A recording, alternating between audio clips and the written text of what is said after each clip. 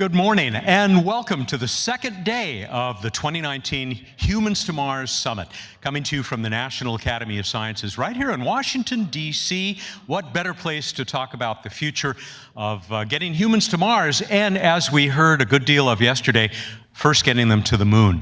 I'm Matt Kaplan of the Planetary Society, here for Explore Mars, as I have been for several years. One of my favorite activities every year is to come here and be part of this webcast. And we are told there are a lot of you out there joining us. We had a record number of people watching online yesterday, in addition to the hundreds of folks we have here attending the conference. So welcome to all of you, wherever you are around the world. We have another fantastic day of sessions ahead of us, beginning right up front with what really ought to be pretty amazing. Humphrey Hoppy Price, a regular at H2M, is going to be joined by Paul Wooster of SpaceX. He is the principal Mars development engineer for that company. And as we know, SpaceX from the start has set its sights on Mars, putting footsteps or boots on Mars. I have someone else to introduce right up front today that you're going to see many times during the day. Sonia Gavankar is here to join me in co-hosting the webcast today. Welcome, Sonia. Thank you so much. Thanks for inviting me to be here. I'm so excited to learn with everybody and share what happens off stage as well. Give you a little bit of a behind-the-scenes look into what is happening out here in the hallway. Absolutely, and it's great fun. And I heard, even though you're a longtime DC resident, I'm told a lot of DC people are going to recognize you. Oh, really? Oh, I didn't know that. Okay, well then I'm glad I put lipstick on this morning. But you're at the museum now, right? I am. So I work with the museum. I help tell the museum story outside of the building. And what we do is we look at how news covers history, the first draft of history. And as we look back 50 years at the moon landing, we can also look forward to what we're going to be seeing with landing on Mars. Oh boy, I bet you have a lot in the archives looking back to Apollo. So exciting. It's such exciting things. Good to have you here. Thank you. And we'll see you at the next break as well. Yes, absolutely. Looking forward to it. So that's Sonia, and you will see both of us at the next break. But I think we are getting close to taking you up to the stage where Chris Carberry, the CEO of Explore Mars, is ready to get us started. Chris? Thank you, Matt, and welcome to day 2 of the Humans Mars Summit. Thank you to everybody who came yesterday and who were at the reception last night. As Matt mentioned, we had also a huge online viewership. There were 13,000 unique views on our website yesterday, which is a pretty good number. At one point in time, I believe there were 10,000 people watching at once. So those are pretty good numbers, and the rate we usually go, this will quickly turn into 100,000 views. And we often will get, with all the different segments and other recordings we have, we often get well over 1 million views for our programming here at Humans to Mars Summit. So very excited on the pace that our online viewership is going this year as well. So at any rate, so welcome again. Before I introduce Janet Ivey, our president, I want to just get through a few logistical announcements. First of all, I wanted to thank the Science and Entertainment Exchange here at the National Academies to helping to arrange our venue here at National Academies. So thank you very much. Beautiful venue. I'm sure you're all enjoying it. I want to also thank our sponsors, Aerojet Rocketdyne, who is our gold sponsor, silver sponsor, Lockheed Martin, bronze sponsor, Boeing and Northrop Grumman. We want to thank the Musk Foundation for enabling the Afghan Girls Robotics team to travel to the United States for this event. Our media sponsor, Space News, our webcast sponsor, the National Institute of Aerospace, our supporter sponsor, ULA, our STEM education sponsor, Dollar General, our friend sponsors, Paragon, BWXT, Boldly Go, and of course the name of the sponsor doesn't have its name here. Wade, what's the name of Bob Moses' organization? Well, there's a nonprofit or a startup that Bob Moses has started. I just don't have the name on his logo here, so I can't remember what it is. So I apologize for that. And we also want to thank our Scotch sponsor for our reception tonight at the Cosmos Club Ardbeg, and our wine sponsor for our speaker lunch today, Olson Wine. And in your program, you will also see a list of all of our other partner organizations. There are many of them who have helped us make this event extremely successful. So thank you to all of our partner organizations. I should also note there is still available space for our lunch talk today with Leonard David. He'll be talking about his new book, Moon Rush.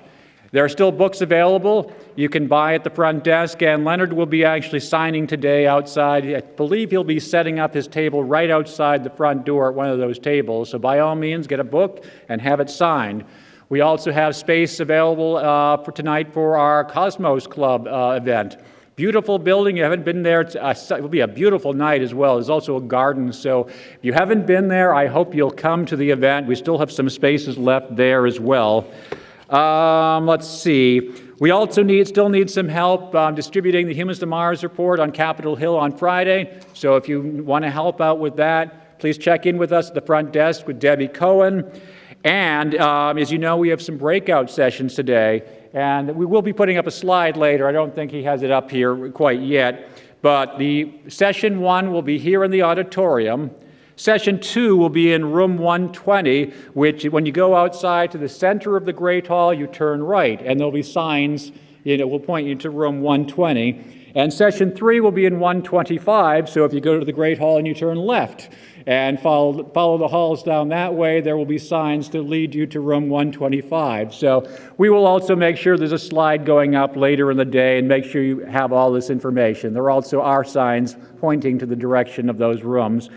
At any rate, without further ado, I want to introduce our new president of Explore Mars, Janet Ivey, who will kick off the conference today. So thank you very much. Thank you, Janet. Thank you. Grab my stuff. Good morning, everybody. Hopefully, you've all had a good night's rest, and we are delighted that you are back this morning. We have another amazing day ahead of us. First of all, let me introduce our first guest here to speak with us today. And one is named Humphrey Hoppy Price, and I made sure I could call him that, Hoppy. He has been the chief engineer of NASA's Robotic Mars Exploration Program. He was the architect of the JPL Minimal Architecture for Humans to Mars, and was the project system engineer for the GRAIL mission to map the gravity field of the moon, and the configuration engineer for the Cassini-Saturn orbiter mission. What a slacker, right? It's so an amazing, amazing human pushing us towards all manner of exploration. Joining him this morning is Paul Wooster.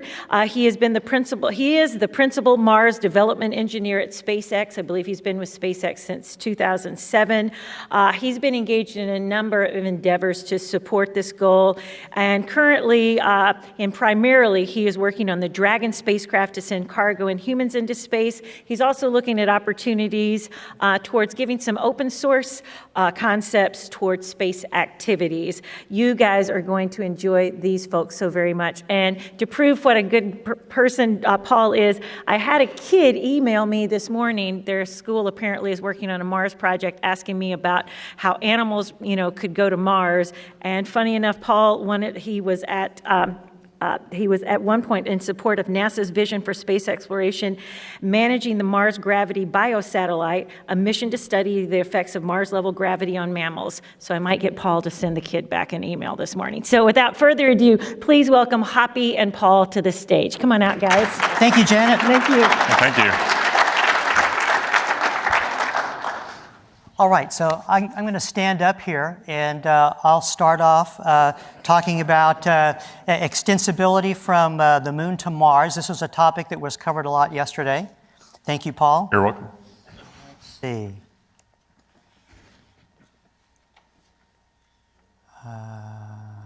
That one. Okay, so first let me talk about the proposed NASA lunar architecture elements. There are a number of vehicles that get aggregated at the gateway, and vehicle assembly, operations, and maneuvering, of course, is a big feature of the lunar architecture, and also for all of the Mars architectures that I've seen, this is an important capability to verify and validate. So this is a good feed forward to Mars exploration. There are a number of vehicles that I want to point out. There's the Orion capsule, the transfer vehicle element to transfer vehicles from the Gateway orbit to the low lunar orbit, the Gateway habitat, which is like the command module, and the power and propulsion element, which is a 50 kilowatt solar electric propulsion tug, which is like the service module of the Gateway. And then there's the lunar ascent element. So NASA has a Mars architecture concept that's used as a reference, and the Lunar Orbiting Gateway would be used as an assembly point for that. The crew would get from the Gateway to Mars and back with the reusable deep space transport, and that's a 500 kilowatt class SEPTUG, so it's a step up by about a factor of 10 from the power and propulsion element on the Gateway, but that's still a good pathfinder for that. The landers would be separately delivered to high Mars orbit by the SEPTUGs, as you can see in the image in the upper right-hand corner. Astronauts would transfer from the deep space transport to the lander, and the lander has an inflatable heat shield. It lands on the surface, and the liquid oxygen propellant for the ascent vehicle would be produced from the Martian atmosphere, and you can see these large radiators that are deployed to radiate the heat from that process, and there's also a lot of power that's required to generate that propellant.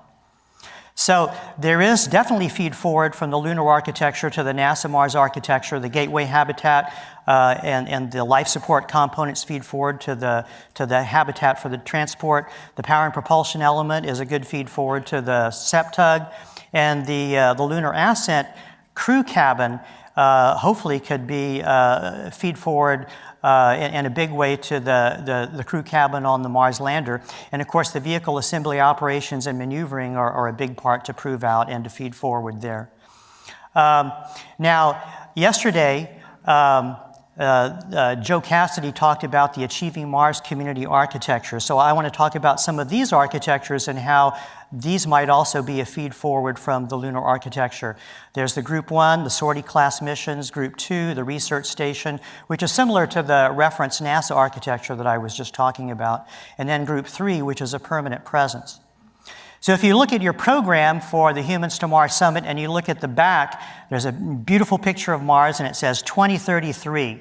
So the question is, could we send crews to land on Mars in 2033 if we land crews on the Moon in 2024?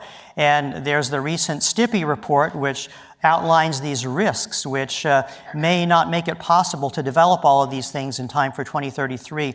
But I wanted to talk about the Affording Mars Group 1 concept because that would actually utilize more near-term technology systems and avoid a lot of the risks that were cited in the STIPI report. So it does not use the 500 kilowatt SEP system. It's a 100 kilowatt class SEP.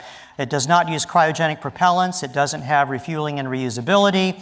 Doesn't have ISRU propellant production. So these are all wonderful things that we would want to have. But in this example of an architecture, they would be on-ramped later. So this would minimize the number of new vehicle developments and minimize the risk with less complex systems. But it would be evolvable to later on do all these things that we'd like to do, like ISRU. So this example of an architecture could possibly support a short stay landing in 2033. And 2033 is an interesting opportunity because it's possible to do a 570-day total mission duration if you have more propulsion to bring the crew back. So I'll talk about the feed forward there. The Gateway habitat from the Moon would feed forward into the TransHab. Interestingly, the transfer vehicle element is a pretty good fit for what is used in this architecture as the chemical stages for Mars orbit insertion and trans-Earth injection.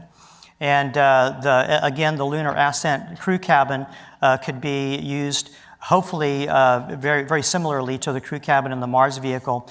And then this example of a lander uses the same kind of technology that's in the Mars 2020 mission. And so there's a picture there of the Mars 2020 vehicle, and it's to the same scale as the Mars lander. So the Mars lander is about a little bit more than twice the diameter of that, but it's the same kind of construction. And then, as was talked about yesterday, the lunar cargo and surface elements could have extensibility to follow on long surface stay Mars missions, like small pressurized rover, the cargo mobility systems, the cargo container systems, surface power like the Kilopower system and Stirling RTGs, and also the surface habitat. So these are examples of follow-on missions with the Group 1 architecture to have longer stay. So just quickly walking through the architecture for the Group 1 concept. First, a commercial vehicle would deliver a SEPTUG and a boost stage to Mars orbit, and then that would aerobrake down to low Mars orbit. And this is actually a transfer stage, very similar to what's used at the moon to transfer from low Mars orbit to high Mars orbit. Then a 75-ton capsule lander would be delivered by SLS to high Earth orbit. Then there would be another SLS launch with no payload, but it would use the exploration upper stage as a departure stage to send the lander to Mars. Since the lander has a heat shield, it could conveniently use that to aero capture into Mars orbit, and then we have the lander there. And now we just have to get the crew there. So the third SLS launch would send the whole crew transport stack into low Earth orbit. And then another SLS launch would use the exploration upper stage to boost that to high Earth orbit. And now you're pretty much all ready to go to Mars. You've got a boost stage in Mars orbit. You've got a lander in Mars orbit. You've got this departure stack ready to go. We would use commercial deliveries in this example to send an Earth departure stage up. And then finally, the crew would go up in Orion. That would be the last SLS launch. And the Earth departure stage would send it off to Mars. It's a 200-day transit. The crew could transfer into the lander, land on the surface, spend a couple of weeks there for this first mission, and then use the map to get to low Mars orbit. And similar to the lunar concept, it would use a boost stage to transfer back up to high Mars orbit to get to the return stack. And then the trans-Earth injection stage would send the crew back to the Earth, and they would enter in the Orion capsule. So they would have to spend 550 days in Mars orbit for the long-duration mission, even though they would only have 2 weeks on the surface. So what would be interesting is to take advantage of the 2033 opportunity for a short-stay mission. And what you see I've added on the left is another SLS launch with another stage, because it takes more delta V to get back from Mars for the short-stay concept. And also there's a Venus flyby that's been added because you have to get a Venus gravity assist on the way back. So from an engineering standpoint, this is a more difficult mission because you have another rocket stage, you have another launch, you have to do a Venus flyby. This shows a deployable sunshade because when you get in close to Venus, you have to protect the deep space transport and Orion from the twice the solar intensity at Venus. But it's great for the crew because it shaves about a year off of the trip time, taking advantage of the 2033 opportunity. And also, this would be a great mission for the crew because it's a short stay. They would be the first crew to land on Mars. They'd also be the first and perhaps only crew to ever go by Venus on the way back. So that would be a pretty exciting mission. And this would be a pathfinder for a continuing series of long stay missions. And in this concept, there would be a separate sky crane lander like what we used for the Curiosity rover to deliver an unpressurized rover so they would be able to drive around some while they were on the surface. So it would be significantly greater in scope than Apollo 17 and be able to do some significant science, but this would just be a pathfinder for longer stay missions. So looking at a notional flight scenario, these are the SLS launches for the initial moon program showing a 2024 moon landing and the series of EM missions to the moon. And then in this example, there would be a test of the deep space habitat. You definitely want to test that out before you commit it to this year-and-a-half long mission to Mars on the 2033 opportunity. And then this would be the first Mars landing, 2033 Mars landing, 1 to 2 week surface stay. And this would be the second Mars landing, and so that would be 4 years later, and that would be a 500-day surface stay because we would have a surface habitat for the crew to stay on the surface. And then we don't want to forget about the moon, so we're going back to the moon to stay. So there would definitely be room for more SLS launches. If you're launching the SLS twice a year, you could do the Mars program and still have continuing missions to the moon. As was pointed out yesterday, we think it's important to have low Earth orbit flights to train the crews, and so we could still take advantage of the commercial crew capability that SpaceX and Boeing have and that Sierra Nevada and others might eventually have for commercial crews to low Earth orbit. And then there would be continuing missions to Mars. This would be a third Mars mission, a fourth Mars mission. So they would go every 4 years, and you would continue to build up infrastructure on the surface and eventually be able to create oxygen and propellant and utilize water on Mars. So maximizing the feed forward to Mars, lunar elements could be designed to maximize this by proving out needed technologies, components, system designs, mission operations, and surface operations. And really, the mission operations and surface operations are very important to prove out before doing these missions to Mars. It would develop the vehicle assembly and maneuvering capability at the gateway to retire the risk of the Mars missions and reduce the cost and schedule for developing the Mars vehicles. And conversely, the initial Mars architecture vehicles could be designed to maximize the heritage from the lunar elements and try to use that same type of technology, realizing that later on you can on-ramp more advanced technologies with greater capability and going towards reusability.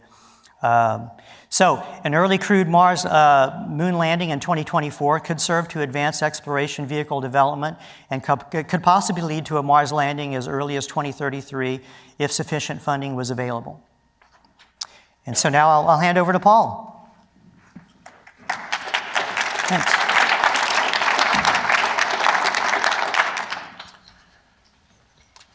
Okay, thanks, Hoppy. So wanted to talk a little bit about SpaceX's overall Mars visions and plans. I will, though, start off with this picture here just as a reminder that what SpaceX was founded in order to achieve. So SpaceX's intent, Elon's intent in founding SpaceX was to enable humanity to become a multi-planet species, allowing us to establish cities on Mars and really allow humanity to move outwards and just help out, I think, inspiring people overall. So while some aspects of this are an artist's concept, the vehicle itself is very much in development now and something that we're looking to enable this.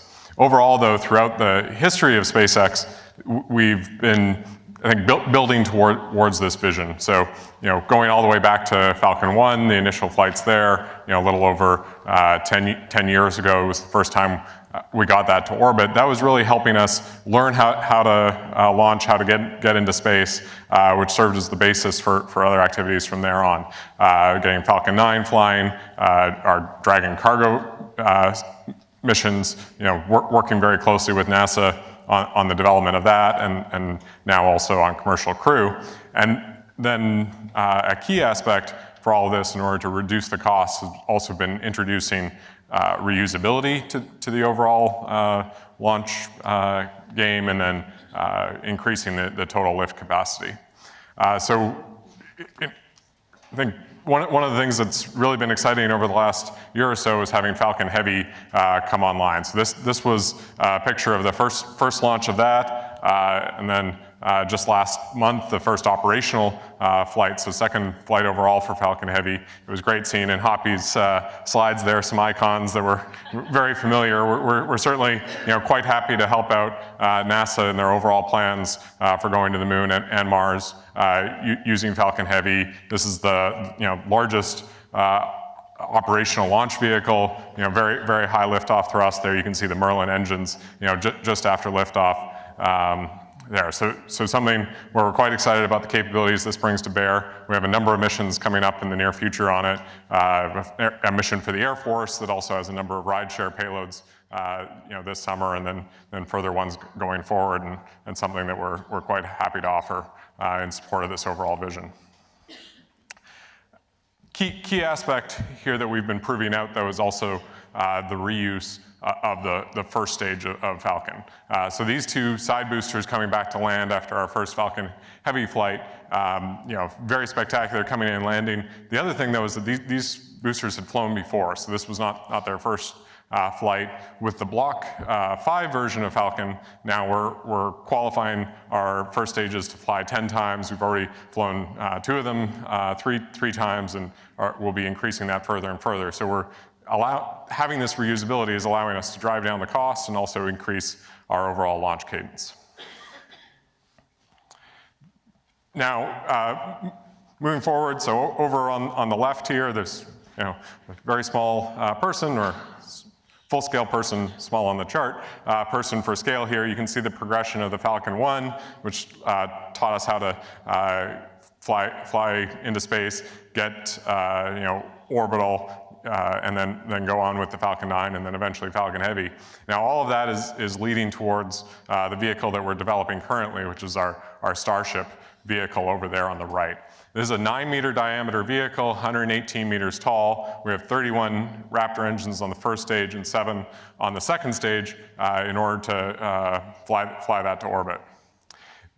In this case, not only are we reusing the first stage of the vehicle, but also the second stage. So that's going to help us, decrease the cost of access to space even further, such that we actually expect that the marginal cost for launch on this vehicle will be lower than our existing vehicles. That's really going to, I think, be revolutionary in terms of the capabilities that will allow us to bring to bear.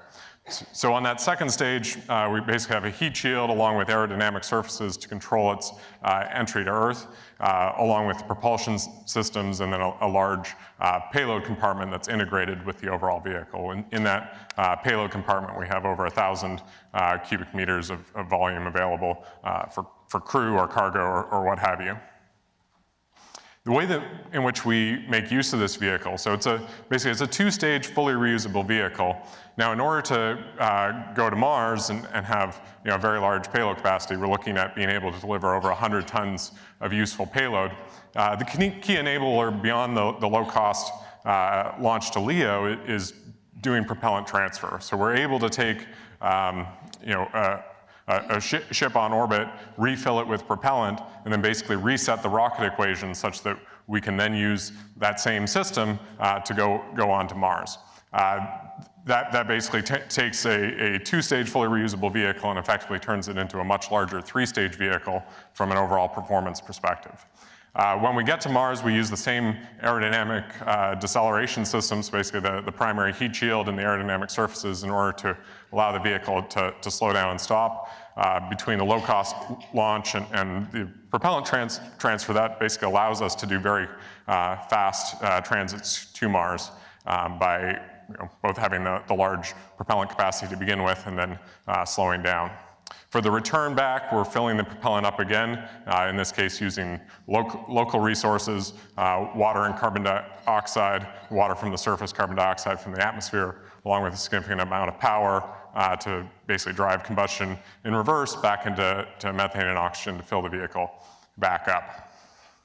Now, in doing this, we also have a very versatile system that can do many missions beyond just flying to Mars. So we can launch satellites here at Earth, and we can also do moon missions with the same vehicle by leveraging the very significant propellant capacity that it has available to go from Earth orbit to the lunar surface and then all the way back as well.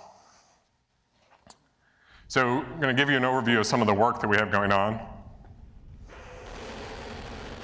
So this is the first test firing of the flight version of our Raptor engine.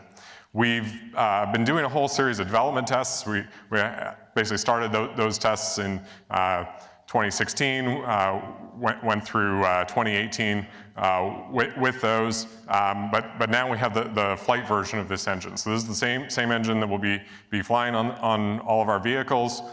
We've had basically the fourth of these flight engines is now on the test stand in Texas. We've completed testing on 3 of them already. We were very quickly able to get up the full thrust capability on these engines within the first week of the first one of these units. We were there. So we're very excited about that and working to ramp up our overall production rate on these engines to enable our overall vehicle missions to occur. In addition to testing the engine itself, we've been also working on the integration of the engines into the propulsion stage for Starship. So this is basically a hopper vehicle that we've built at our facility in South Texas to test things out. And here's a little video of it under tethers doing its first hop. The vehicle is still there. The video kind of cuts off just because the camera had some issues. But this is a very Spartan facility that we have down the very far south end of Texas in Boca Chica. We're building this up with time. We're also creating production facilities both there in Texas and also at Cape Canaveral in Florida in order to build up the next versions of Starship, get into suborbital testing, and then onto orbital flights. So in the not too distant future, we'll be looking to have launches like this taking place, getting to orbit, proving out the overall launch capability, the capability to bring the Starship back down to Earth and reusing it as we go forward. Additionally, this vehicle opens up a number of other mission opportunities. One that we're very excited about is that we announced back in the fall was that we'll be flying a group from the Dear Moon initiative, which Mr. Maezawa from Japan set up to fly a number of artists around the moon. So this will be the first passenger flight around the moon, and by having those artists on board, I think it'll be very exciting to be able to help bring back the overall experience there to people here on Earth. And then obviously this is something that we're happy to do moving forward as well for additional customers. By having that propellant transfer capability and the large delta V that the vehicle can then achieve, we're also able to basically fill up the vehicle in Earth orbit and send it to the surface of the moon. By doing that, not only can we deliver payloads itself, but I think having that vehicle on the moon can serve as basically the core of a pretty significant lunar outpost growing with time. So just beyond the capability of delivering up to 100 tons of useful payload, having the over 1,000 cubic meters of volume in the forward section, when you combine that with the propellant tanks over 2,500 cubic meters of volume, could really help you get started quite quickly there on the surface, and something that we're quite supportive of.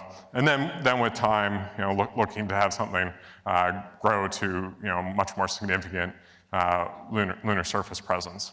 And because we're using the same transportation system to both go to the moon and go to Mars, it's not something where we need to choose to do one or the other. We can actually do both. We can do them in parallel. Just like we have in Antarctica, a number of research stations, we would envision having a similar sort of setup on the surface of the moon while moving forward and going to Mars.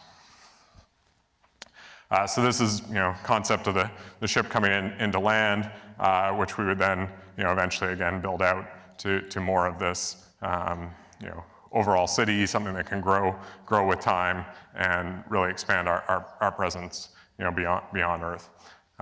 So I think with that, maybe we'll flip over to questions. Yeah. Or not. Yeah, does anybody have any questions?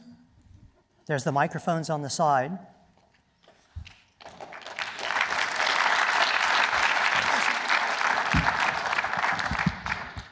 Ben Pearson, Reuters Roadster. Paul, what do you consider the biggest risk to the Mars program as far as SpaceX is concerned? What's the biggest problem that you're facing right now? So right now, I would say that we're very much focused on getting Starship flying, getting to orbit, and proving out that full reuse capability. The overall approach that we're taking in developing this system is to minimize the number of things that we need to do in order to get that first mission to Mars. So, we basically have those two stages, the booster stage, called the Super Heavy, and then the second stage, the Starship. Getting both of those flying is definitely critical for the overall mission to move forward. But there aren't many things beyond that from a transportation perspective to move forward with that. We obviously have to prove out things like landing those vehicles and the overall reuse, and then the propellant transfer, which is quite key to be able to take that two-stage fully reusable vehicle and turn it into something that can take very significant payloads to Mars.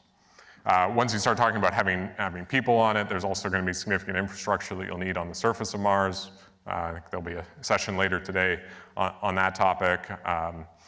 That said, having that large payload capability really can simplify a lot of the developments there. So for life support, as an example, we can use technologies very similar to what's on the space station, and in many ways take a brute force approach early on, and then improve that, recycling fraction and so on as we move forward. Hi, this was for Hoppy, Joe Cassidy, Aerojet Rocketdyne. Hey, Joe. Hey, Hoppy. So interested to see how you pointed out there that the approach that we looked at in our AM concept did address a lot of the risks in the STIPI report, but I had one other one for you. is not the use of the kind of traditional aeroshell approach also not another risk area that we could eliminate from a tall pole standpoint, like having to have deployable Mars entry systems? So sure, yeah, that wasn't really outlined in the STIPI report, but definitely the HIAD, the aerodynamic decelerator that's inflatable, is a risk factor, and it does require some development. And the example that we used for the AM5 Group 1 architecture uses more of the Mars 2020 type heat shield and back shell. But interestingly enough, Glenn Research Center is planning a test flight of the HIAD in the next year or two, and so it'll be interesting to see how that works. I mean, I'm hoping it'll be very successful, and that would retire some of the risk for the HIAD. But even so, you know, getting the technology readiness level up and getting ready for a 2033 mission might still be a challenge for that. You know, it might be that the first landers would be more of a capsule type lander, and that the HIAD type technology could be on-ramped later. But you know, that would be if you really wanted to do a push for a 2033 mission. If you're willing to just wait, you know, till a later time, then, you know, you might wait until the HIAD is ready. Yeah. Hi, I'm Tatiana Indina, a Mission to Mars Academy Accelerator from Silicon Valley. I have a broader question. How do you envision the future of commercialization of space? And a question to SpaceX. SpaceX is a successful private company that used to be a startup. Maybe you're still a startup, but do you plan to somehow engage with smaller tech startup companies in the United States or globally? Thank you. Yeah, I think that, you know, it's not only been SpaceX that's been enabling it, but I'm been really excited about all of the developments that have been happening in the commercialization of space, increasing you know, the amount of activity that can occur there and the variety of activities there. So, you know, SpaceX is, you know, not just founded to go get to Mars, but, you know, enabling all of those different things has been, you know, quite exciting for us, something we've been, you know, very happy to do. I think when you look at the overall endeavor of having people on Mars, it's also going to be something, you know, where there'll be a lot of opportunities, you know, across the board for people to engage in all sorts of different things. You know, on that picture of the city on Mars, you know, we're focused on the ship, getting things there, getting large quantities of cargo and people, but, you know, creating a city involves a lot of different activities as well. Yeah, from the NASA standpoint, the Space Launch System will probably be limited to a couple of launches a year, at least, you know, in the time frame that we're looking at in the 2030s. So I think it's very important to us that we do have these commercial capabilities with the Falcon Heavy and the New Glenn and the Vulcan and other launchers to be able to get all the stuff we need to in the vicinity of the Gateway, and also to send payloads to Mars, like unpressurized rovers and transfer stages if we're going to use those at Mars. So yeah, definitely the commercial capabilities are very important. Hi, I've been wondering what is the payload capability of the Starship compared to the SLS, and assuming it's bigger, how that might change your architecture, Hoppy, because you really have a lot of launches to make this 2033 thing happen. Right. So, you know, if the Starship is ready and if it has the payload support capability that we would need for these elements, then yeah, certainly I think NASA would consider using that capability. But the architecture that we showed, you know, didn't assume that it would be ready in time. But if it is, yeah, I think we would take advantage of it. Over there. So this is a question, I guess, mostly for Paul. But so how do you envision the SpaceX architecture? Is it compatible with the NASA architecture for 2024 moon landing and certain other things, or would it mostly be ready afterwards, so it wouldn't matter? So we have a great relationship working with NASA. We've been partnered with them on a whole variety of different things, and we're, you know, very excited to help work with NASA on enabling the 2024 you know, lunar mission happen. And, you know, as I said, definitely excited about helping out there in any way we can. Good morning, this is Robert Howard, NASA JSC. This question is for Paul. Hoppy just mentioned that SLS has a launch rate of 2 per year. What is your current max launch rate for Heavy? What could it grow to potentially if the market supported it? And once Starship is flying, do you plan to continue operating Heavies or would you retire them? So overall with Falcon and Falcon Heavy, we've been significantly ramping up our production capability and our launch rate. So in 2017, we had a total of 18 launches. Last year in 2018, 21 launches. One of the key aspects beyond having improved our production process actually is the reusability there. That allows us to increase the operational tempo without having to build a new stage each time. Falcon 9 and Falcon Heavy basically share all of the same production infrastructure, same engines and tooling and launch sites and whatnot. So we are able to flexibly move capability between those, and I don't foresee a particular constraint on our capability to support launches with those vehicles in the next several years. With Starship and Super Heavy, we're looking to be able to increase the launch rate even further beyond what we've already demonstrated with Falcon 9 and Falcon Heavy. That said, we are going to be operating both vehicles in parallel, and we'll only be shifting customers over to Starship as they're ready to do so. So, Falcon 9, Falcon Heavy definitely have a good future ahead of them as well. Okay, thank you. All right, Clive, you have a question? Yes, I do. Clive Neal, University of Notre Dame.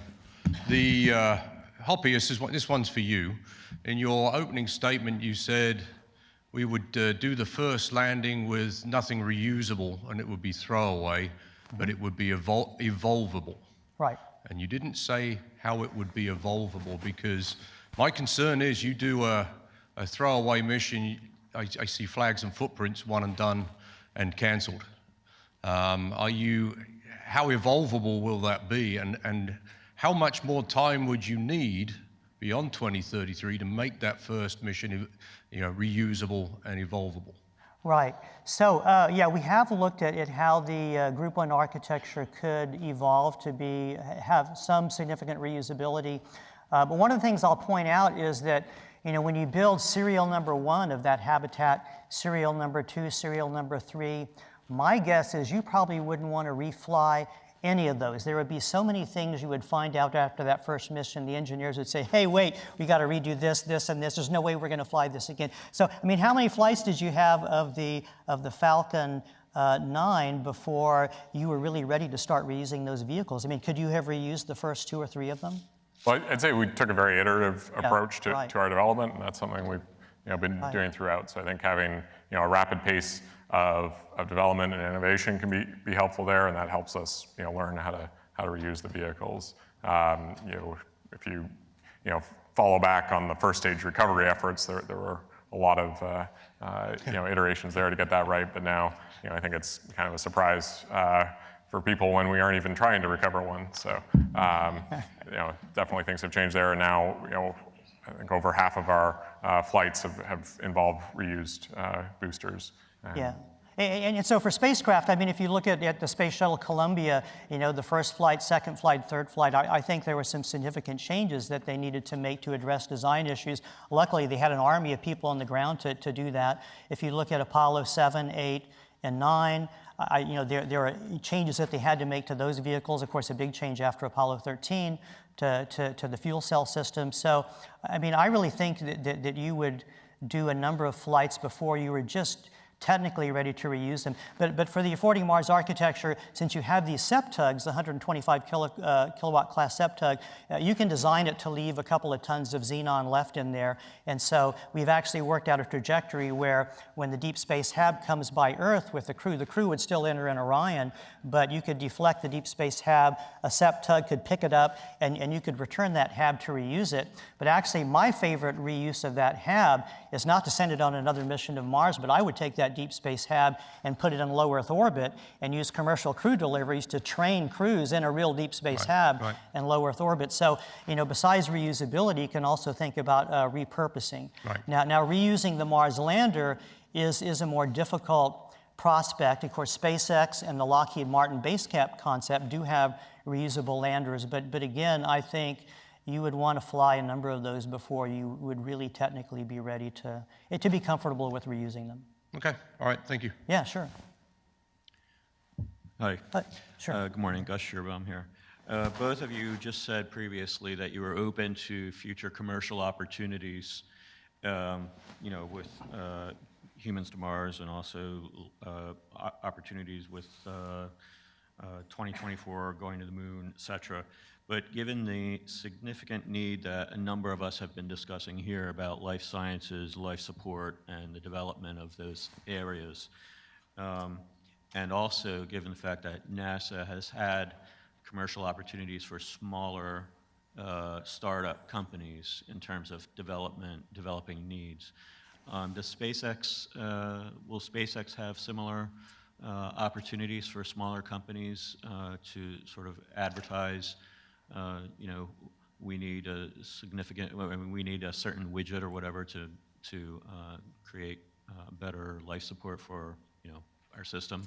Is that happening? I don't think we got a full answer before. So. Sure. I think the work that NASA's been doing to support all of those technologies and move things forward, has been quite helpful. Something that I think would be great to continue moving in the future. In terms of SpaceX ourselves, the company is quite vertically integrated in terms of having our own in-house production capabilities for the things that are critical to our mission. But as I was saying earlier, I think there will be plenty of things that are complementary to those capabilities where all sorts of different players can have a role. Yeah, so Paul, your life support for the Crew Dragon, that's all done in-house? Yes, that's right. I mean, we have developed that. Now, in that context, that's a relatively short duration system, so very different from what you'd want to have for a 6-month transit to Mars. But we are able to basically use that same system for things like flights around the moon or basically things in Earth-Moon space. Moving forward, I would imagine that a lot of that will, for missions to Mars, will be leveraging capabilities that NASA has been developing over the last several years, decades, and so on. But that will be something also once you get down to the surface where you're going to want to start making use of local resources and a whole suite of technologies surrounding that as well. Yeah, next question. Hi, it's a question for Paul. You showed the renderings of Martian cities. Yes. How does SpaceX have a plan on how people might survive given the conditions of Mars in these cities, or would you be partnering with other companies to sort those things out?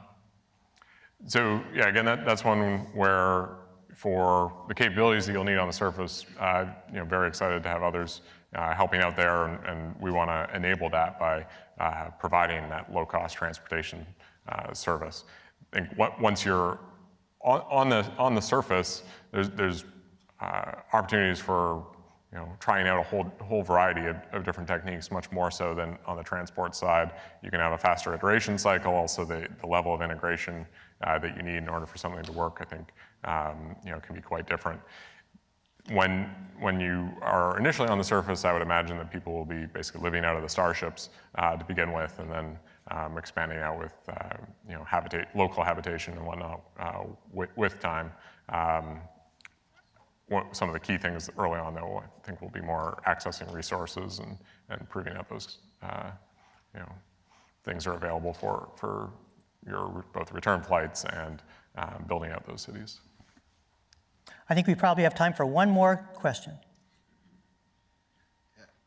Thanks for your insights, and thanks again I appreciate the Dear Moon. I mean, I think when you market the Moon and Mars, sending artists is a fantastic way. But I was going to pull on the thread of the Marco mission. So if you consider the ballast in future missions architectures, do you think there are going to be opportunities for small satellites? Yeah, so I think Marco and Hoppy probably can speak even more to that. It was built at JPL. Yeah. Right. Exactly. I think that was great. These I think it was 6U CubeSats. Yeah. 6U CubeSats with deployable high gain antennas. Yeah.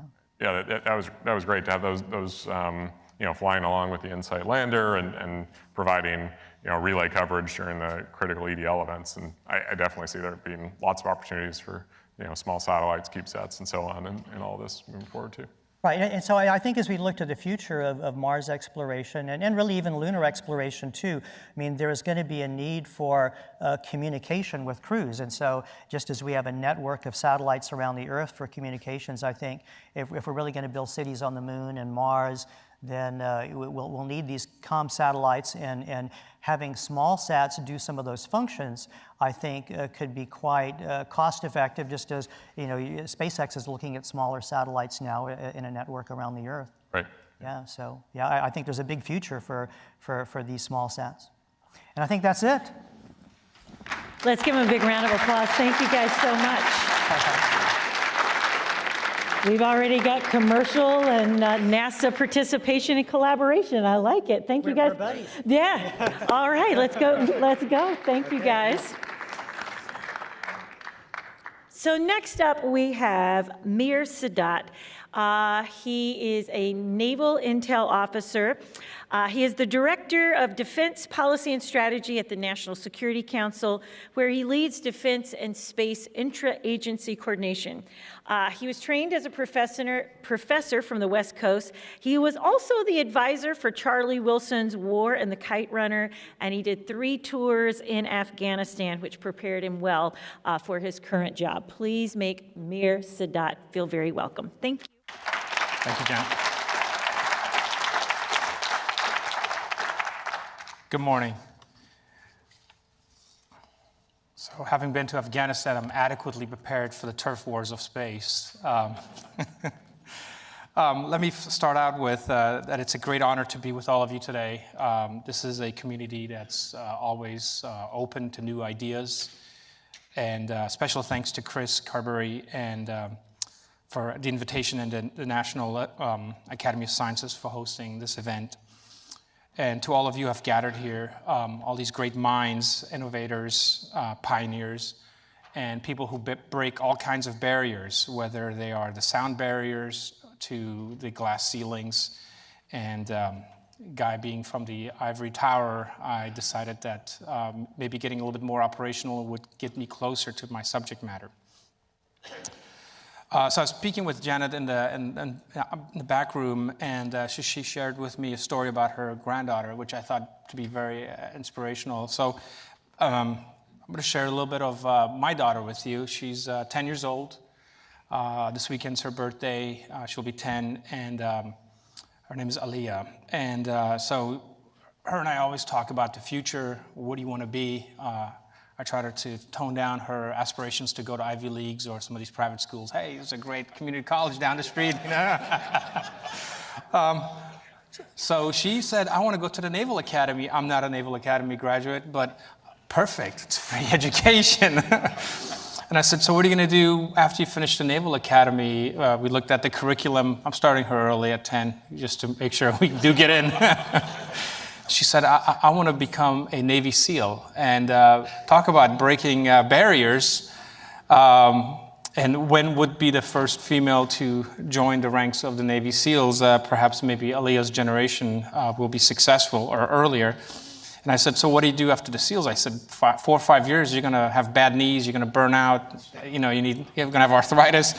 And she said, I'm not going to be a Navy SEAL forever. I just wanted to do that so I can say I'm a Navy SEAL.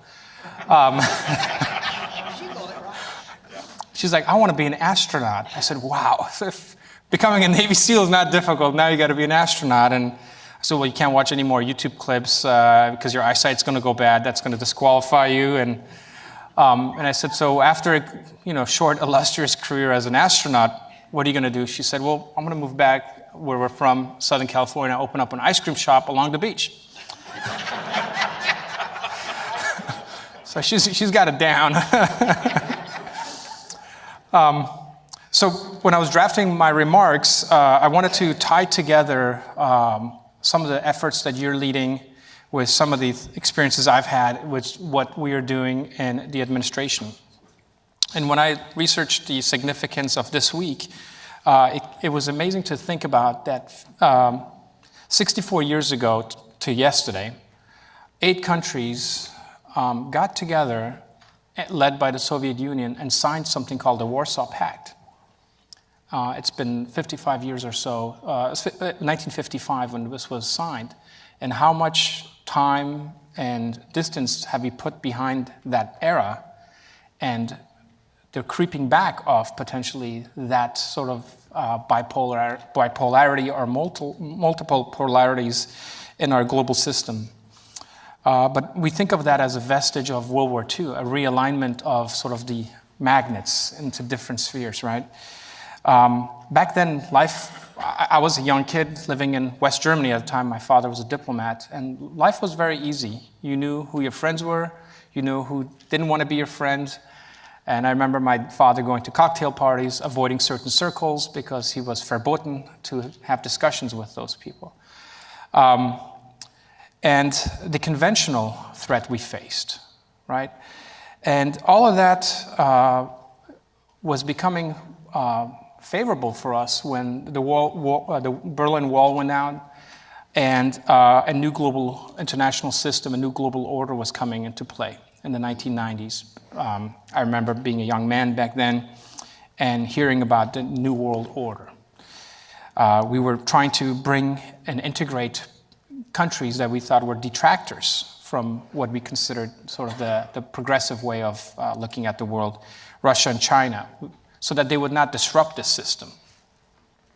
And I think things were progressing pretty well in that effort until the attacks of September 11th, 2001, which marked a dramatic shift from that priority. And the global community that we were trying to foster, the global governance structures that we were building, and of course the global market that we were tying together changed forever post 9/11, in which not a country, but a non-state actor with very little means could leverage what we call in the military asymmetric warfare to cause global and political and, most importantly, economic instability that would forever change the way we look at our future and who our friends are and who our enemies are, and up until today. So the 1990s push for the global markets really were dealt that death blow with the financial crisis post-2007. And the economic market, like an infection, spread to every other market that was tied to us. Surprisingly, markets that were cut off from us, Syria, Iran, had the least pain because they didn't trade with us. They didn't exchange with us. Since then, since that time, we are now seeing the resurgence of something new, and what we call in the National Security Council, the return of great power competition. And so Russia and China, although we cooperate on many different aspects, are never going to come into this system that we had envisioned in the 1990s, where everybody works and plays fairly together. And thus setting the scene for what we consider great power competition on the terrestrial planet. And you can just look around the news cycles as it revolves around the Earth, from the South China Sea, which is a contested region between the great powers, to Venezuela, to Syria, and throughout Eurasia, where we are dependent on our space launch capabilities. Overshadowed by all of this great power competition on the terrestrial planet is the great competition in space. And so space figures prominently in the 2017 National Security Strategy. So let me highlight for you, it's a short document, so it's not that boring if you want to read it. It's actually very well written. The amazing part about it is the National Security Strategy and the National Defense Strategy were written around the same time, and actually the National Security Strategy came out before the National Defense Strategy, so there is some coordination in the interagency that worked. One of the ways space is mentioned is specifically to lead in exploration, specifically human exploration across the solar system, and to bring back to Earth new knowledge and opportunities. This involves increasing public and private partnerships and promoting ventures beyond low Earth orbit with allies and partners. 2 months ago, if you were following space news, 2 months ago during the 5th meeting of the National Space Council, led by Vice President Pence, he declared that 2028 is not soon enough to go back to the moon. And I'm sure you're going to hear from our colleagues from NASA. The plan is to be back within 5 years.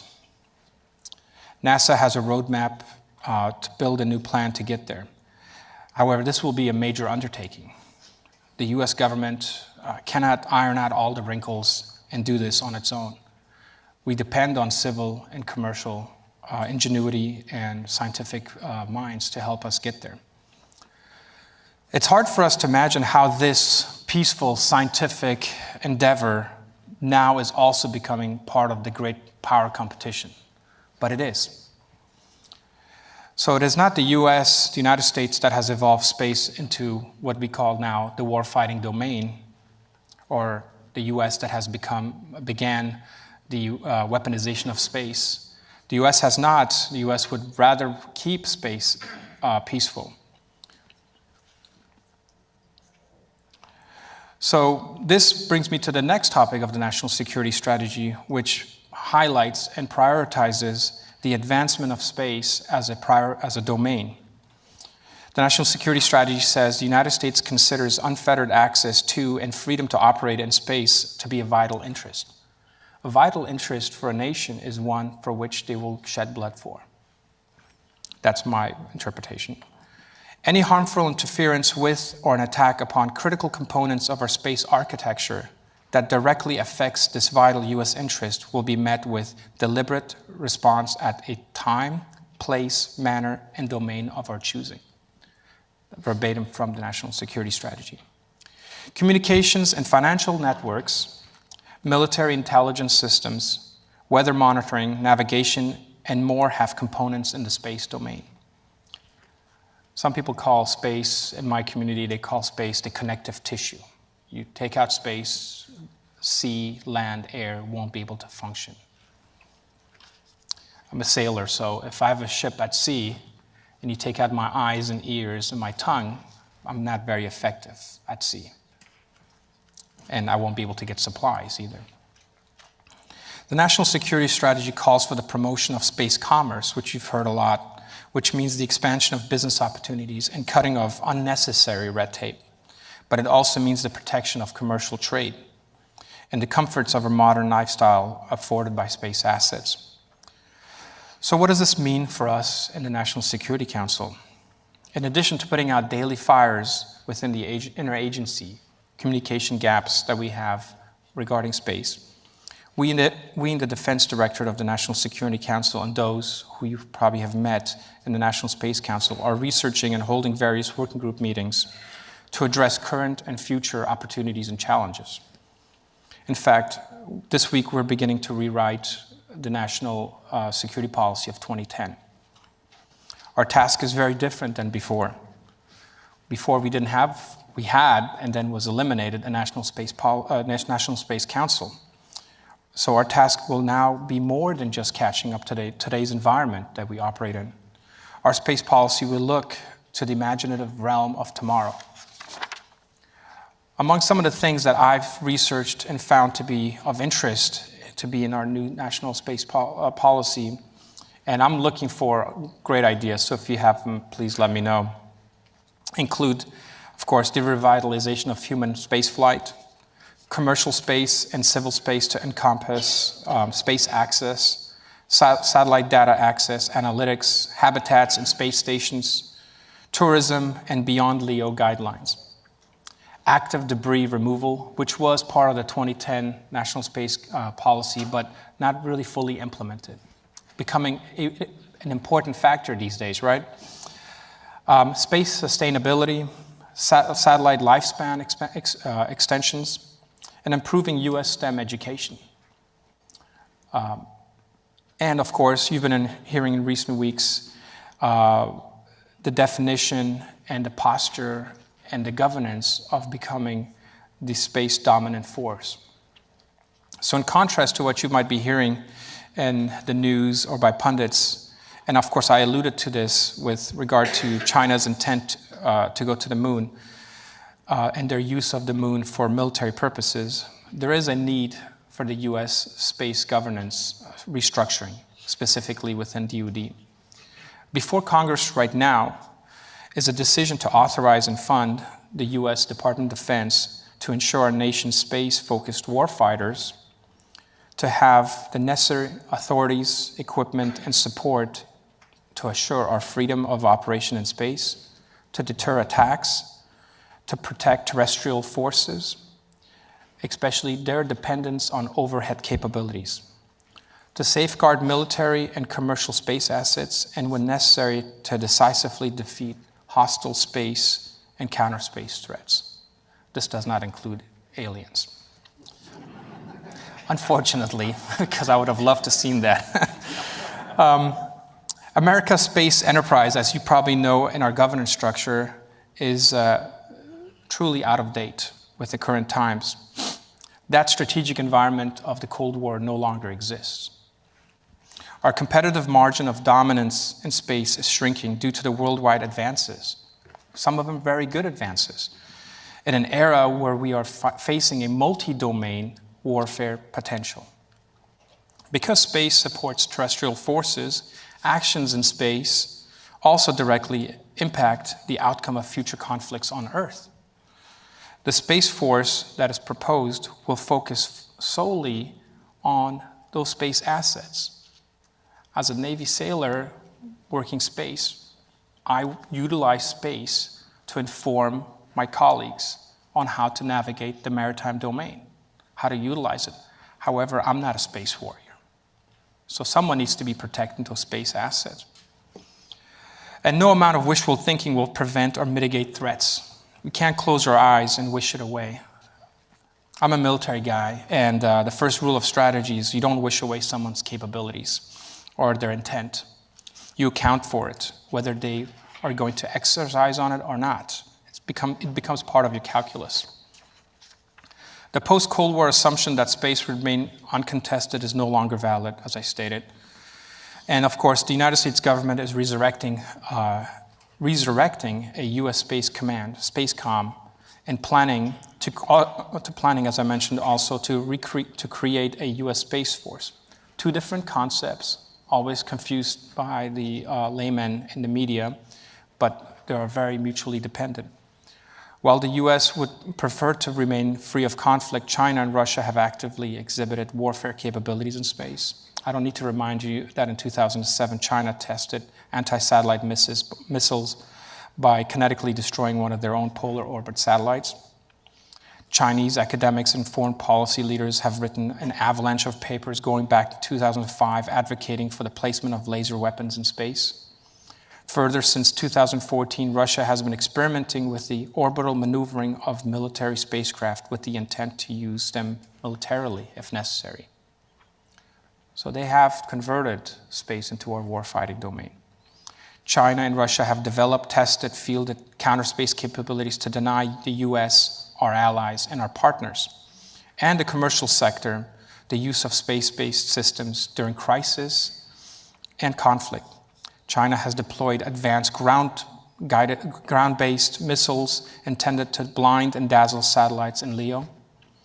China will ultimately not only deploy laser weapons on the ground, but also in space one day. Russia has mirrored China's development of counter-space capabilities. And all of this, we would be foolish if all of this we think will not impact or influence human and scientific exploration in space. It will. It is the domain that you live in. And there are so many other things that you don't have access to that are classified. So in response to the Space Command, in response, the US government is establishing a combatant command akin to Central Command, CENTCOM, and SOCOM, Special Operations Command, Space Command, to focus on this vital domain. But operations is only part of the aspect. We also need diplomacy, rules of engagements, and norms of behavior. So I'll conclude with, history is cyclical, conflict is inevitable, and space is no longer a sanctuary for us. We can either be prepared and posture and do the right thing, or we will be unprepared. An opponent that controls space may hold our civilian population centers and deployed forces at risk, and our space explorations, without ever shooting a bullet. With each passing day, great power competition becomes even more the norm and potential, where adversaries become more competent and capable in space and become postured to act on those intents. If we ignore this, we will jeopardize the comforts of our modern way of life. Our $19 billion economy, our space initiatives, and our current priorities back on Earth. If we are successful, then one day my daughter, Aliyah, will become a SEAL, an astronaut, and lateral over into the US Space Force. So with that, I thank you and I welcome any questions.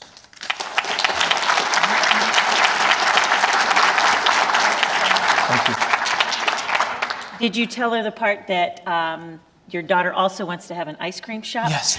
So, along with being an astronaut and a Navy SEAL, she'll also get an ice cream shop, which is really the most beautiful things that I think happen when we engage those children. So thank you very much for your time and everything. We're going to prepare for our next panel. Are you here with us for a while today?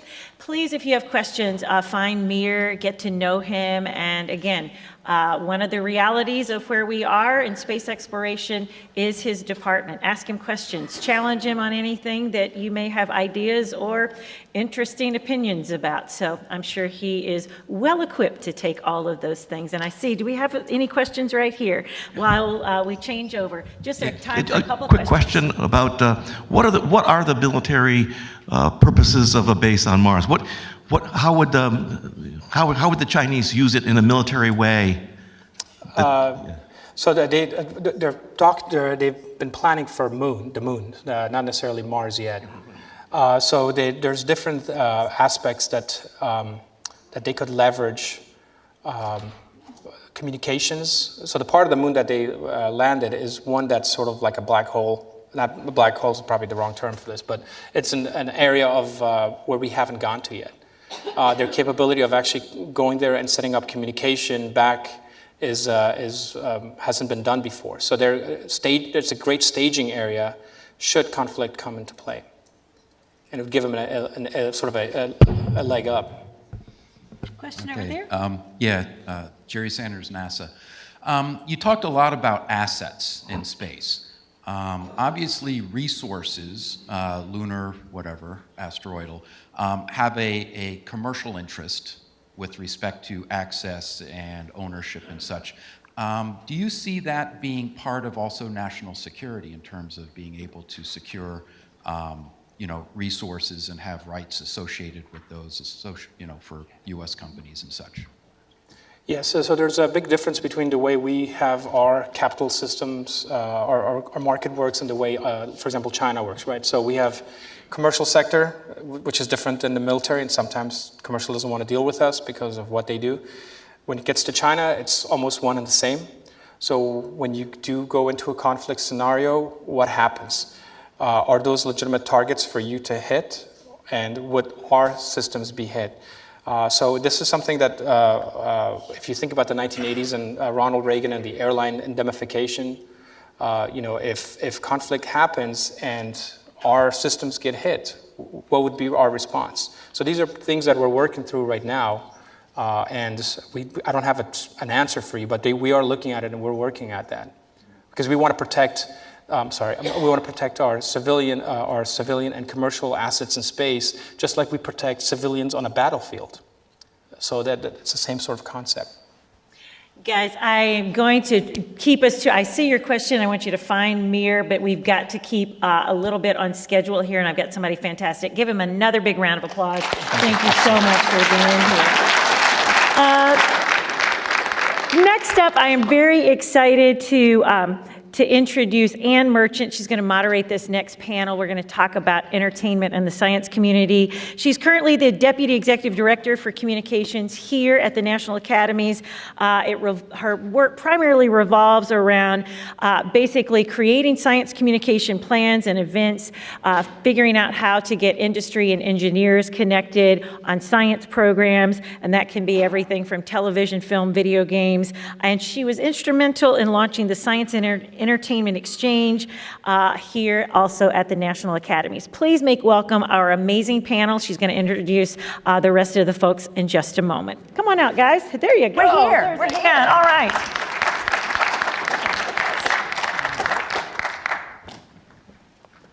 Okay, excellent. I know we have places. We were given numbers and exactly where we were supposed to be. But this panel is going to be completely out of control, so don't expect anything to be in an ordered kind of way. So thank you, Janet, for that introduction. And actually, I think, as I said, you guys are already out of control, so only one of you gave me what I think I asked for. So you guys get to introduce yourselves. Oh, boy. I think one of you paid attention to the instructions. But I would like everyone to just say, of course, I know where you work, but they don't necessarily know where you work, what your job title is, and then one surprising thing that people probably don't know about you. So Bert, I'm going to let you go first. Hello there, I'm Bert Ulrich. I work on film and TV collaborations for NASA, and I'm sort of the liaison for the entertainment and the documentary and the film communities and TV communities. And I also am responsible for corporate identity, logo use. And some surprising fact. Actually, I studied international relations, which has absolutely nothing to do with my current job. So that's actually what I did in graduate school. And then I ended up going intergalactic, and so I'm here. Cool. Fantastic. And you're the one who did what I asked you to do, so I already know it, but I'm going to let you do it. Well, you guys know me, so Janet, now President of Explore Mars and CEO of Janet's Planet, and she wanted to know what was something surprising. So back home, and there's actually an email for, I have to go back on Monday and do this voiceover job, but there's a company in Nashville that does the storyboards for Sesame Street before they actually film them in New York. So I am the voice clone for Abby Cadavi. Hi, Elmo. So that's a job. That's too cool. And, I figure it plays well into all the other crazy space things I do. So much better that you did that because I couldn't have done the voice. And Maureen? So, and I'm sorry I have to follow Janet here, but Maureen O'Brien, I'm manager for strategic alliances in the Office of Communications at NASA headquarters. So I sort of lead our partnerships activities in the Office of Communication, working on trying to get NASA's message out further by working with partners and doing a lot of public engagement. So I'm never good at these sort of, what's surprising.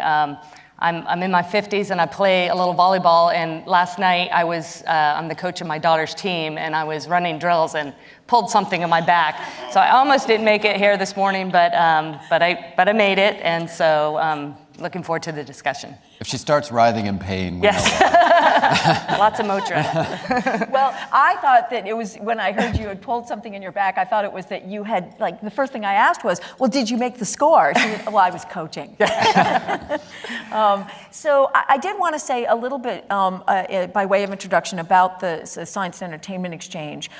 We have been in business, as it were, since 2008, so for about 10 years. And I know that what people commonly think is that the exchange is about ensuring greater accuracy in film and television. And I think one of the things that we want to talk about here is that it isn't always about the A word, that there are I words that are more important. Things like inspiration and imagination, and even the power of introduction, just by introducing scientists and engineers to people in the entertainment industry, that's a really valuable thing that we can do. And so we've had panels at this conference before where we've talked about the interaction between between the science and engineering community and the entertainment industry. And I think some of you have probably heard those conversations before, and we've talked with people from the entertainment industry, and we've seen clips, and we wanted to try something a little different this time, because it sort of feels like, well, so what next? Where do we go from here? Because the Exchange has been doing this for 10 years, I think we're kind of moving at a pretty good clip, and a lot of us have been doing this for a long time. So what feels like it's next? So I guess I would like to ask all of you, I of course don't think that the A word is the most important thing, but maybe some of you would like to push back on that, or talk about why you might agree with why the I words are the important words. So I want to kind of go down the line and get some reflection on that. Yeah, I agree, and I partly disagree too, because I think the I word is extremely important, and that's what you go for. But also, on another hand, we deal a lot with historical not documentaries, but also films. And so I can kind of think about, well, it's been a boon for us, it's been amazing. We've had in 2016, we had The Martian, 2017 Hidden Figures, and 2018 First Man. The latter two were basically historical depictions of people that worked at NASA. And for those ones, we tried to steer it so that we could give all the facts forward to the screenwriters and the directors, and then they could then sort of figure out what they were going to do. And I think for that kind of project, you need that. But for something like Transformers, Dark of the Moon, or something else, that's more inspirational for kids, that is clearly fictional, then we basically open up the candy store and we're less about accuracy and more about inspiration. So. For me, I think it is the imagination and inspiration that leads to innovation. And for kids, one time I had a teacher say something about a little Janet's Planet spot that I had done, and I think that you should have used smaller words, or don't use the word. And I'm like, no. Trajectory, if they don't know it, they can figure out how to spell it, look it up. So I think there's that aspirational quality of let's give you something that makes you want to figure out what the real science might be. And then, what JPL does with Ready, Jet, Go is quite beautiful. In my day, the Jetsons had a spaceship that folded up into a briefcase. Where is that, engineers? Come on, especially in traffic these days. But I think it makes us imagine what can be. And I remember as a kid, and the Jetsons certainly maybe weren't as accurate, although Rosie kind of reminds me of Bixby in some ways, but I think it made me imagine where we can go, in my opinion. Yeah, and just playing off that, I know a lot of the collaborations that I've been working on over the last couple of years with some of the toy manufacturers, that there's a lot of interest in NASA, which is great, and we love that. But we try to really provide the content and what NASA's working on to these groups as inspiration, and then they take they sort of feed that into the manufacturer of the toy. But then on the side of the kids, they're playing, and so that's where the imagination really comes in. So it's inspired by some of the sort of really what's happening at NASA, but it's also very focused on what is the future, what is the potential future. And so trying to get kids to really imagine what it could be like in the future, and how they can sort of play those stories out and or build, in the case of Lego or other toys, perhaps build what they think the future might be. And so I think the imagination and the inspiration is clearly important in that respect. And also, and to your guys' points, or your ladies' points, is it's really important to sort of see these sort of when you talk about the Jetsons briefcase, I think this is what inspires kids, and this is what inspires kids to become engineers and scientists and astronauts. And you ask so many people at NASA, Maureen sees this too, why did you work for NASA? Well, because of Star Trek, or because of Star Wars, or because of the Jetsons, or whatever. It's just, these are really inspirational ways of getting out to people, and also sharing and get them interested and curious, which is really, really important. And adults as well. Yeah, and I wouldn't say that those were accurate television shows. No, they certainly weren't. Right? No, they certainly weren't. Yeah.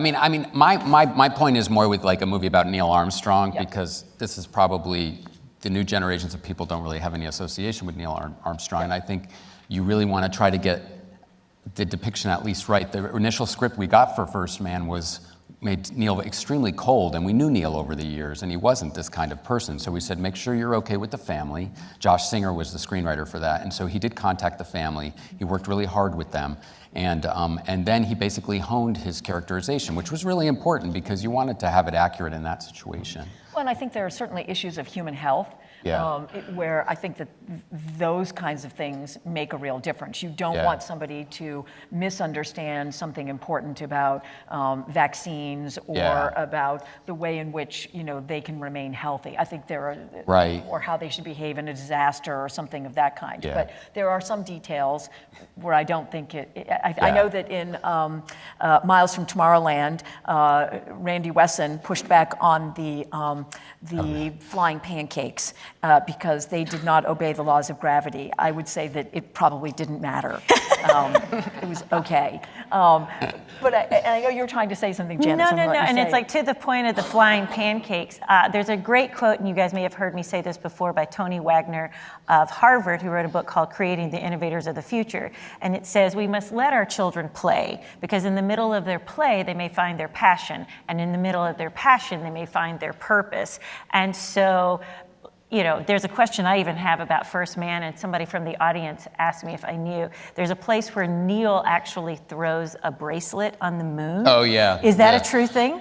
Or was we that don't a Hollywood? know. Oh, okay. We only know that his sister said something like it could have, that's something Neil would do. Gotcha. So I really don't know. You should ask Jim Hansen actually on that. There's a lot of stuff. I mean, Hidden Figures, quite frankly, took 30 years and compressed them in a time period of like a year or whatever for Mercury. And whereas the ladies had a longer association with each other and weren't particularly that palsy, but they knew each other and respected each other a lot. So, I mean, you do have to respect that the people that are making these movies are artists and that they're going to take their artistic license. So let me It's ask tough. you, do you think that when they do take artistic license, when you are aware that maybe it's not, it clearly is not right, but it makes a better story and engages We understand that. Not only do you understand, do you think it's the right idea? Do you think it's better that they do that? Ooh, I think it's a balance, and it depends on the subject matter. I can take one example. Jim Green, whom you know, who's our chief scientist and was in charge of Mars at the time of planetary exploration, he worked with Ridley Scott on The Martian. And the storm at the beginning of The Martian is just not accurate. It's not a storm that would really happen. So he said, we'll give you these options, and you guys can do whatever you want in the end. So he said, why not have a lightning storm and have something strike the spacecraft or the lander or whatever.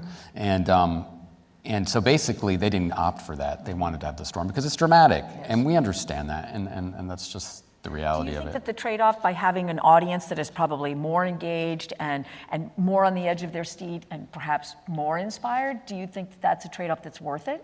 Yes, I do. I do. I think again, it depends on the specific subject, but yeah, I think it's definitely a trade-off. We used to use a term called feasible fiction, which we no longer use, quite frankly. I threw it out the window when we did Transformers because it was like, this is not feasible. So it was just like, and so that was my predecessor used that. And it was a good term at the time, I think, and also the mindset that we had. But we're in a different world now. But is it also, listen, plausible, the world in which the Transformer lives, it is plausible in that world. I guess so, yeah. Feasible in that world. Yeah, it's true. It's true. That's how you look at it. I'm sorry to interrupt. No, it's I was going to say, we worked with American Girl on the Luciana Girl of the Year last year, and it was a girl who wanted to be the first girl on Mars, basically. And so there was a 3-book series, which is one of the reasons we collaborated. There was a story around it that we thought was a really good opportunity to get girls excited, and their age range was sort of the 8 to 10-year-old girls. And so because it's a 3-book series, we had sort of the Space Camp was the first book, and there was a lot of robotics, and that was great. And then we had another, like an underwater astronaut training camp was the second, and there was some plant growth and some association with space station we thought was great. And then the third book was actually set down in Atacama Desert in a fictional Mars habitat. And the girls go out with one of the dads to this habitat, and then they're left alone, basically, which, it's supposed to be like a Mars habitat or a NASA Mars habitat, but of course we said we would never leave 2 children alone at Mars habitat. What could go wrong? So those are the kind of, but then, again, going back to the need for dramatic and, some things happen, some, mishaps and that sort of thing. And so it was something that we said, look, it's, these are, 8 to 10-year-old girls and they need drama. And it's still a great way for girls to get engaged in STEM and get interested in science and space exploration. So. Yeah, and and also with Hidden Figures, that film, our historian looked at the initial script and he's like, do you really want me to mark this up? And I said, yeah, go to town. And so he did, and he goes, the director's not gonna like this. And I was like, yeah, well, I get that, but at least talk to him and then see. So we called the director, and the director was like, thank you so much for doing this. And then he and Bill Berry, the historian, basically I think they spent 8 hours on that script over a period of like 2 days or something, or 3 days. And they just went through every line. And then Ted went back, Ted Melfi, the director, went back and then resynthesized it. And then, of course, fictionalized it where he needed it for his dramatic purposes. Yeah, and I think people don't fully appreciate that many times the creators in Hollywood actually do appreciate some of the pushback. They're not adverse to it, but they also need to know that they have the space in which to be entertaining. Definitely. And go ahead. Oh, I'm so sorry to jump in. To me, the point is, it's like, let's create a science-literate world. And if we do that through whatever avenue, however that needs to happen, science literacy is on the table. So as we keep that conversation on the table, however we create and innovate and get them enthralled and get them asking the next question, to me, that's the win, right? So let me ask a question, because we've talked a lot about some of the programs that are inspiring young people and maybe make them interested in becoming a scientist or engineer. I work in a building where I'm surrounded by scientists and engineers. I'm not sure I'd want a whole world populated by scientists and engineers.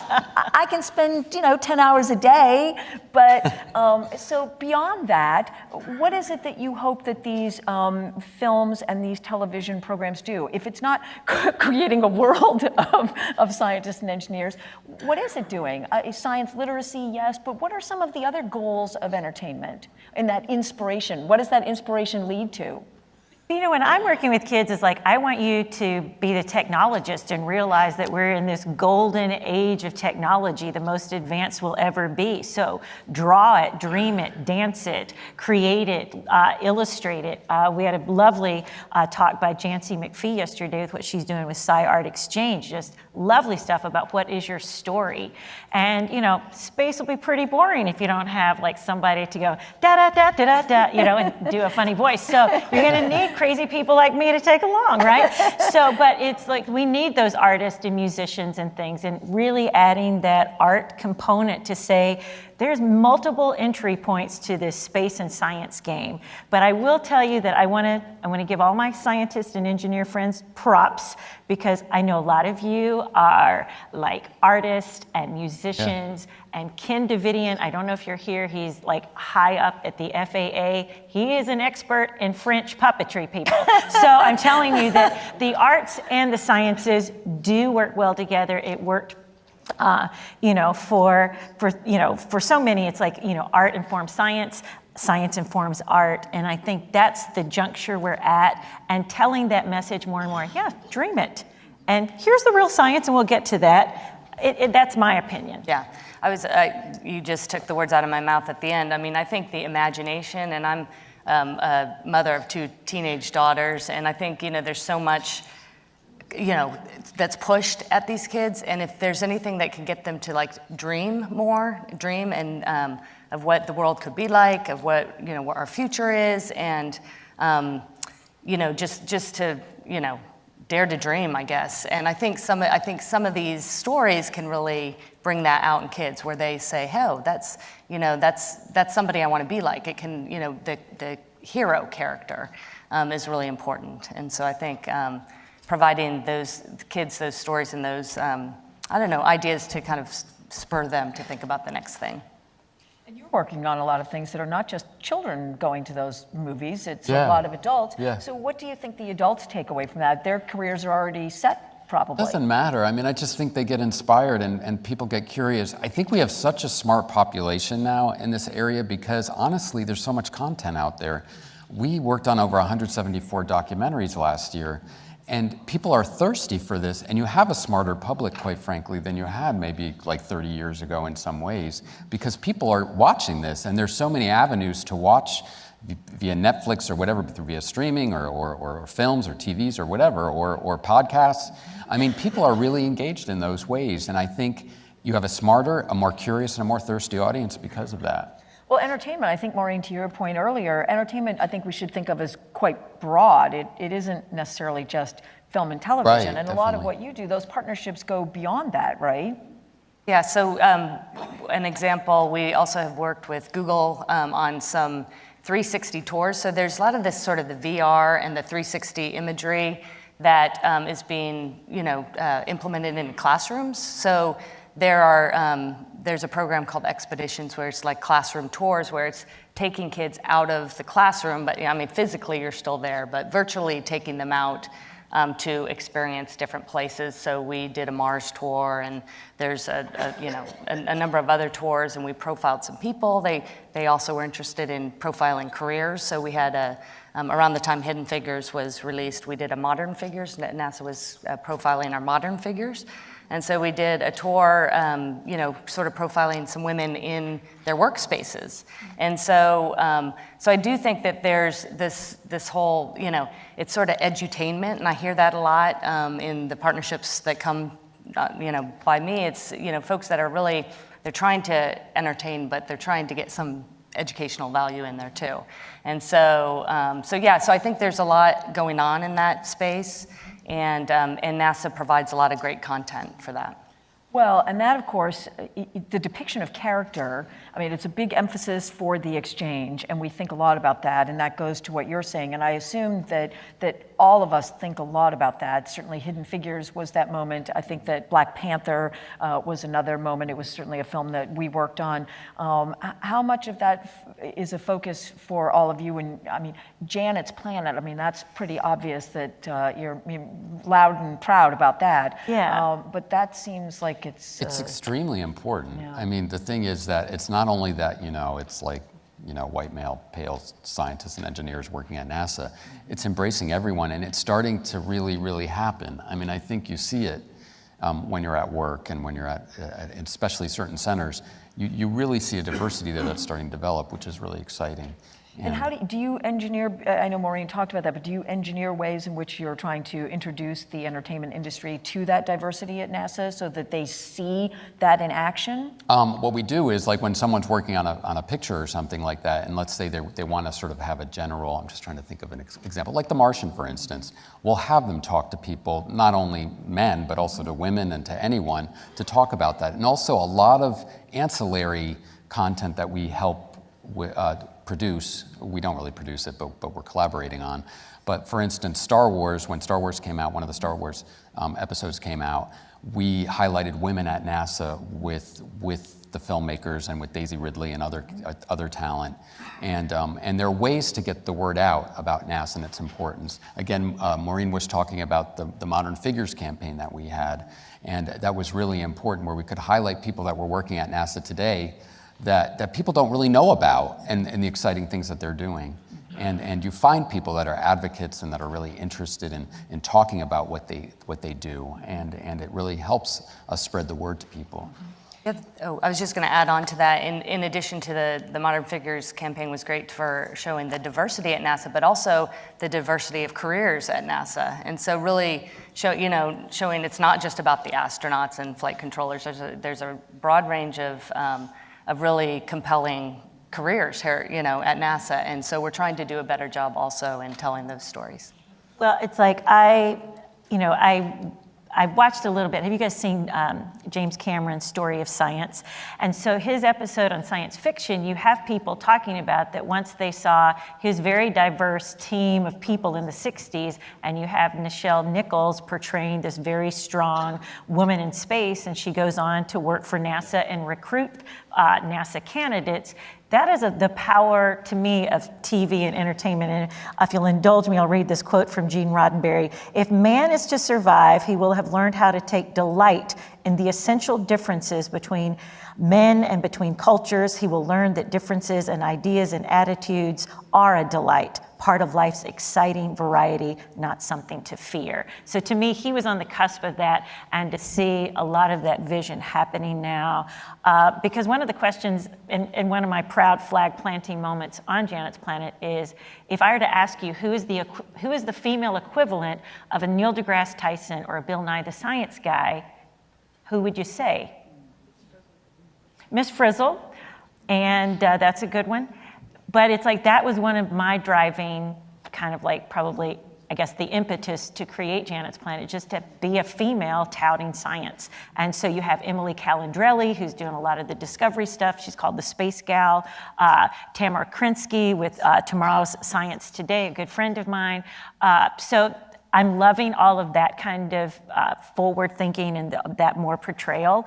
But I think that when we set our sights on that to also work with entertainment and science, that's a good idea. So, flag planting moments. We don't have a lot of time left, but I'm wondering, when you think about the future, because we started off talking about what's next, where do we go from here? Where would you want to plant your flag next? When you think about the jobs that you're doing and the goals that you have, where do you see this relationship going for you, and what are your aspirations?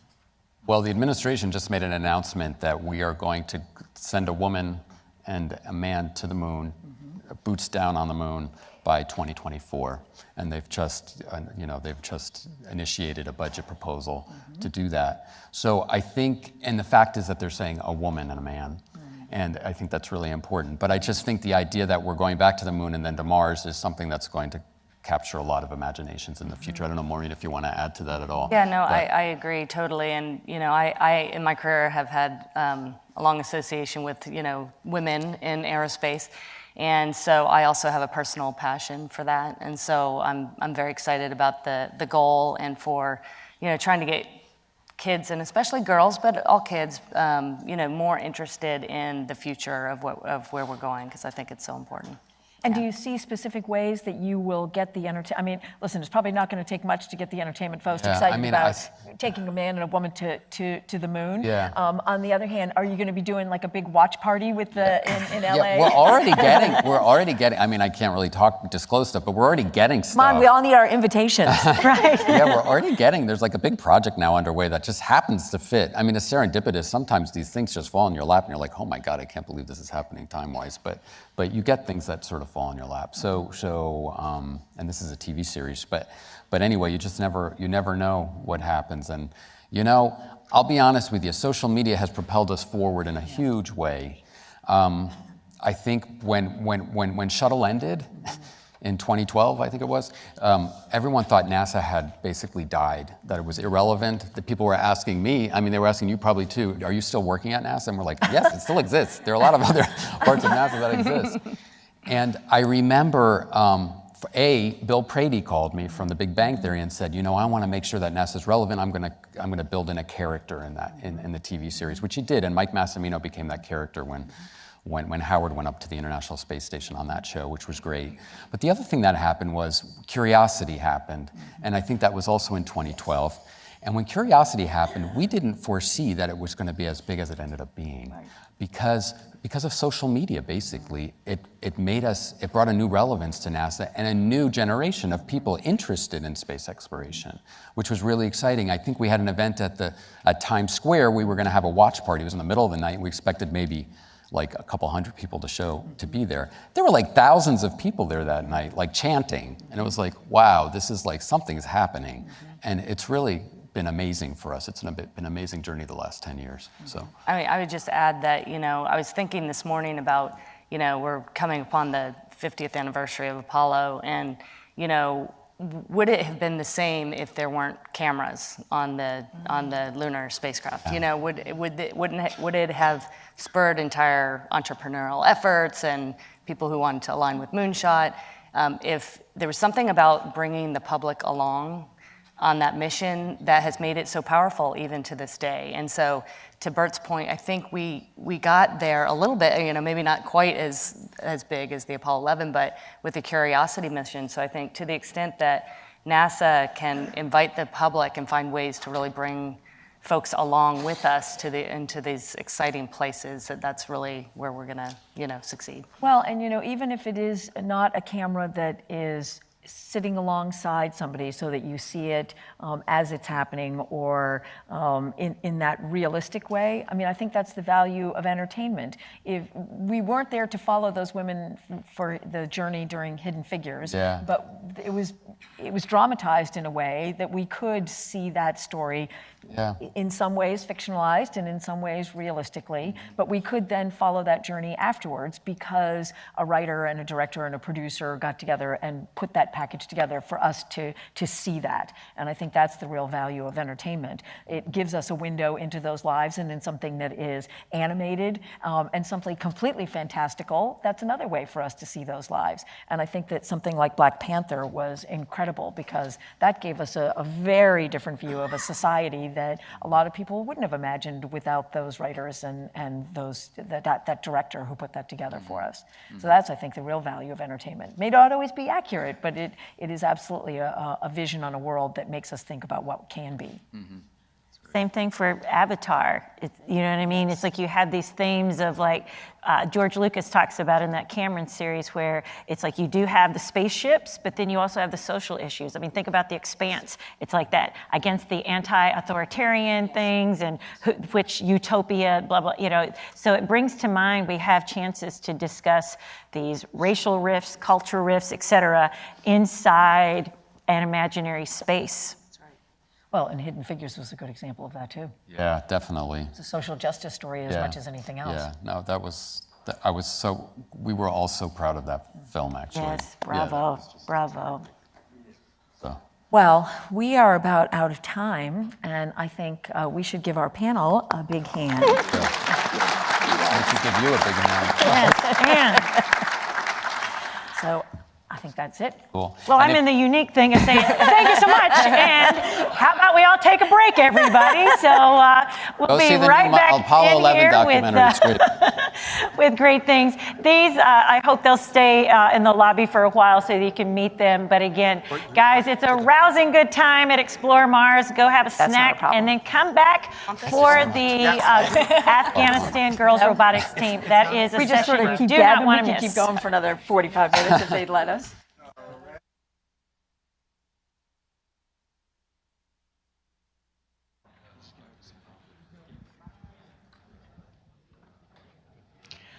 And we are in the first break here on the second day of the Humans to Mars Summit. Coming to you from Washington, D.C., the National Academy of Sciences. We actually hope to be talking in a couple of minutes with Anne Merchant, who is with the National Academies. This is their beautiful headquarters. She hopefully will be joining us in just a moment. I'm Matt Kaplan, standing next to me, Sonia Gavankar. This has been an incredible morning, and we are looking forward to bringing you lots of folks as they step off the stage and as they kind of process all the great information they've heard. And we want to hear from you as well. And we encourage you to use social media, #Humans2Mars, that's T-O, not the number, Humans2 Mars. And we want you all to be answering each other's questions, engaging together, because we do have great people on stage, but we have a wealth of information out there in the world, and we want you to be working together. And so we're going to try to incorporate some of those questions that you submit at #HumансToMars into the program, or at least into the breaks that we do here with the people we'll be talking with. Absolutely. I need to be getting on Twitter more. Like, you keep talking, I'll troll Twitter for us. You know what I'm going to do is grab my guest, who's right over here. Hoppy, come on over. Hi. Hoppy, welcome. Hoppy. Hoppy Price is the, I'm going to get it right, the Mars Program Chief Engineer at the Jet Propulsion Lab near Pasadena, California, where we're based as well at the Planetary Society. You had that first really fascinating session this morning with your colleague from SpaceX. Yeah, with Paul Wooster, yes. Yeah. And you kind of occupy, what, comparable positions between your two organizations, don't you? Well, I guess so, yeah. Now, Paul, it's interesting. You're with JPL. Yes. You might expect the controls there to be a little bit tighter on what you can and can't say and who you can talk to. Paul couldn't talk to us because they have to get approval from their public affairs people. Right. So I'm happy to talk with you again. Sure. We've done this before, but since the last time we talked, Hoppy, a lot has happened. That is true. It's a big time for the Moon and Mars, isn't it? Yeah. I mean, Moon in 2024 is a big deal. I mean, it changes a lot of things. It changes the pacing of our programs, how we're architecting things. I mean, I think the human spaceflight program is rethinking how they're doing Gateway, at least initially, to make that happen. Yeah, so it's driving a lot of things, I think, in an exciting way.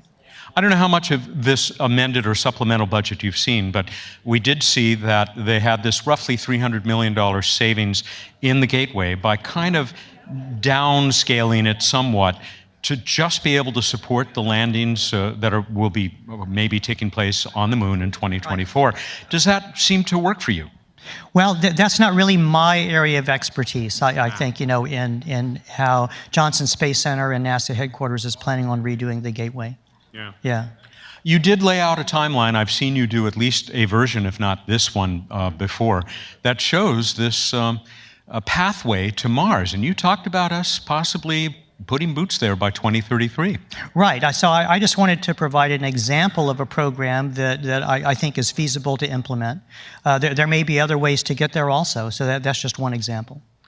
I'm also wondering about as we look toward Mars and we see commercial organizations like SpaceX and, of course, others. Blue Origin just last week announced their lander. They had a full-size mock-up, at least. Yeah. You had some interesting things to say about how the commercial efforts with big launch vehicles might complement what NASA has planned. Sure, because if SLS only launches twice a year and we have big plans for staying at the Moon and also going on to Mars, we definitely need more launches than just those 2 SL launches per year. Yeah, and one of the things to me that's exciting about the Blue Origin New Glenn is that it has a very large payload capacity as far as volume. I mean, it's 7 meters in diameter. So right now we're limited to about 5-meter diameter payloads. But if we had a vehicle with 7-meter diameter payloads, for instance, for our unmanned Mars missions, we could have larger heat shields and we could deliver larger payloads to Mars with 7 meters than we have now with 5 meters. I heard so many arguments yesterday, and I know there are still some people who say skip the Moon, go directly to Mars, but there were a lot of good arguments yesterday for doing the Moon first, primarily being 3 days away instead of months. Where do you stand? So, I've been doing these sort of rogue alternate architectures for Mars for many, many years now, and all of them have had a component of testing at the Moon. So I've always thought that using the Moon as a proving ground has been very important for human missions to Mars. Exciting times? Yeah, very exciting times. All right, Hoppy, thank you very much. I look forward to talking again sometime soon. Thank you, Matt. It's always good talking to you. You bet. Hoppy Price, one of the outstanding participants that we have here at the Humans to Mars Summit. And as I mentioned, we are going to be joined now, as soon as I push a button here, by, I think we've got Ann Merchant. Yeah, thank you, Sonia. I'm glad Sonia was able to get you over to us. And sorry, I know you heard that you might be asked to do this, but we're kind of springing it on you by surprise. I like things that are sprung on me by surprise. Why not? Well, you know a little bit about showbiz. Well, I could play something on TV, maybe. Let me remind people that you are the Deputy Executive Director in the National Academy's Office of Communication. That is correct. First thing I want to do is thank you for hosting us in this spectacular facility. You're quite welcome. It is a pretty spectacular place. I've worked here for almost 30 years, and every time I come into this space, I don't actually work in this building. I work in the Penn Quarter. We have a larger facility over there, but I actually love this auditorium. It's acoustically perfect. It really is acoustically wonderful, among other things, that gorgeous ceiling right outside here. Our great hall. Would you just give us, I know you've covered a little bit of this, but just for the many people out there who maybe have heard something about the National Academy of Sciences, may not even know that there are sister academies. That's true. So the National Academy of Sciences, I always like to say it's the big dog. The National Academy of Sciences was founded in 1863 by Abraham Lincoln. We like to say in the travail of the Civil War, when Abe was kind of busy, but felt that the nation needed to be guided by good science policy. And we were later joined by, as you say, our sister academies, the National Academy of Engineering and the National Academy of Medicine. So together, we are the National Academies. And there is a beautiful portrait of Honest Abe out there at the founding. Yes, that's right. Well, it's a little bit of sort of the early version of Photoshop. As I understand it, he didn't actually sit for that portrait, and he was painted in later. As I say, he was sort of busy in 1863, but I think he was there in spirit and then later sat for something so that we could paint him in. There we go again, dramatic license, little showbiz again. I know. Well, you know, fair is, right? Hosting this, how does this fit into the mission of the academies? Well, certainly the National Academies has had a long and very productive relationship with the space sciences. I actually sit on the same floor, the 9th floor, where the Board on Astronomy and Astrophysics sits, and where a lot of the people from the Space Studies Board are. And so we do a lot of work with the space industry. We do a decadal survey on astronomy and astrophysics, and we do a lot of work with NASA. So I think that having H2M here is exactly the right place for it to be. And those decadal surveys, we talk about all the time on my show, Planetary Radio, and how important they are for guiding science, especially big science. Right, right. And you know, this is one of the things that I think we can be very proud of at the academies. We do a lot of different work here. We span the topics in science and engineering, but I do think that when we look at something like these decadal surveys, we know that our work has impact. So it's really nice for you to say that, and I very much appreciate that. And I know the people who work very hard on these kinds of things appreciate it too. Well, I also know an awful lot of scientists who appreciate the guidance that they're able to get and the support from the missions that many of them want to do. Just a couple more questions.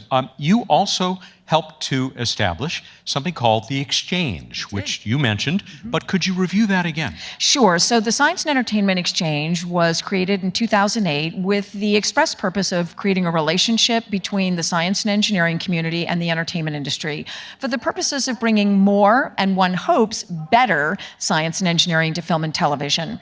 As I said on stage, we don't like to use the A word. It's not always all about the accuracy. That we like to think that it's about the inspiration, and it's about the imagery and the power of introduction, so that when we introduce scientists and engineers to the people who are creating the entertainment media, that we spark the imagination of those people to do something a little bit different. I mean, we know as people who sit inside science and engineering that there is so much, so many stories, so many characters, so many amazing things that can populate what we see on screens, both big and small, but we just have to let them in on that secret. Yeah. And that's what the Exchange does.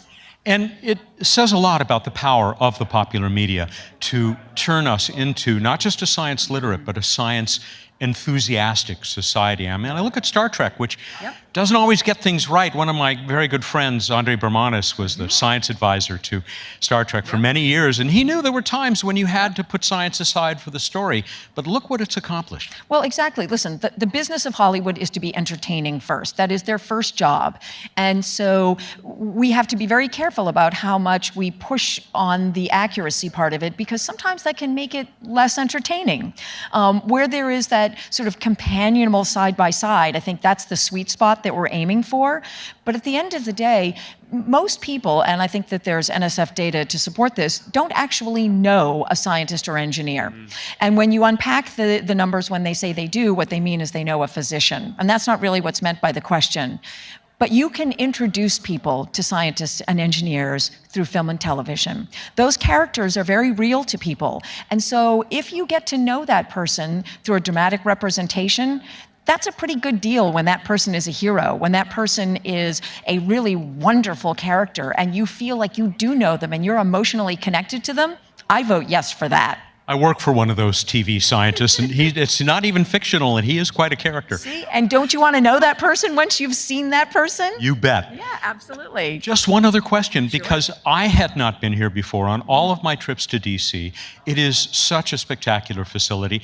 Is it open to the public? It is open to the public. We do ask that you show identification when you come through the front door, but we have artwork that's on display all the time. Our cultural programs of the National Academy of Sciences does an amazing job of curating operating different exhibits that come through and they rotate. And so we absolutely want people to come here. I know it doesn't look like the kind of place where the doors are open and you can come in, but we absolutely want you to do that. Our Einstein statue is what draws mostly people to come here. You'll notice that his nose is a little shinier. People like to go and rub his nose. So after you do that, come in the building and take a look around. We'd love for you to visit. One of my favorite things, even on previous trips, because I do visit Albert periodically on my way to visit Abe, who's right across the street, is to see kids climbing all over Albert, who's sitting there with Relativity in front of him. It is such a heartwarming image. It is, and we actually hosted our first ever Family Science Day on April 13th, where we had about 3,000 people. It was an event for which I had the responsibility, and people were as excited about science and engineering as they were ordinarily about ice cream and candy. And we had an Albert Einstein impersonator and an Abraham Lincoln impersonator, so expect the same next year. I would have liked to have seen the two of them shake hands. It was pretty cool. Anne, thank you very much Thank you. for being part of this, but also for allowing the academies to host the Humans to Mars Summit. We are just so very honored to have you here, so thank you very much. You bet. Thank you very much. That's Anne Merchant of the National Academies. I'm going to turn the microphone over now to Sonia because she has another very important person here at the summit, one of the people whose his company has helped make it possible. Sonia? Thank you so much. It's so great to have some incredible sponsors and supporters here, and Joe Cassidy is here from Aerojet Rocketdyne. You presented yesterday, but you've been in the audience today. I've been watching your tweets as well. Why are you here supporting this, and why are you sticking around for day 2? It may surprise you to know this, but Aerojet Rocketdyne's been part of Mars exploration from the very beginning. The Viking landers had our engines on them. Every spacecraft who's ever successfully landed on Mars has landed with engines built by our company in Redmond, Washington. We're passionate about Mars. We're passionate about the human exploration of space. We're part of SLS. We're part of Orion. We're going to be there when we land that first woman on the moon in a few years. So it's only natural that we would be a major sponsor and a major supporter. And I personally am also on the board of Explore Mars, so I kind of have to be here all 3 days. You don't have to be here, but it's an exciting conversation that we're having every couple of minutes. Coming up next is going to be the Afghan women's robotics team. So when we talk about inclusivity and we talk about women in science, this is what we're pushing to see as the normal. What are you hoping that these young women are saying? I'm just excited that we were able to bring them over. Working with Carrie and the Musk Foundation, we were really hoping we could do this, and it's such an inspirational story. I mean, coming from the place in the world where they're coming from, and all the things that girls have to overcome in some other societies, and to see them having done this and focusing on a STEM thing like a robotics team. I think it's going to surprise some people, and that's happening.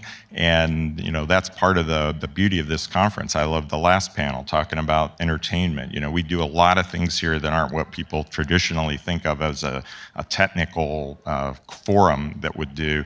We try to get out of those bounds and open it up to more people, make it more accessible to everyone. And you're an integral part of the Mars report that also came out. You presented on that yesterday, which is available online on the live stream as well. Any things that we should be looking forward to next year? Any things that you're seeing bubbling up for the report for 2020? Oh yeah, 2020 is going to be a very exciting year. We got another rover headed off to Mars with our propulsion on it again. But it's going to be the start of the sample return. We've got the international mission, the ExoMars, going from the European side. And of course, all the missions really today are international. But we also see the UAE, going back to that part of the world again, the UAE launching their HOPE mission in 2020. It's becoming a global fascination. I mean, it's always been a global fascination with Mars, but now people are actually being able to go and do this. So it's a very, very exciting time. It's kind of like the picture behind us. It's so close we can reach out and touch it. Exactly. What if you had to tweet something out, using the hashtag Humans to Mars that you were hoping that somebody would answer, what would you tweet out? Watch what we do next. Oh, and you would want people to answer that. Okay, so if you're maybe a young person and you want to answer Joe's tweet, Joe, you've got a pretty good handle on Twitter too. What is it? Mars Joe. Mars Joe. So at Mars Joe wants to know, watch what we do next. And if you're a young person out there who's watching this, what would you do next out to forward this mission into the future? Thanks so much, Joe. You actually also have a great video that we're going to be able to share with everybody out there. Tell us what we're going to be watching. Oh, you're going to see a little bit about our company and all the roles that we play for NASA and for, you know, the broader exploration of space. So I think it's pretty cool just to let it describe itself. It's pretty cool, so let's check it out and enjoy. We'll be back shortly with more live coverage from the Humans to Mars Summit, and we'll be going to show you a video and then back with the Afghan robotics team.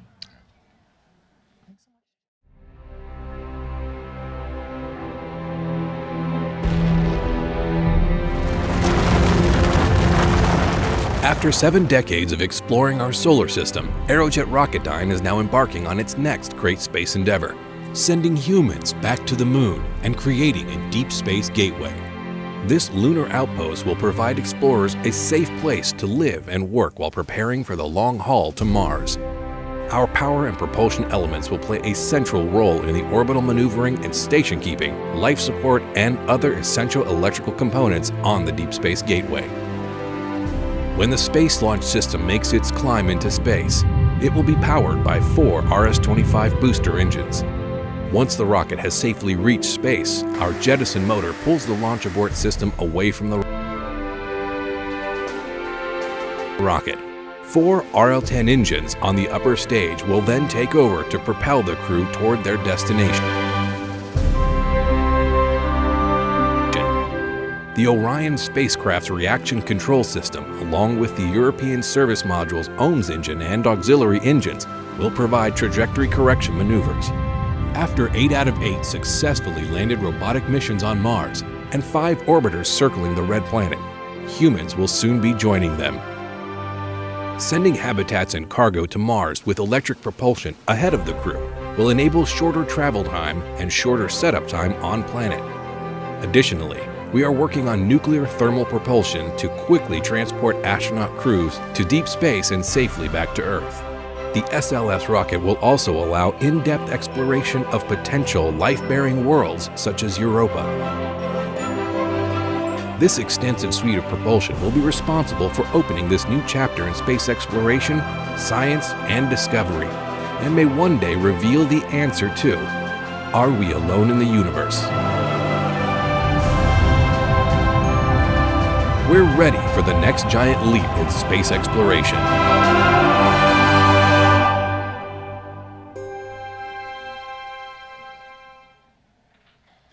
Aerojet Rocketdyne, the gold sponsor of the Humans to Mars Summit, coming to you, produced by, created by Explore Mars. And we are still here, of course. In fact, we'll be here for another day and a half or more in the National Academy of Sciences headquarters in Washington, D.C. We literally are almost across the street from the Lincoln Memorial. I'm Matt Kaplan with Sonia Gavankar, and you want to give us an idea of what's coming up?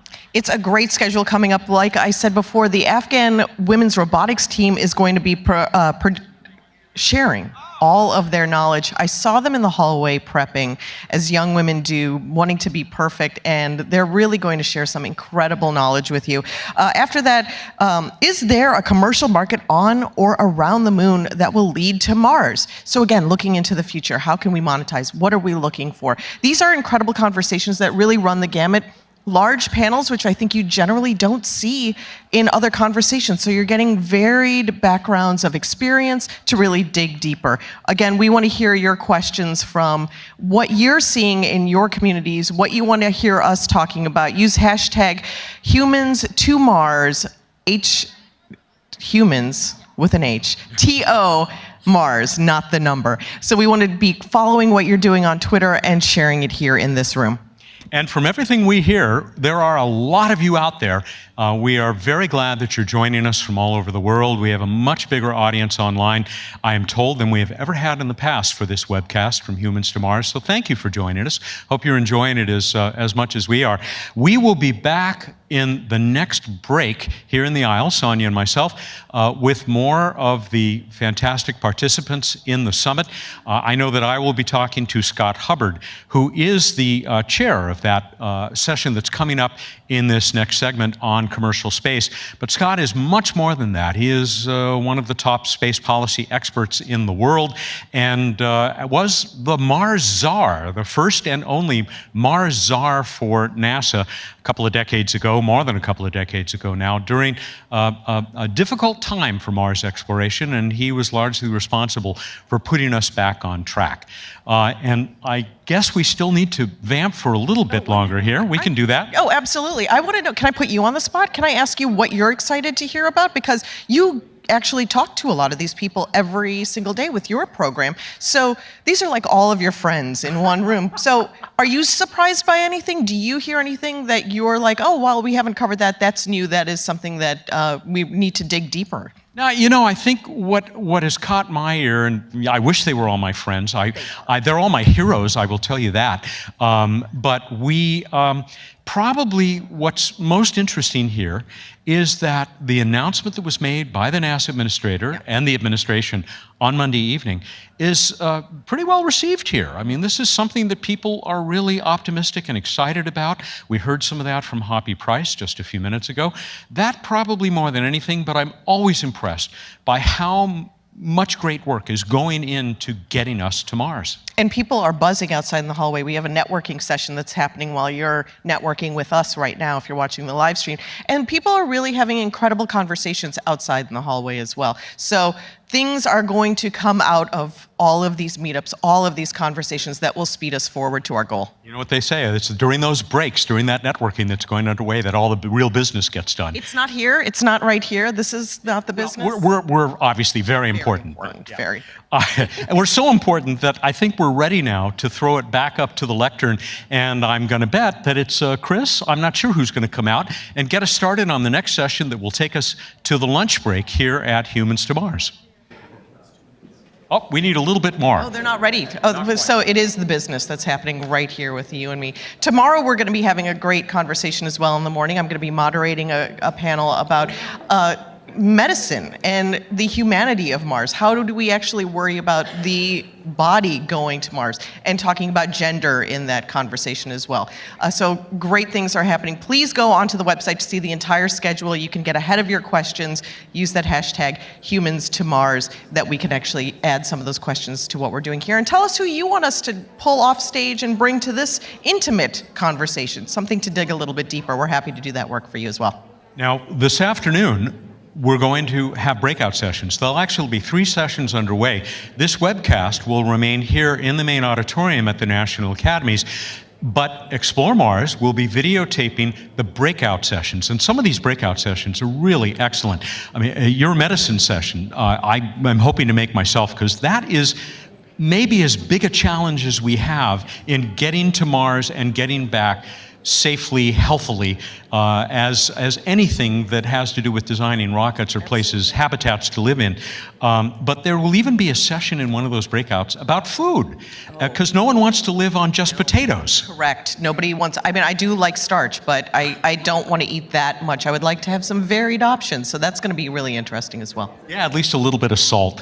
And I think we're still going to stretch a little bit longer. Anyway, I was going to say that those breakout sessions that we'll be videotaping, Explore Mars is going to work really hard to make sure that those are up on the Explore Mars website as soon as possible, so that if one of those strikes your fancy, and you can check out the program, of course, at the Explore Mars website. It's H2M. In this case, it's a number 2, h2m.exploremars.org. And I think we're ready to go to the stage. I think Chris Carberry, the CEO, is ready to begin the session. He's done an incredible job making sure that everything runs on time, which I think is always great to have a conference of this size and magnitude running on time. So he's doing some great legwork to make sure everybody's in the right place at the right time to be talking about the exciting things. Now, can I tell you one more thing? Because I'm a little bit fangirling about the Afghan robotics team. So, you know, these are young women from across the world. After after this session, they're going over to the White House to talk about STEM and education. So taking their knowledge, sharing it with us, sharing about culture, sharing about gender. It's going to be a great way for them to talk about the important things in their world. That's going to be happening for them right after. I am a little bit fangirling over them. You should. You should be. That's the future. That is our future. And to see them doing that hard work, being so intense about it, is really exciting. Chris is actually right over here with us. Yeah, I guess we're not quite ready to go back up on the lectern. We're going to pet. Oh, we are. There's Janet Ivey, the new president of Explore Mars. Janet, we'll turn it over to you. You guys get in here and find a seat. What you're about to experience is going to be something truly otherworldly. And I am so, so deeply honored that we can have these girls all the way from Afghanistan to join us. But I'm going to bring my friend Carrie Kukral out with Raw Science TV. Carrie and I have been friends now for years, and I want her to really tell you, she's been integral in this process of bringing the girls here, what the process is like. So Carrie, if you'll come join me at the podium, and go ahead and make your introductions, but again, guys, this is going to keep you on the edge of your seats. Carrie? Thank you. Hello. We've been hearing a common refrain in this conference that it's cooperation, not competition, that breeds sustainability. And we've been given examples of international collaborations and people coming together on the International Space Station as an example of that. And the Afghan Girls Robot team is one of the most powerful examples of cooperation and working together as partners and teams that I've seen. I'm really thankful that my paths crossed with them, and the first time we met them was a year ago with Janet giving the Permission to Dream Award at our event to the team. And she provided some really beautiful words that the world desperately needs their genius. So I'm very proud to introduce the team, and first Roya Mahbub, who is the founder and CEO of Digital Citizen Fund, which employs women and people in Afghanistan. She's also one of Time's most influential people in the world, and is currently a presidential leadership scholar, advancing the work that they're currently doing. So, Roya, please join us.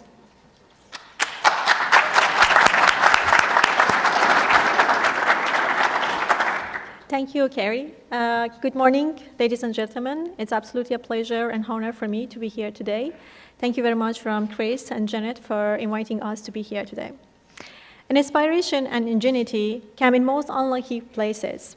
Those who are writing off by the system or discredited as a source of possibility may be the very one who can have a way to bring the peace to the world or end to poverty. The mind of the child is a source of unlimited potential that waits only to be given the tools and guidance to shape and form it to become a great scientist, mathematician, or artist. Breakthrough the science and technology can start with the dream of a child who wants to do something big and make it something different. I could have been a nameless, unknown woman in Afghanistan. The courageous men and women who are here today, who lead to dare a dream of a brighter future, could have been unknown, just so the world leaders, scientists, or engineers of the future may still be unknown, but some of them may be sitting in this room. I believe in big dreams. As a girl growing up in Afghanistan, all I really had were my dreams. Under the rule of the Taliban, we couldn't have the books or education. We were sentenced to the life of ignorance, weight of the possibility of peril. But when I saw the computer for the first time, my dream burst forth anew, and I saw the possibilities of the change that was endless. Overcoming tremendous difficulties and challenges, I could become the first tech female CEOs in Afghanistan, a dream that drove me from my home country later on. As a leader for the change for the women in Afghanistan, I saw the challenges that they faced to become independent and educated. I know firsthand that the persecution and very real struggles that the women face in conservative countries to stand up and believe on their dreams. My dream was to learn beyond the borders and explore the world beyond my community. This is a shared dream, not so very different than the purpose of this summit. Today, we seek to further the future of the human race by exploring another planet, another opportunities for the advancement and innovation in new world. Mars offers unlimited potential as an untapped source of future fulfillment of the dreams we dream today. I started Digital Citizen Fund with one goal, to see the technology as an accessible option for everyone, especially women in conservative countries. I believe everyone deserves equal opportunities and education, regardless of their background, gender, location, and social status. Armed with their dreams, everyone deserves the chance to let their careers shine. We have brought digital literacy and financial literacy to the women in Herat and Kabul. During this time, we have built 13 technology centers and trained more than 14,000 of the girls to learn about technology, and hundreds of them start their own startups. We have seen women win over the hearts of their families and proving to skeptical communities that they can succeed.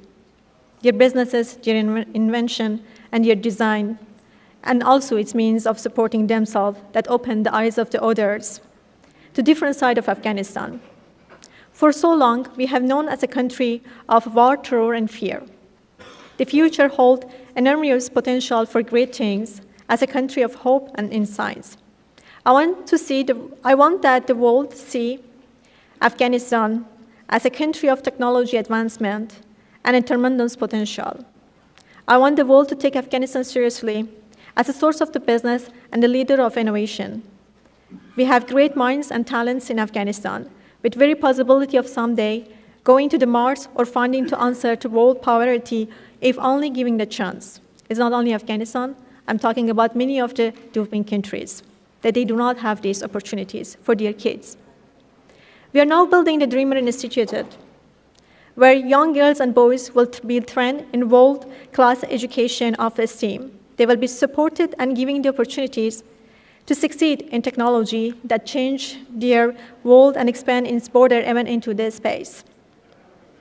In the age where the technology advancement allow for entrance and competition in global markets, it is necessary for all the countries to direct resources and effort to increase the knowledge and perspective for the youths. Our school actually will provide sustainability for the future of Afghanistan and train the inventive leaders of the next generation. The vision of this school extends beyond the borders of Afghanistan to Mexico, Costa Rica, and the world. We believe that every child, no matter where they live, they deserve the opportunities to access a high quality of education, that their children will have the tools they need to pursue their dreams and live the lives they always imagined. The Afghan Girls Robotic Team is a shining example of the possibilities that lay within our nations of young people. This team of young women has been a symbol of the courage that inspires thousands. As dreamers of big dreams, they overcome incredible odds to travel around the world and prove that with encouragement and opportunities, girls and women have the potential to be leaders of the change. After traveling to the first school ball, against the incredible odds, they have captured the imagination of the world within their stories. Their victory, a vision of a hope for a country that for centuries ignored women's ability in science and many other industries. This team brought us to the point of a change as tech leaders in Afghanistan. They are dreamers. I believe that this is because inside of every one of us is a dream. It may be to create a robot that cleans the streets, or to be the first person to walk in the Mars. Our dreams are as unique as the people we are, but our challenges often discourage us. We may be convinced even by our families that our dreams are too crazy to be possible. This simply isn't so. These girls and hundreds of the women that have come through our program at Digital Citizen Fund have proven that the crazy dreams can be true. One of the greatest dreams is to see that diversity within science and technology field. STEAM, robotics, and technology are critical, important to growth and development of every child's education. Each must want giving the tools and resources to grow and explore in the field which interested them. Girls and boys alike have unlimited potential to learn, grow, and create in technology and science field. How sadness it is when we strip away their natural curiosity and talent by telling them that their dreams are impossible, especially in developing countries and war-torn areas. Rarely do you find such an inventive group of dreamers, mover, and shaker all in one place as here at the Human to Mars Summit. It is a spark of imagination that we all feel here that we seek to bring to the Dreamer Institute in Afghanistan. Our state-of-the-art facility will guide children in technology and science and education, allowing them to pursue their interests and create things beyond our imagination, which my colleague Carrie later will explain to you. We believe that children from Afghanistan and other countries have just as much potential to end up at NASA and walking on the Mars as children everywhere else in the world. We want them to dream big dreams and reach for the stars, or even perhaps the nearest planet. They only need the tools and support of dreamers like us. What is your dream?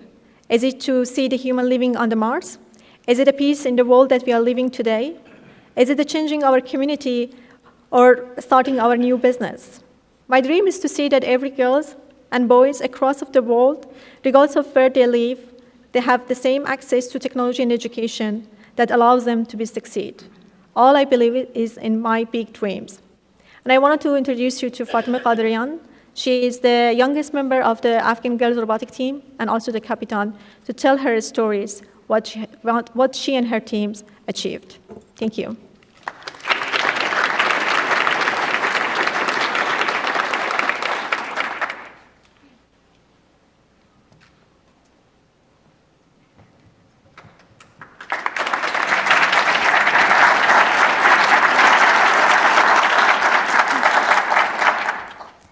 سلام به همه. بسیار متشکر هستیم از اکسپلور مارس به خاطر دعوت تیم ما در این کنفرانس. من واقعا خوشحال هستم که امروز ما اینجا در بین شما در سیاره زمین و در کهکشان راه شیری قرار داریم. Hello everyone, thank you for Human to Mars Summit for welcoming us here. It is a great honor for us that we are here today among you, and also we are today here on Earth planet and also the greater universe, which is the Milky Way. همیشه یک شخص در زندگی ما وجود دارد که تأثیر عمیقی در زندگی ما می‌گذارد. There is always someone who has a huge positive effect in our lives. و باعث انگیزش بیشتر ما برای سپری کردن زندگی می‌شود. And inspire us to pursue our life paths. دیدن مستندهای راجع به تکنولوژی یکی از الهام بخشترین قسمت‌ها برای تیم ما بوده است. Watching documentaries about technology was one of the most inspiring things for our team. ما اولین تیم دخترانه‌ای هستیم که در سال 2017 توسط نهاد DCF و به رهبری استادمان آقای علیرضا مهربان توسط یک امتحان ورودی که از میان 150 شاگرد گرفته میشد به دلیل داشتن پاسپورت، اجازه فامیلی و علم بیشتر در زمینه روباتیک برای اشتراک در مسابقات فرست گلوبال انتخاب شدیم. We are the first girls robotics team who were chosen through an examination taken by Mr. Ali Reza Mehraban, our mentor and DCF organization, from 150 students. 6 students were chosen based on their access to passport, permission of their family, and also having more knowledge about the robotics field. اما متاسفانه نتوانستیم ویزا دریافت کنیم. But unfortunately, we couldn't take our visa for the first time. و سرانجام با دخالت رئیس جمهور آمریکا آقای دونالد ترامپ موفق به دریافت آن و اشتراک در مسابقات شدیم. And finally, by the help of Mr. Donald Trump, we could take our visa and attend the competitions.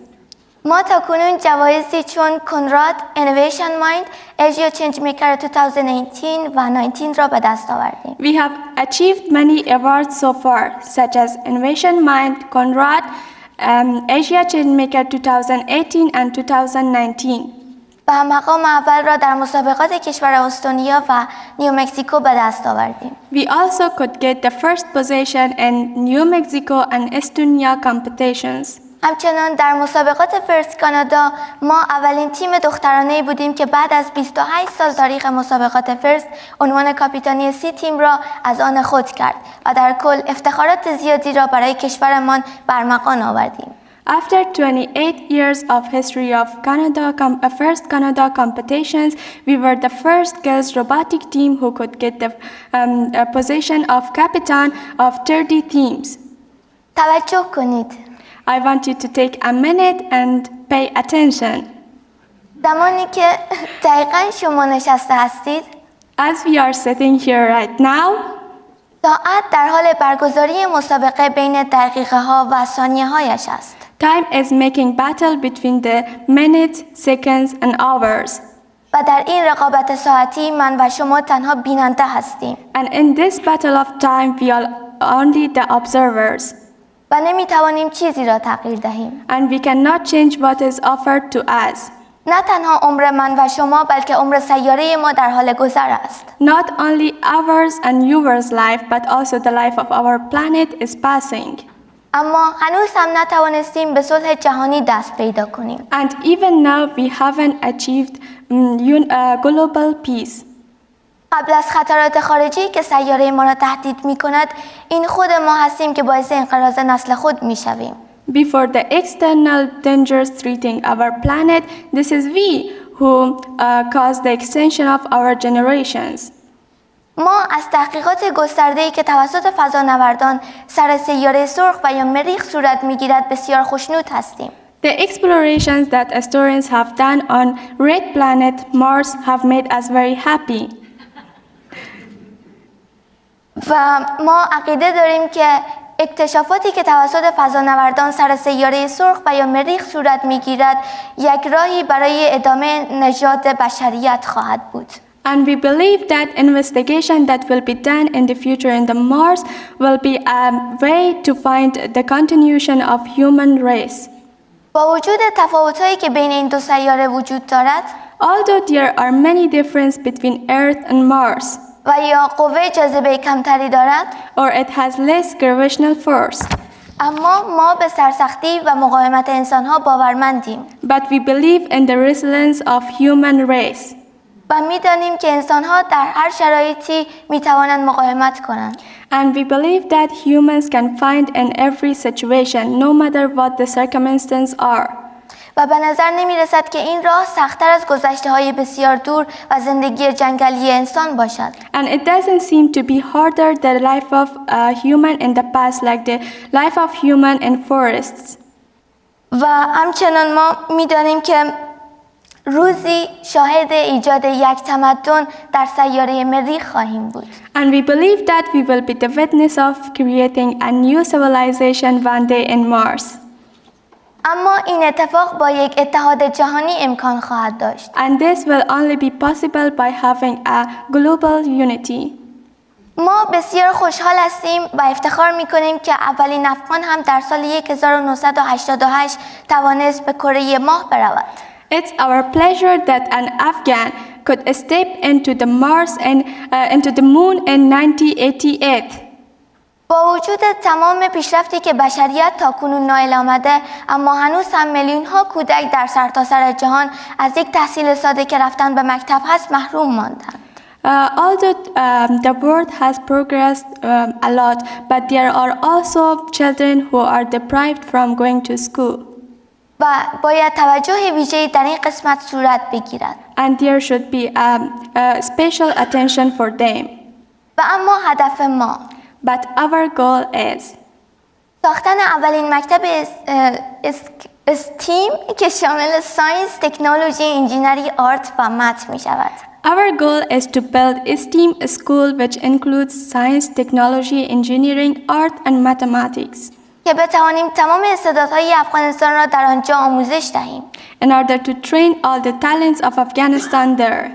و در آینده در افغانستان دانشمندانی چون استیفن هاوکینگ، نیکولا تسلا، آلبرت اینشتین را در افغانستان داشته باشیم. We want to have the next Nikola Tesla, Albert Einstein, and Stephen Hawking in Afghanistan.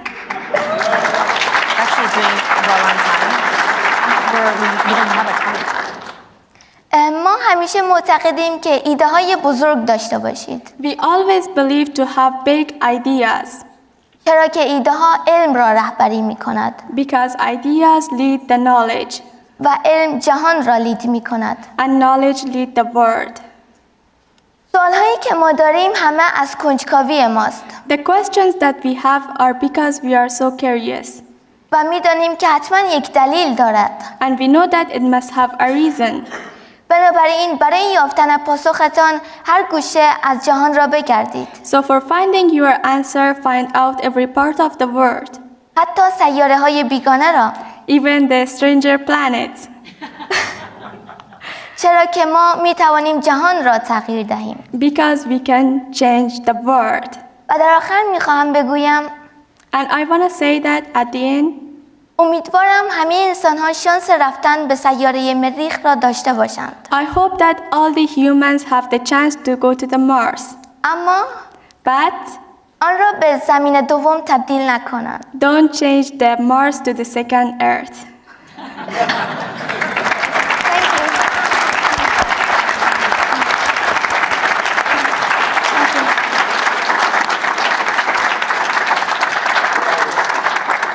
Thank you for the attention. Thank you.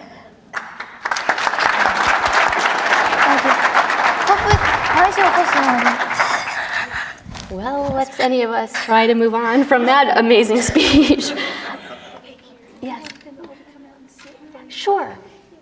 Girls, we all want to see you. Come have a sit.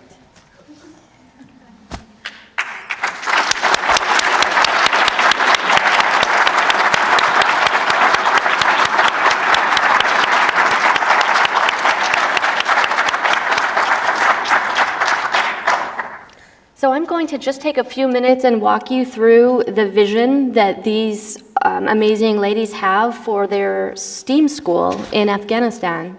We have a little presentation, and then we're going to have a discussion, a panel discussion with them about some of their robots, and then we will open it for questions from people. So these young ladies have a vision called the Dreamer Institute, which is their STEAM school.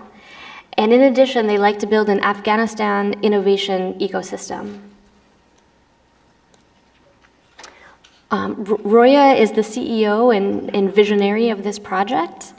The idea is that there will be a high technology school created and related innovation center for Afghan students that are age 14 to 17.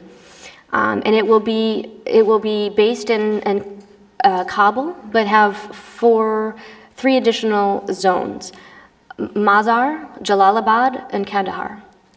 And the goal is to have 800 students at each, so that 4,000 young people will be driven by curiosity and learn these skills. The university the second phase of that is an evolution into a university. And per Roya, that will follow the MIT model, and it'll focus on blockchain, AI, robotics, and machine learning and aerospace. The background is that the lack of equal access to education in Afghanistan really slows down the development of the country and causes an increasing inequality. Also, the women in Afghanistan face danger and challenges when they're pursuing education and success. So they find that this is a good forward progress in that front. The executive team is Roya, myself, and a very talented attorney named Kimberly Motley. Fatima Kadarian is the ambassador for the school, and she would like to be a software engineer and to establish this STEM school in her country. A beautiful quote from Fatima is, "There are many girls who have intelligence and talent that no one knows about. and they need to be brought out. And she hopes to see people like develop an Einstein in her country. So they're proposing equal access to education and infrastructure to support that, and access to STEAM training.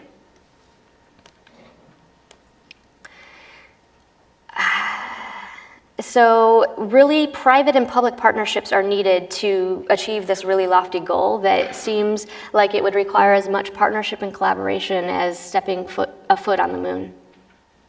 So the Institute is actually a public-private partnership with the government of Afghanistan to create the high school and the university.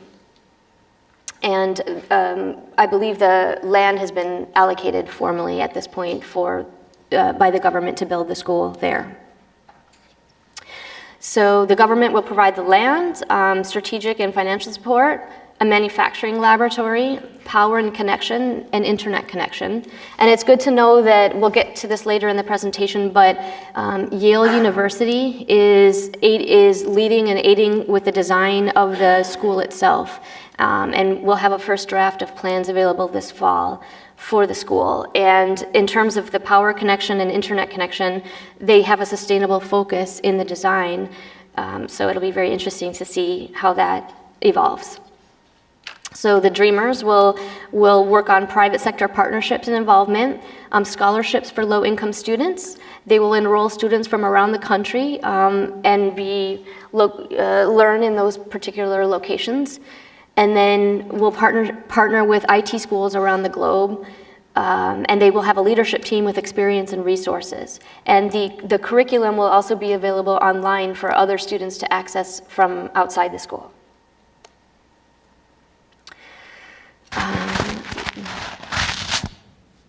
So I'll summarize this somewhat quickly here. There will be a variety of industries, and they'll definitely focus on communication, collaboration, critical thinking, and creativity.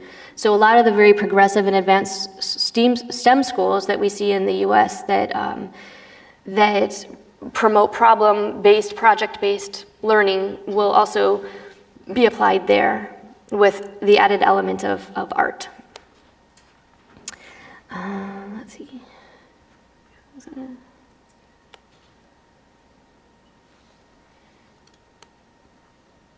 So this will act as a hub for young women from various parts of Afghanistan. It will provide them a real opportunity to get access to modern education and high-tech jobs. As referenced, the school will be designed by Yale University, and there's an initial concept for that is being refined over the fall. 6 acres of land has been donated by the government of Afghanistan, and it will actually be a formal part of Kabul University, which I believe that's the first time in history they've given this. Okay. So, as discussed, the first phase is the high school with 14 to 17-year-olds. You can see the map there. That's where the zones Kabul, Mazar, Jalalabad, and Kandahar are located. The Innovation Center will have an advanced manufacturing and an innovation center that will include 3D printing and CNC and those sorts of things. It will follow the MIT model as a continuation after high school. So they're hoping to target students very young and maintain the pipeline through university. In a country where 41.8% of the population is under 15 years of age, education, quality, equity, and access remain urgent national development concerns. So STEAM learning opportunities help to build a scientifically informed citizenry, creative, prosperous, and resilient population. There's more information we can provide about the online learning management system, so students will have access to the course. Let's see, I'll keep going through that. And there will be an associated mobile app that supports. I think I'm going to end the summary of the school there so that we can go into the Q&A. We are looking for let me look.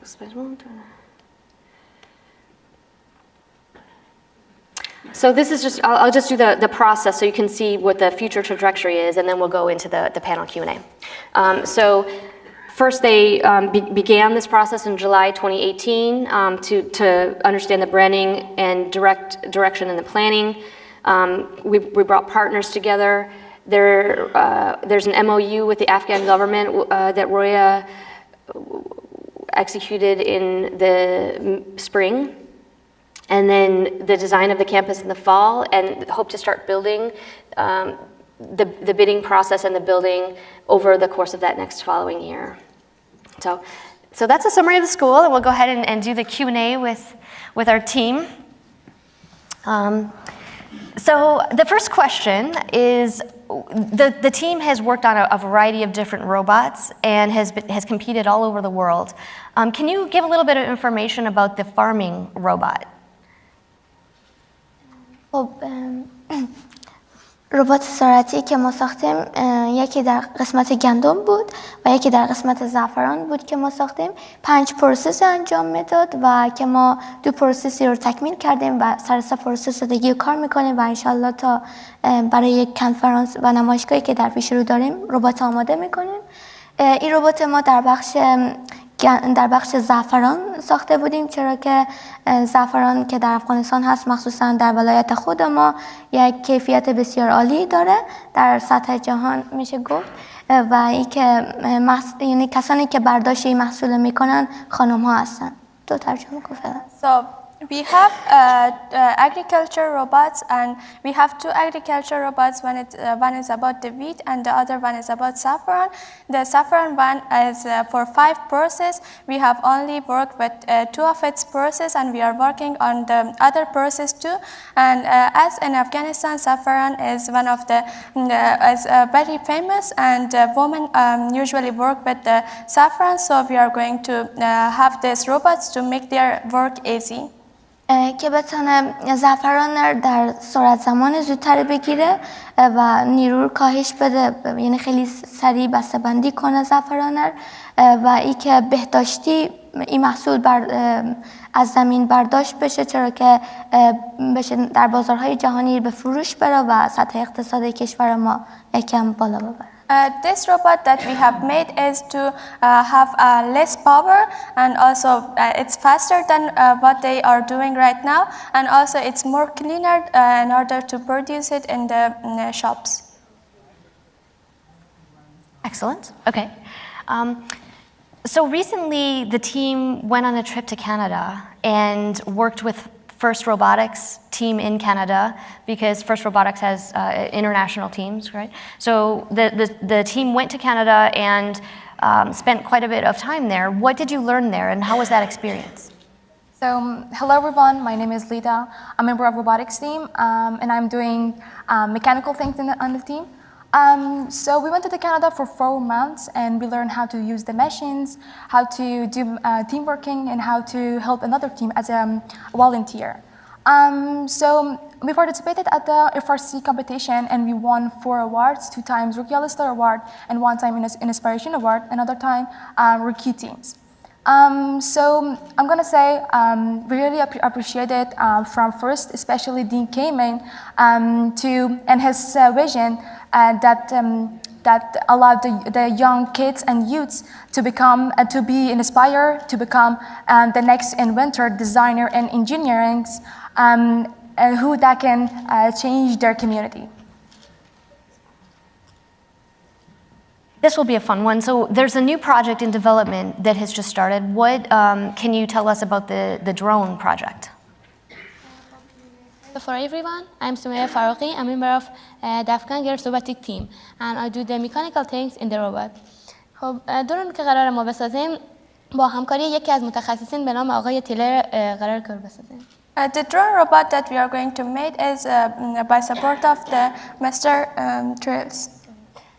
این درونی که ما میسازیم به خاطر اینه که امنیت و سکیوریتی افغانستان رو بالا ببریم. The drone as we are going to make is to increase the security of our country. به خاطر اینکه در اثر جنگ‌هایی که در افغانستان بوده و هست ماین‌های زیادی باقی مانده.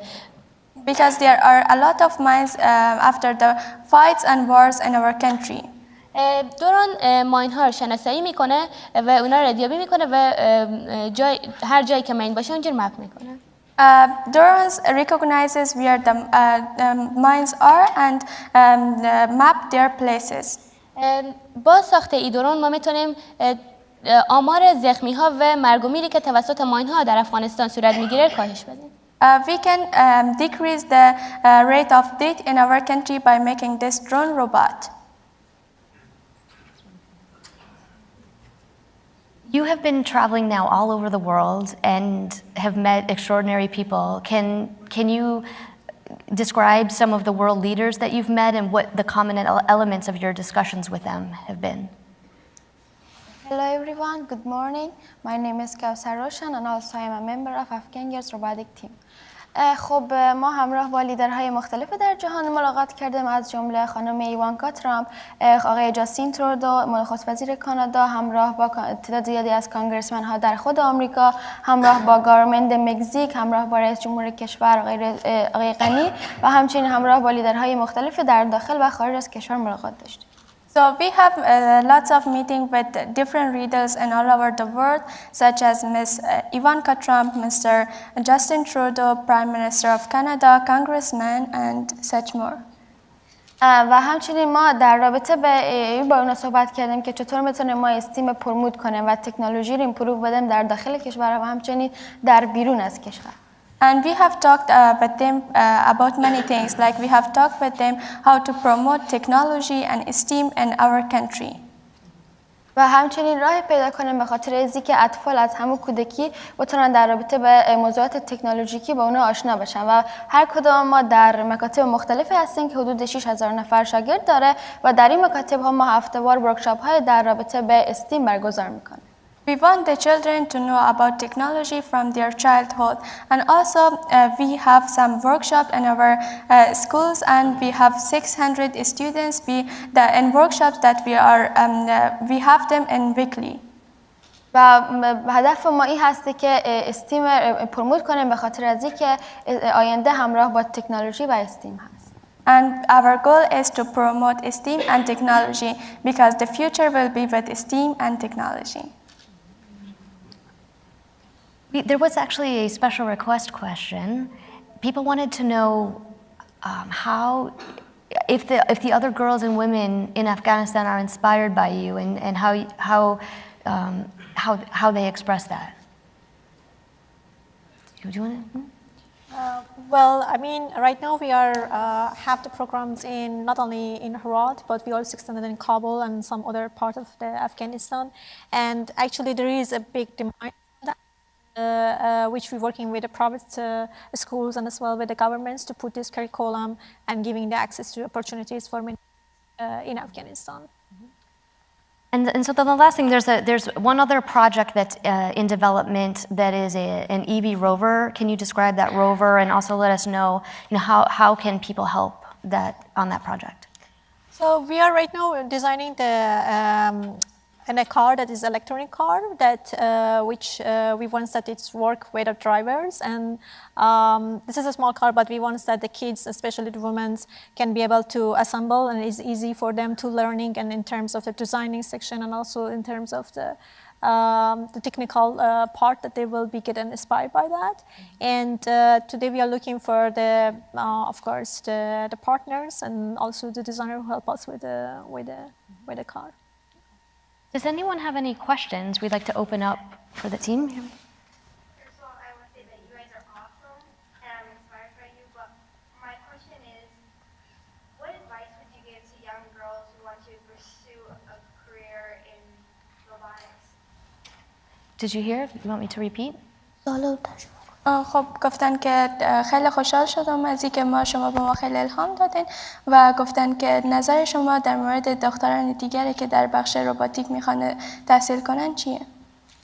خب باید بگیم که آینده در کل همون رقم که گفته شد از آن استیم و رشته‌های تکنولوژی هست و مخصوصا دختران امروز تعداد کمی از اونها وارد رشته‌های استیم هستن و ما باید بیشتر وارد این رشته‌ها بشیم و فیصدی از این بالا ببریم.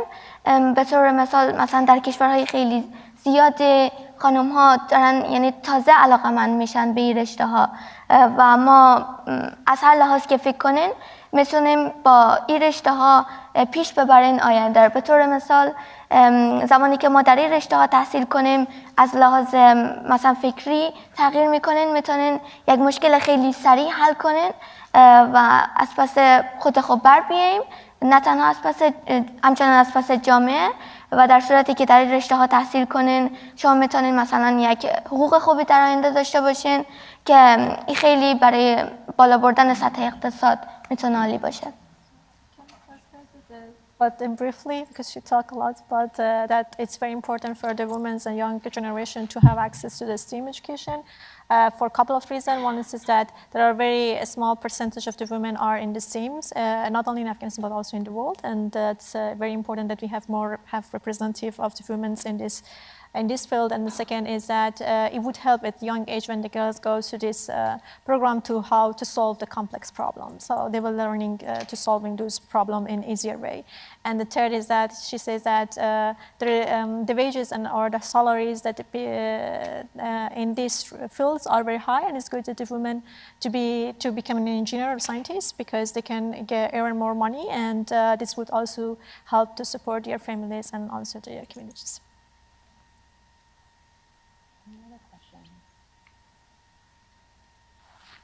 I see, yes? Hi, I'm Carol Stoker from NASA. This is one of the most impressive things I have ever seen in my life. And I just wanted to know, it seems like Afghanistan is an extremely dangerous country, especially for women and for women getting out in front of something like this. I'm just wondering if there is pushback, if there are threats to your safety. What kind of social reception have you gotten within your country for what you're doing? Thanks for your question. I have to mention after 2 decades we have incredible progress in Afghanistan, which the media is not covering yet. And we have improving the health sector, we empowering the women, increasing the democracy, and especially the men of the children today have access to the education, that 37% of them are the female. Yes, there are some challenges exist in Afghanistan. In some part of Afghanistan, still as the women, they don't have that much access that the women in the bigger cities has, which we needed to work on that. At the beginning there was some threats in our program, but as I mentioned, this robotic team was becoming as a symbol of the hope for the community, and they could change the perception of the men and women in Afghanistan that the woman can be an engineer, can be a scientist with the respect of the culture.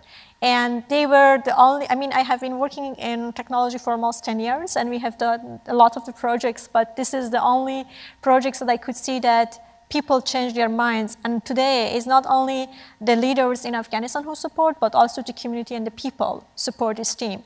Usually when you go to the social media, when a woman do some things, we receive a lot of the bad comments or negative comments. But for their page, most of the comment, almost 90% of the comment are supportive. And they like them and they want that they continue, and they also actually ask them that building these schools and helping also the boys to learn about the engineering and about the science. Echoing that, I think thank you guys for inspiring the next generation. And I just wanted to find out, where would you guys want to put your fingerprints? The moon, Mars? Are you lunatics, Martians? For me, Mars. Mars again? Yeah. Mars. Also Mars.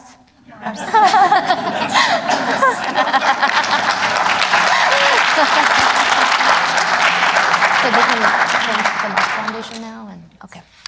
So we'll have a final comment from the team, but I just we'll wrap up here. But want to say thank you, and for me, it's been an absolute honor of a lifetime to interact with this team. So thank you.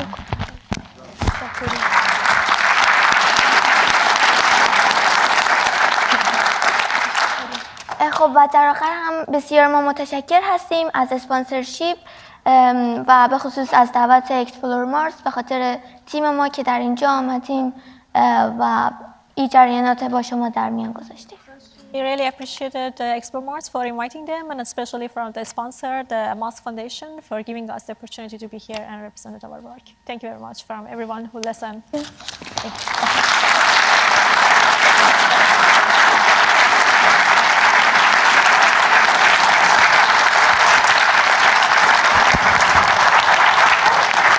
was like rambling.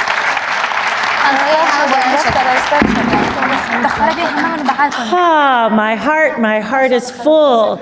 I think yesterday we saw Alexa Ernst probably be my successor sometime in the future for Explore Mars here in the U.S. Artemis, I believe Fatima may be your successor at Explore Mars Europe. The future is bright, you guys. The future is so very bright.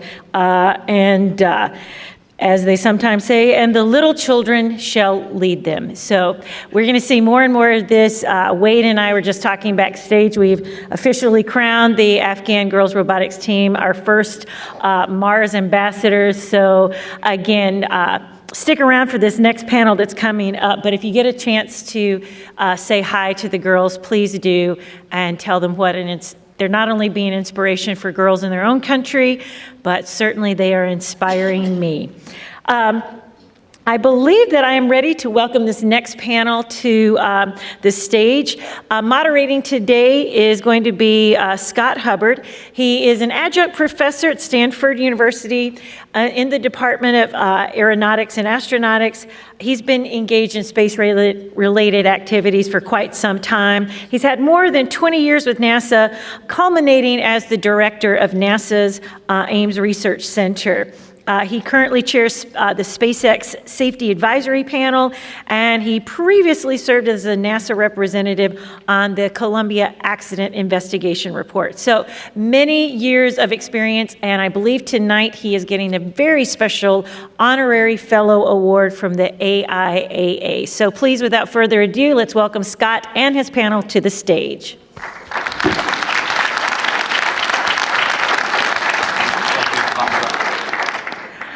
I think you're going to have to clap louder. How about that? Come on,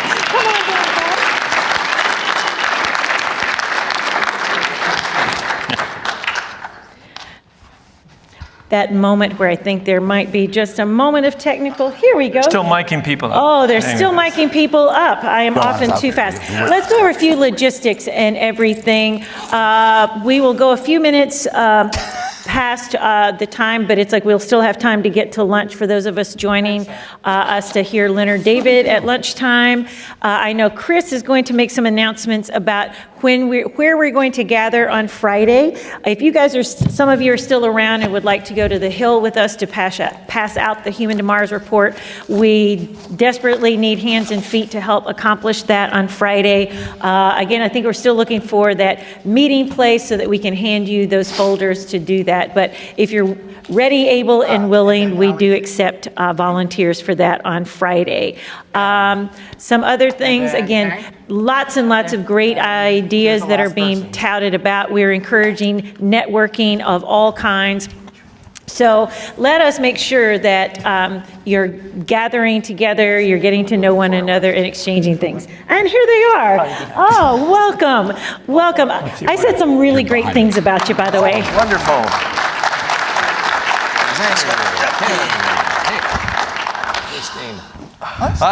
Well, let's see. It's still good morning. Good morning to you all. Delighted to be here. We're going to address a very important question this morning through noon and a little bit into the lunch hour, but I hope you find it worthwhile staying for. Because as you know, NASA has announced that this administration wants to return to the moon, but the directive that was written said very explicitly with international collaborators and commercial partners. So this segment here is going to address the issue of whether there is, how there would be a commercial enterprise at the moon, and could it maybe be extended, that model extended to Mars. So to evaluate this, we've got an excellent panel that is made up of experts in how the government approaches this, an individual that is looking at an international alliance, and someone representing one of the practitioners in the field, astrobotics. So to my left is Alex McDonald, who is now in the Office of the Administrator at NASA headquarters, not far from here. And then my friend and colleague, Ken Davidian, who is the Director of Research in the Office of Commercial Space Transportation at the FAA. And those are the people who issue the licenses if you want to launch a commercial payload.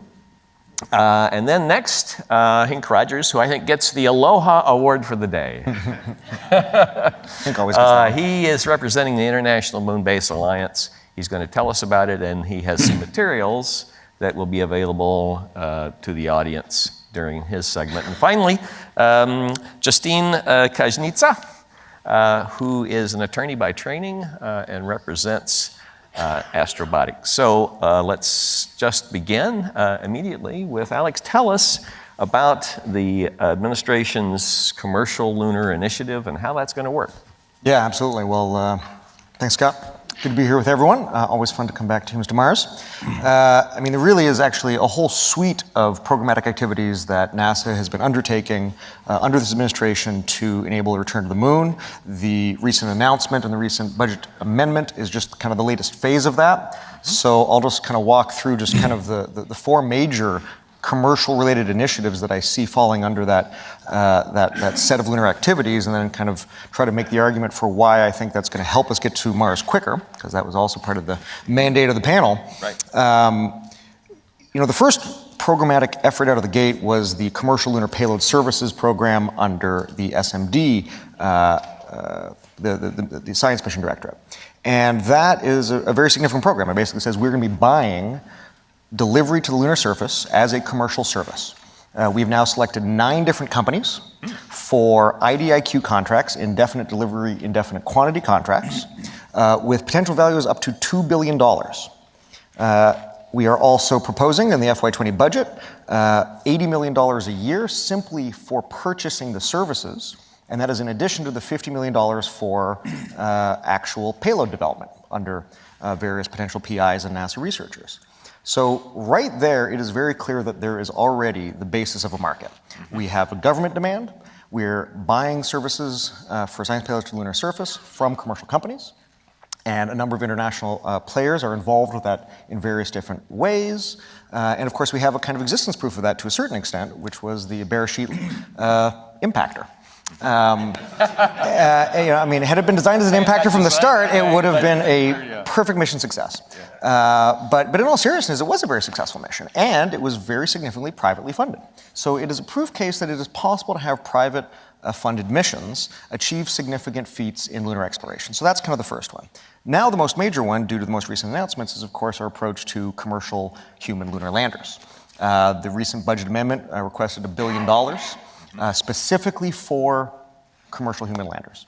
That is now the mainstay approach that we're going to take to get into lunar surface. Lots of trades on how that's going to be done and how many elements and various types of procurement mechanisms, but that is a huge commitment to procuring development, R&D, and potentially even services in a commercial manner for human landings.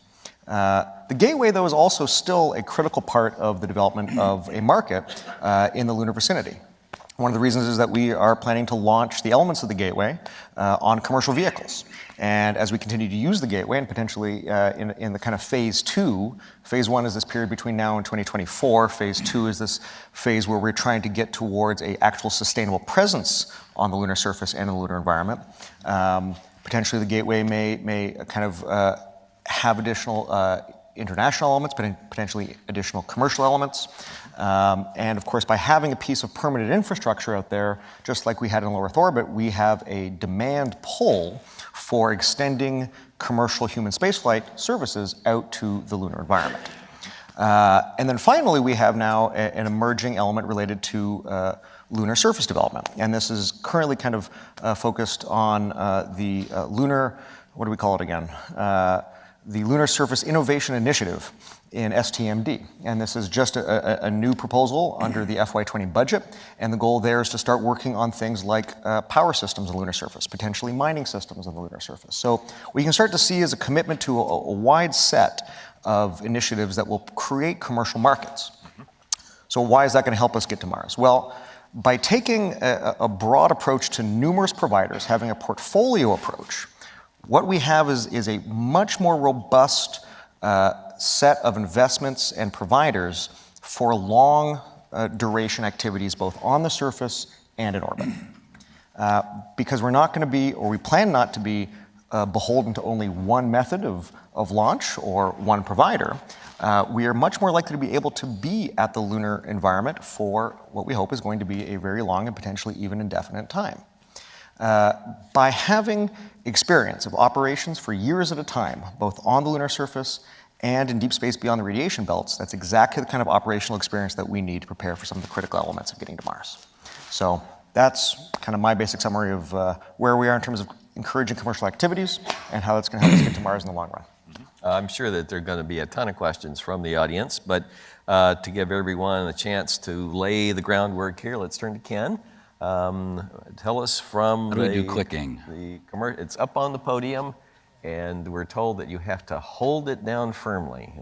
A mere click won't do it. Okay. Oh, and I've got a laser pointer. I don't know what to point at, though. Okay, so hi, everybody. My name's Ken. I work at the FAA Office of Commercial Space Transportation. I'm the director of research there. I've been running a 10-university consortium, research consortium called the Center of Excellence for Commercial Space Transportation for the last 9 years or so. Anyways, Scott asked me to be on the panel. He asked me 3 questions. What makes a market? How might this commercial space enterprise develop? And what are the necessary ingredients and pitfalls? So I just wanted to touch on those points. I'm going to probably show you things I not have before. If there's any social scientists in the room, I'm sure you'll have seen this. But the first thing we need to do, and press it long, you said, okay, is step 0 is level setting, almost literally. When you're talking about the social sciences, they commonly talk about embedded hierarchies. So you have the lowest level, which are the individual or the subunit levels, and these are referred to as intra-organizational. You've got the firm level, which is the organizational level, and then you've got the population, community, and field, and keeps going on up levels. These are intra-organizational. I gave examples there just for me. My name's Ken. I'm the individual. I worked, when I started my career, at the Space Propulsion Technology Division. That was a subunit of NASA Lewis, now Glenn Research Center. That's the firm. I was in the field, the population or the industry sector or segment or whatever of liquid rocket engines, which is part of a larger community of just rocket propulsion, because there's another population there of solid rocket motors, of course. And then this all fits within like the space industry. So you see how there's levels and embedded there. And where I'm talking today is at the inter-organizational level, at the community level and above. Other folks on the panel here are going to be talking at, maybe population level or firm level. So the work that NASA is doing is affecting maybe population or community level. So what does that look like? So what makes a market? So this is what you might normally see as a linear progression of industry tiers.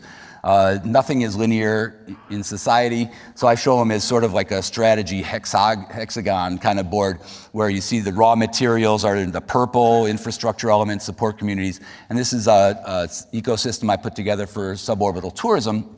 But you can see that there are developments in all of these areas that need to be developed for a given industry to thrive. And typically, whether you're talking about human suborbital or lunar commerce, that's going to kind of take place at the yellow and orange levels and down through the red, which is the retail services and the end-use markets. You're going to differentiate there. Everything upstream of that, raw materials, infrastructures, you're going to have a lot of commonalities from one market segment to the next. But developing all this and the relationships between these different segments is a major aspect of getting a successful business and making a successful industry. So the next thing I'm going to show you is probably the best model we have for how industries emerge, but it's going to be a little complicated. So there it is. So that is probably the best way industry that we have. There's a high level, a macro level, and I'm not using the technical terms, the quote-unquote technical terms for this, because people read too much into the actual words. So I'm giving definitions. At the macro level, you have slow changing trends, as well as exogenous shocks, things like wars and famines and political upheavals. That happens at the highest level in very slow time frames. In the middle level, you have influential contexts of market preferences, industry, science, policy, culture, and technology. And these are things that are happening all the time. And typically the innovations at that level are sort of more the incremental innovations and things that are changing at a moderately fast pace, but not super fast.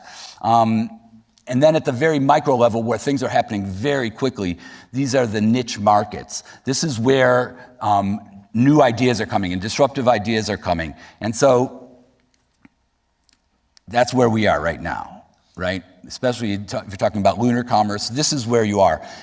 For all these types of innovations to like coalesce into a dominant design, that's where all those little arrows come together into one larger arrow. So we haven't even gotten to that stage. So we're very early on in the phase of industries emerging.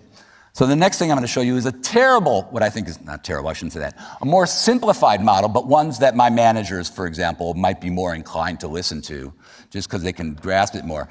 It breaks industry emergence into 3 different phases: concept, validation, and diffusion. But it still has a number of different dimensions: firm strategy, technology, investment, supply networks, production markets, and government, that need to evolve through these 3 phases. And according to this author, they need to evolve sort of in synchronous. They need to all go from this initial concept for whatever dimension you're talking about or element, and then they need to bridge this gap. So in the technology area, which we tend to talk about technologies, this author related it to TRL levels, which I think is one of the negative aspects of this model, but you can see how the TRL level will grow as the technology matures. And it's the same sort of thing. Investment, I know we talk about investment a lot, so it goes from a bootstrapping to a seed funding sort of state, but you've got to bridge this risk-reward gap in the process. So what this model is good at showing is that there are specific hurdles that an industry needs to overcome.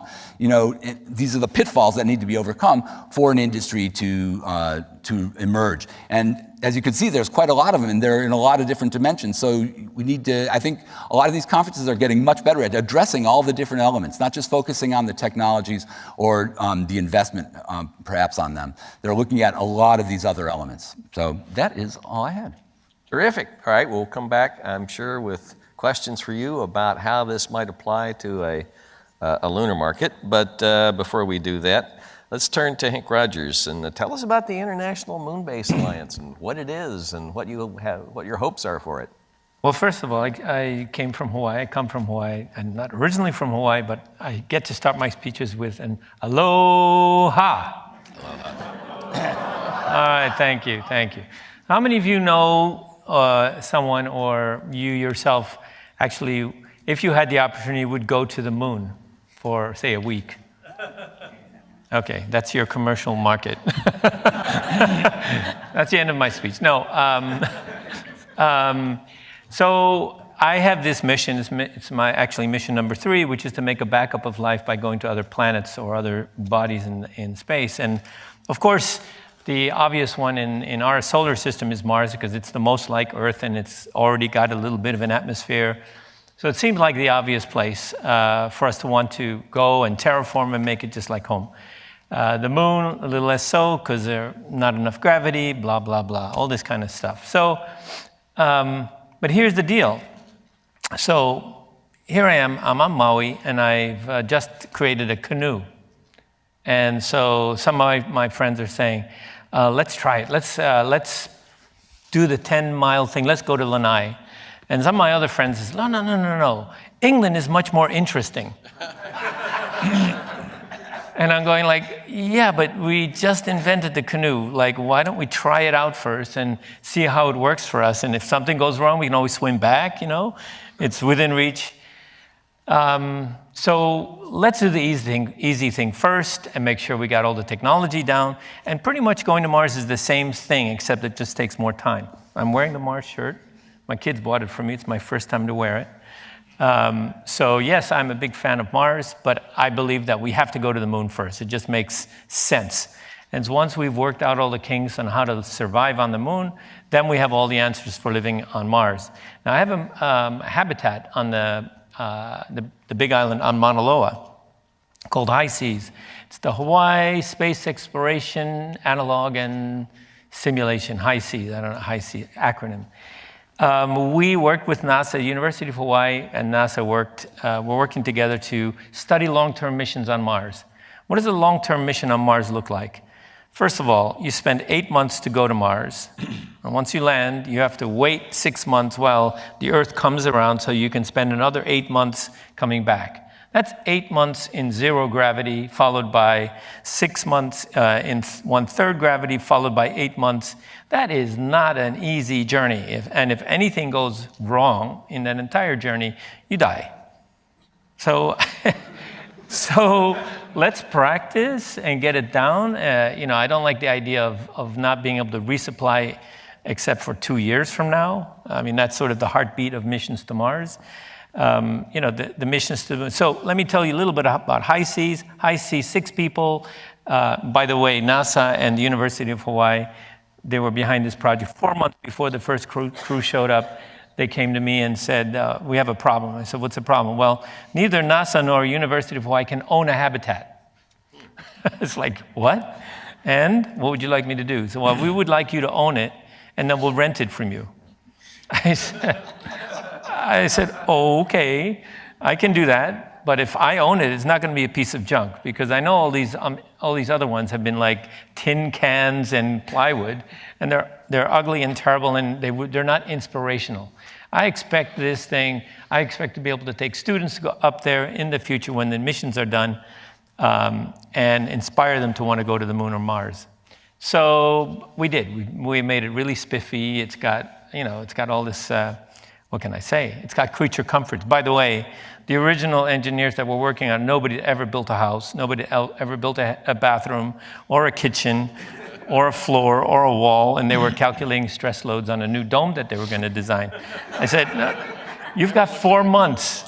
You've got 4 months. So we bought a dome from a company that makes domes for a living, said we want a door here and a window over there, and we hired a bunch of guys who make houses for a living to make the inside of the dome. The paint was drying, but we were done in 4 months. We did 5 missions in the space of 5 years, 4 months, 8 months, 12 months, and 8 months. And what a mission means is 6 people go into the habitat, into the 1,200 square foot, and we fought NASA, got an extra 200 square foot so that we could have walk-in bedrooms instead of crawl-in bedrooms. So we thought that was very necessary for people to survive for a long time, is to be able to change their clothes standing up. If they go outside, they wear a spacesuit, it was just meant to take the time to put them on and take them off and be a hassle when you walk around. So they were actually glorified hazmat suits. So that's all the EVAs were like that. And if they communicate with the outside world, that was a 40-minute delay each way. 20 minutes each way. So 40-minute round trip for you to talk to your wife or anybody back on Earth. The missions were successful. We learned a lot. We learned about crew selection, who to select and who not to select. I think we learned more about who not to select than who to select.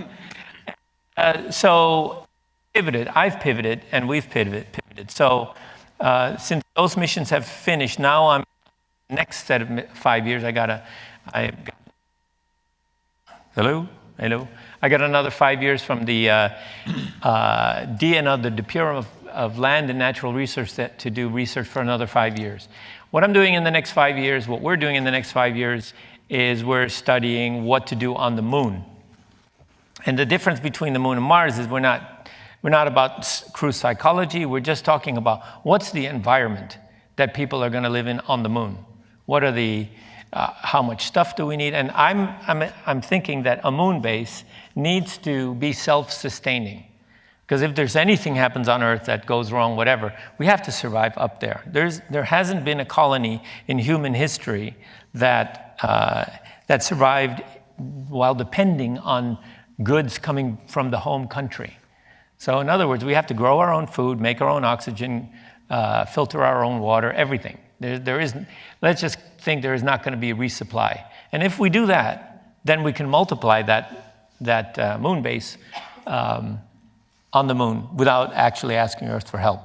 So here's my big take on the whole deal. The big take is you got all these billionaires building airplanes, and you go like this, and there's nobody building airports. What is wrong with this picture? Somebody's got to be building airports. I mean, somebody's got to be building spaceports. Somebody's got to be thinking about where we're going to go and what's going to happen once we land there. Rocket on the moon, the ejecta from that landing goes ballistic, and there is no atmosphere to slow it down. So if you've got an antenna or anything near that landing spot, it will be destroyed unless you bury it. Well, it'll be destroyed. So we really have to improve the surface and get a landing strip that doesn't have any moon dust on it, and clear it and harden it, and have a place for rockets to land and take off multiple times. So that's the runway side of it. Then you need to have infrastructure. You need to have the living quarters. You need to have hotels, the quote-unquote hotels. You need to have workspace. You need to have a place where you're going to grow food. You need to do all of that stuff. And we're not going to do it by bringing stuff from Earth. Because right now it costs $1 million a kilo to send something to the moon. Maybe down. This is going up and down. I can hear it. And maybe it'll be $100,000 a kilo. But even at $100,000 a kilo, you're still not sending up concrete. We've been working on what's the replacement using ISRU, in situ resource utilization, to replace concrete. And we think we're there. We can sinter the moon dust or the moon rock, which is called regolith. By the way, the moon and Mars is very similar in this. They're pretty much made out of the same material. And by the way, Hawaii is made out of the same material. What's going on? So the Earth has something called plate tectonics. And when plate tectonics happen, what it does is it takes the surface rock, the oceanic crust, subducts it, and melts it and sends the lighter elements to the surface. These are called continents today. The continents is where we live, and that's where we get most of our minerals, and that's what we see when we look at the Rocky Mountains. The moon and Mars do not have any continental rock because they never had any plate tectonics. So it's all oceanic rock. Therefore, a place to test building a moon base is a place where you have oceanic rock. Well, that limits the places where you can do this to places like Iceland, the Galapagos, and Hawaii, which are made out of oceanic rock. So if you want to stay in the US, Hawaii is the perfect place to do this research. I'm working on getting a bunch of acreage out of the military on the Big Island. I want to build a campus. The campus is going to be the home of the International Moon Base Alliance. The Alliance is a group of space agencies, space companies, and space institutions. So every space agency in the world is invited. SpaceX, Blue Origin, ULA, all of their friends or competitors are invited. And then the universities, MIT, ASU, USC, whoever is doing space research, they're also invited. We should all work in one place to figure out how to build a moon base, how to build an airlock. Let's standardize the airlock. Let's make sure that we're all using metric.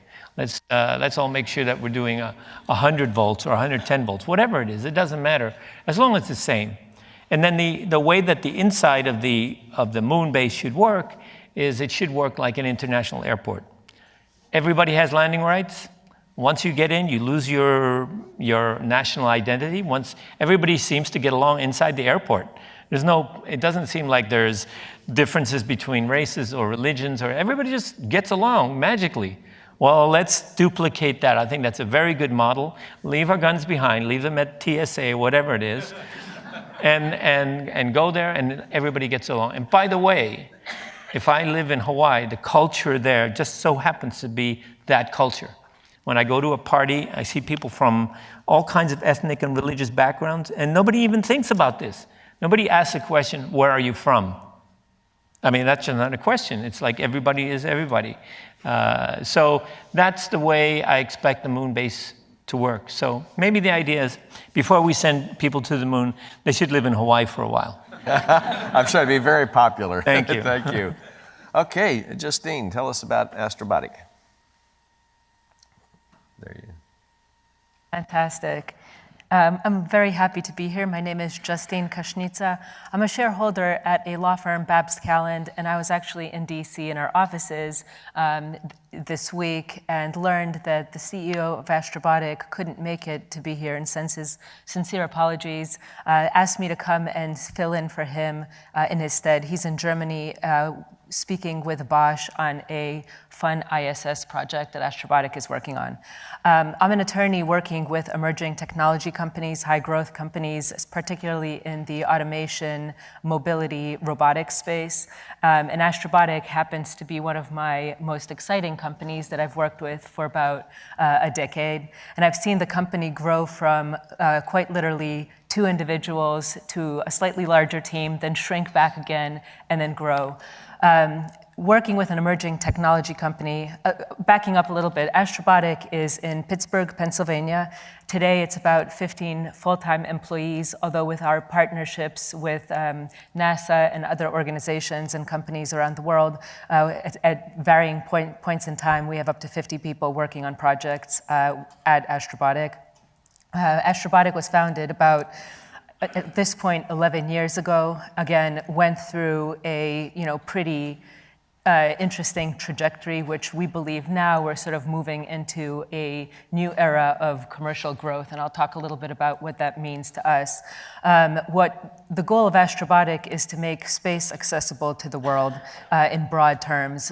We are a number, and when I say we, I'll talk about Astrobotic as though I'm representing the company, not as an attorney for the company. But we are working on space technology, robotic technology, automation in space, to really make and create a lunar delivery service to the moon initially, and then to provide planetary access beyond the moon. How this was born was really an idea that came out of Carnegie Mellon University in Pittsburgh and a strong team that galvanized around it. Oftentimes, the company has been asked, well, why the moon? Why are we thinking about space? And so whenever we're thinking about a commercial market, and I think Ken's chart actually really captured it well, a whole bunch of ingredients have to come together at the right time. It is absolutely all about timing. It is a question of having resources and investment. It is a question of having political will and an administration that really puts its backing behind enabling and growing commercialization activities and making it possible for companies like ours to grow and develop. It really is about all these ingredients coming together, but we need to look at it with a larger vision of the strategy and the possibility that places like the moon and Mars offer to these commercial companies. So we look at the moon as a potential fuel depot, a place for mining. We heard about the in-situ resource utilization plans for not our company, but other companies like ours. Manufacturing opportunities. With the growth of technology in things like additive manufacturing and others, the world is open to us for exploring and creating innovations off Earth, for creating and developing new manufacturing techniques. Of course, exploration and research, and when we're creating a commercial market in any place, it always begins with strong exploration and research partnerships and opportunities, with the idea that in the future, we actually can attain that goal of living off Earth and living off the land, not bringing everything with us, as Hank talked about, but really generating and using and creating a sustainable life presence off Earth, so that the end goal is that we think of ourselves not as solely bound to Earth, but really as a multi-planetary species. And I think everyone who comes to a conference like this has that in their mind, that yes, while the moon is our closest neighbor and absolutely the testing ground for where we do technology testing, where we figure out the nuts and bolts of this kind of off-Earth life, the end goal is that we really learn how to be a multi-planetary species. At Astrobotic, we are very, very fortunate, even though we're a very small company, early stage, high growth. The reason we're able to have the kind of technical credibility that we have is because of our world-class partners. And here's where that international collaboration is critical. First off, we wouldn't be anywhere without our partners at NASA. For the last decade, we've worked on a number of preliminary sort of grants and programs with NASA to pave the ground and pave the way for us to develop this commercial marketplace. We have a very strong partnership with Airbus that does our hardware and systems engineering. Most recently, they're developing the legs of the Peregrine lander, which is the lander that you see on the screen. And that will be our flagship initial lander to do our first initial maiden mission to the moon. Dynetics is our propulsion partner. DHL provides transportation logistics. United Launch Alliance is our strong partner that is going to provide our launch services. When we talk about a commercial market being ripe, Astrobotic has really cracked the nut, I think, on building up a pipeline of potential sales. Well, we're very excited to announce that we have 11 deals signed towards Mission 1, the first mission, as of today, but we have about 100 potential customers in our pipeline. Customers fall into different buckets. I would say one of our strong buckets is space agencies around the globe. We also work with commercial partners that are in their own right developing the technologies and resource work that will be done once you land on the moon. So for example, Atlas Space is a great partner of ours that's developing laser communications that can make space communications much quicker. A lot of opportunity when we finally get to Mars. We also have a number of marketing organizations and companies from around the globe that see, this off-Earth narrative as such an exciting narrative for mankind and have developed very interesting programs for their people. A lot about space is about community engagement, and so I'll just mention one of them. Astroscale in Japan. Essentially, they've built a titanium soda can that represents an Asian soft drink that's very popular called Pocari Sweat. And so Pocari Sweat was one of the funding partners on this, and what they did was they went to the children of Southeast Asia and Asia and essentially gathered dreams. And those dreams of the children are written on this titanium band that will be flying with the Coke can. So yes, while we're now littering the moon with Coke cans or Pocari Sweat cans, the idea is that children who have their dream on the moon will receive a key that can unlock that can someday in the future when they too can visit.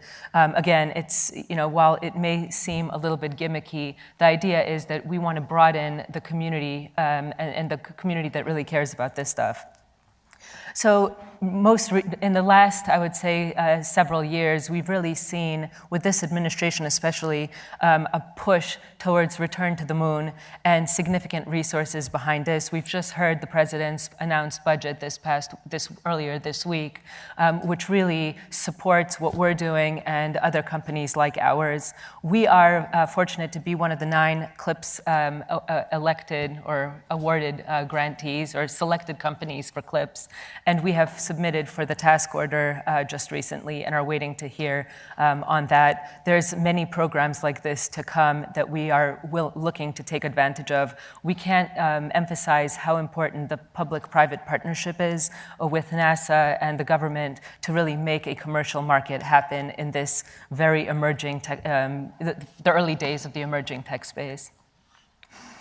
So just very briefly, Peregrine's our first lander. We're using that as a general technical model for a larger scale lander to follow that can bring rovers, which, right now we're looking at small cube rovers to do initial exploration research work on the moon. But over time, we're really keying in on exploring the South Pole and the poles of the moon for ice exploration and utilization. And Polaris is the larger concept rover for that. project. So I wanted to end by saying, we view ourselves as really an American company that's democratizing space for the world. We are offering a low-cost service to fly whatever needs to do exploration, research, utilization on the moon for countries and individuals from all around the globe.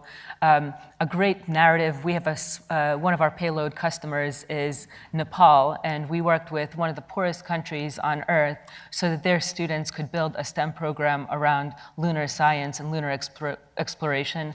The commercial market allows that to happen at a cost that's reasonable for even Nepal to have its moon moment. And so that is why, that's really the reason for being for our country, for the company and for Astrobotic.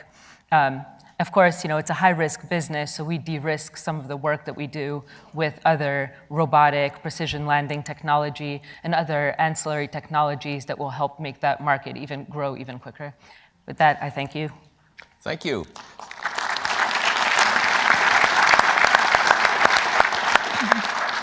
We've got 6 minutes according to the clock at the front here, so let's go to the questions from the audience. Try to keep them short and to the point. Let's begin right here. Yeah, hi. My name is Svetlana Rykhova-Tibets. I participated in the Mars project. We made CD, and it is on Mars now for interplanetary communication. Now I'm the second day at the conference. I have a question. What constitution will be on Moon and Mars? Constitution. As in political constitution. No, but listen, because it is like international project, and what currency will dominate there, what language, and so on. Yeah. I mean, I'll take a quick crack before, because I want to contextualize what Hank's going to say, because I know what Hank's going to say. What's so interesting about now is that because we're looking at a moment where people are going to have transportation capabilities, a lot of different groups, like Hank's group, are looking at trying to set up their social communities. I know at least 2 other groups, along with Hank's group, that are kind of looking at that, who have significant backing potentially. Whether it's significant enough to achieve the objective is an open question, but it's non-trivial. And so I think what's so interesting is that we're in this moment where we're going to have the opportunity to experiment with these things. I don't think there's going to be one constitution on any planetary body other than Earth, just like there isn't one constitution for the Earth. There is going to be a multiplicity of it, and there's going to be experimentation. And in fact, that's exactly what we should be striving for. Hank. We can sit here and think about what's going to happen on the moon before it actually happens, and we're going to be wrong. We can make a constitution, and they're going to be up there thinking, what the hell were those guys thinking? So I see a lot of people talking about space law and so on and so forth, but people are going to do what they're going to do on the moon, so I say let them decide about their own constitution. As the lawyer on the panel, that's right. Get legal advice. Counselor. I want to make sure we understand that even today, we are governed by the Outer Space Treaty, which many of the nations across the globe are signatories to, which do carve out the principles and the guiding parameters of how we as nations interact off Earth. And so that will be our guiding principle, and short of getting amendments to the Outer Space Treaty, we're going to be bound by that. So we already have a framework, but that framework does allow for significant flexibility and creativity for individuals and organizations and nations to really... I want to get a few more questions in, but you're absolutely right. The Outer Space Treaty of 1967 has been signed by all the spacefaring and wannabe spacefaring nations, I think, except North Korea and Iran, maybe. Another question, sir. Yes, good afternoon. This is Edmund Mashi from EMAC. My question is, who should we contact? Because EMAC is building a new brand computer, which will be connected in multiple countries, multiple systems, which is called hybrid network computer. Who should we contact to contact for grants or something? Yeah, EMAC is building a new computer, which will be on the hybrid network. So maybe you guys might need it in the space. Did anybody understand that? Let me see if I understood your question. Who should you contact? You're in the process of designing a new computer. Who should you contact? Yes. I don't know. Companies, the people who buy. Him. Well, I'll tell you, quick answer is, people who are buying computers for these things are the companies, right? Computers are components for these larger systems, and for NASA, I would look at the SBIR annual catalog. Small Business Innovative Research. Yep, that's the NASA place. Yep. Okay. Another question, Clive, I think. Sir. Yeah, Clive Neal, Notre Dame. Great panel, great vision. Ken, your charts probably need some work, but I couldn't understand it, but geologist. So. Sorry. Question is, we've started this journey to go to the moon, and we're doing it very differently this time, which gives me a lot of hope that it might actually work. So how do we develop these markets? We've got the CLIPS program. What's next after that? It seems to me that the best way to, if I can use the phrase from Paul Spudis, to bring the moon into our economic sphere of influence is human permanence on the moon. That would then drive the commercial side and then allow NASA to spend money to go to Mars and then bring Mars into our economic sphere of influence as well. What's the progression, if you like, of this very exciting emerging market? So what I'm going to do is make that the last question, because they're almost out of time, and give each panelist in turn a chance to address that, which is really the fundamental issue of the panel. Yep, great. Go ahead. So a couple things. I mean, let's give these programs time to play out, for one thing, right? I mean, we all want to get on to the moon and Mars literally yesterday. But these things are going to take a long period of time to translate, right? I mean, my favorite science fiction author is probably Olaf Stapledon, because he talked about these processes playing out over thousands of years. And maybe that's just because I work in the government, but I do think that a little bit of patience is helpful, as is expectations management. CLIPS is an incredible experiment. NASA's never run an experiment like this in planetary science, and I think it's a really important one, and I'm really excited to see what happens. I think for humans, the example of the International Space Station is very instructive, right? By having infrastructure and humans that are there, we have had reasons to continue to innovate within our supply chain to create new launch capabilities that are beginning to reduce the cost of access. I think that general model is what we're going to need, both in lunar orbit and on the lunar surface. By having humans in both places, on either a permanent basis or an irregular basis, however it is, we're going to have supply chains. And as a result, we can innovate within those supply chains over years and decades. So I think that's going to be really key. There is a proviso, though, which is that currently we are still awaiting our first paying space tourist since the last one, which I think was in around 2008 or 2009 for low Earth orbit. We have had a couple of people mention their intent to fly around the moon. Harry McPike, in fact, just settled his lawsuit outside of arbitration with Space Adventures. So we know that there is a demand for it, as Hank identified. The question is at what cost? That was actually the central note of Jeff Bezos' presentation last week, which is that there's a lot of things that we want to do, but how much, what does it cost to go do it? So I think we need to have patience, but we need to focus on those pieces of anchor demand that humans can kind of uniquely present that we've seen in LEO and extend that both to lunar orbit and the lunar surface. Ken, take a minute and tell us. I'll take a minute. I really appreciate Alex's comments because things aren't 10 to 20 years away, they're 10 to 20 decades away, right? So when you start putting them in that context, that we've got to do what we can do, we've got to be looking at not only at the science and the technology and the business model kind of activities, we've got to do a lot of market creation. Yeah, there's a bunch of tech geeks here who want to go to Moon and Mars, but we're not the majority. Most people aren't really interested in that. And so you've got to create that market. It's just not going to be so cool that everybody wants to do it.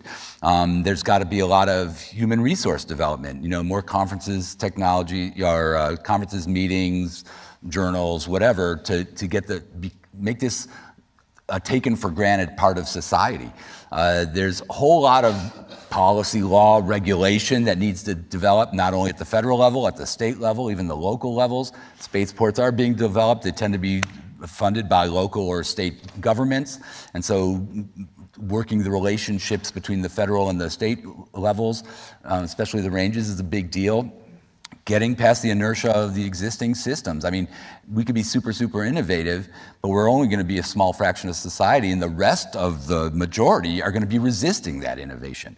So getting past that. So it's a social issue. It's not a technological issue, and it's not even a financial issue, right?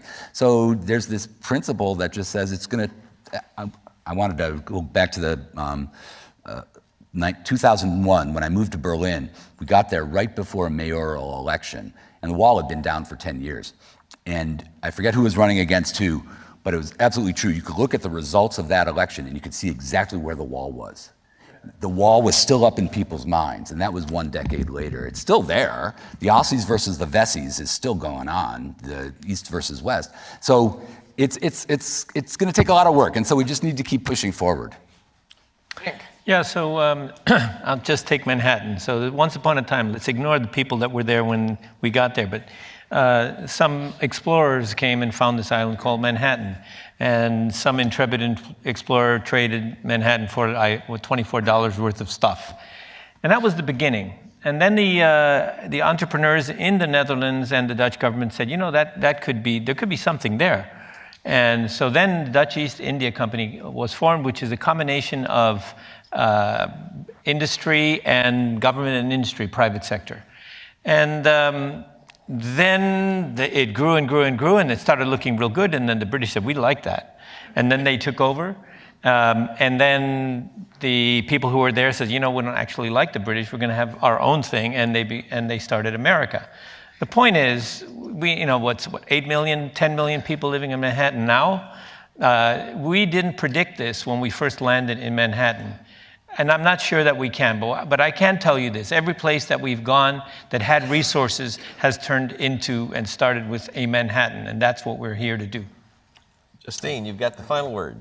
3 points. First, regulatory certainty, and I think some of that was mentioned. We absolutely need to have clear pathways for international collaboration, export controls as it relates to space, understanding how our payloads get processed and approved and accepted, making sure that flows within the proper authorities of the various functions of government. Without that, in an uncertain regulatory environment, investors get cold feet, companies worry, and it spirals downwards. Secondarily, it's political will, sustained political will. The challenge with our system of government is that we fluctuate, in parties and fluctuate leadership and administrations.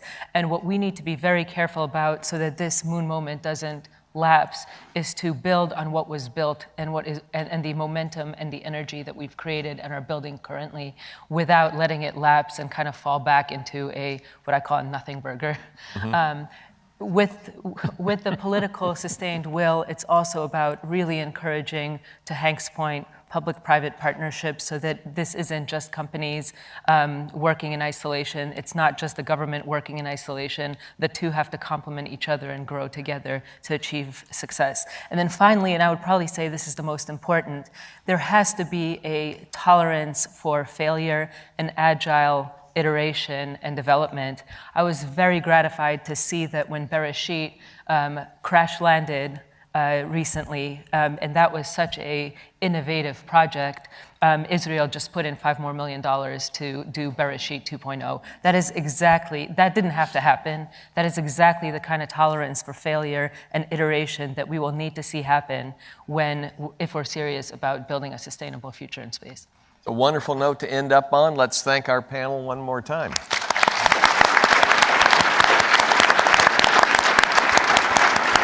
And don't Thank you, forget, Scott. Great panel. And just for those of you who have registered for lunch today, the lunch is in the West Courtyard, which if you go down to the Great Hall and turn right, you'll see it on your left. You won't miss it. For those of you who haven't registered for tonight's reception, we still have a few spaces left, so at the Cosmos Club, please register. And for anybody who's looking to help distribute the Humans to Mars report to the Hill, we're going to meet in the lobby tomorrow to kind of talk about a game plan. So anybody who wants to help out with that, tomorrow during break, the first break, we'll be meeting in the lobby. Thank you. It's lunchtime at the second day of the Humans to Mars Summit, coming to you from Washington, D.C., the National Academy of Sciences.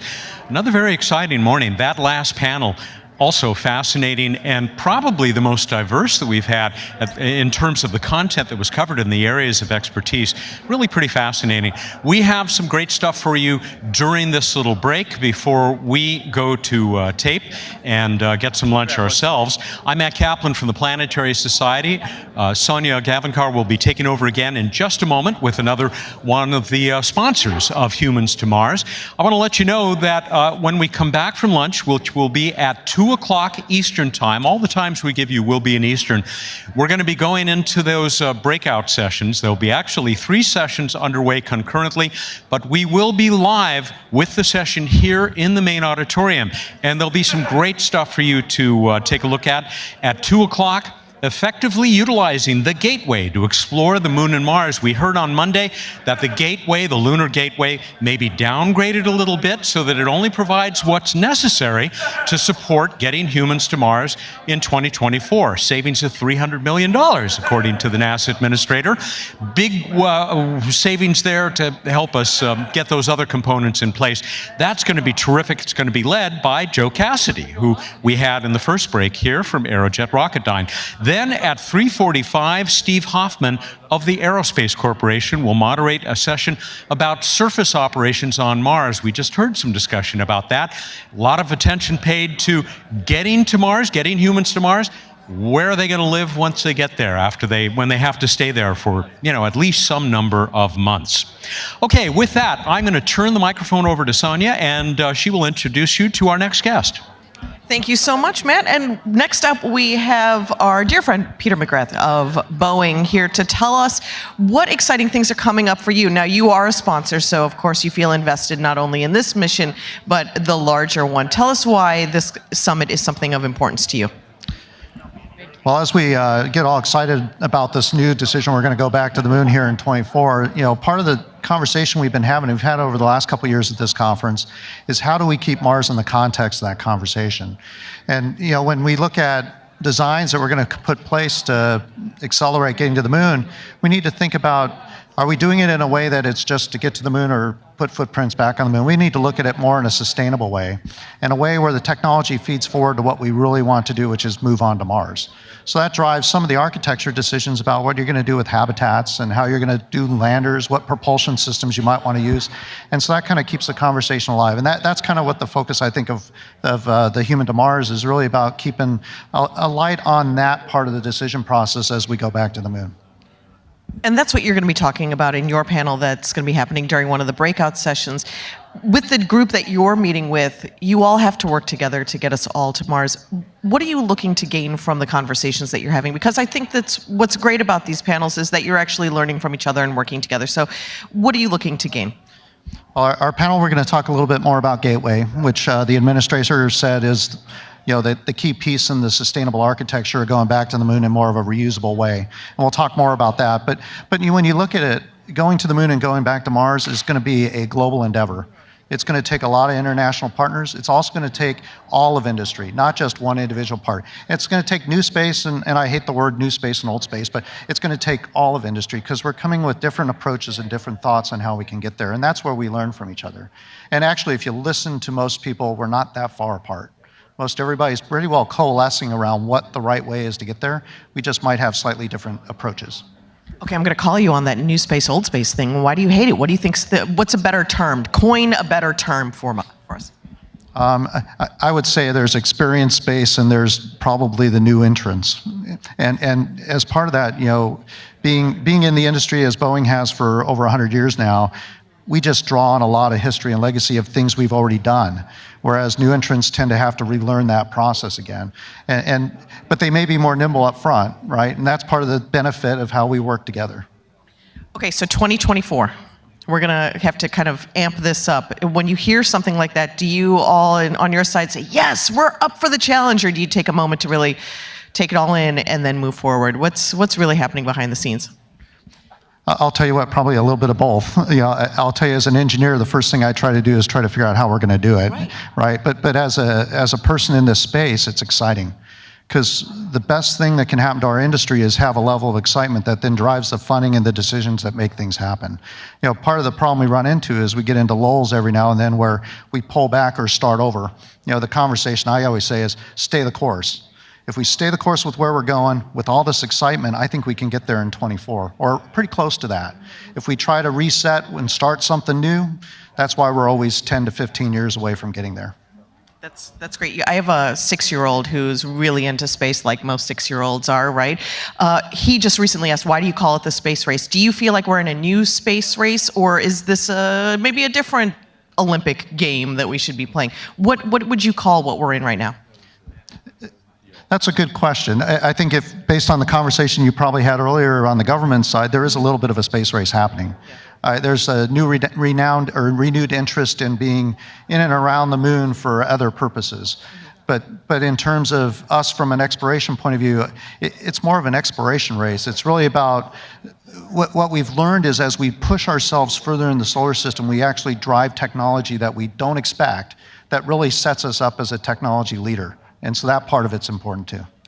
Thank you so much, Peter, and thank you to Boeing for helping bring this conversation to the forefront, for being part of this conversation on the live stream. Matt is going to come back. He's brought some friends, specifically Scott, I believe, off of the stage to tell us what the aftermath of those conversations are. Thank you so much for joining us, Matt. You have our next guest for us.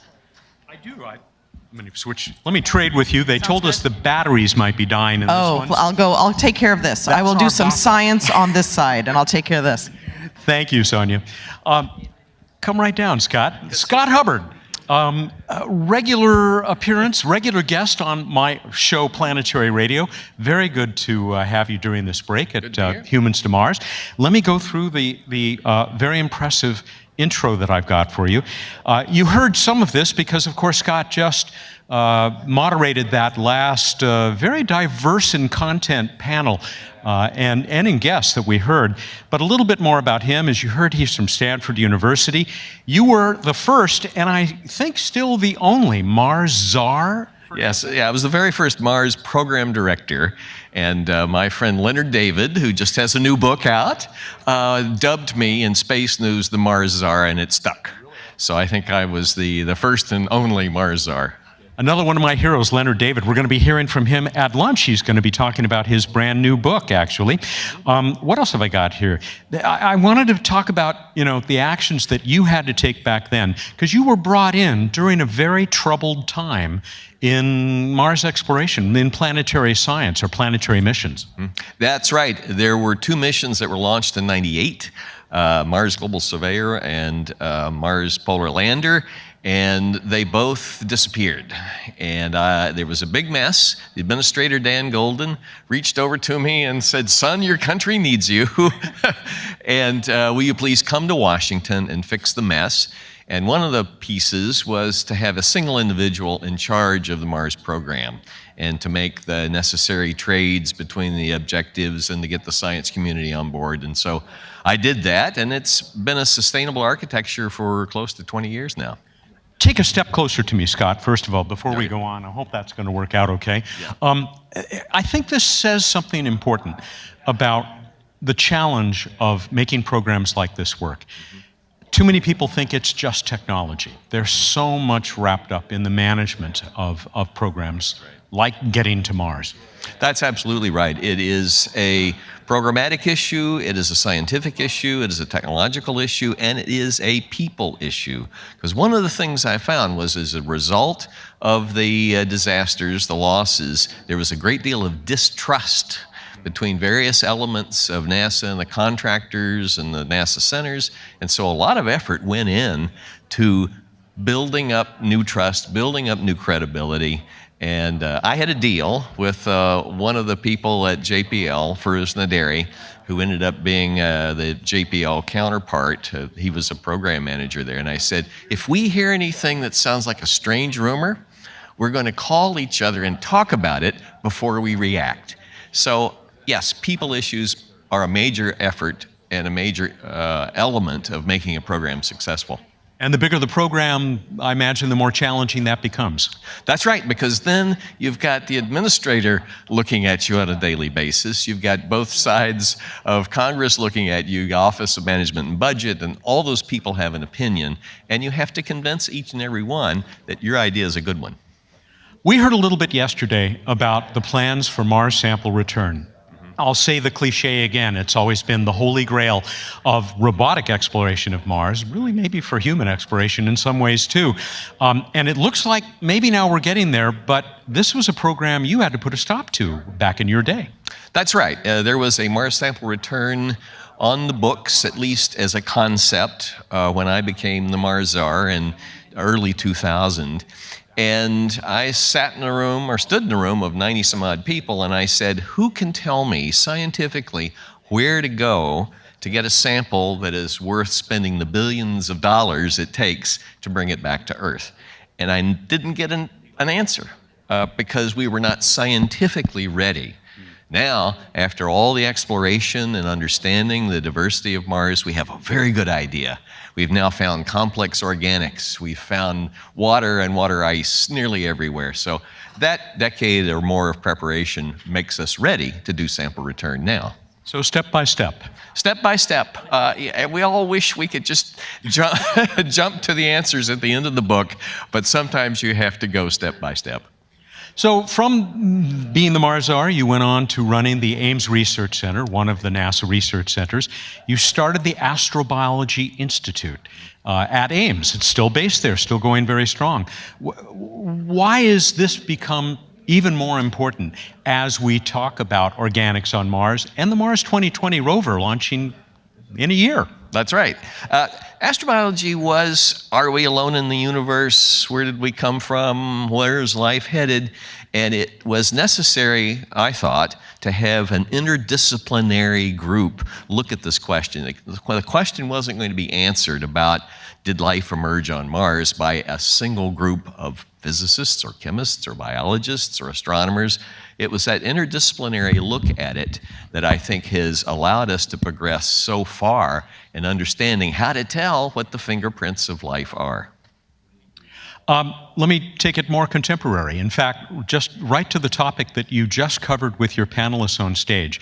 And the diversity of those panelists in their areas of expertise, their disciplines, their businesses, seems to say something about where we are in the commercial potential for space exploration and space development, which probably is a pretty recent development. I think it is. It certainly has become much more visible. NASA made an enormous leap in establishing the commercial cargo and the commercial crew programs.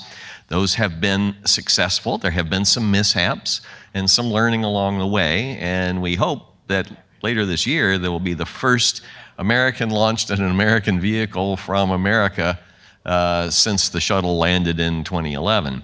And I think this convergence now, it's another interdisciplinary convergence of market forces, economics, technology, and the space program has developed into a new ecosystem of entrepreneurial space. That's exactly what I was getting at. And what do you think specifically of NASA's creation of this new program, I think called CLIPS, about commercial landers for the moon? I think it's the obvious, necessary next step. But if you remember back to the very beginnings of the commercial cargo program, there were some companies that tried and didn't make it because they couldn't raise enough capital. The companies that are going to participate have to have skin in the game, as they say. They've got to get their own investors. NASA's not going to give them a cost plus guaranteed fee contract. It's a different world. And I think that moving in the direction of, okay, we're going to buy a ticket to the moon is the right direction to go. So you like this direction? I do like this direction. I think it's the next logical step. NASA has given up the trucking service. They're buying the tickets to the station, assuming commercial crew works out as cargo has. And so next expansion would be the moon. I mean, that's the next heavenly body that you could plausibly make a target. Mars, I think that's probably further out and is a scientific object But whatever gets planned for humans to the moon, I really hope that manager, that entity, whoever that person is, will balance the two. Whatever investments are made in the moon, there is also what does this do to advance the journey to Mars? I think we need to keep them both in mind. So that's a perfect lead-in to where I have to go before I let you go listen to Leonard and have lunch, and that is this announcement made by the administration and by the NASA administrator on Monday of this new infusion of money into getting humans to the moon, the plan being by 2024. Ambitious. Very ambitious. I don't know if 24 is possible. The amount of money announced was about half of what my private notebook said would be the appropriate starting number. And what I want to remind people, although the administrator was very clear that the big peak of spending is when you're cutting all the hardware and making the pieces, the degree to which you are successful in meeting your cost and schedule target depends exquisitely on how much money and effort you put up front in the planning. If you shortchange the planning, what NASA calls the formulation period, you are very likely to have an overrun or a slip schedule or whatever. So that money up front planning things like the lunar lander is very critical. I hope this is advice that people at NASA HQ are taking to heart. They haven't asked me, but I'm here to help our nation's space program. As you have been helping for many, many years. Thank you, Scott. Thank you, Matt. Good to be here. Scott Hubbard, here at the second day of the Humans to Mars Summit.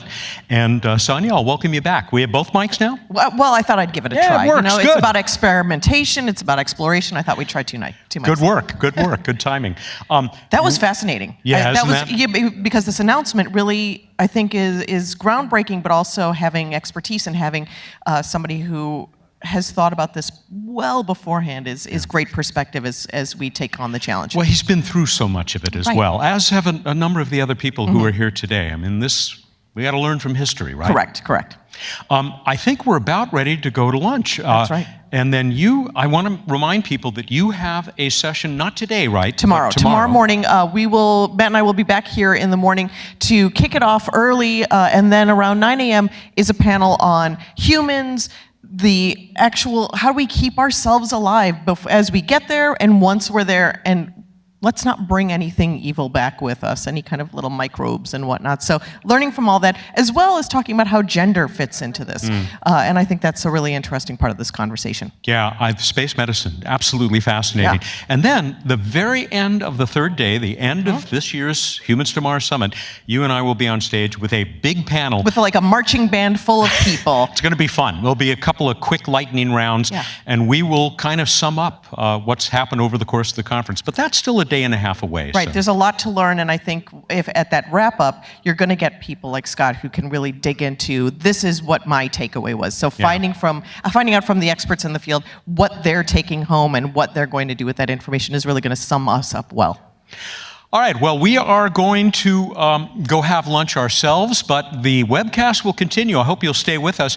We're going to go to one of those Living Maths interviews done by our friend, our colleague, Steve Sherman, who has been participating in Humans to Mars for many years. He still hasn't made it here in person, Steve. We hope you get to do that maybe next year. He's in South Africa. I hope he's watching the live stream. I wouldn't be surprised, although I can't imagine. I don't even want to think about what time it is in South Africa. It's probably tomorrow there, too.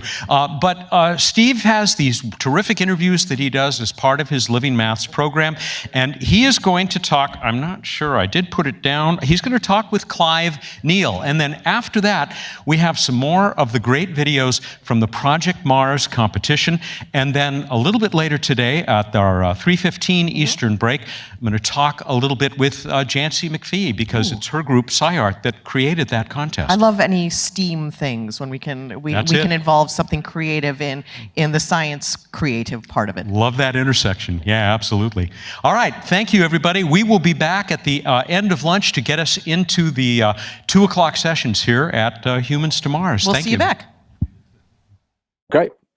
Right, we are officially alive, and we have Professor Clive Neal, based in the US, but I detect he's got a different accent to the regular American academics. I have been Whereabout are you accused of, from? I have been accused of being from South Africa. I would have Australia. thought maybe, but I pick Australia. up an English accent. Yeah, you do. But in America, it's Australia, New Zealand, New Jersey, or South Africa. But I'm from Southern England originally. And if I recall reading something about you, you are a long-suffering fan of a certain football yes. team. Yes, I am. Ipswich Town. Oh boy. Yeah, don't ask. It's a real football team, not American football. I love it. I love it. Which is really catchable. So. So now, I mean, you obviously studied in the UK, or you studied in the US. How did you land up getting to the US? And we want to try and put some sort of map together on your trajectory of how you got to where you are today. Okay. Always knew I wanted to be a geologist. At the age of 5, that was it. Everything from 5 onwards was to become a geologist. So went through school, did everything to go to university at the University of Leicester in England, did my undergraduate there. Then there was a fork in the road. Do I join the army or do I do a PhD? So I had my interviews for the Royal Engineers. I was going to join those, and my only criteria for the PhD was to get a field area as far away from England as I could without leaving the planet. And at the last minute, a project came up, and I ended up doing a PhD at the University of Leeds, with my field area being in the Solomon Islands in the Southwest Pacific. After that, I did a temporary lectureship at the University of East Anglia in the UK. And then I got a job I never applied for. I ended up being offered a 2-year postdoc in Knoxville, Tennessee, University of Tennessee. And I never applied for it, but I ended up getting, I get this letter in the mail, and it was quite 2 years in America. That'll be fun. But that was 1986. It's now 2019. And I did 4 years at Knoxville and then got a job at University of Notre Dame up near Chicago, which is where I am today. But now, you said when you were 5 years old, you knew you wanted to be a geologist. Yep. How could you have been so certain at 5 years old? Rocks were absolutely fascinating. I had collections of rocks from 4 and 5 years old, and I wanted to know more about them. So I did a bit of reading and figured out that I wanted to be a geologist. That's what geologists do. So let's go do it. That is incredible. Initially, it was going to be a paleontologist, but when I went to university, my paleontology teacher was just so boring. It's going to put me right off. So I ended up switching to igneous petrology, volcanology. So that was. So you know something about volcanic rocks. Yep. And then you also had a passion for space and the moon. How did that come about? When I went to UT Knoxville, 20% of my postdoc was studying Apollo samples. So I studied Apollo samples, and I thought, these are really cool. And so that I switched it around. So 80% of my postdoc became Apollo samples and 20% mantle rocks from the Earth.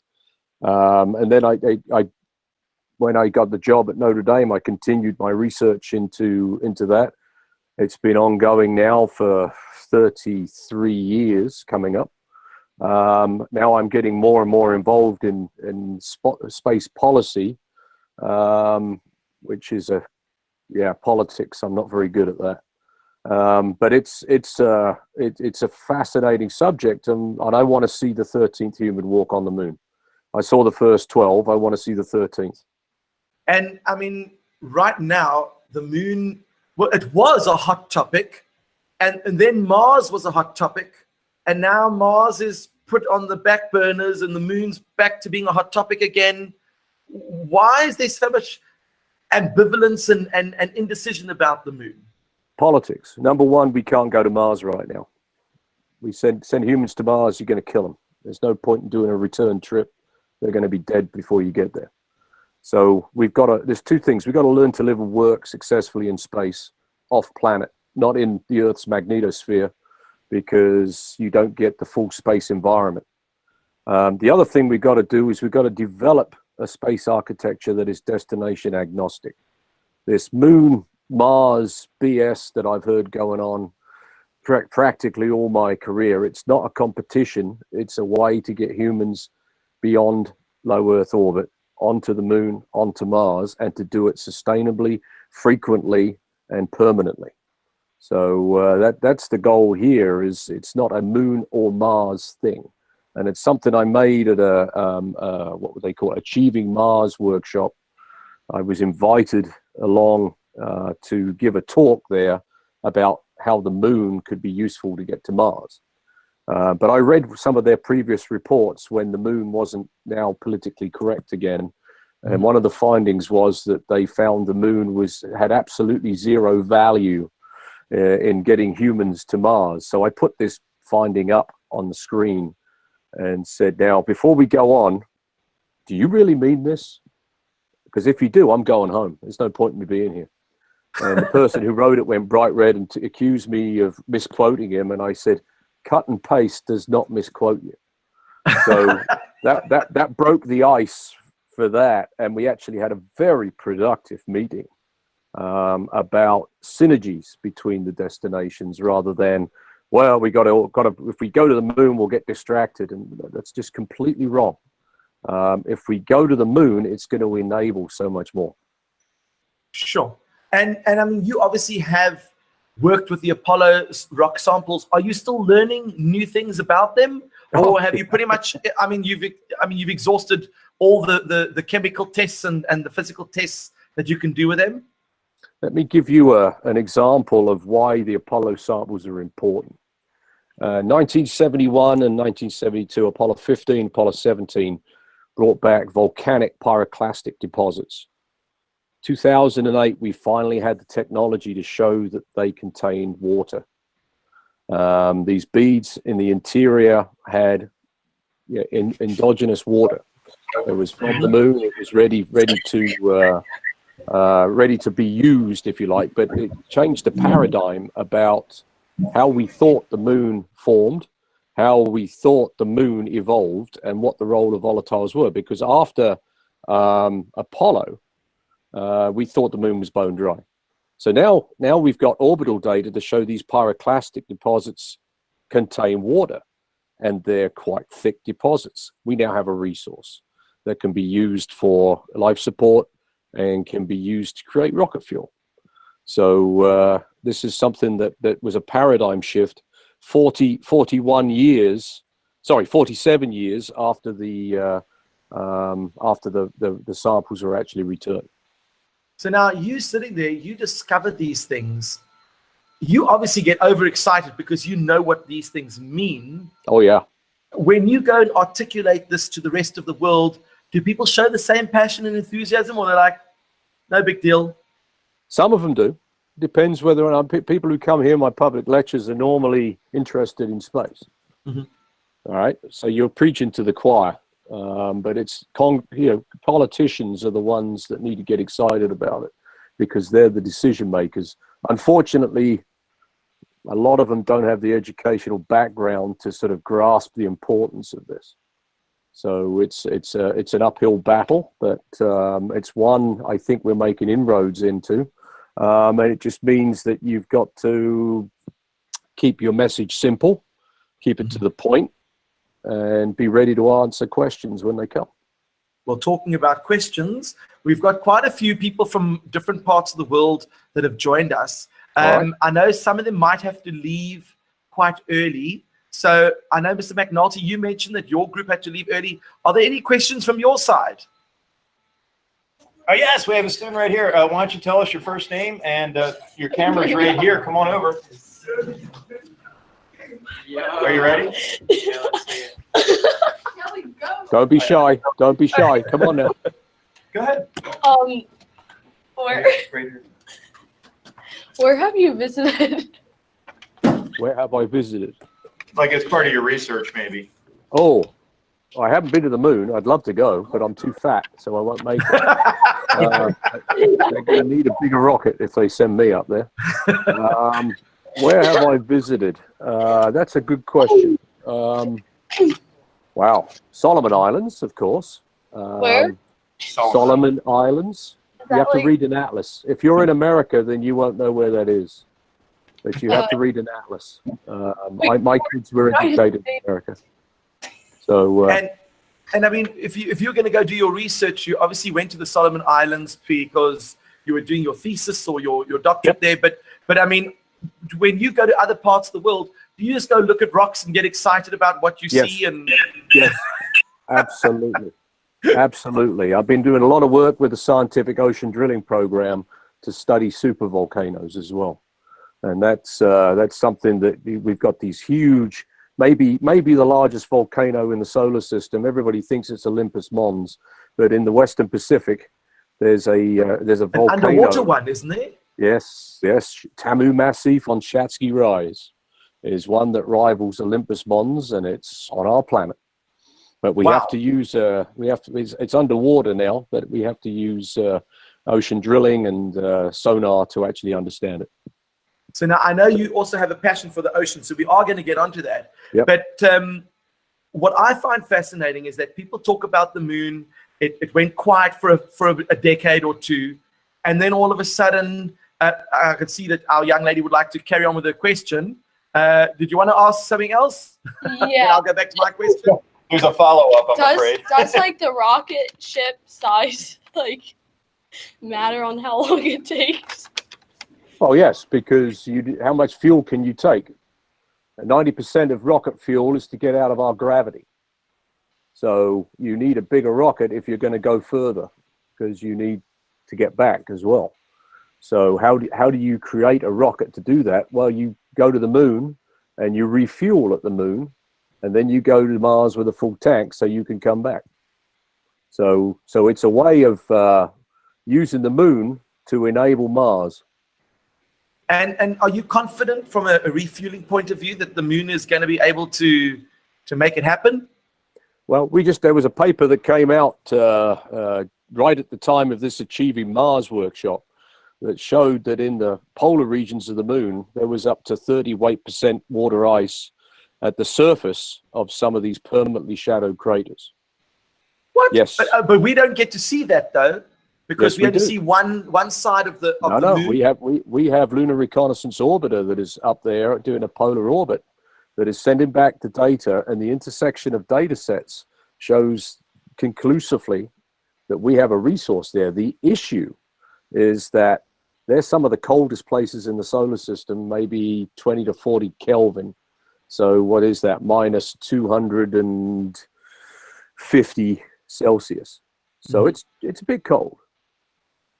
And obviously China have launched a lander on the moon, on the dark side of the moon. No, stop. Not the dark side of the moon. It's the far side. Ah, the far side. Well, why would they call it the dark side? Because of Pink Floyd. So, and a lot of people don't understand that, but that's no. It's when we have a new moon here on this side, and we see just a sliver. It means that it's daytime. It's very light on the far side. So it's the far side, and it's the popular press grabs hold of this. Oh, they've landed on the dark side. Well, how do you land in the dark? They didn't land in the dark. They landed in the daylight. So I mean, it's so yeah. They did. There was a world first, and this is absolutely amazing. And now they're going to do a near-side sample return later this year, a robotic one, and then they're going to do a South Pole sample return, and then they're going to do a robotic mission as a precursor to understand how difficult it would be to put a lunar base at the South Pole. Wow. Okay. I noticed we've got a group in Jennifer's room. We've got two Jennifers, but I'm assuming that they are both different Jennifers. So let's go with the first one. I think we've got a whole bunch of students over there. Do you have any questions on your side? No? They're very shy. We'll go to the other Jennifer. We have two students over there. Are you this one? Because they're like the same. Oh, they're all the same. Okay. Would you like to ask a question? With a bunch of Chromebooks. My question is, since there has been shown water on Mars, could you possibly fuel up on Mars and then launch back to the moon, then launch back to Earth? You could you would set up similar processes, because we, as I say now, water is the oil of the solar system. We've got it on the moon, we got it on Mars, we've got it on asteroids. So part of my push is to get a study going to develop this similar technologies for different destinations. So once we've developed that technology for the moon, we can send it to Mars, we can send it to asteroids. So the only issue is that some rocket companies don't want to use liquid oxygen and liquid hydrogen. They want to use liquid oxygen and liquid methane, and this is SpaceX.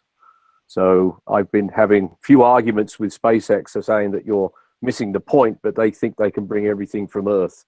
To me, that's going to be non-sustainable. But I'm just a geologist, not a rocket scientist. But I think that we've got similar resources on Mars, similar resources on the moon. Why not? We have the potential to make this happen.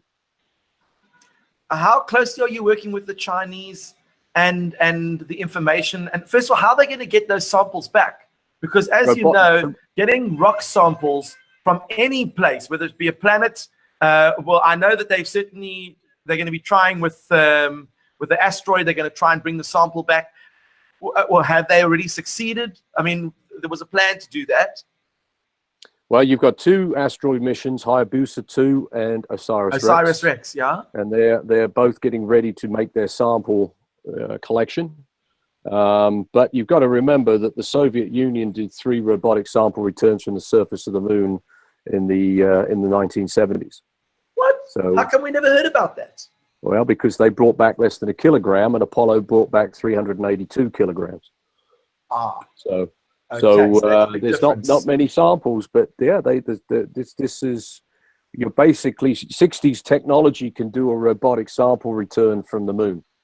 So now China is going to become the second nation in the world to do a robotic sample return from the moon. US has never done it from a planetary surface yet. Maybe OSIRIS-REx will be the first. That is quite an incredible development. Yep. And of course, not just obviously samples of rocks, but soil. And as a geologist, you also look at the soil and that type of thing as well. Oh, well, they'll be bringing back the regolith. They'll be bringing back the unconsolidated material on the surface. They won't be bringing back hand specimen size samples because it'll be a scoop and a fill and a return. And does the depth make a difference in terms of the quality of the sample? Depends on where you are on the moon. We don't know. They're going to a place we've never visited before, so we don't know. So it'll be interesting to see. We know that there is variation from the Apollo deep drill cores, and it depends how much material has been thrown out from impacts on that site. Micrometeorites come in and grind up the material to give you that very fine regolith, so you get a nice perfect boot print, as you saw from Apollo 11. And the other interesting thing is we can still see the astronaut tracks from orbit present day, so they're still preserved up there. But the major impacts will bring material from outside on top of that particular area. So it depends how much impact action has been going on to just how much variation you'll get with depth. One quick trivia question, maybe you know the answer. What color is what is it now? What color now is the original flag that was planted on the moon? Well, I imagine that it's white and it's been bleached, but a lot of people thought it would be gone, but we've actually imaged the shadow from the flag from Lunar Reconnaissance Orbiter camera. So the flags, it's still there. The flags are still there. But whether it's red, white, and blue, it's probably all white now and been sun bleached. But just goes to prove that nylon is pretty tough. That's incredible. So now we're going to go all the way to India. Hari Krishna, do you have any questions you want to ask? It's a great pleasure.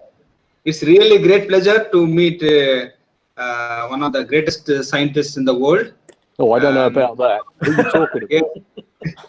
So here is my question. Oh, we lost him for a bit there. You're gonna have to repeat your question.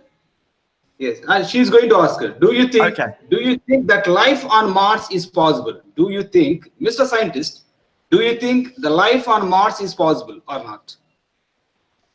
I think life on Mars was possible. I don't know whether it is now. If we look at what we've learned from Mars about flowing water on the surface and having ponds and lakes and standing water on the surface, then I think definitely we can expect that life may have evolved. We found some evidence of organic molecules, but they could be abiotic, i.e. not life, not due to the presence of life. And that's the Mars Curiosity recent finding. But it's certainly intriguing to think that there could have been life evolving on Mars early in its evolution, when the atmosphere was thicker due to volcanic activity. Water was certainly stable on the surface of Mars. So that's what we see down here. You need heat, and you need nutrients, and you need water. We go to our mid-ocean ridges, and we can see that around the hot areas and the ridges, life is abundant. So we use that analogy with Mars to look in those areas that may have contained standing water, lakes or oceans, to then explore for at least fossil life rather than life that is still present. And if life is still present, it will not be at the surface. You would have to drill deep for that. So you obviously have no expectations of any creatures being discovered. It's really about evidence that they were, as opposed to proof that they are. I don't think we can discount the fact that there could be life on Mars now. I think that it's obviously not flourishing, that's for sure. Otherwise we would see it at the surface, but we know in terms of life as we know it, the surface is very toxic to life. So I think that we have to start with the evidence of fossil life, if we can find that. And with the orbital data sets for Mars, we certainly know where on the surface to go to look for that. And that's why Curiosity it landed where it did. The clay minerals that are present there are certainly indicative of an environment at that time that would have been hospitable to life. And now, obviously, InSight, is enjoying its time, but with a lot more advanced technology to try and send data back about the samples they're finding. What sort of things are they looking for now on InSight that they couldn't find on Curiosity? InSight is a geophysics mission. It's looking for Mars quakes. It's trying to understand the interior of the planet and the type of activity that is currently going on Mars. Now, we learned from Apollo, Moon is much smaller. There are lots of moonquakes that go on the moon. What sort of magnitude? Up to about 5.5. So that's quite big. Oh yeah, and the maximum ground motion lasts for about 10 minutes, not a minute or 30 seconds as we get on this planet. So if you're at the epicenter of one of those, you really don't want your moon base there. So we need to understand where these high magnitude moonquakes come from. But on Mars, we don't know. We assume that there are Mars quakes because Mars is a bigger planet than planetary body than the Moon.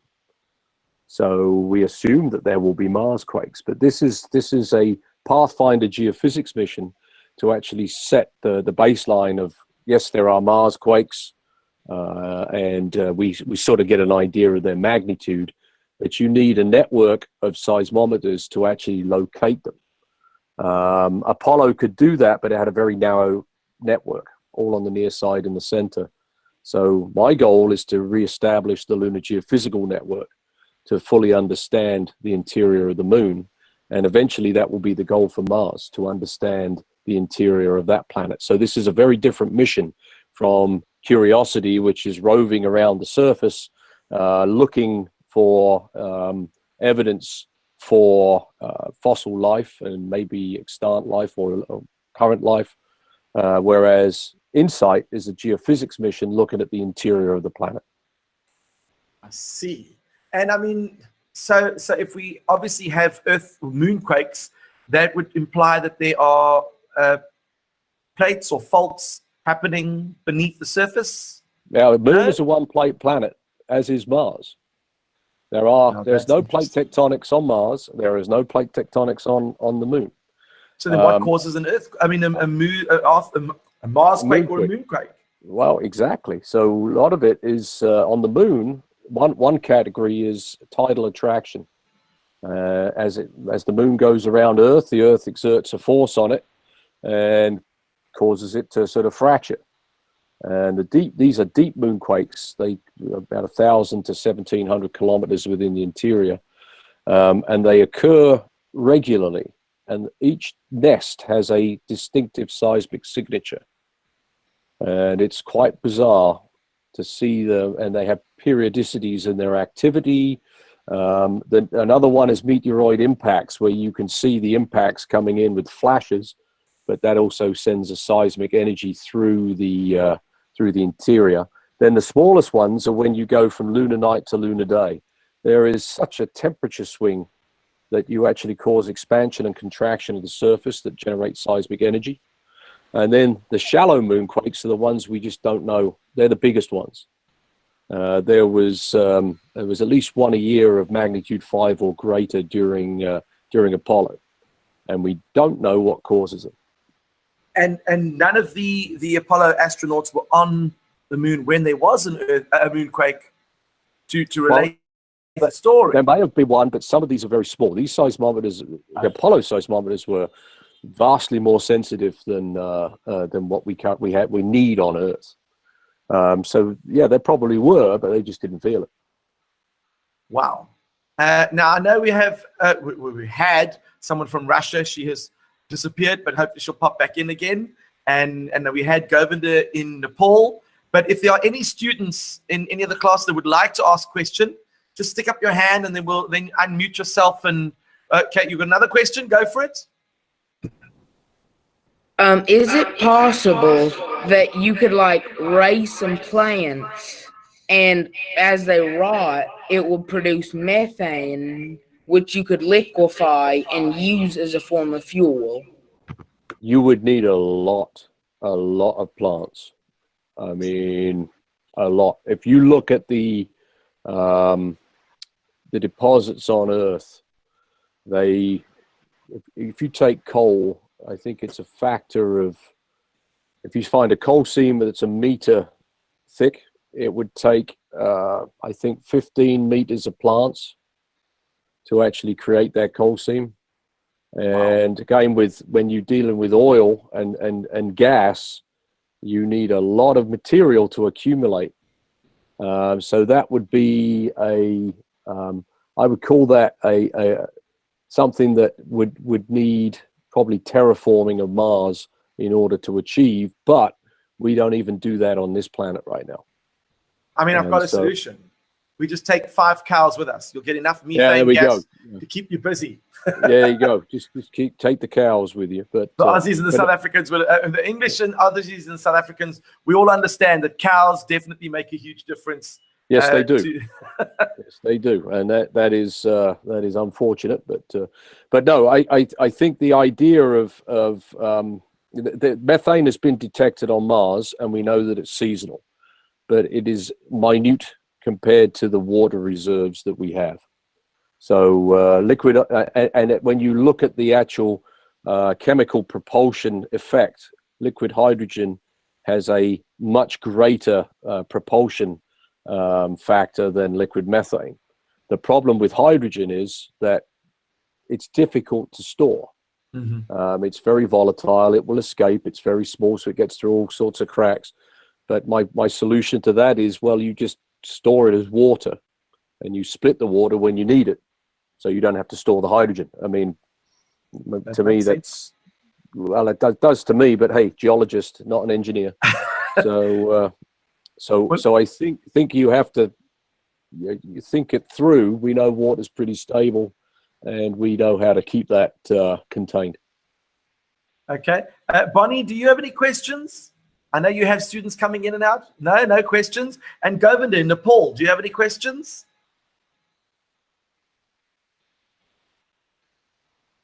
Sometimes people are a little bit shy. I've got lots of questions. Let's have a look. Oh, I see Harry's got a question. Go for it.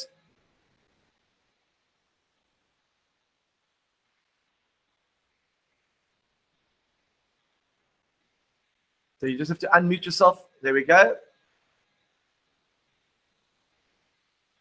I'm not hearing anything. I'm not here. No, there we go. He's unmuted himself. Yeah, go for it, Harry. Yes. So my daughter is asking a question that do plants exist on moon? Is it possible? They don't exist on the moon. Is it possible? The Chinese Chang'e 4 mission showed that it is possible for them to germinate. Unfortunately, they didn't keep the plants warm when it went to lunar night, so they all died due to frostbite.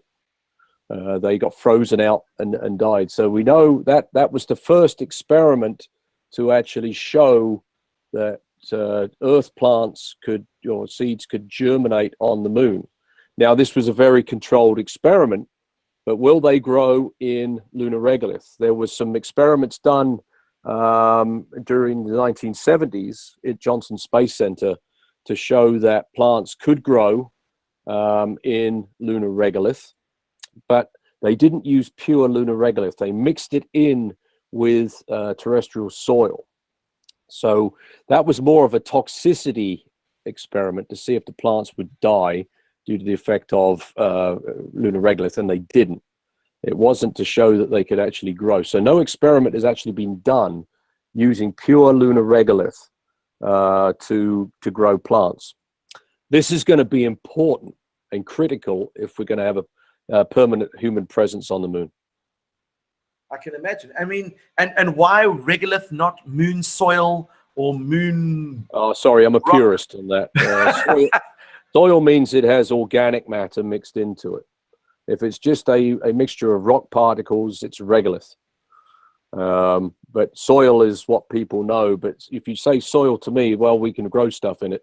We don't know about the regolith on the moon yet. So that's why I call it regolith. It doesn't have any organic matter. Now the Humans to Mars Summit, which is coming up in May, are you going to be speaking there at all? I'm on the program committee, and I think I'm on a panel at some point in time. But my travel schedule is a bit interesting. I hope to be part of that. But it's gotten crazy. But I should be there. Well, do you think that, looking at the changing of the guard, that the motivation to go to Mars is different to where it was 5 or 6 years ago, for example?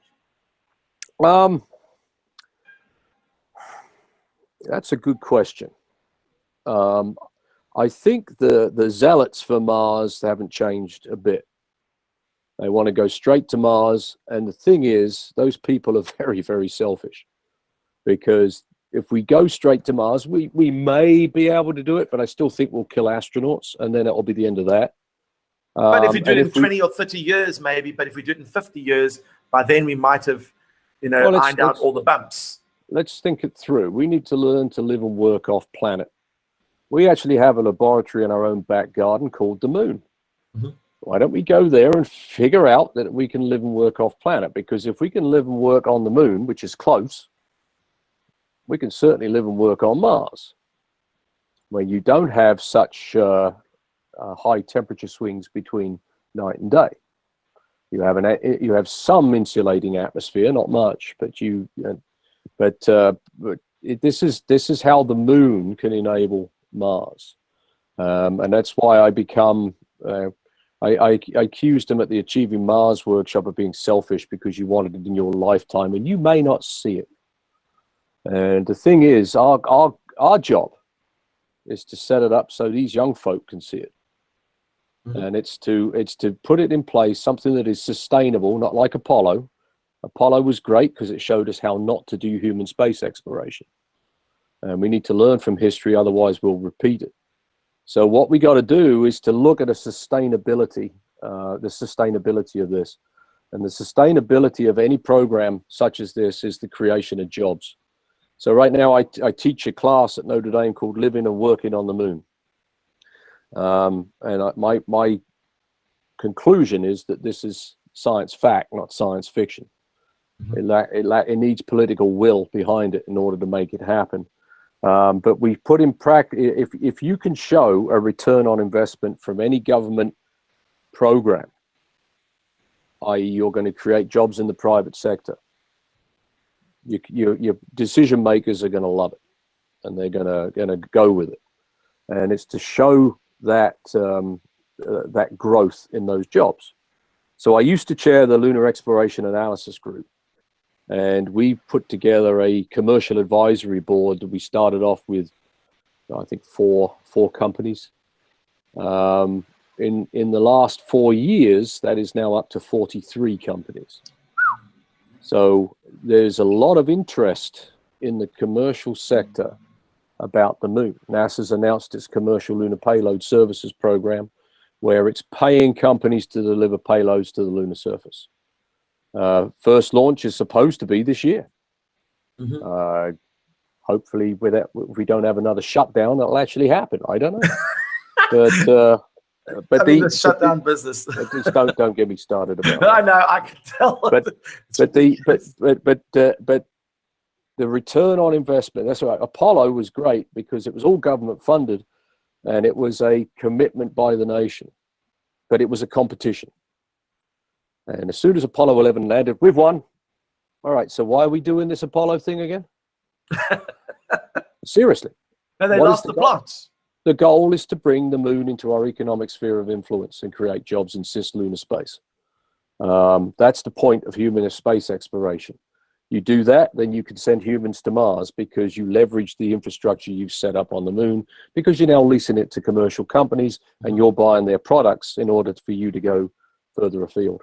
It becomes a self-sustaining way of frequent trips to Mars. Well, you said something interesting. You said that there were 43 commercial or companies that are interested in getting stuff to Mars. What about companies to the moon? Sorry, to the moon. Yep. What about the guys that are trying to get stuff from the moon to come back to Earth? No, that's part of it. Are there any minerals or resources that we could mine, and who owns the rights to that? Because that becomes Oh, you've opened that one now. Oh dear. Yeah. There's Outer Space Treaty is what most countries have signed up to.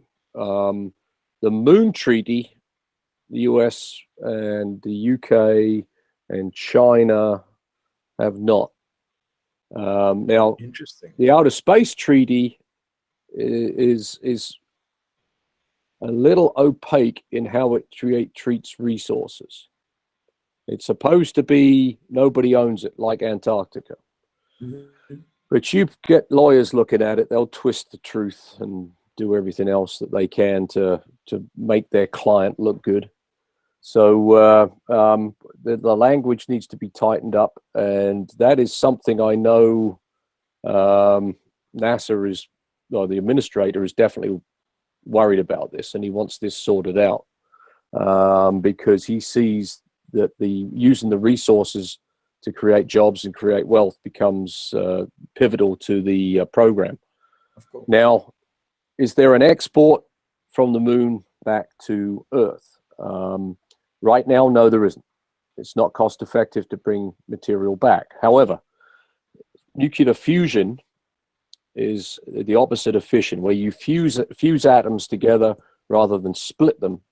And the nirvana, if you like, of nuclear fusion is no toxic byproducts, as we get with our nuclear fission program.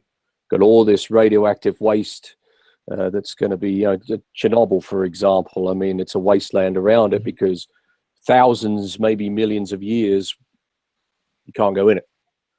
So helium-3 is a product of solar wind. We don't see it on Earth because we've got an atmosphere and it gets caught up and it doesn't get into the surface. On the moon, it's in the regolith, and we've measured it. Now you fuse 2 helium-3s, you end up with a helium-4 and 2 hydrogen atoms, and theoretically, it gives off a lot more energy than you have to put into it. Nobody's ever gotten a sustainable fusion reaction, although last year the Chinese came close. And China is very interested in lunar helium-3. Very interested. Interesting. And now without this treaty and this stuff being resolved, I mean, you could go and plant your flag and say, that's my spot. I am the owner of these resources. Yep, and now it's keep out, and then you militarize the moon, and we don't want that. So I'm hopefully going to be interviewing Jim Bridenstine. So what are the things you think NASA should be doing if we're going to be moving forward? I think right now NASA is on the track to a vibrant human space exploration program, because, to be perfectly blunt, what have we done since Apollo 17 came back? Yeah. We've sent humans to Skylab, we've sent them to Mir, we've sent them to space station. We have sent humans just off planet. All right, if we'd have kept going with the moon exploration, where would we be now? Well, it's a missed opportunity. But we have to show a return on investment, and that's where the private sector comes in. And I take if I was wearing a hat, I'd take it off to Jim Bridenstine, because he has implemented a plan that brings in that private sector. He has implemented that plan to show a return on investment from NASA's budget. It's not just a drain on the taxpayer, it's an investment in our future. And every space agency's budget should be viewed that way. It's an investment in our future. We look at the technology advances from Apollo. You look at, here's my cell phone. Thank you, Apollo. Miniaturization of electronics. All right. Satellite TV. This. Thank you, Apollo. Not Google. Google just took what Apollo did and made it better. But we could track all these advances back to the Apollo days, and that is just quite amazing. I noticed that Bonnie mentioned something a little bit earlier about wanting a moon rock. How easy are these things to come by? And I mean, I'll be honest with you. I know that obviously the real moon rocks you don't find, and they're not easy to get. But I do have a sample of a moon rock, but it's not the kind that was fetched from the moon and brought to Earth. It was the kind where the moon visited Earth independently, and it was a piece of that. Yeah, it got launched off the moon by an impact, so it was brought to Earth by an impact. So you got lunar meteorites. Yeah, you can buy them online. So, and I've got a Martian one too. Do those things interest you? I mean, do you ever take those things and have a look at them? Yeah, I just had a paper published on Martian meteorites. So, and how do we know that they're Martian if we've never actually physically brought these samples back? Because what Viking did, it measured the atmosphere in Mars, and that's when we recognized that some of these inclusions, they actually had, some of the melt had gas inclusions in the Martian atmosphere. Then we looked at the chemistry of the different minerals, and they're distinctive.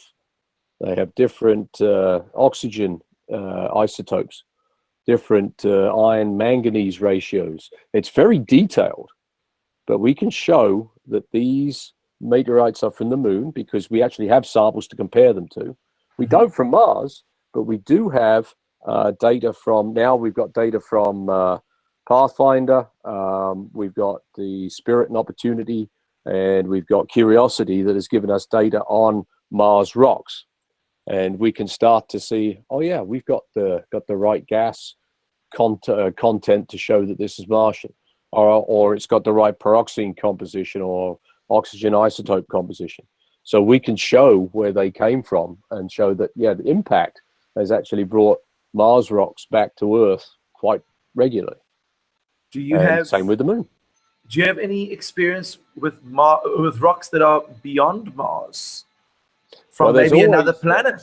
There was a paper I was part of that thought we had a meteorite from Mercury, and the jury is still out on that one. We thought that it wasn't, because Mercury is closest to the sun, and an impact on Mercury to blow pieces back 2 planets to us, it takes a lot of energy. It would probably just shoot off into the sun.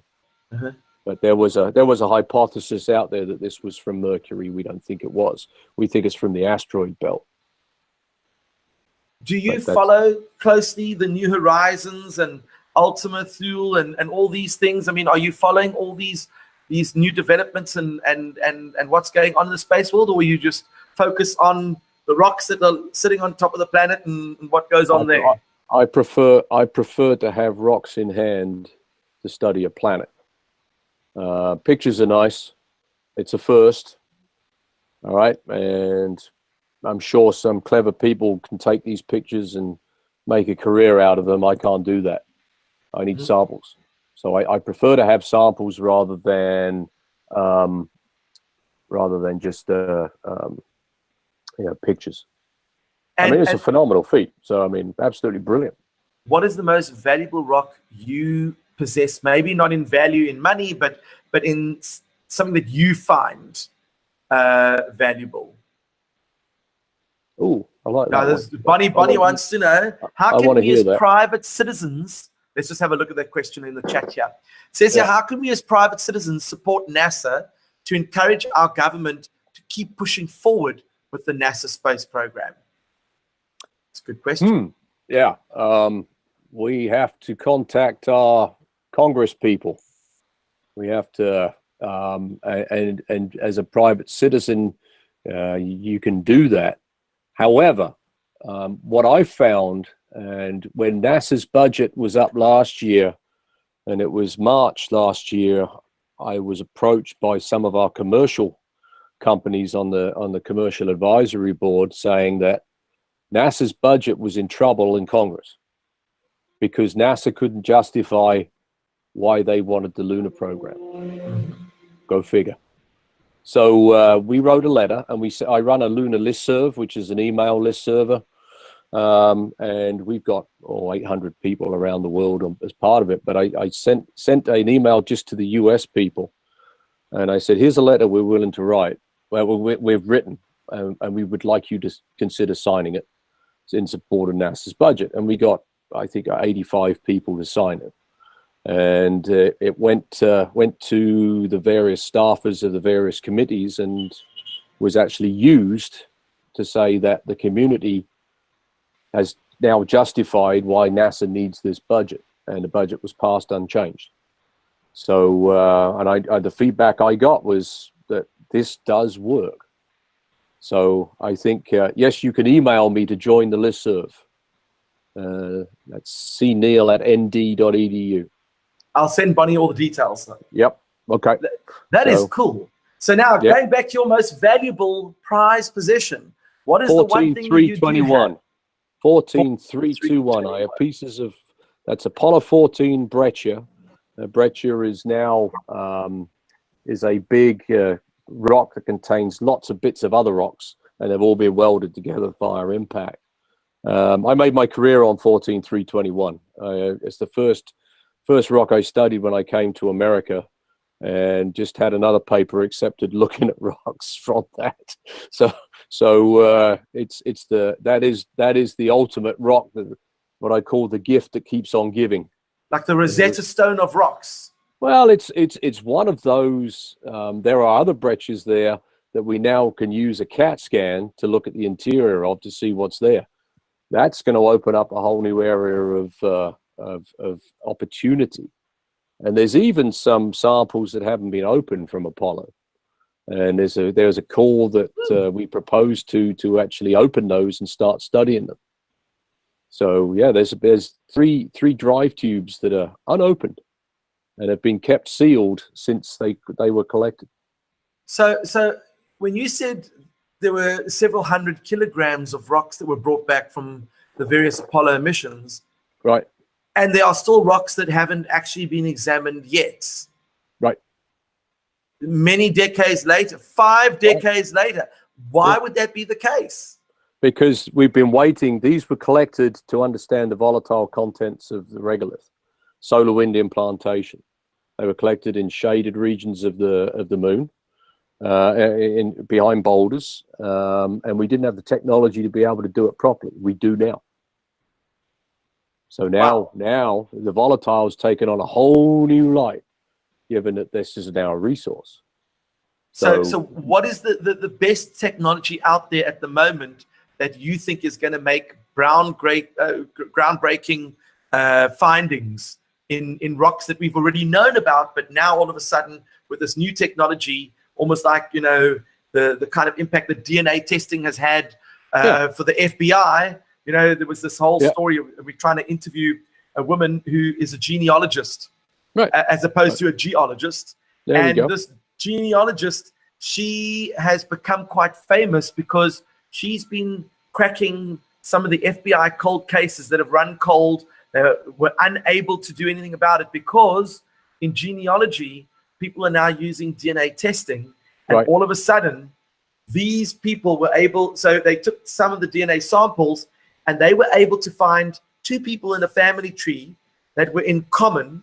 And all they had to do was find the person that was in common to those 2 people, and they could actually identify potential suspects, which the FBI were never able to do. Right. So what sort of new technology is around now or hoping to be developed that will change already what we know about the current rocks that you have? Well, being able to analyze different sections within a given mineral for their volatile content, for their isotopic content, we couldn't do that during the Apollo period, but we can now. We now have microbeam technologies to be able to do that, which is revolutionizing the way that we actually pull apart these rocks.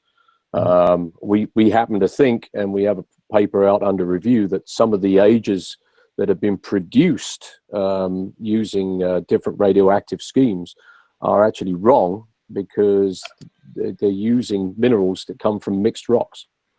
They're not actually all from the same event that actually formed them. And we can now, by looking at individual minerals within those, we can show that, because we have the microbeam techniques to do it. We now have the sensitivity of our gas mass spectrometers to be able to pull apart the compositions of very minute traces of gas. So that then becomes another way to look at these unopened samples that we couldn't do before. So we have a whole plan set up to analyze one of the Apollo 17 drive tubes, and Harrison Schmitt is part of our team. He was the first geologist on the moon of Apollo 17, and he tells us all about when he collected it. It's quite amazing. So we have a new opportunity. We have new samples to look at. But what we now know since Apollo is that they landed not in the ideal places. We now know that the Apollo collection is not representative of what's available on the surface of the moon. So we've actually devised a map of where we need to go back to sample, robotically or otherwise, to actually understand the moon a lot more than we do now. Wow. I know we've only got about 5 minutes left. It's gone like this. Yep. What I'm fascinated about is that obviously, you know, you've got your intentions and what you'd like to learn about the moon and Mars, and then you've got a crazy South African, or ex-South African, Elon Musk, who is just like other innovators moving forward with their own agendas, but obviously for the benefit of space exploration, whatever it is. What do you think is going to be the turning point in the space world that is going to make people see space in a different way? Because right now, I think people are a little bit complacent. Although NASA has been doing some major social media marketing and they've made some interesting announcements, and rocket launches are big, and people are excited about NASA. But the commercial space flight industry is going to take off soon. And that means people like you and I will be able to afford a ticket just to spend a little bit of time floating around in space. But Elon Musk is not happy with that. He wants to go further, and he's looking at colonizing Mars, if you could call it that. Yeah. What is your gut feel on the big things that's going to change the space industry? The thing that we have are people who don't fear to dream big. NASA doesn't do that anymore because it's too old. As Jack Schmidt says, if you look at the average age of a NASA employee during Apollo, it was 28. It's not that now. So I made a statement the other day that I thought compulsory retirement at 50 for NASA employees would be a good thing. Then you bring the youth in that have new ideas, and we don't get, well, the way we do human space exploration is Apollo. No, that's not the way you do it. That's the way you don't do it. And we've got it, and that's where these Jeff Bezos and Elon Musk and Masten Richard Space Branson, and Rocket Labs. all those guys. Richard Branson is more of a, let's go up into low Earth orbit and faff around up there. These other guys want to go to the moon, or they want to go to Mars. They want to go beyond.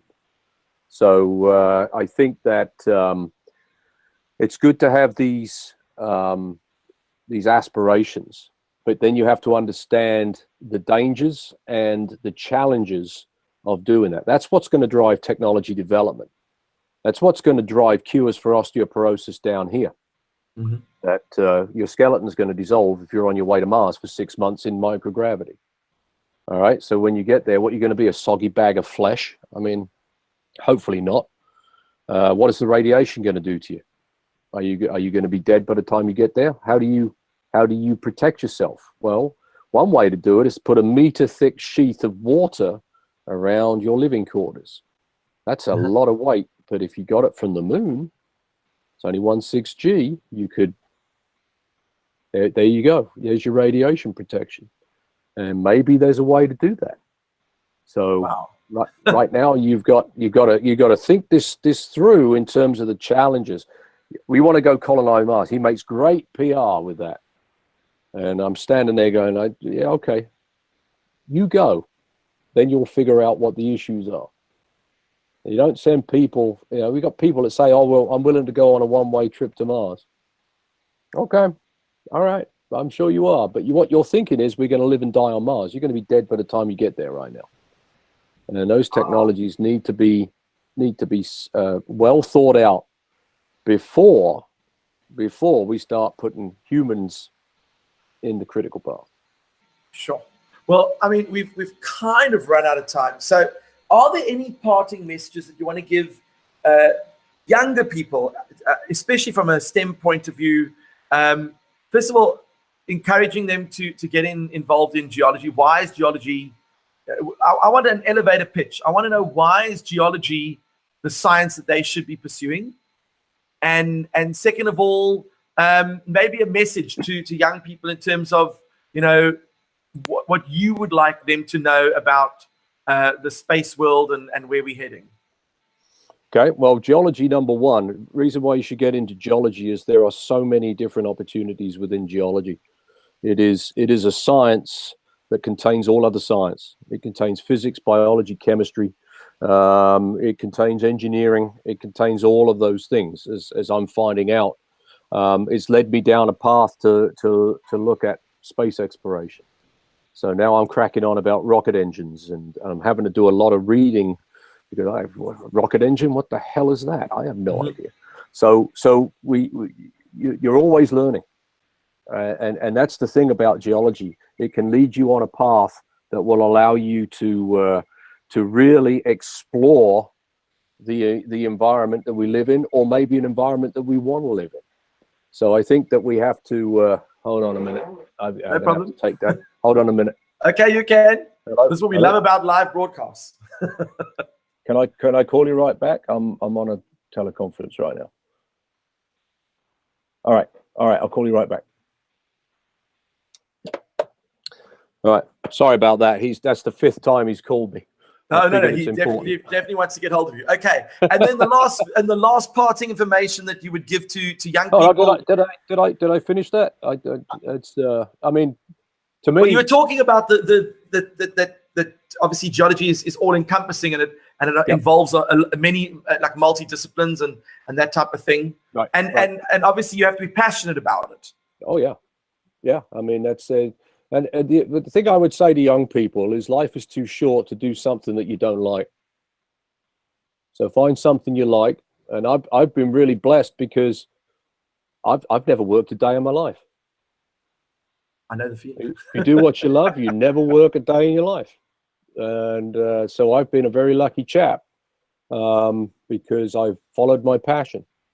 And it's true. What I find, because I have kids and grandkids, that sometimes figuring out what your passion is difficult. I was very lucky. I found out, 4 or 5 what my passion was. And I'm now a bit older than that. And this is now it's just been a lot of fun. 27 plus that. Yeah, there we go. There we go. Right. And then your grandchildren. I mean, are they interested in these things? I mean, how do you find? One maybe. But last that's not their question. passion. When you travel overseas, do you take an empty suitcase and bring rocks back with you? And how do you get them on the plane?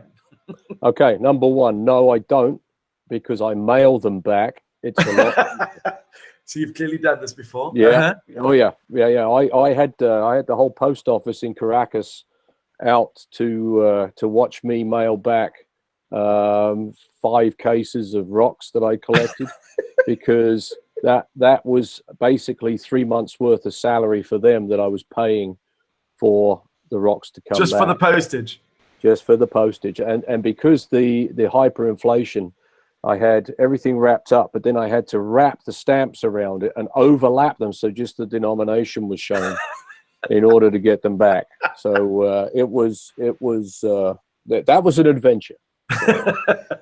Yeah. All right. Yeah. Well, I know you've got other calls and you've got other stuff to do. So, Clive, thank you so much for giving up of No your worries. time. I know that Yep. the team at the Humans to Mars Summit will be delighted. We're going to be sharing this, obviously, with a lot of young people because we want to get them excited and enthusiastic about geology and, in particular, STEM as well. Yep. And, of course, botany. And we had a whole range of people from Russia, India, Nepal, the USA, South Africa, and a couple of other countries that popped in and were watching it live as well. Good, And then people who missed it now will be able to watch it as well. So Yeah. thank you And so tell much. Bonnie I will certainly rock on. That's for Excellent, sure. So- excellent. And then we just need you to do one last thing. You have to smile and look at the camera so we can get one photo. Oh, you want There a we photo of this?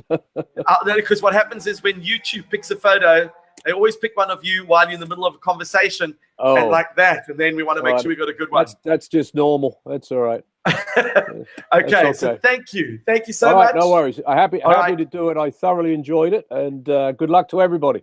You're a star. Yeah. Thank you. And bye-bye, Oh, I don't know everyone. about that, but right, bye. Bye.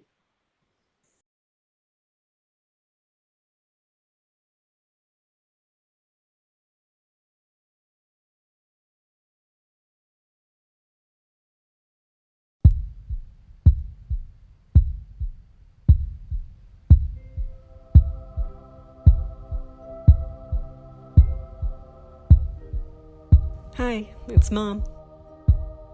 I guess you'll get this message when you arrive in the orbit of Mars. I'm leaving you this voicemail as I'm driving down to Houston to watch the landing. It's been a while since I've been in mission control, where this all started.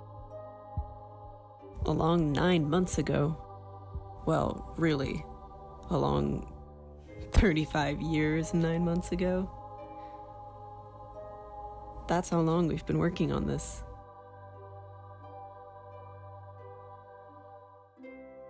I confess that I haven't been this nervous or excited or this helpless since you were born.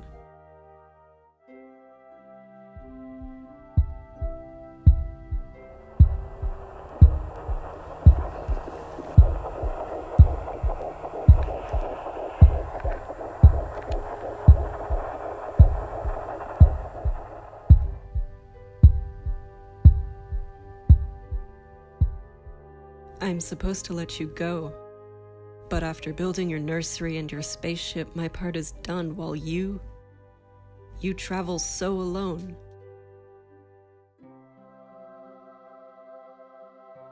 It was hard balancing work and life. You became so tangled up in the end. I mean, how wouldn't they when every moment I spent away from you working at the lab was a moment spent helping to fulfill your dream, preparing for your most important journey, doing everything I could to make sure you would be safe, but also helping you travel so far away.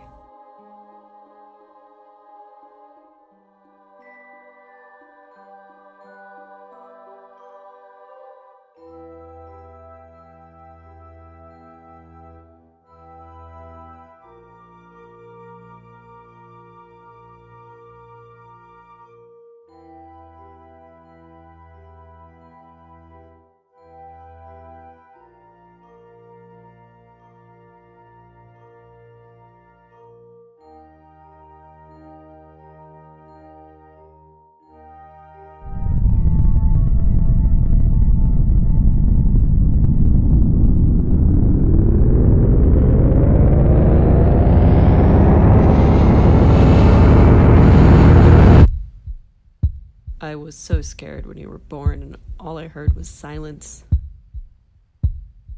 But when you started crying, that powerful sound of independent life. How did you travel so far away from me in only 2 9-month journeys? I'm scared now, in this silence. But I know I'm just waiting. Just waiting to hear your first sound on a new world.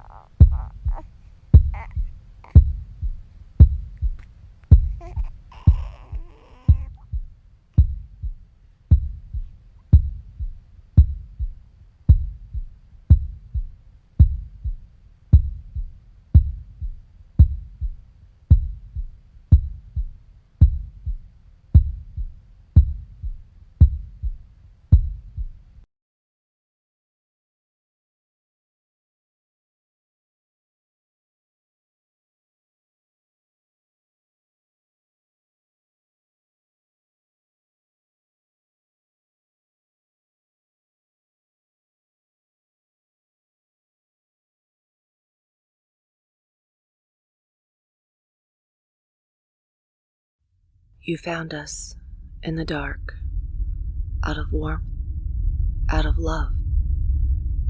And now we're here, forever seeking, forever curious, forever full of light. We were born out of darkness and raised our eyes to the sky. We came to know the sun, tender, nurturing, scorching. Where is she? Who is she? We realized how pleasant it is to be living under her light, how freezing cold and deadly silence is without her. We were born out of water, the mother's womb full of water, the earth's water, the creator of life. We learned that where water is, hearts are beating, seeds are sprouting, blossoms are bursting. We learned that water nurtures beauty. We learned that the soil and water are our home. We came to know nature, the protecting one, the destroying one, the nature that created us. Is she fair to us? Are we kind to her? How much more we have to perceive. You are sacred. You are powerful.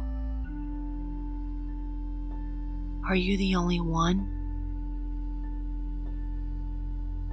We came to know each other.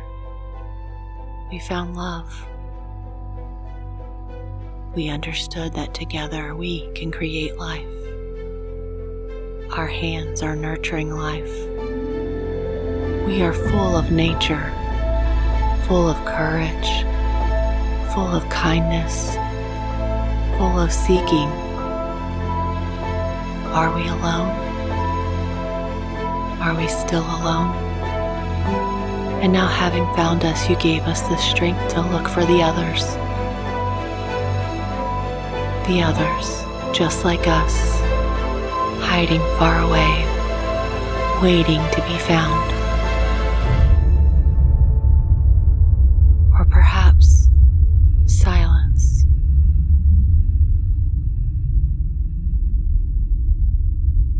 Or perhaps there is nothing there. Or perhaps just a second and everything will change.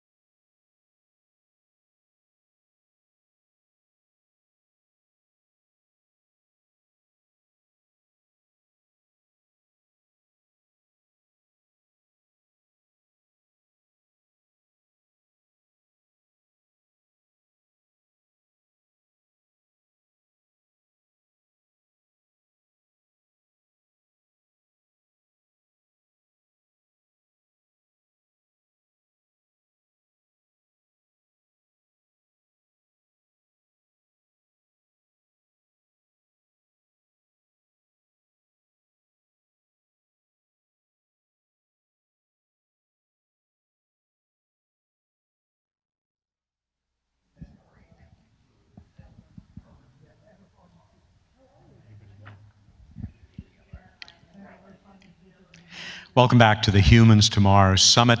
For 2019, I'm Matt Kaplan from the Planetary Society with Sonia Gavankar. Hello, this was a great breakout break that we had here. You guys were enjoying some wonderful content while we were in a pretty exclusive luncheon with Leonard, who has a great new book out that was hilarious and fantastic, and hopefully we can bring you a taste of his presentation as well.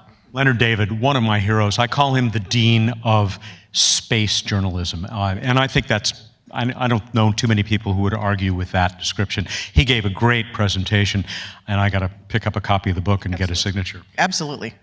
So we are preparing, everybody really, or most of the attendees here at H2M are still over there in this beautiful atrium area, enclosed, but lots of natural light at the National Academy of Sciences building here in Washington, D.C.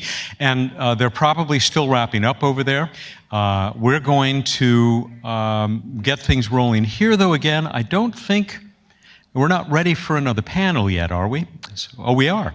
Okay. They're ready. They want So to get into it. we are into the breakout sessions now, and so there'll be 2 other sessions underway, and we want to remind people that those are being recorded. They're being recorded, and you will be able to access them in the next couple of days, so you can see all of the content that's happening simultaneously. So you can choose right now to stick with us here in the main room to enjoy this panel, and then come back to what we put up in the next couple of days to see what was happening concurrently.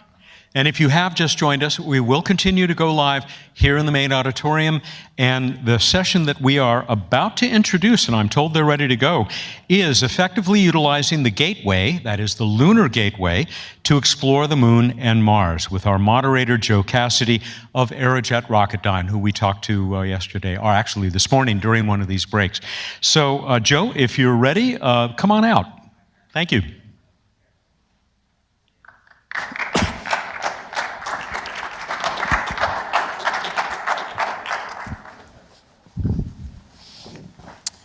All right, so back from lunch.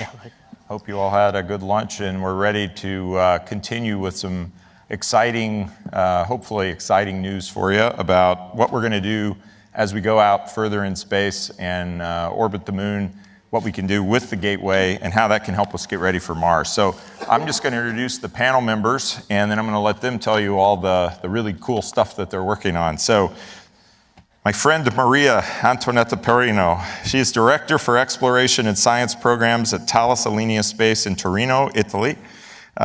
She's involved in all the major activities related to exploration in Europe, including ExoMars, the Mars sample return, the Gateway, European contributions. She's a member of the International, I can't read your writing. Yes, thank you. International Astronautics Academy, and she's the former vice president of the IAF Bureau and president now, since yesterday, of Humans to Mars in Europe. So, Maria.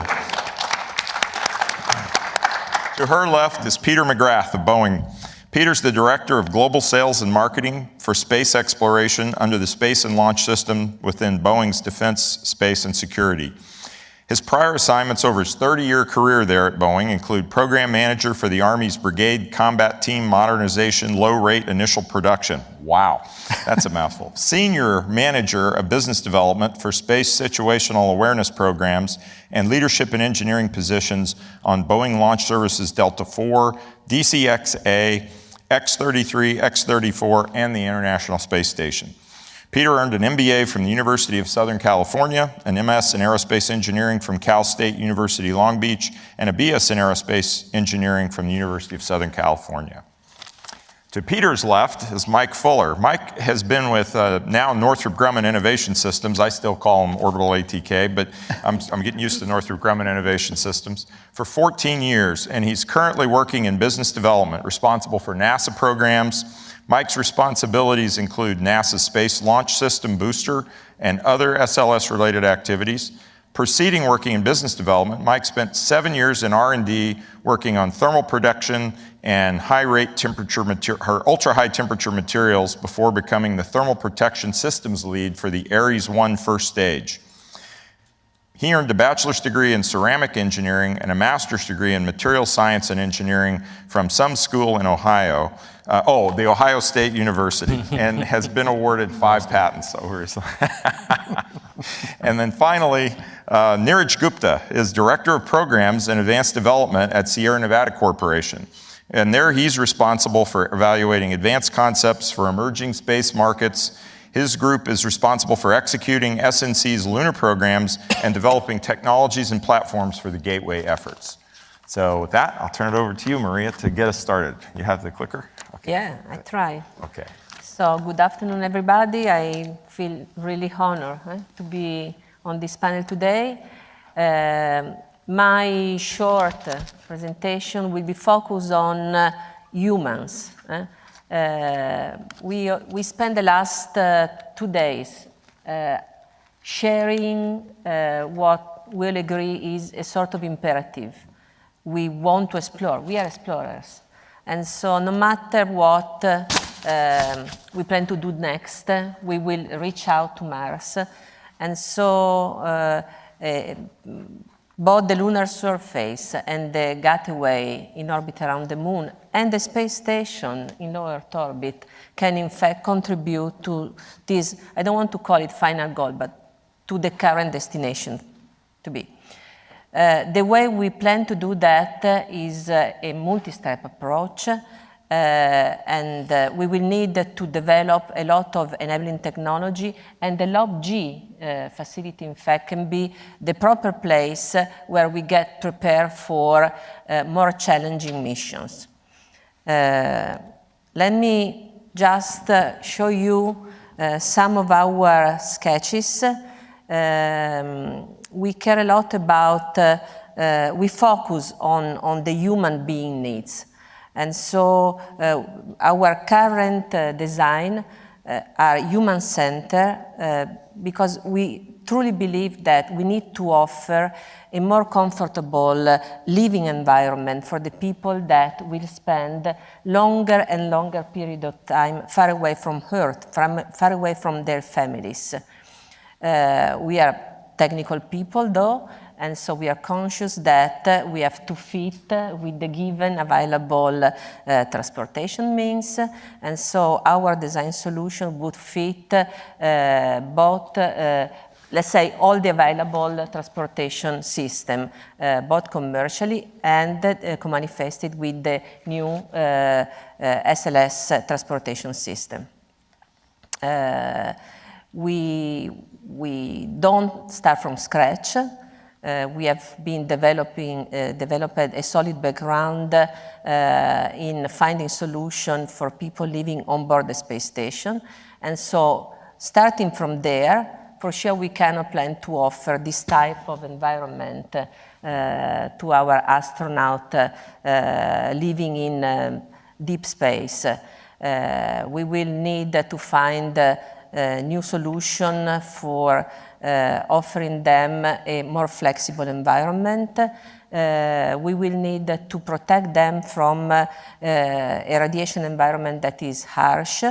We will need to offer them an environment that they can adjust to their needs. Thanks God, we have new technologies that offer us this type of options. We have the possibility to use 3D printing, for example, to provide additional tools on board. As for the radiation protection, we plan to use water, and so we are building what I like to call water walls inside our modules.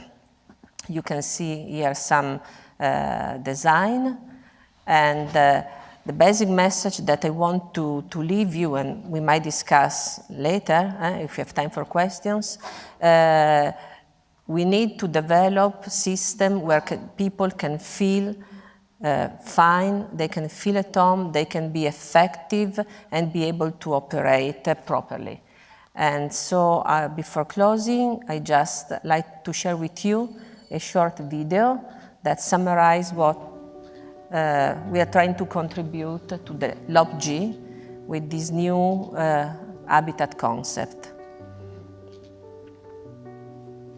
It won't last long, so it will fit in the given time. So maybe the assembly sequence will be revisited after the current needs that were expressed by Bridenstine yesterday, but I just like to come to the interior features. So once we enter, you will see, you won't resist. You will need an Italian design for people living aloft. Hopefully a cappuccino maker. We already designed it, so we already have a coffee machine. We can do better. So we have coffee and we have water. We can use, the bottom part of our modules. In this case, it's a rigid module, but our colleagues here on the stage know that we master also inflatable technologies. So the idea is really to offer a wider, livable place. We learned yesterday how critical is to live for longer period of time in a reduced gravity environment, so we will need to exercise, and when we are finished with the gym, then we will reconfigure the internal layout for crew cabin, for social get-together among the crew. You just saw the shield protection. As I said before, using water. The idea is this is the water wall for the very high radiation. And you see here that we are working with the crew private spaces. So you have your for own private space. Yeah. Okay. And then the virtual reality, the augmented reality will offer our people the possibility to have a look back home where maybe home is not so close anymore. Okay, this is what I wanted to share with you today. So we know how to design and build pressurized elements that can be applied to the LOG. It could be applied to a lunar lander or to an ascent vehicle or to a pressurized rover. This is what we like to offer, a place where people can live in a comfortable way. Thank you. You're Thank you welcome. very much.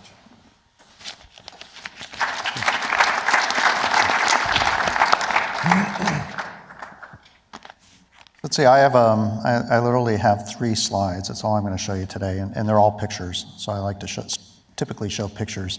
Let's see if the first one comes up here. You have to press maybe? Oh, do I have to? Oh, Nope. they're He's waiting. coming. Okay. Hold for just a second. I'll load yours. Well, here, I can talk while they're holding, I guess. So I'm going to talk a little bit about Gateway in general, and I'll start with a conversation around, because I think at lunch it was said, do we need a gateway? Do we not need a gateway? There's a lot of, I guess, conversation around that, but I think it's kind of settled around that, at least NASA's baseline, and I agree with them, is that we kind of need a gateway. And actually, if you think about it, and you look back at history, when we did the Apollo program, they actually looked at potentially putting a permanent orbiting presence around the moon, a service module that was reusable and stayed in orbit. The reason for that, if you look back at the Apollo program, we primarily were on direct return missions. So it was set up in a way that when the Apollo capsule went out around the moon, if the service module engine did not fire, it would just come straight back to Earth and you could recover the crew. That was the reason that it was kind of structured that way. And when they did it that way, it limited you basically to landing about 5 degrees off the equator of the moon. So you were pretty limited on what your mission constraints were going to be if you're going to do a direct approach. Now, you could argue with different orbits we're playing around with today, maybe you can change some of that a little bit, but if you really want to open up the entire moon, access to the entire moon, you need something in lunar orbit that gives you that ability to do it. The other thing it gives you is, if there was an anomaly, it's a great safe haven for the crew. If there was an Apollo 13 incident, they can rendezvous there and survive, and they don't have to make their way all the way back to Earth. Or if there was an issue on the abort for the lander, they just have to abort back to the gateway. So there's a lot of reasons to have a continual orbiting presence around the moon. This picture is our depiction. Matter of fact, most of us on the stage, I know at least two of us also have contracts with NASA to go look at Gateway. And this was our architecture that we put in as part of our study. The way it's laid out here, this is, I won't call this the minimalist because I'll show you a minimalist one in a minute, but we talk about the power propulsion elements, the first element that everybody talks about, something that provides the power for the gateway. It also provides the ability to move the gateway around in orbit or keep it on station if you want. The nice thing about it is you can actually move this pretty easily from the NRHO that it's in, which I know we like, near rectilinear orbit, but which is really, simple terms, it's really an elliptical orbit that has its lowest point around the South Pole, which allows you to get to the South Pole. And it's about a 6-day cycle, I think, is the orbit cycle we've been talking about. But with the PPE, you could actually take this and move it all out to L1 if you wanted to. Maybe I want to go, work on a telescope at L1, and maybe I want to go to L2. So it allows you to move the gateway around too if you want to in orbit. The second element we talk about, I think NASA now calls it a utilization element, but it's some type of a node or a mini node habitat that has at least 2 axial ports and 2 radial ports because you want to be able to dock things to it. You see on here we had a habitat after that. We also had an airlock on here, which is the one that's poking up, and then we had the lander on the bottom. We're showing a 2-stage lander. I know there's still some discussions about 2 versus 3 stage landers, but the one on here is a 2-stage lander. But this is kind of what we have been thinking about as a minimal approach. The idea is you start with something small, and I'll show you a minimal one in a minute, but you start something small and then you allow it to grow, because as you grow, you add capabilities, so you can stay longer. It also gives me a great aggregation point for international partners to come up and add capability and contribution too. And so it's a great opportunity to really create a global approach to getting back to the moon versus just a domestic US approach. So there's a lot of talk about minimalist gateway, because they're saying now that we want to get back to the moon in 24, we need to do something that just puts enough up there to allow us to do it, which basically means I need a power propulsion element, and I need that, I call it a habitat with radial ports. I've got to have the ability to transition the crew. And another way to think of it, when you go up, we were talking about the mission, you're going to take 4 astronauts up on an Orion. 2 of them are going to stay at the gateway, and 2 of them are going down to the surface. So you want to provide them at least an environment they could sustain for 6 days, which is roughly the time they're going to be on the surface. You want to make it a livable space that's at least accommodating for that, and maybe an opportunity to do some research and value-added work while they're up there.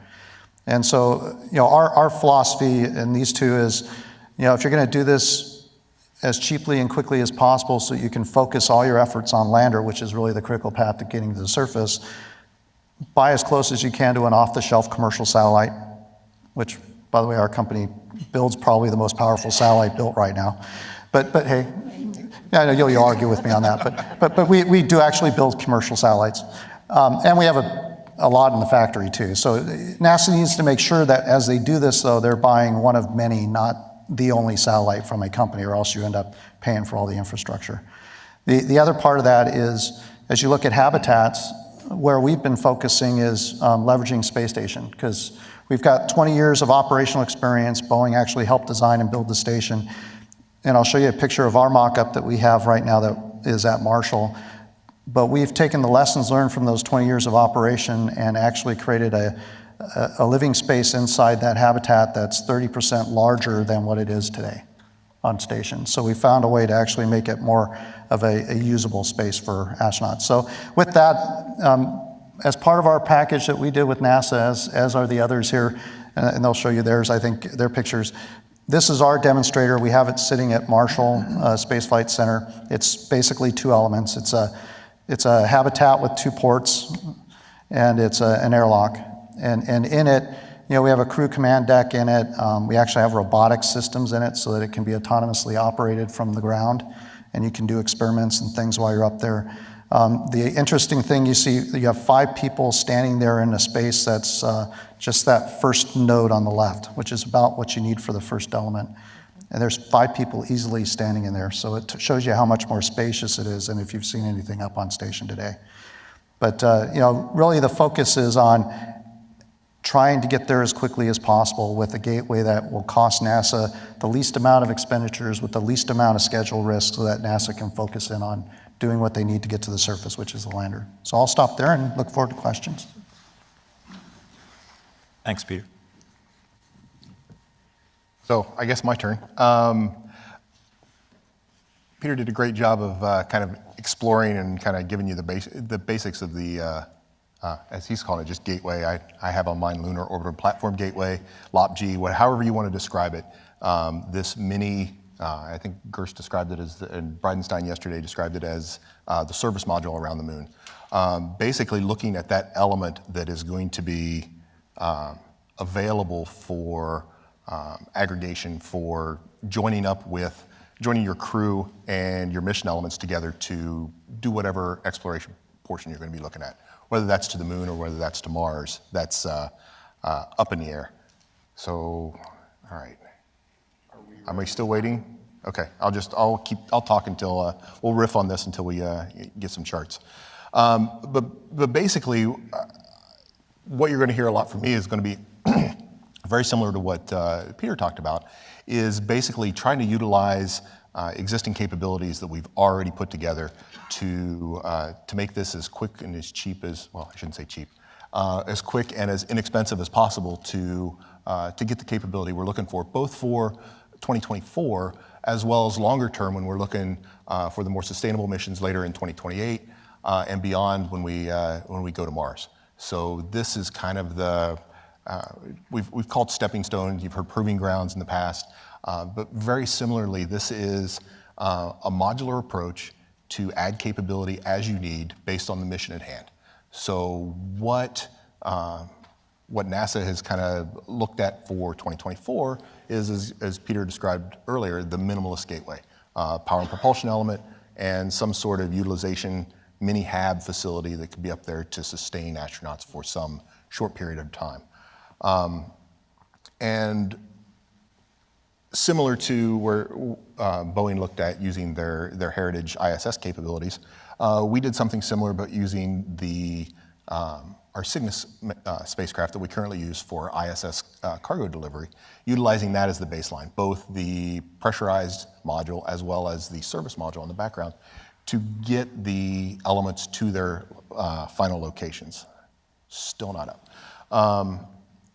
One of the things I want to go into in a little bit more detail on the backside is actually what is it, why are we even looking at this as far as where it is, and why is it advantageous to have it located where we're currently looking at having it located. This the NRHO, near rectilinear halo orbit, as described, is kind of a unique setting point for putting this service module in orbit around the moon. And for those physicists out there, astrodynamicists, I'll grant you that it's not truly a lunar orbit, even though it looks like a lunar orbit. But let's not nitpick it. It's a lunar orbit. It goes around the moon. It is very conveniently located, both as was previously stated, to go to L1, L2, SEL1 if you wanted to go to Sun-Earth L2, or SEL1, SEL2. All of the Lagrange points in the three-body problem are basically easily accessible using some sort of a manifold trajectory from the current gateway location to go wherever. We again talked about L1, L2 in the Sun-Moon system, or Earth-Moon system. If you wanted to go at some of these larger satellites, James Webb, some of the ones at LUVOIR in the future, anything beyond that, HabEx, those types of systems which are going to be located at Sun-Earth L2 may necessarily need to be serviced by some sort of human intervention. So that provides you either you take the gateway out, you bring the telescope back. It gives you some capability to do more than just service the moon. So it is a very, I think, a useful capability to have. One of the things that I have chosen. Let me just check the status. Are we getting Mike's charts? No, I do not have his presentation. Oh, okay. Then we'll just go. We'll just go. All off right. of it. That makes it easy. So I had pretty pictures of the. We actually have a gateway installation that we did under the Next Step 2 program at Johnson Space Flight Center that is set up. It also has the similar has the airlock module. We actually took it. I don't want to say if it's a step further or if we decided to include options, but included both a 3-meter Cygnus derivative as well as a 4.5-meter ISS derivative HAB to give NASA a feel for what the volume constraints are for the various different sizes. If you really want to go minimalist, a 3-meter pressure vessel would be relatively easy for us to produce on the current production lines that Thales is very, very handily able to make for us. We appreciate that. But if that doesn't serve the purpose, then you have the capability to go larger and to have more volume available. Now, one of the other parts that I talk about was set up was actually looking at that gravity well situation, looking at the why is it at that point. And we alluded to it a little bit, but if you look at the way the gravity potentials are set, when you're up around L1, L2 in that space, you've basically gotten completely out of the Earth's gravity well. So you don't have to worry about that delta V that's available. You can think of it like a big pit. You're basically up on the rim, being able to look down, but you're also looking down to the moon, so it's relatively easy to go there. It's easy to go to the Earth. And it only takes just a little bit of effort to get you going out towards Mars. So it actually makes a very convenient aggregation point for vessels that are going to go to any location within the solar system. And so it is I think, a key element of anything we're going to do as far as being sustainable in our exploration, going to the moon and then going beyond to the solar system, Mars included. So with that, I'll cede the rest of my time and absolutely. Right.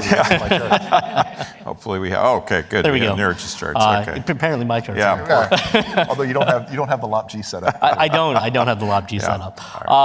So at Sierra Nevada, we've been working on the Gateway now for a couple years. And let me first start by saying, no, I'm not going to talk about Dream Chaser going to the moon. It's not. We're not planning to take Dream Chaser to the moon. We always get that question. Over these last couple of years, there's been a lot of changes in the overall architecture, the objective of Gateway, and you can see them up here, right? We kind of try to aggregate them and say, well, what's changed over the life so far? And you can see, starting on the top left, there's what's I think affectionately called the squid chart. That shows the Earth to Mars, and you see no moon in the middle of that, right? And so we slowly gravitated to more moon-centric, and now going back to Mars, the moon to Mars kind of concept here. So the point of that is, what we did at Sierra Nevada is looked at, start with the end in mind, right? Know everybody's heard that saying before. And really the end here is Mars. I think we're all looking to get to Mars. Moon is a destination in between. You heard the administrator talk about it yesterday as well, as we're going to the moon so that we can go to the Mars. And so that's really what we're looking for. So if we keep that eye toward going to Mars, we'll, I think, better utilize the moon and better utilize the system that we use in between. I won't go over any of the details of the Gateway. I think my colleagues did that fantastically here. So when we started looking at the overall Gateway concept, we took a little bit different approach, right? We had a blank sheet of paper. We started with what we knew, which was Dream Chaser technologies. We've been to every planet that NASA or JPL or anybody has gone to, so we've been on all of those missions through various subsystems. But we could kind of start with a clean sheet of paper and said, okay, well, how would we take this challenge of going to the moon and going to Mars, and what do we really need? So we gave ourselves basically 5 guiding principles, and you can see them on the chart here. The first one being flexible and modular.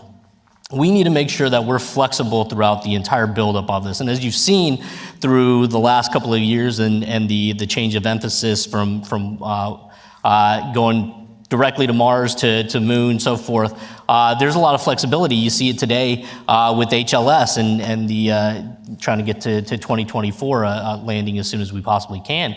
All these things change the architecture. So to be flexible is, I think, a real key to this, and that's one of the places we really set out to do. Also be flexible in the launches. There is obviously SLS is an important piece of this, and getting both SLS, it is the only human-rated deep space launch vehicle that exists, so it is absolutely important to getting humans to the moon and getting Orion out. But there's other ways to potentially get some of the infrastructure out there, and with all the new technologies, inventions that all these very smart launch vehicle companies are coming up with, there's a lot of capability out there. So be flexible to that as well, because things are going to change. The third is building blocks. Use a building block approach, meaning every single element is uniquely capable, individually capable. We didn't want to try to create a system where you needed 2 elements to be up there in order for it to be functional. We wanted to basically incrementally gain capability as you go along building the Gateway. And then the fourth is really, could just say, begin with the end in mind, right? This is the deep space transport and going to Mars. We wanted to make sure we kept that in our focus throughout the entire buildup of the Gateway. And the last one here is minimize development costs, and my colleague set it up here, is try to use things that we already have. Well, I think we're looking at it in 2 ways. One is use systems that already exist and make sure we leverage those, but also reuse for the Gateway, for the deep space transport, so we don't have to keep reinventing the wheel, keep inventing one-offs as we go forward. And so, I'll say before today, all the speakers have been absolutely fantastic. But the one thing I was disappointed in is nobody put up an eye chart until I saw a few today. So I had to put up an eye chart here since I know everybody can read this. What I'll focus you on is what this does. It goes through some of the highlights of our PPE and what we call our LIFE, which is a large inflatable fabric environment. That's what we call our habitat. And you can see it's an inflatable habitat that's basically a 3-story building. So it's 27 feet in diameter, 27 feet long. If you have a chance, it's actually being shipped down to, actually just arrived at JSC this past week and is getting set up for crew testing down there. But what I'll focus you on this chart is the bottom set of bullets there where we talk about the habitat supports functions needed for crewed gateway missions and beyond. Really what we set out to do is make this so that it would support an 1,100-day Mars class mission. Have the utility for a moon mission and be able to increase the capabilities over time there, but really be able to support 1,100-day mission as well. If we're trying to get to an 1,100-day mission, we've never done that, right? We've never done that in space today with humans. We're talking about 30, 60, 90-day type things at the gateway. Well, one of the keys to using the moon effectively for Mars, in my opinion, is making sure we practice what we're going to do downstream. And you're not going to. The worst thing you can do is practice your 1,100-day mission on your 1,100-day mission, right? If you're a budding basketball star, you don't start with an 8-foot hoop and an Nerf basketball and say, well, now I'm going to go play Steph Curry, right? It's not what you do. So we need to make sure that we keep that in mind at the moon and make sure that we have a platform that is representative of what we're going to take to Mars. And similar to Peter, we have this thought of a minimal gateway. What can we do early on in the buildup to still have utility, still get to the surface? We show just a descent here. Again, there's descent and ascent when you're talking about human capabilities and add a transfer vehicle in there as well potentially. So we're looking at all those different options and how they come up. But again, this goes to building up capability early on in the system. And then, when you do try to go to a Mars type of a mission, you may try to start in baby steps as well. You may not go with humans right away. You may try to do this Pathfinder type of a mission as well. And so there's utility in doing that at the lunar at the gateway as well, and beyond. So this is my get off the stage chart. So I'll go through this one quickly so we can get to some questions here. So we see this as really being an ecosystem. That term came up yesterday a bit when talking with STEM. Well, I think it applies here as well. Really everything we do from LEO and ISS or whatever might be after ISS needs to support whatever we do at the gateway. And when I mean support, I mean they need to be interconnected in ways. They need to be able to support the operations from one to the other. Same thing goes for the deep space transport. And you can see here, we have a lot of systems, and our vision around this is that we want to make sure that whatever we build in the gateway is extensible to a Mars type mission. Yes, you may need more power. Yes, you may need more more crew quarters or something of that nature. But we're trying to figure those out at the gateway, which is a quick ride home, versus figure those out on the way to Mars. That's all I had. Let's thank our panel for those wonderful presentations. I'm going to start off with a few questions, and then we'll open it up for audience questions. I want to start with Maria.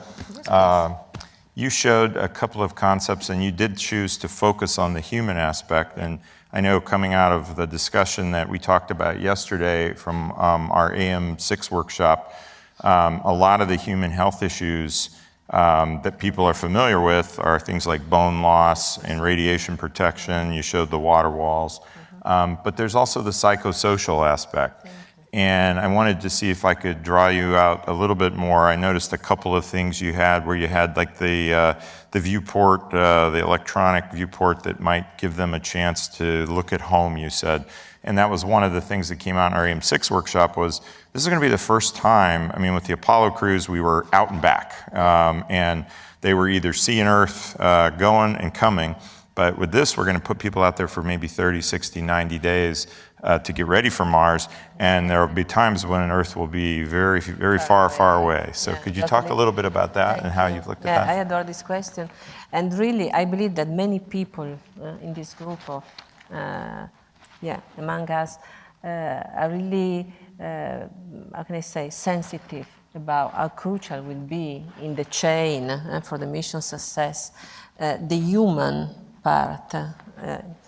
And so I believe that the LOB-G, in fact, besides offering all the flexibility for exploration, for teleoperation of rovers on the lunar surface, in fact, will be the perfect place where people will be trained from a human being point of view to be away from home, to be living in a small group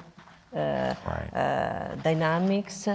And so it will be really crucial to understand how to select the proper astronaut for this type of mission, how to offer them, as I mentioned before, an environment comfortable enough for them not to be abandoned somehow. And so, yes, LOB-G, for many technical plus reasons, to verify enabling technology for deep space, yes, for the radiation, yes, for flexible internal volumes, but especially to check the capability for the proper people. I don't want to say the right people. Right. Anybody can be right, but is that I think that is critical to put the right people together and to have them working effectively in a type of environment that is not the natural one we are used to. Already to speak in this type of setting can somehow be difficult for many people. Right. And so can you imagine far away from home when you will need to perform, to be a performer, and to be effective in dealing with experiment, with technical checks, with so many different things. And to continue to respect the other people needs and wills and feelings. So to really create a sort of family in a world that, for sure, we will be able to adapt. We showed our adaptation capabilities continuously, but as you said perfectly just a few seconds ago, it will be important to verify this type of things before embarking for 1,100 days. Yes, and especially for a travel that will not offer Right. you the possibility to drive back in Right, plane. you can't just get you in cannot the, just- in the yeah, yeah, Orion yeah. and come home. Right. So yeah, I yeah, see this exactly. as a big plus for being in favor of a facility orbiting around the moon. Great. All right, I'm going to change it up a little bit for the three gentlemen here. And I used, no, I can't say it. They're all my friends. Except for Mike, whose charts I managed not to get. But the question then, Maria's question is very appropriate to how we're going to use this to feed forward to Mars. For you guys, tell me again about the gateway. I mean, you showed me the minimalist gateway. We talked a little bit about 24. I know there's a lot of people out there who, as soon as they heard the 2024 date, they assumed that we'd go direct. You know, we'll just do what we did on Apollo because, hey, we did it in the 60s. I mean, obviously we can do it again. Tell me why the gateway is important, even in that 24 construct. What does the gateway facilitate? And maybe even I'm asking, you know, give me that kind of the mission profile that you see for a 24 mission with a minimalist gateway. So I don't know who wants to go first. I'll start if you want. Start with the end and work this way? I'll give you Okay, either way. Go ahead, Peter. So I'll start with I guess what you're saying is a notional deployment sequence of what this might kind of sort look of how like. does it fit for people who are kind of having this question in their mind, why do we need this thing? Yeah. Well, the nice thing, so by the way, the nice thing about the gateway right now is that NASA actually has the procurement on the street, and actually they're supposed to award it either end of this month or by this summer, depending on which day you hear something. for the power propulsion element. So the first element's in the acquisition process, so it's something that is already going to, if they move forward with the plan as is, it'll be ready in 22.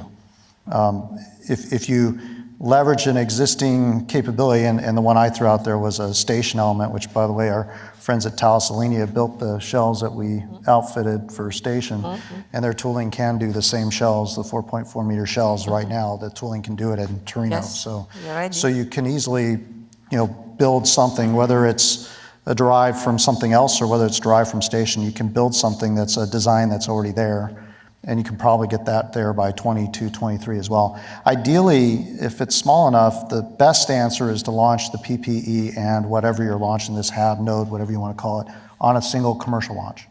That's the best answer, because then the power propulsion element can tug it out. If I have to fly them on 2 different launches, then I got to build a separate tug for this habitat to go out, which adds more time and money. So ideally, if I could bring them together and fly them together, that's a good thing. Right, and I'll just add for the people in the audience who might not know it, when Peter says the power and propulsion element can tug it out, the reason it can do that is it also has solar electric propulsion. So the other thing that power does is power these electric thrusters that are capable of moving that whole stack out to lunar orbit. Yeah, so if you don't have that and you have a big element with no power or propulsion system, you need to add something to take it there. And so that's the added development.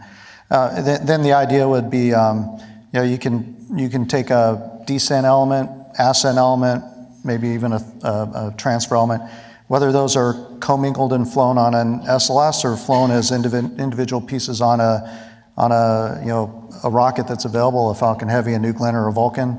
Maybe you take those out commercially, you rendezvous them at the gateway, which is a great aggregation point. Otherwise, I got all these things flying in space, I got to aggregate. It's a good aggregation point. And then I bring the crew out. The last thing I do would bring the crew out on an SLS Block 1 out there, and then they would go down to the surface. About a half day, I think, the mission I've been seeing is it's about a half day to go from the NRHO down to the surface, about 6 days on the surface, a half day back, and then you'd ride the crew back up to Earth on Orion. So that's kind of the sequence that we've been talking about. I probably said everything or something close to what you guys said, but I'll pass it off to you. Although, the one thing I'd add to that is, to those people who think you just go direct, I mean, the elements that we have right now can't do that mission without Gateway.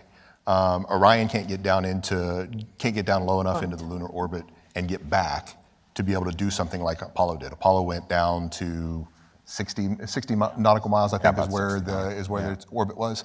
Orion doesn't have the propulsion capability to actually get down and come back. So using the elements that we have, you need to stage higher. So that leads you to go to this to some sort of a intermediate stage in the middle. As Peter said, again, with the aggregation, I mean, it basically, I guess if you look at it from where HLS was, we're looking at 2028, and then we got a quick turn to 24, the flexibility that's inherent in the Gateway design allowed itself to be very easily modified to be able to suit that. So I mean, just the fact that you're able to, in a space of a couple weeks, come up with something that utilizes the Gateway and still gets the mission done, kind of is descriptive of how flexible and how powerful that system actually is for enabling exploration missions, both, again, to the moon as well as onto Mars. So I would add that as kind of a addendum to what to Peter's point. So, So to add to that, I'll say, I agree with the concept of, or the technical challenges, I should say, with getting directly there. But the other thing I'll say is sustainability. That's been a big part of this, right? We want to create a sustainable presence at the moon. Why? So we can, again, practice and go to Mars, right? We did the Apollo mission, like you said, Joe, right? And we haven't gone to Mars. Yeah, once we did it, we stopped. Right, And we haven't done it for 50 years. Exactly. So we don't want to do that again. Yeah. So there's a big reason to have a Gateway there in and of itself, right? So that we have this capability. We learn a lot. I think the other thing is, when we talk about practicing things, this is a very different setup than what we do today, right? With ISS, we command things from the ground to ISS, where in this case, we're going to be commanding things from this gateway, this orbiting platform, down to the surface, which is a very different scenario.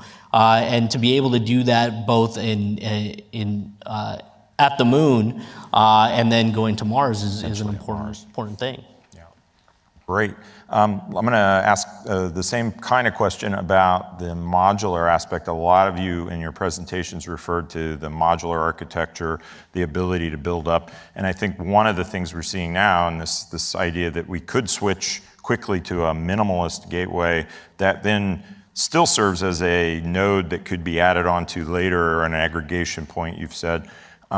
So you say a little bit about, and we also talk about the ability to bring in other partners later on. Can you say a little bit about the architecture? It's obviously an open architecture design and work that you might have done to ensure that there's going to be compatibility, because obviously in the past, like when we went to Mir, when we did Apollo Soyuz, all those kinds of things where we're putting two dissimilar things together, we had to adapt a lot of things. So any thoughts on that? And I know you've all done work with your studies with NASA on that. So you want to start, Niraj? Sure, I'll come this start way. this time. We'll go this way. Okay. To try to keep that modularity, NASA's done some work on this, trying to look at interoperability standards is what they call them, so that each element can work with one another. And so there's been some thought around that already, is how are all these things going to come together. And to go fast, you're going to need all of these companies, everybody up here, including others that aren't represented here, to present or provide something to the gateway in order to get it done in that time frame. So those are going to be important. But the other thing is, collaboration to start now, right? And I know we've been reaching out, and I'm sure I know colleagues on the panel here have been doing the same thing, working with all the different entities that are involved in this, working with the ESA teams and the NASA teams and the industry teams to figure out exactly how all of these are going to come together. What are the critical functions across each one? Where do those functions reside in the architecture, so we all agree, so that one can build off the next? Right, I have to add, basically using. We talked about all the interoperability standards and the like, but basically building off of ISS heritage of looking at how did we set this thing up to bring in the international partners so that they could send modules, they could send, ATV, HTV, MPLMs. They were all built. They're not necessarily all built in the United States. A lot of them were built. Thales is actually they're we have to kind of bow down to Thales. They've been. There's a reason Maria's on this panel. Exactly. So really, it's a matter of all the docking mechanisms, making sure that not just the docking mechanisms, but all of the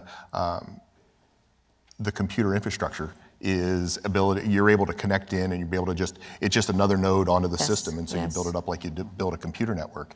But basically, it all comes down to standards and discussing each other. What's the plan? Where are we going? How do we ensure that everybody is building according to the same plan, so that we can, he can supply one, she can supply one, maybe I get to supply one, SpaceX, Blue Origin, whoever's brought in or made available can easily plug into the system and be able to add capability to the overall architecture. Yeah, you rightly said that we need to start from our background, from the space station experience, but I believe that we have to move Learn beyond. some lessons from things that worked or didn't work. Precisely to allow the flexibility to, to start with a minimum architecture that can be expanded.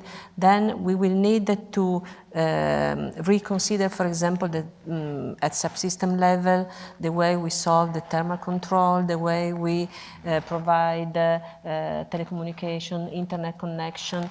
So I think that is normal. We want to really take benefit of the learning process, but then we shall use the up-to-date technological opportunities that on-ramp things as they become available. And obviously we want to have improved ECLSS systems to go to Mars and some things like that.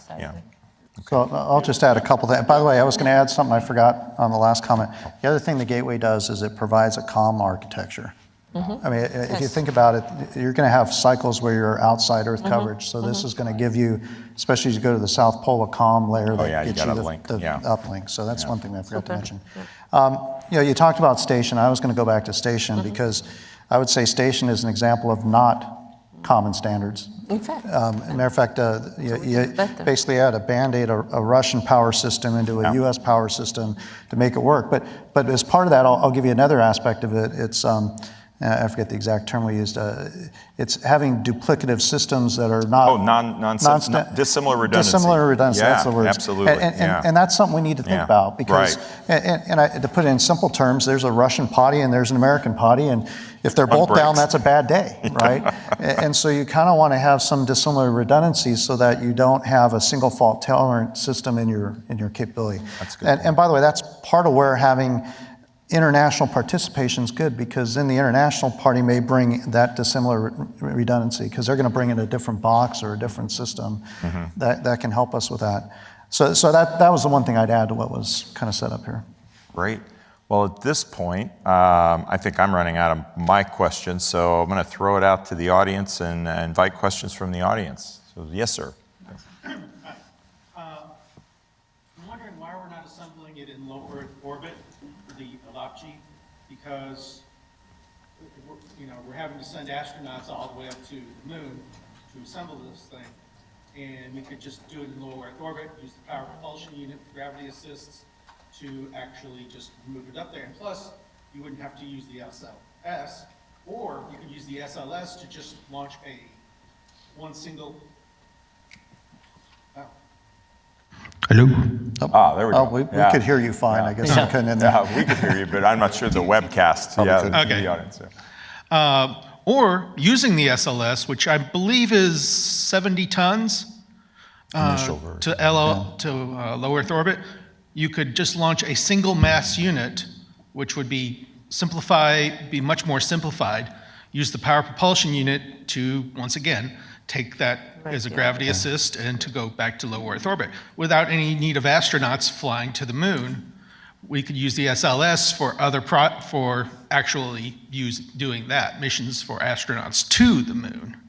So just initial comment is, when you said astronauts assembling, there actually is no astronaut assembly on the Gateway.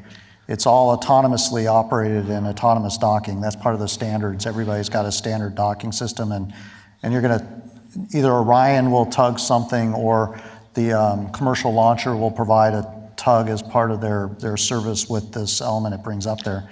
But it's all going to be autonomous. So there is no, it's not, and by the way, I started my career on space station when we used to have the node balls and truss tubes and billions of hours of EVAs where they were up there screwing trusses into node balls.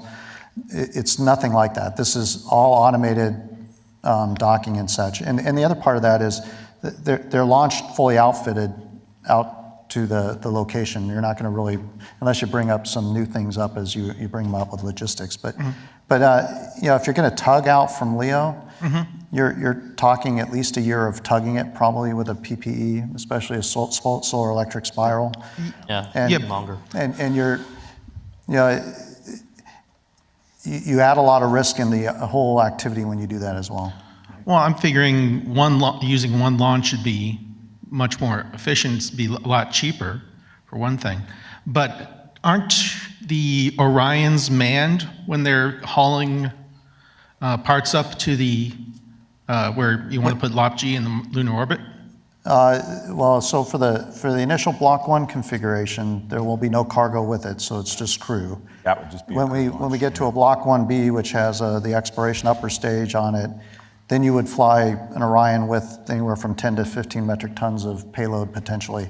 And in that case, Orion would serve as a tug to take it out there, which is, you think about it, that's much more efficient than maybe having to build another tug to do it on a commercial launch. That's an option too. So are there astronauts on the Orion when they're using it? Okay, so there are being astronauts assembling it. No, they're not. There are astronauts driving it up there to slot them together. So they're present. Right, and to get back to your point earlier, I think, if you come back to Peter's run through of what we're talking about one commercial launch gets the PPE and possibly a utilization element out. You've got a launch for a lander element, and then descent element, ascent element, and a transfer element. Then the crew comes last on a single launch. And 3 of those are commercial launches anyway. Yeah. So we're essentially doing what you're saying. I think people have looked at the optimization of whether it's better to do it in LEO, deep in the Earth's gravity well, or whether it's better to do, maximize what you do with your rocket and get to TLI and put it out there on the cusp of the gravity well, as Mike was describing, and that optimizes out better. Well, I'm just figuring we could do it more like Skylab, which was, a single unit. But we didn't raise Skylab to do NRHO. Yes, but you could with the power propulsion unit. And there again, you take what, like Peter said, it'd take maybe a year and a half to almost 2 years for that size with the power levels we've got. So we've waited a lot longer for missions to happen. Yeah, so 2024. Yeah, but okay, so we just have to make it fit within that time frame. Okay, so anyway, thank you. I appreciate your question. I did have one other question. I just need to get over to these about guys. if the European service module is delaying us or is not powerful enough to get us to the moon orbit we need, why don't we replace it or make it better? That's the last question. Actually, the European service module is plenty powerful enough to get it to where it's designed to go. And it was never designed to go that deep into the gravity well. That was one of the lessons learned from Apollo, was that it was disadvantageous to go that deep. So it was more advantageous to stay out. It gave you a little bit better abort capabilities. There were some other technical reasons for it, but Orion was designed to stay up out of the gravity well a little bit further than Apollo was. Let's go over here, Jeff. Thank you, Save Man Space. Are each of you confident that you can have a minimalist architecture on site in lunar orbit ready to support a 2024 landing?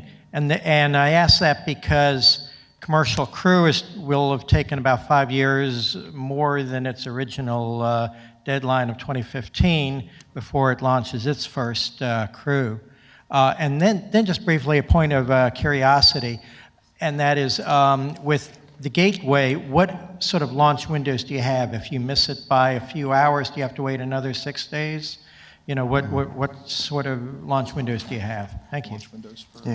Are you saying launch windows for the Ascent vehicle coming off the surface? The launch window for the Gateway elements? Both the surface of the moon and from Earth. Oh, from Earth, okay. But all right. both. So both sides, okay. Go ahead, guys. Well, I don't think I can answer the launch window. I'd have to go talk to, it's been a long time since I've done launch, but you'd have to look at the windows you've got in terms of when you can get to the NRHO orbit you want. I'm trying to remember. I think it's once, maybe twice a month. I believe twice a month. So it's not a huge delay, but there's for any launch, there's a window that you have to do just to make sure that the trajectories work in the proper manner. From the moon, though, the design is it's anytime. It's about every 6 days, 7 days. Yeah, it's about weekly from the moon. Your other question, though, about the confidence in having something there, I'll tell you, if they stay the course and they'll award a PPE contract this year, I think there's a good likelihood if it's something with a low-risk development, something that's got a lot of heritage in it, I think especially if it's based on commercial or government satellites that are being built today, I think there's a good chance that the PPE can be on schedule. Pretty close, 22, 23 probably. And if you want to get the habitat on schedule, you got to move, get it on contract, and leverage something you got. Because if you add development to it, a big development curve on it, or wait a year and a half to procure it, you're going to have a hard time, I think, getting to 24. Yeah, to add to that a little bit, I think we'd all say technically we can do it, right? And if we were told today go forth and get it done, we could do it. The contractual mechanisms and the speed of getting all of these things awarded and solidified, that's the thing I think is the tallest pole. That's the driver. Okay. Thank you. Thank you. Got another question over here, I think. Yeah. Good afternoon. My name is Mike, and a question about the Halo orbit, probably for Peter or Mike. And I have a weak feeling about how that orbit is really a better performance than any other orbit that you might use. I understand the gravity well situation, but a Halo orbit around L2 supposedly has better communication and more stable. But I don't see any real performance comparison of other orbits that might be considered. Maybe next year you can bring some diagrams showing the halo orbit, how it's designed. I had one in my charts. Yeah, if only we had his charts. Yeah. Well, to be honest, the NRHO is really, it is a halo orbit around L2. So think of it more that way. It's just a different, it's a different class of the halo species. It's actually really nice in the fact that it's never behind the moon. So there's constant communication. That's one of the big benefits. And the other big benefit is station keeping is on the order of meters per second per year, as opposed to hundreds of meters per second if you're in other types of orbits. So it's a really stable orbit as long as you maintain that station keeping for the elements that are in place. I mean, are there better ones? Maybe. Is this one pretty good? I think one of the things we got to be concerned about is the enemy of the good, or enemy of perfect is right.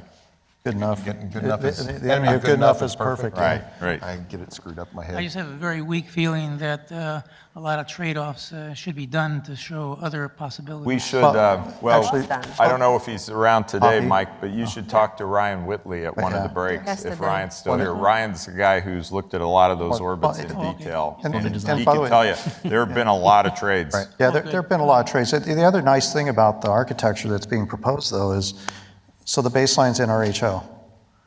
We can move the gateway to other orbits as we learn and discover more. And maybe there's a more optimum orbit for a certain mission we're going to go do. Right. And the gateway can use the power propulsion element to move into that orbit space. So it's not the locked beauty in. of it is it's a flexible architecture still. It gives you that flexibility as you learn. Okay, thank you. Okay, thanks for the question. Another question over here. Thank you. You addressed structure and power propulsion quite thoroughly. What about complementary systems like life support and avionics? We found that to be a challenge on Orion, and kind of the long pole in the development cycle. Any significant challenges in those areas that you foresee? I'll start with environmental controls. I always tell a little story, and this is because our space station days. When we first built the first environmental control system for space station, and we did all our ground testing, everything was great, worked perfectly. We put it up on station and realized the lubricant, I think, in the rotary area didn't quite work well in microgravity. So it doesn't matter what you do on the ground, you're going to have to go up and do some testing in microgravity. Yeah. And that's why we're doing a lot of that right now up on space station. There's a system we're getting ready to bring up that is kind of the next gen ECLSS system that will help us learn more about reliability. I mean, right now we're still doing significant repair and replace on the ECLSS system on station. That is probably the long pole. If we're talking about getting to Mars, solving ECLSS, and then the next one is probably radiation protection.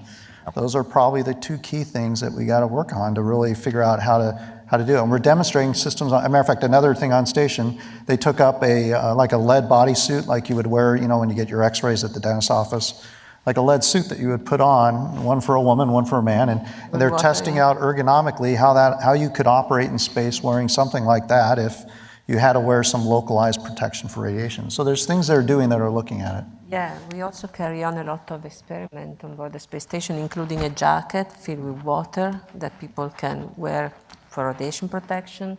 As for life support system, we do a lot of research in, how can I say, involving plants in the loop. Oh, right, yeah. So small greenhouse. Yeah. Regenerative type of life support system. Yeah. Anything else, Mike Nurge, to add to that question? I think we have one more. It looks like Jeff has a question for us. Probably going to be our last question as I look at the timer. Just to follow up on an earlier question about the mini-hab or node or utilization module, or whatever we're calling it at this particular time. You talked about getting it on contract soon. Sort of how soon does it need to be on contract? And is there a preferred contracting method in terms of a standard contract or some sort of public-private partnership or some other alternative approach to getting it contracted? I think I made the comment. I'll start and I'll tell you, typical development's about 3 years, 4 if you want some margin. So if you're talking about 24 and you want to get this up in 23, that puts you in probably about a year window here of opportunity. And by the way, that timeline gets a little bit less aggressive depending on how much common systems, common tooling, current capability. I mean, if you have the machining capability now, it takes a lot of risk out of that. If you have designs that you can base it on, it takes a lot of risk out of that. And so, which may mean compromises. Right. I mean, Yeah. that may drive, some of the desirements that people out there wanting to do new things have to give up on to be able to do it exquisite faster. is the system Or gonna be? exquisiteness, yeah, right. Yeah. well, and as you're dealing with things that are more known and understood, that might give more flexibility in the contracting approach too. If it's high risk, high technology things, you're going to be traditional cost plus government contracting.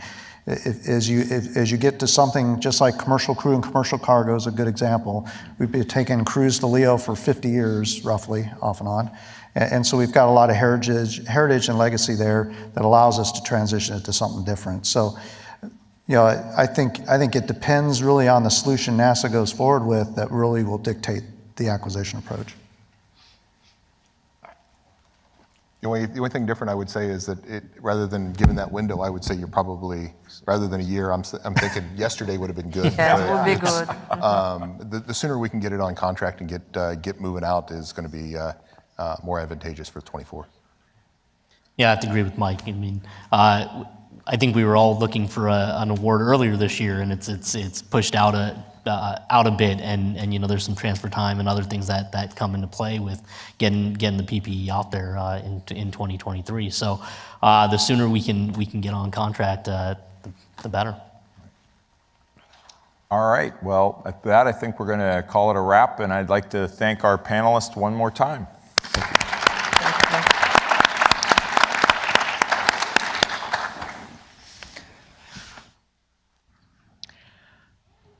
So we're in the break now between the breakout sessions on this second day, afternoon of the second day at the Humans to Mars Summit in Washington, D.C. I'm Matt Kaplan of the Planetary Society, joined again by Sonia Gavankar, and I wasn't in here for this session. I was across the hall at a session on in situ resource utilization, a critical component of making sure that we can actually make a decent life for ourselves on the moon or Mars. Really fascinating. And the answer? What's the answer? We're getting there. It's hard. It's really, really hard, but we're getting there. So I don't know what you might have heard in this session, but this looked like a good one too. This was really in-depth conversations about what we're actually doing to build out that architecture. And it's fascinating, but it's a lot of work, and I'm feeling a little overwhelmed. I'm going to be honest. I'm glad there's some experts who know what they're doing, who are building that, because I think the food part of the conversation is more up my alley. I know we have some people who are on deck here to have further conversation, so I'll let you turn to them.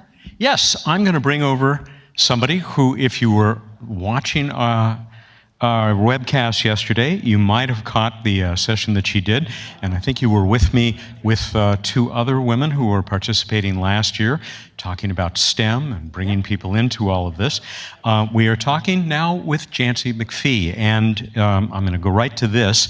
Though you have a PhD in biophysics, he read, and did many years of neuroscience research, you are pretty much enthralled by every discipline of science and all artistic expression. That's the impression I get.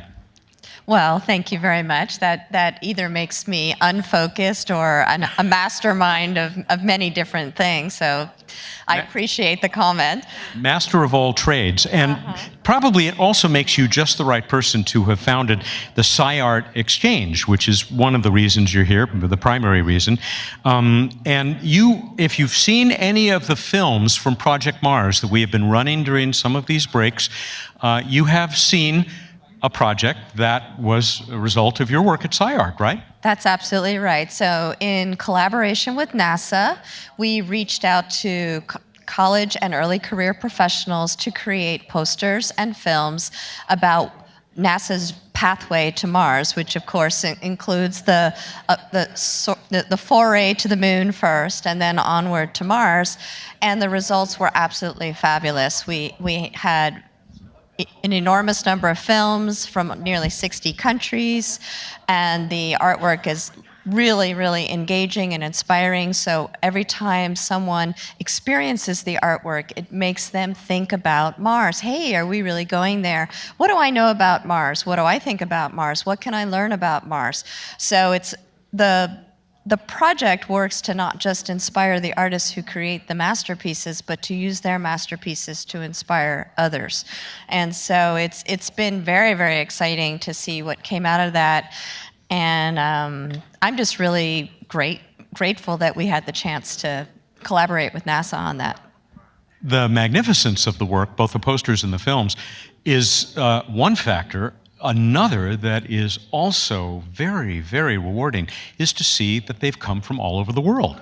Absolutely, and that is part of the mission of the organization. Is we want to inspire everyone. So some of our artists actually self-identify as scientists and engineers, and then they're dabbling in the arts.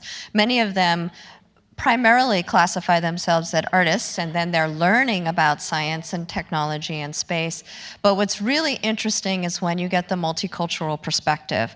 And actually our top winner this year was a little microcosm of that, because the team actually came from NYU, but they originally came from India, and their main character was a young woman, and some of you may have already seen the film, who in her childhood becomes inspired about space. And it's a tale of how her family supported and nurtured her interest, and then she ends up being one of the first people to go to Mars. And there are these beautiful scenes that are making it obvious that it's an international collaboration. There's a lot of different people there. The inspiration came in their youth, because each one of them is briefly imaged as a young person, sort of with the excitement, the culmination of their dreams. So it's a great capture of a whole lot of complex ideas, and there's not even any spoken word. So. And that's part of the appeal of this, right? I mean, not everybody can follow, let's say, all the presentations, all the slides with all of the complex flowcharts that we are watching as part, not entirely, but part of what this conference is all about. But pretty much everybody, and especially young people, can feel the romance of what's happening here. Well, what's important is you have to care about something, because anything that is really worthwhile and that ultimately becomes creative requires hard work. And it is at that edge when things start to get difficult that the most amazing things happen. So one of those key aspects to leading to creativity is that you have to care. And so the spark is very important, and amazing things happen when that spark has happened. I have only seen a small fraction of the film so far. Where can I see the rest of them? So it's really lovely, because we put up on the Project Mars website, so that's www.projectmarscompetition.com or .org, either of those will work. And not just the winners, but also all of the finalists are listed there. So there are 24 films, and I think it's 34 posters. And they are available for people to use locally at their events to inspire their community, whether their community of interest is young people or it's fellow adults. They can use those. They just need to come through us, through SciArt Exchange, and make a request, and then we will come to a happy agreement, and then we can release the artwork to them to use locally. So like in schools? Absolutely. In schools, in museums, art centers, libraries. I didn't have a chance to tell you that through our 10 years of work, we're up to almost 2.9 million in-person eyeballs. Wow. And some of those have been really big ticket items, like recently there was a huge congratulations for the top poster winner on a giant sign on a highway in Detroit.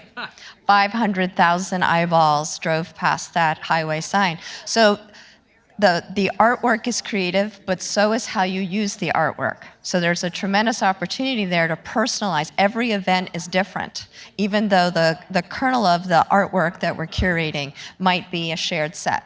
So you are having the influence that you hope to have when you set this up. Yes, it's been a journey. And I think that everyone who works in this sort of business has their challenges. And frankly, like most of those people, I live for that moment when someone says, thank you. You have really changed my life. And we're certainly not getting rich, but hopefully person by person, we are actually creating the future. And I think that that's important enough to forego having unlimited resources. There are different varieties of wealth. What's ahead? I know you have one competition which people are going to have to get right on it if they want to get in. So let's check the watch. We are down to less than 9 hours in which 10 to 18-year-olds from around the world can submit an entry, and it can be visual, literary, film, or visual art. Visual, literary, film, or music. But most likely, if you've only got 10 hours, you really only have time to craft a poem or a not so complicated visual art.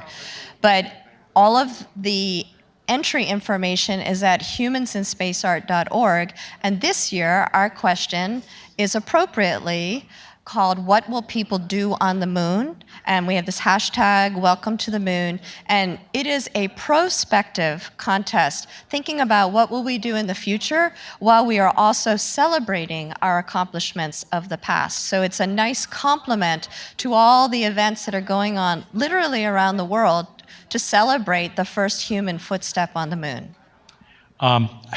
There's much more, I'm sure, in store in the future.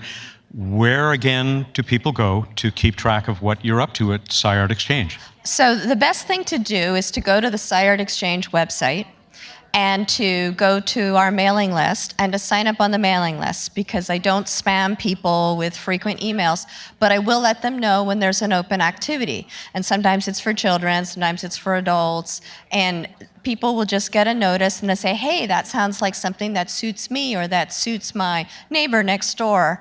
And that way people can know when there's a chance to contribute and to learn and to leverage this activity to get really excited about the future of space.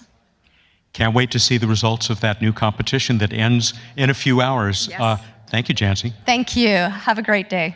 Jancy McPhee of the SciArt Exchange. Time to turn the microphone over to Sonia Gavankar, who has another guest representing one of the sponsors of Humans to Mars.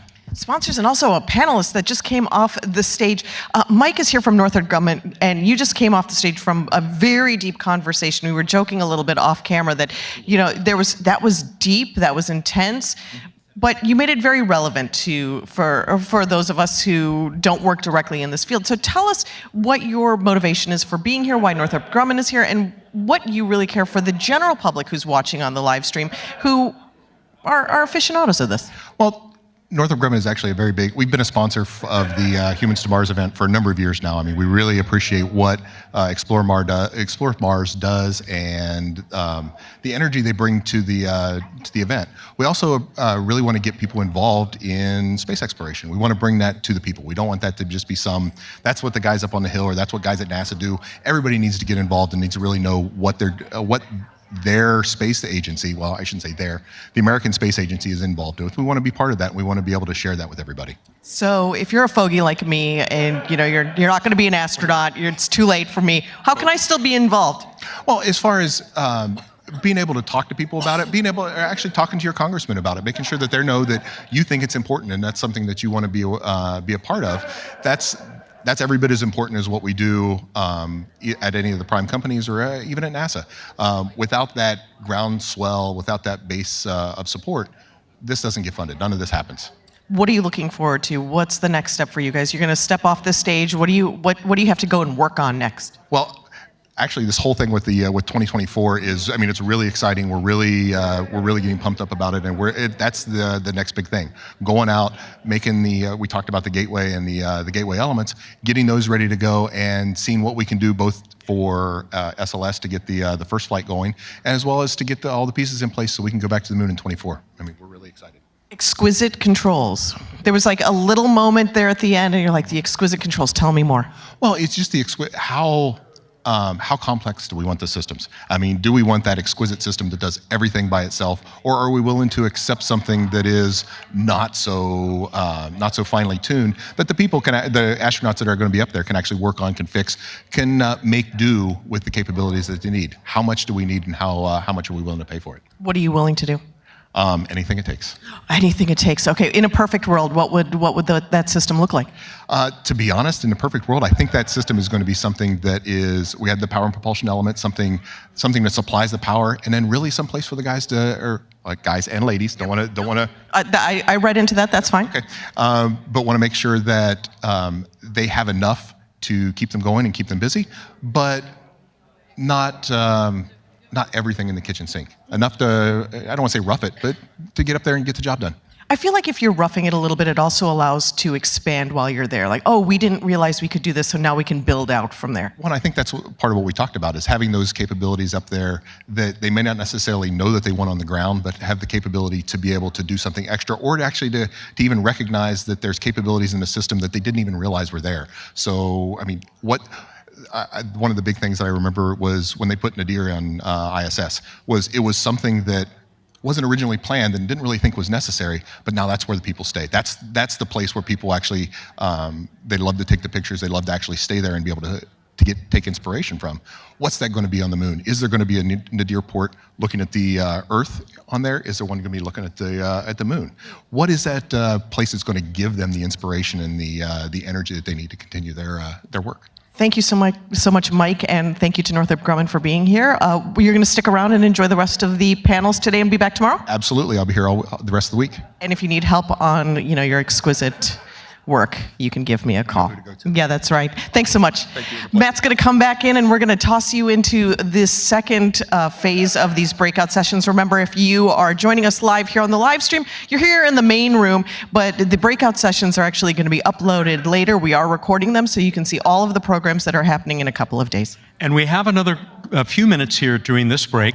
So we just talked to Jancy McPhee, who's responsible for the Project Mars competition. We have time to watch at least one, maybe even a couple of those films from Project Mars, and we can roll one of those.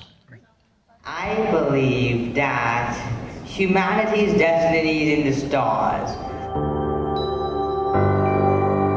Just getting to space is in fact the easiest part, because once you're in space, you actually have to live in it, right? And space wants you dead. I have learned that through STEAM we can solve many different problems. Altitude convergence, the radar has locked on the ground. Touchdown. Yes. Let's say we are attacked by asteroids. After our probe locates the asteroid. You guys are here at a really exciting time. We're all talking about space.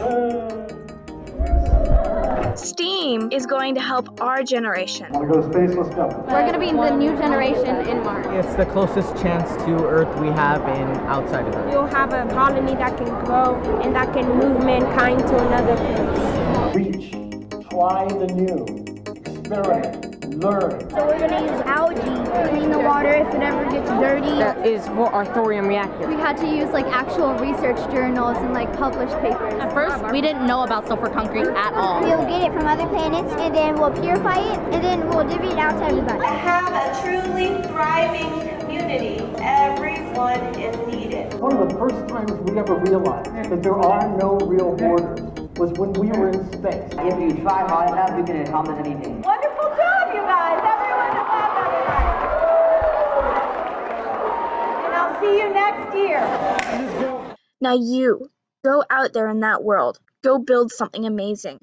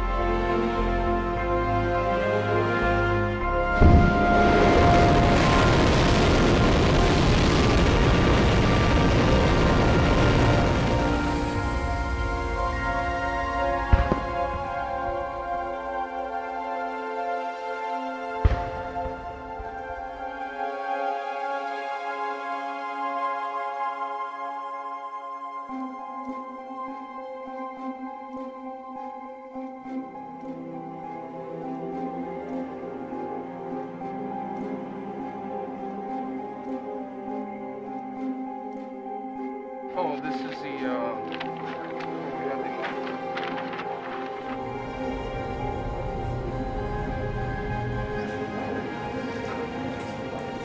And Launch Director Coppins.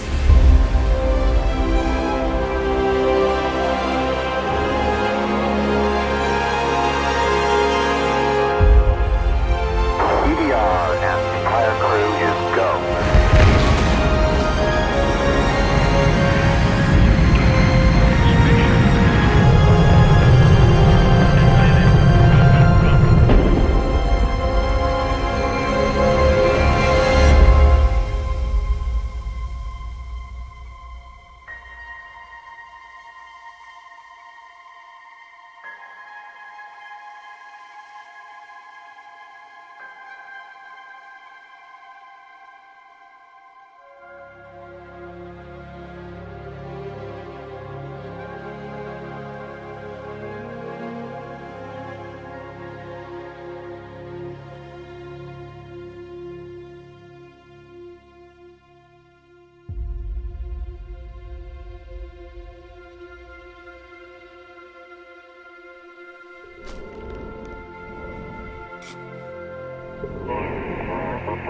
Primary objectives are complete. Let's wrap it up and head to the airlock.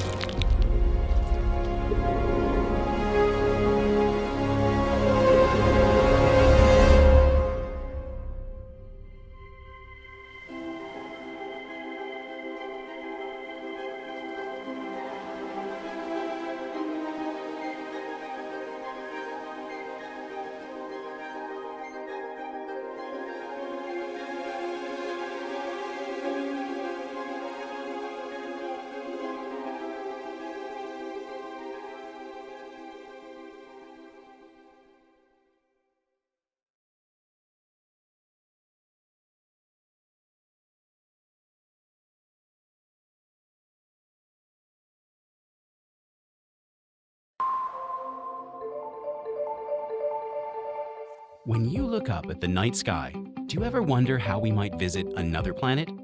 Like Mars? Researchers at NASA have been working on humankind's journey to the Red Planet for decades. Over the years, they've sent a number of spacecraft, orbitals, rovers, and satellites into space, giving us a look into what lies far, far beyond our reach. But the furthest humans have traveled is only to the other side of the moon. Venturing deeper into space has posed a number of new challenges. How will NASA astronaut crew live in space? Will their health change? What happens in the event of an emergency? And what will they do when they get to Mars anyway? Questions like these have made planning the trip a difficult task, but it isn't impossible. NASA has come up with a unique way to connect the dots between Earth and Mars through a series of stepping stones. This special route to Mars, called Ares, arriving realistically to Earth's sister, details a complex celestial dance with NASA spacecraft technology, and none of it would be possible without the main transportation vehicle, Orion. The Orion spacecraft is specifically designed to carry NASA astronaut crew to and from Mars. It is composed of three main parts: the launch abort system, the crew module, and the service module. Astronauts will travel in the crew module when Orion carries humans from Earth and along the stepping stones to Mars. But it won't travel alone. Orion is lucky to have some help from a few friends at NASA. The Space Launch System is a heavy-lift launch rocket that will help build the stepping stones for Ares by carrying large quantities of materials into space. Eventually, it will also launch Orion off Earth and beyond low Earth orbit. The Lunar Orbital Platform Gateway is a working space station that encircles the Moon. The Lunar Orbital Platform Gateway will provide a habitation system, docking capabilities, and technical support for future space missions. For Orion, it will be where the crew module will join and connect with the Deep Space Transport. The Deep Space Transport will carry Orion and its passengers through the longest stretch between stepping stones. Design plans are still being researched, but an onboard habitation module will help normalize the long journey to Mars. And finally, the Martian Orbital Observatory is the planned deep space workstation that will receive the Deep Space Transport and serve as the primary living quarters for astronauts at Mars. Taking the Ares pathway to Mars is similar to a baton race. But the real challenge lies in surviving the journey. Researchers predict that a single Mars mission can take approximately 3 years, which poses a number of stressors for NASA astronaut crew. They include health risks, like exposure to cosmic radiation or prolonged weightlessness, psychological effects from isolation, especially in being disconnected from real-life Earth events and interactions, social effects of living with a small group of people in cramped conditions for a long period of time, and technical issues, like spacecraft repair or medical emergencies. NASA plans to solve these issues by using SLS rockets to stock food and supplies at each stepping stone of the Ares pathway before Orion arrives. Both the Deep Space Transport and Martian Orbital Observatory will provide ample space to facilitate spacecraft maintenance, mission communications, exercise, and room for personal recreation. To stay down to Earth, Mars explorers may even do things to normalize their time away from home. But once on Mars, there is so much to explore. NASA astronaut crew can use a variety of exploration vehicles on the Martian Orbital Observatory to travel to an ideal Mars landing site for their next research steps.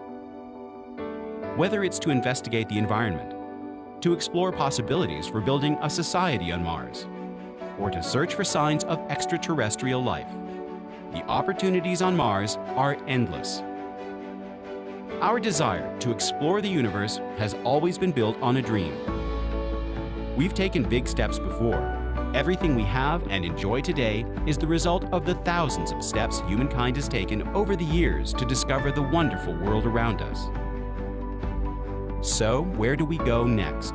Next time you look up at the night sky, consider where we've gone and where we're going, and ask yourself, how big can you dream?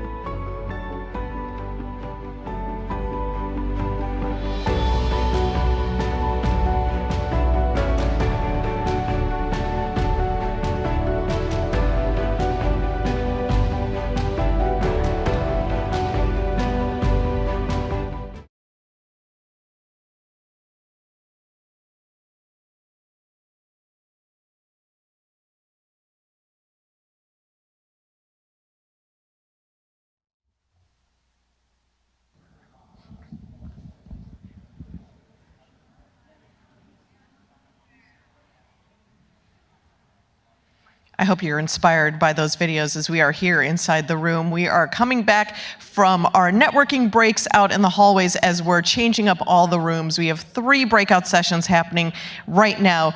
They are going to be happening, one in this room and the other 2 in other rooms outside here at the National Academy of Science.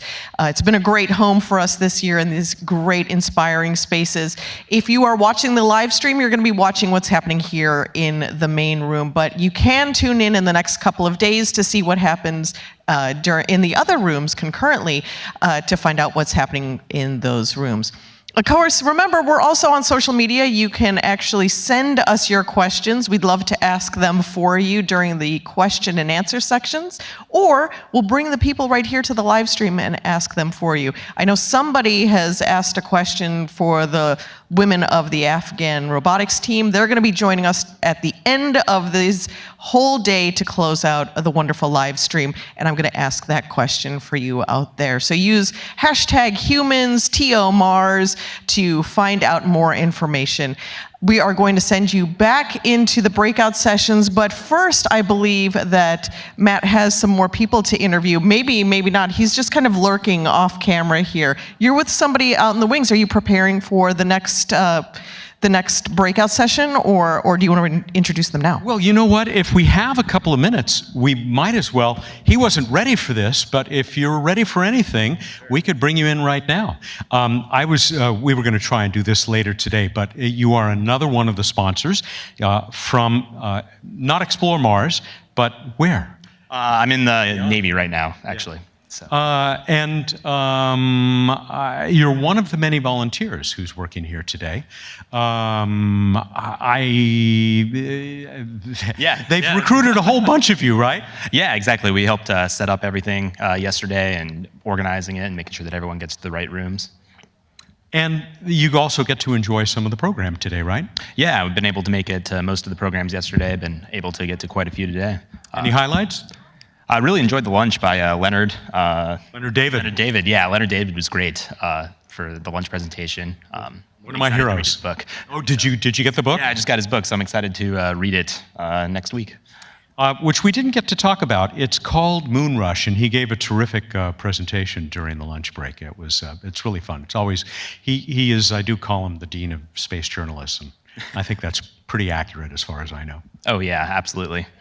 All right. Well, thank you. Thanks for all the help that you and all the other volunteers have been giving us over the course of H2M. We got another day to go. Okay, great. Thank you very much. It's always nice to meet all the volunteers who are helping out. There are a lot of nice people who are doing all the filling in of making sure people are checked in and getting to where they need to go. So it's nice to put a face to the people who are doing some hard work. So have you heard? Are we ready? We are ready, and we're ready to kick off the main stage program during the breakout session. So we'll send it back to the podium. Okay.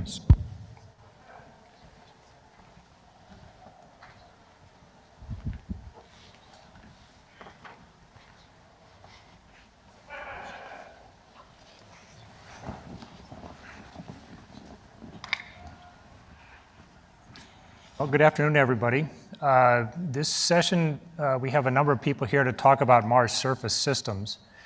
We're going to need a number of different kinds of capabilities on the surface of Mars when we have humans there, including things like habitation, like power, communications, mobility, EVA suits. So we won't be covering everything that we need there, but we have covered we'll cover some of the high points here today.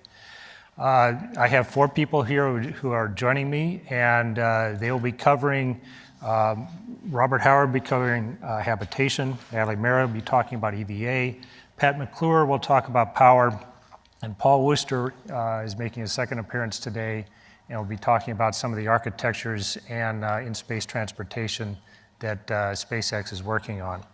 So what I'd like to do in this session is I'll start off by introducing or giving you a little bit of background about each one of our speakers. We'll give them each about 10 minutes time to go through a short description or discussion session, or description actually, of their particular capability where they specialize.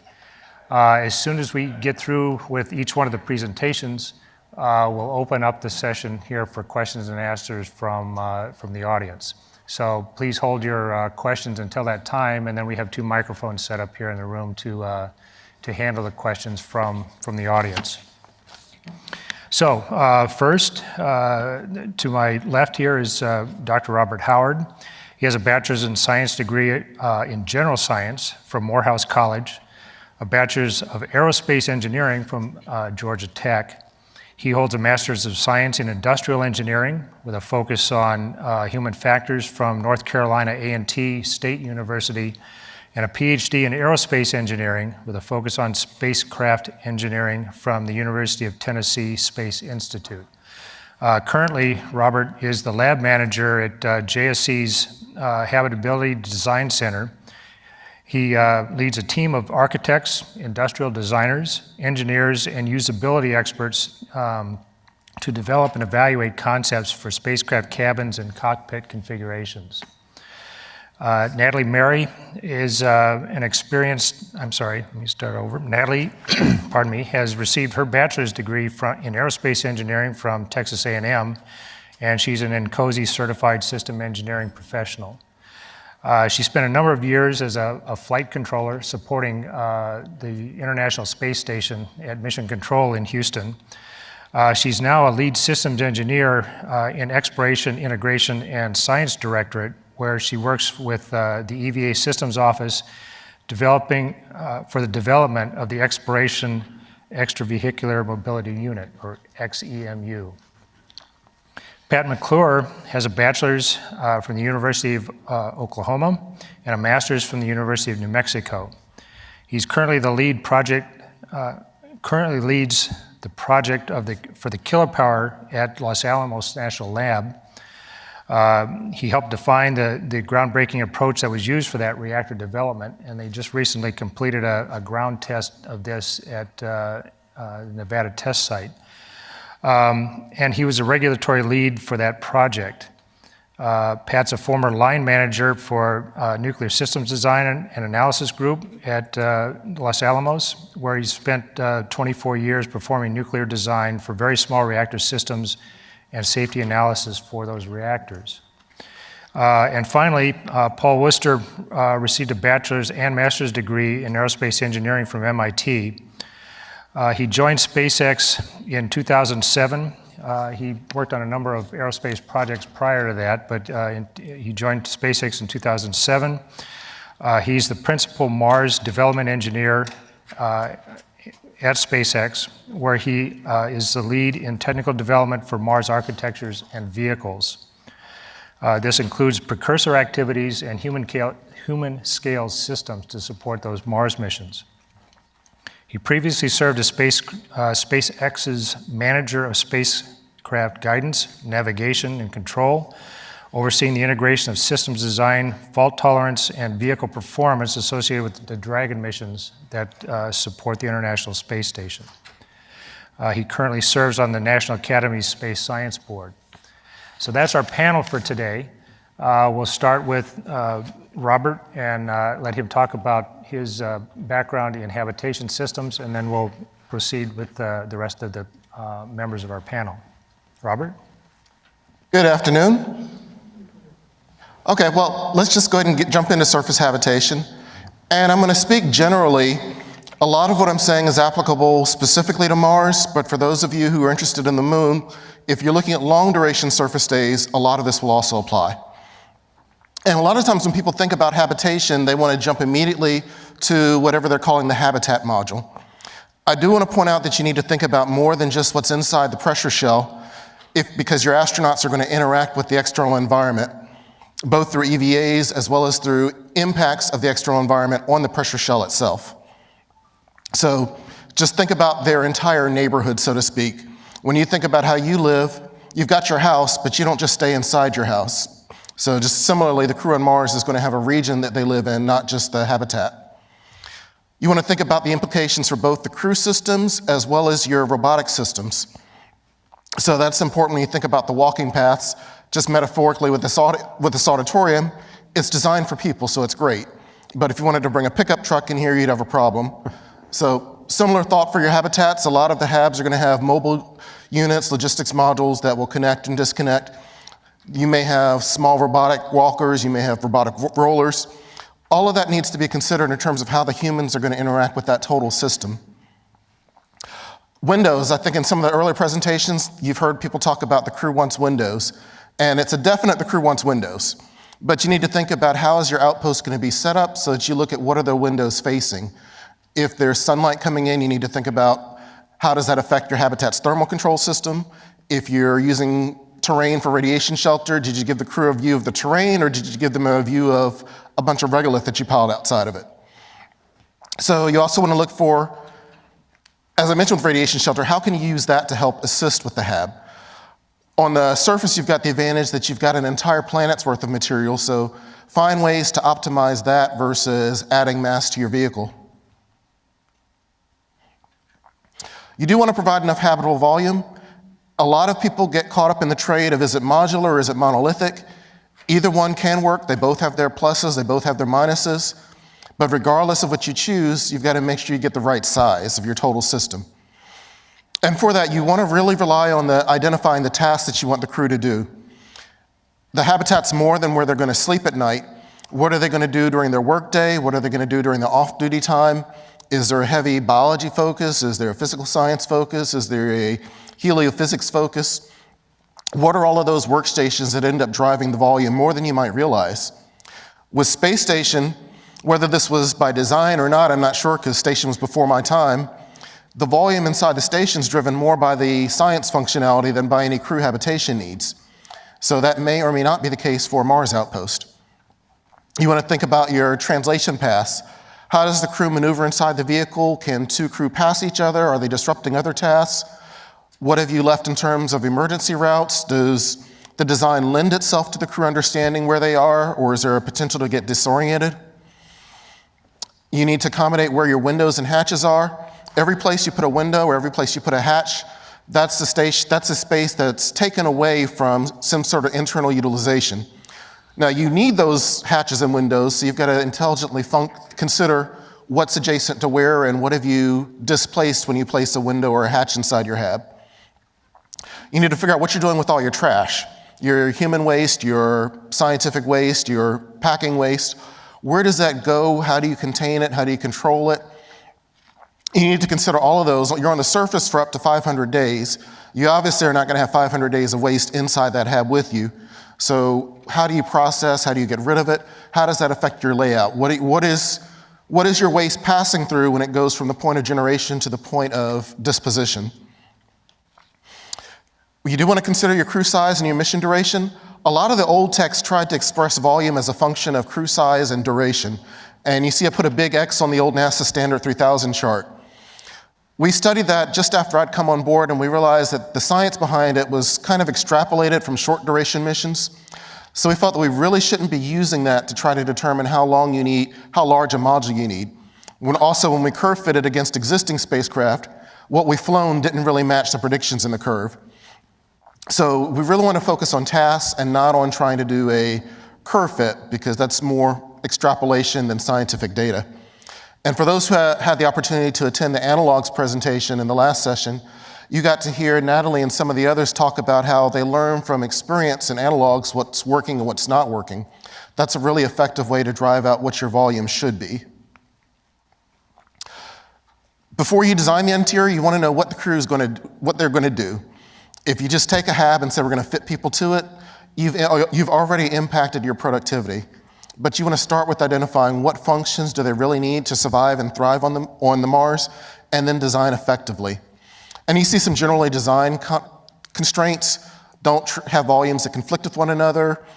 Things are going to happen in an order. You want to make that logical so the crew's not going back and forth. You want to use caution when you're sharing volumes. You're going to share volumes. You're just not going to be able to afford to launch something large enough to not share. But you need to be intelligent when you decide what occupies the same volume. And that's another example where testing can come into play. One of the examples we used during Desert Rats is we combined life sciences and medical, and that worked great while the crew was performing scientific procedures. But then we threw a medical contingency in the middle of a science experiment, and the crew realized that they were taking time away from patient treatment to get all of the science gear out of the way. And then they thought that might not be the way they want to go if they have a choice. You want to look at serviceability too, so that you can get to equipment that needs to be maintained. And when you're thinking about short duration missions, they may not be short. You might look at a surface rover and say, it's only a 3-day excursion, this is a short duration vehicle, or it's only 30 days, or whatever. But they're on Mars for 500 days. So if that 3 days is on day 300, they're already at the mental exhaustion of a long duration mission. In my directorate, we're trying to organize all of the issues that affect the crew health and well-being into what we're calling the crew health and performance system. And I'm not going to go through this eye chart, but it's basically a way of identifying what concerns do we have that stretch across the entire architecture, what concerns do we have that fall into a specific area like medicine or exercise, and then what do we have that is sort of also cross-cutting but affects our requirements generation.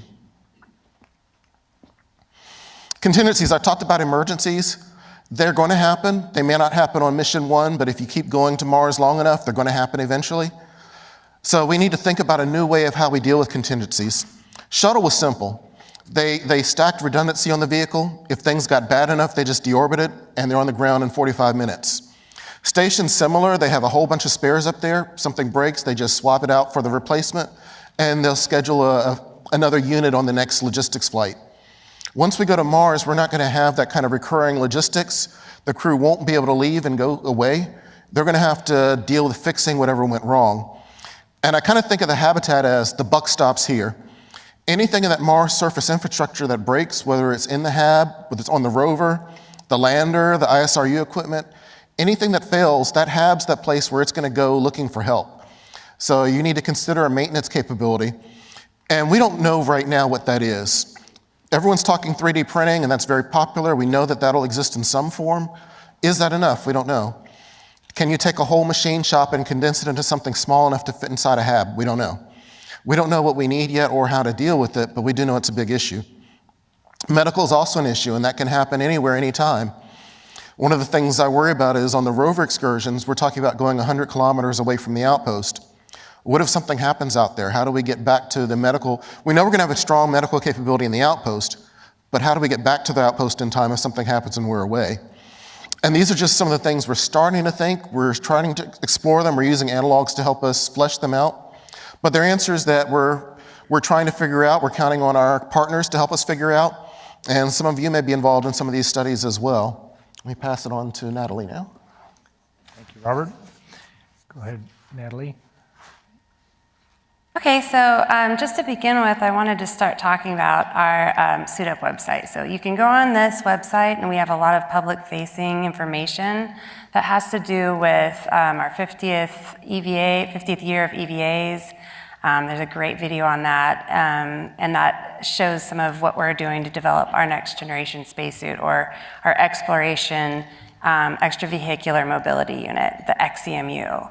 And so we also on there have a lot of references. We have our EVA technology workshop each year.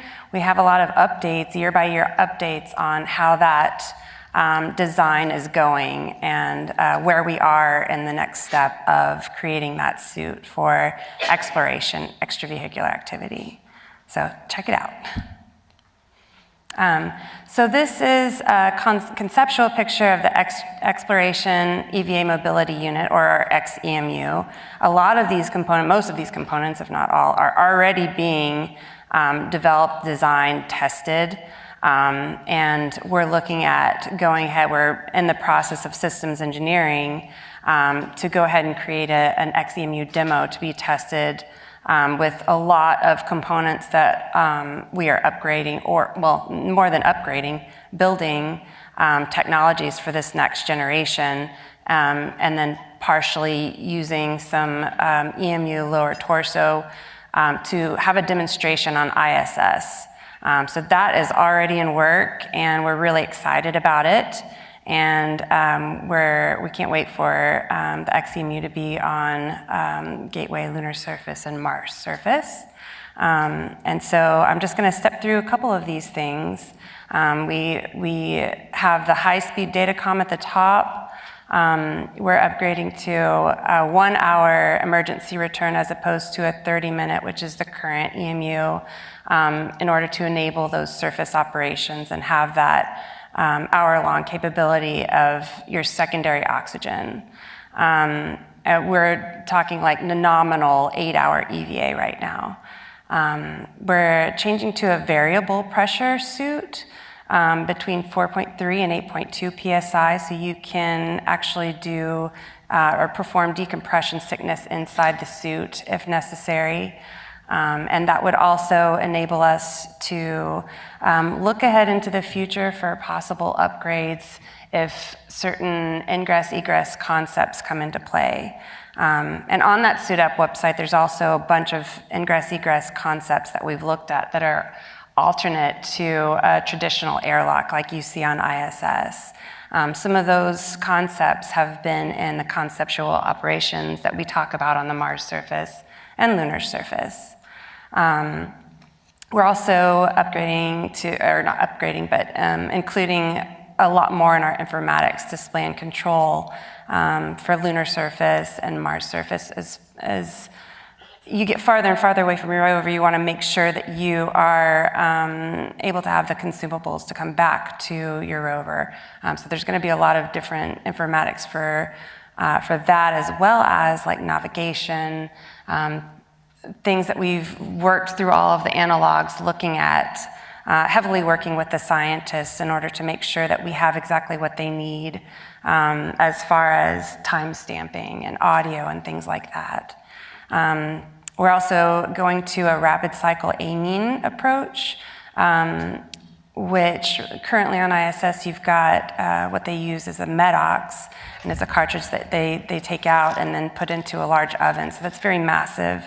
It takes a lot of power, but the rapid cycle amine removes the CO2 from the suit and is not a consumables limit any longer. We're looking at, instead of having the nominal Snoopy cap for communications, we have the integrated comm, which is actually integrated into the helmet itself, and it's a lot more comfortable, the crew prefer. We also have enhanced upper mobility, so the side bearings have been moved inward to where you've got a lot, and this also goes back to that awesome video on the Suit Up, if you can go look at that for the 50th anniversary. It's got a lot more shoulder range. There's been in the past shoulder injuries and things like that. We think that will help with, as well as the suit sizing itself. It'll allow smaller females to be able to fit in and have the mobility. And then we're also looking at the membrane evaporation cooling unit, which helps with our thermal, and that is also basically separating the water and ventilation line. So one of the problems you may have heard of on ISS, that is gonna make that obsolete. We're looking at an automated suit checkout. Right now, it takes a long time to check out your suit. So we're trying to look forward to lunar surface and Mars surface, where we can decrease that crew time activity and increase your returns on actually going out and doing science or maintenance operations.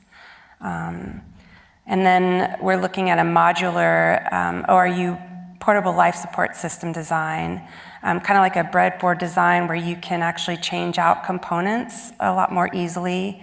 Instead of currently right now on ISS, we have to send the EMU back and forth for most things in order to change out those on-orbit replaceable units. So we'll be able to do more of that on the surface. And let's see, we've got the rear entry ingress-egress design. Instead of ingressing the suit through the waist and pushing your arms up through, this will help reduce shoulder injury, as well as make it easier and less time for the ingress-egress. And then, of course, planetary mobility. So taking lessons learned from Apollo, we are adding in bearings to where you can more easily walk, possibly kneel and with both knees, be able to get down and pick up your hammer and do operations that the scientists and geologists really want to do to enable easier collection of that and sampling, and not get as dusty on the suit, as much dust on the suit. Let's see.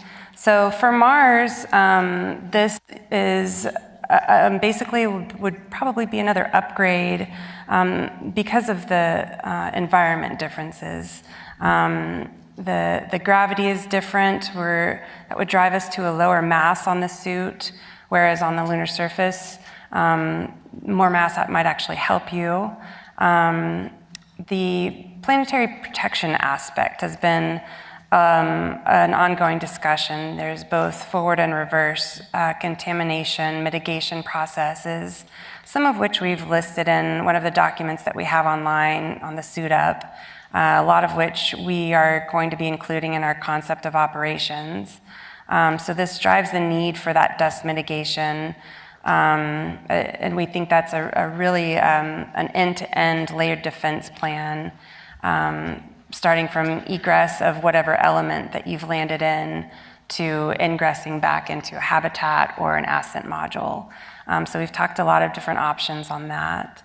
You also want to minimize the backward contamination on humans and your samples, your geologic samples. You don't want to just go out and pick up a sample and your suit does on purpose vent and leak slightly. So you don't want to go out and pick up a sample and then realize that you've found life when it's actually maybe a biome from your own person. So, and then of course there's the CO2 atmosphere. A lot of things that we've designed so far are to be used in vacuum.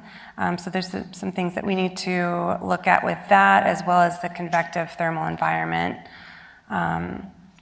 So basically, yeah, the XEMU for Mars will enable human exploration of Mars by protecting the crew members from the extreme Mars surface environment, provide the portable life support system to support them, and enable all of the autonomous surface exploration, research, construction, servicing, repair, and dexterity mobility to be able to perform that science.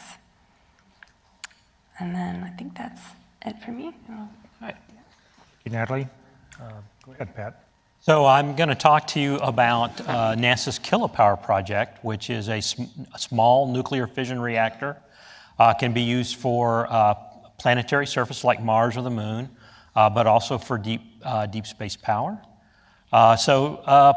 Potential look at what the future might look like. So what you see there on the surface of Mars would be 4 reactors. In this case, they're buried just up past the top of the reactor core, and what sticks up, it sort of looks like an umbrella, would be the waste heat radiated out to space. But we actually can put this reactor in several configurations. So what you see right there is a 10 kilowatt version of Kilopower. Kilopower comes in 1 to 10 kilowatt versions.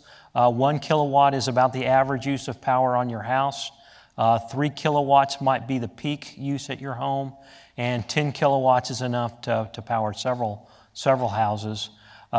We can fully shield these small reactors, and it looks like the very first set of missions we might do, we might put 5 of these reactors on a single lander, not do the umbrella type radiator panels, but maybe use some radiator panels built into the lander, and actually, for very early on, just leave the nuclear power plants on the lander. People usually want to know just how big of a small reactor are we talking about. So the reactor core, the uranium, is about the size of an oatmeal box. If you included, say, the neutron reflector and the shielding, that gets you up to about the size of a trash can. And just above that would be Stirling engines, which take the heat from the reactor and make electricity. And that, with the radiator panel, is all about 11 feet tall, about the height of, say, your little bit larger size step ladder. So not very big, all in all. You're going to need power anywhere you go in space, but on Mars it's going to be particularly necessary. You're going to need to make propellant to get back to Mars orbit. So as an example, you might have a Mars ascent vehicle. You want that fully fueled before astronauts arrive. So we have to make propellant, both liquid oxygen and methane. We'll use the nuclear reactors to do that so that the ascent vehicle is fully fueled up. Once astronauts start to arrive, they're going to need electricity. That's to make oxygen. They have to purify water. They want to have power for their habitat. And they want to power their rover. And it looks like at this stage they need about 15 kilowatts. So we may leave a couple of reactors on the landers, and we may take the other reactors and move them around the site so that we've got little charging stations for our rover. What do we really like about this reactor design is, first of all, it's really very simple. It's almost solid state. It's just one solid metal core, and we have right now existing infrastructure. It's pretty easy for us to go build.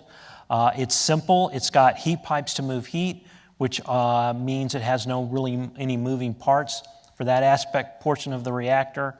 And then we use existing thermal electrics and Stirling engines that NASA's been developing for many decades as our power conversion.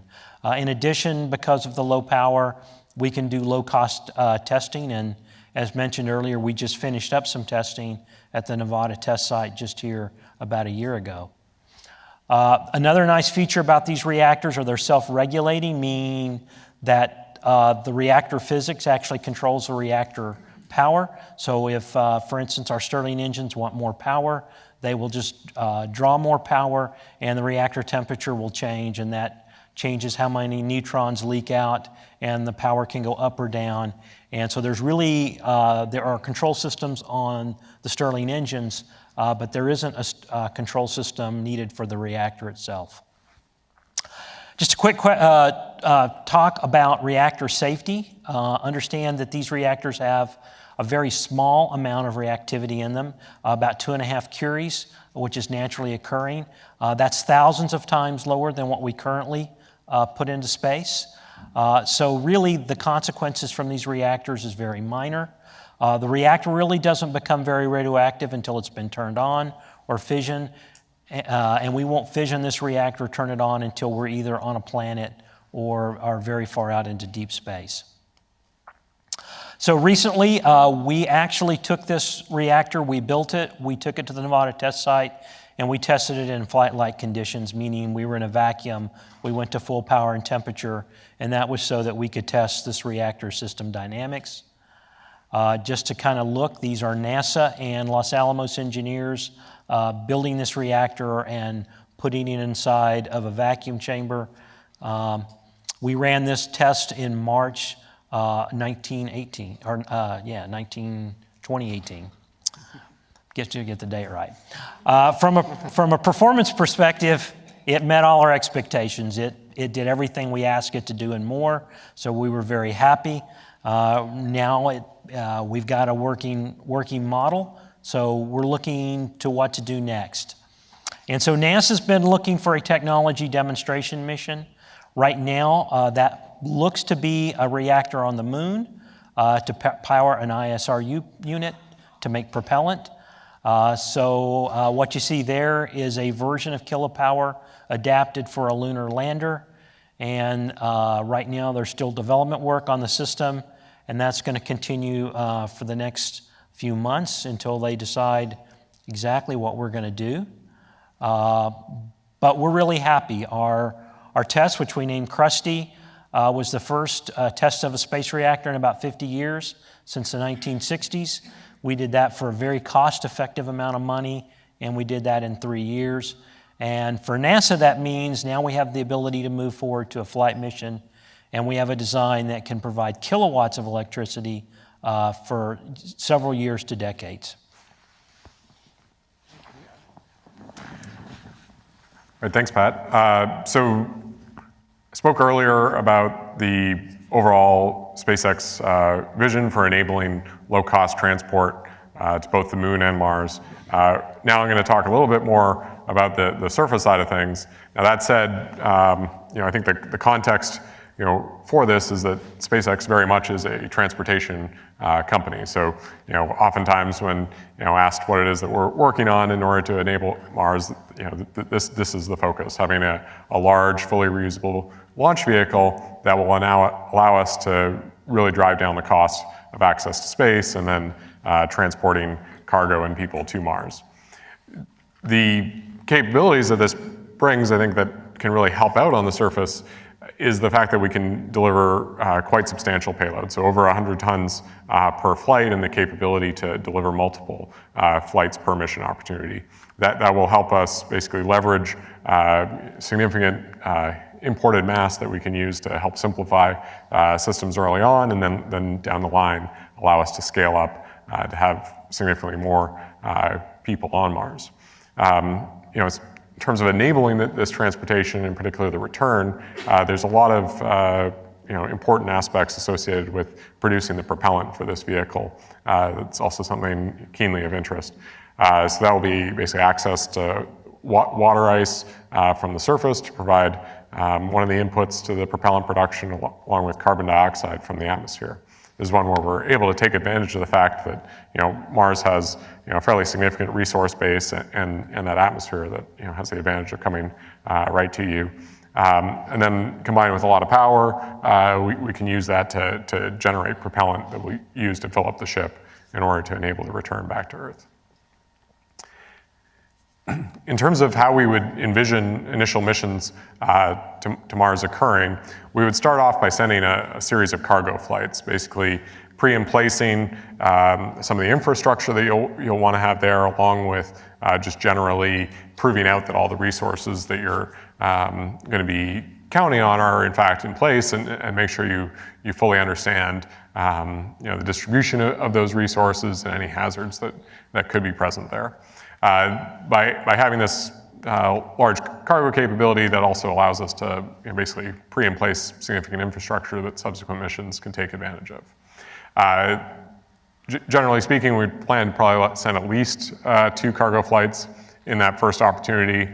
Then following having confirmed that the appropriate resources are in place, follow up with additional both cargo flights and crew flights in subsequent opportunities. So notionally sending at least 2 more cargo ships, along with at least 2 more flights with people on board, where those initial crew would be working to really set up the overall infrastructure for the base, proving out the capabilities that you would need in order to grow beyond just an initial sort of expeditionary site into something that can grow into a more significant presence there.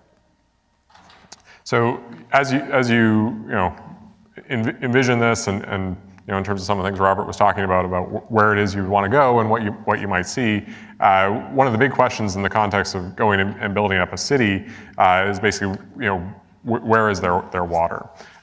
So this is one that we at SpaceX have been engaging with a number of people within NASA and elsewhere in the planetary science community to help drive in on some of these sites that could be quite useful for initial human habitation on Mars. So access to water is very much a highly important one. There's definitely plenty of water ice up at the poles. However, on the other side, you'd really prefer to be closer to the equator from both a power and thermal management perspective, and just general operability, not having to deal with polar nights and so on. So on Mars, that would generally take you to probably somewhere in the 30 to 40 degree latitude band, and then combined with the elevations on Mars, that will tend to drive you into the northern hemisphere. That said, there are a number of sites that we have identified that hold really good potential here, and working through just what the best site would be amongst those, along with ensuring that we're in a location that we can land safely, while also having the various resources that we'll want moving forward. In terms of those resources itself, for ice, there's sort of two main sort of different categories of ice that I think are of most relevance early on. One would be ice sort of in the plains of Mars. That could be fairly layered. And then there are also some debris-covered glaciers, which may be a longer-term resource in the sense that there's significantly more ice in those, but that it may be something that will take a bit more effort to gain access to and make use of. So I think that overall, a combination of approaches will make sense there between techniques that can be used to excavate ice sort of from the plains, along with things that could go into these buried glaciers and gain access to that. While ice is the primary resource early on, we'll also want to make sure that we're accounting for other potential resources and how that can help enable the buildup of an outpost and city and so on.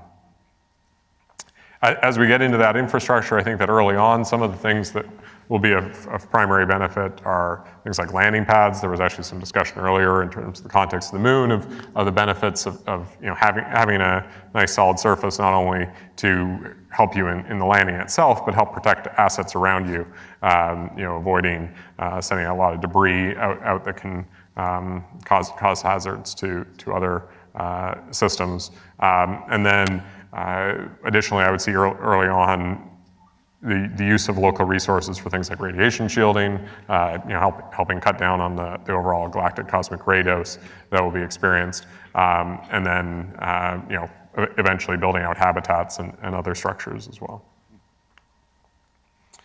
Now, as we would grow, we would see beyond things like landing pads and fairly straightforward habitation, I think a lot more capabilities that you'd want to bring online. Fairly fundamental to being able to be a robust civilization, basically, is that you would need to be able to keep going even if, say, ships couldn't make it in one opportunity or whatnot. So a critical aspect of that will be food production, so agriculture and whatnot. Certainly power is what's going to drive all of this as well. So these are the sorts of things that I think will be very complementary to the overall SpaceX vision of providing low-cost, affordable transport to Mars, and things where there's really a lot of opportunities across the board for people to get involved in there. A whole variety of organizations, I think, can support these efforts on the surface, where some of the benefits that you might have for being fully integrated on the transportation side, you don't necessarily need all of that on the surface side. I think there's a lot more opportunities for a variety of different approaches being employed in parallel there. We talked about it earlier as well, but also looking at the overlap with missions to the moon, where things are similar, where they're different, and where you can test out some of these capabilities will be quite useful too. So with that said, though, I think we'll maximize time for questions here. Thank you, Paul. We'll start asking for questions from the audience, but I think I'm going to kick it off here with a question for each one of the panel members.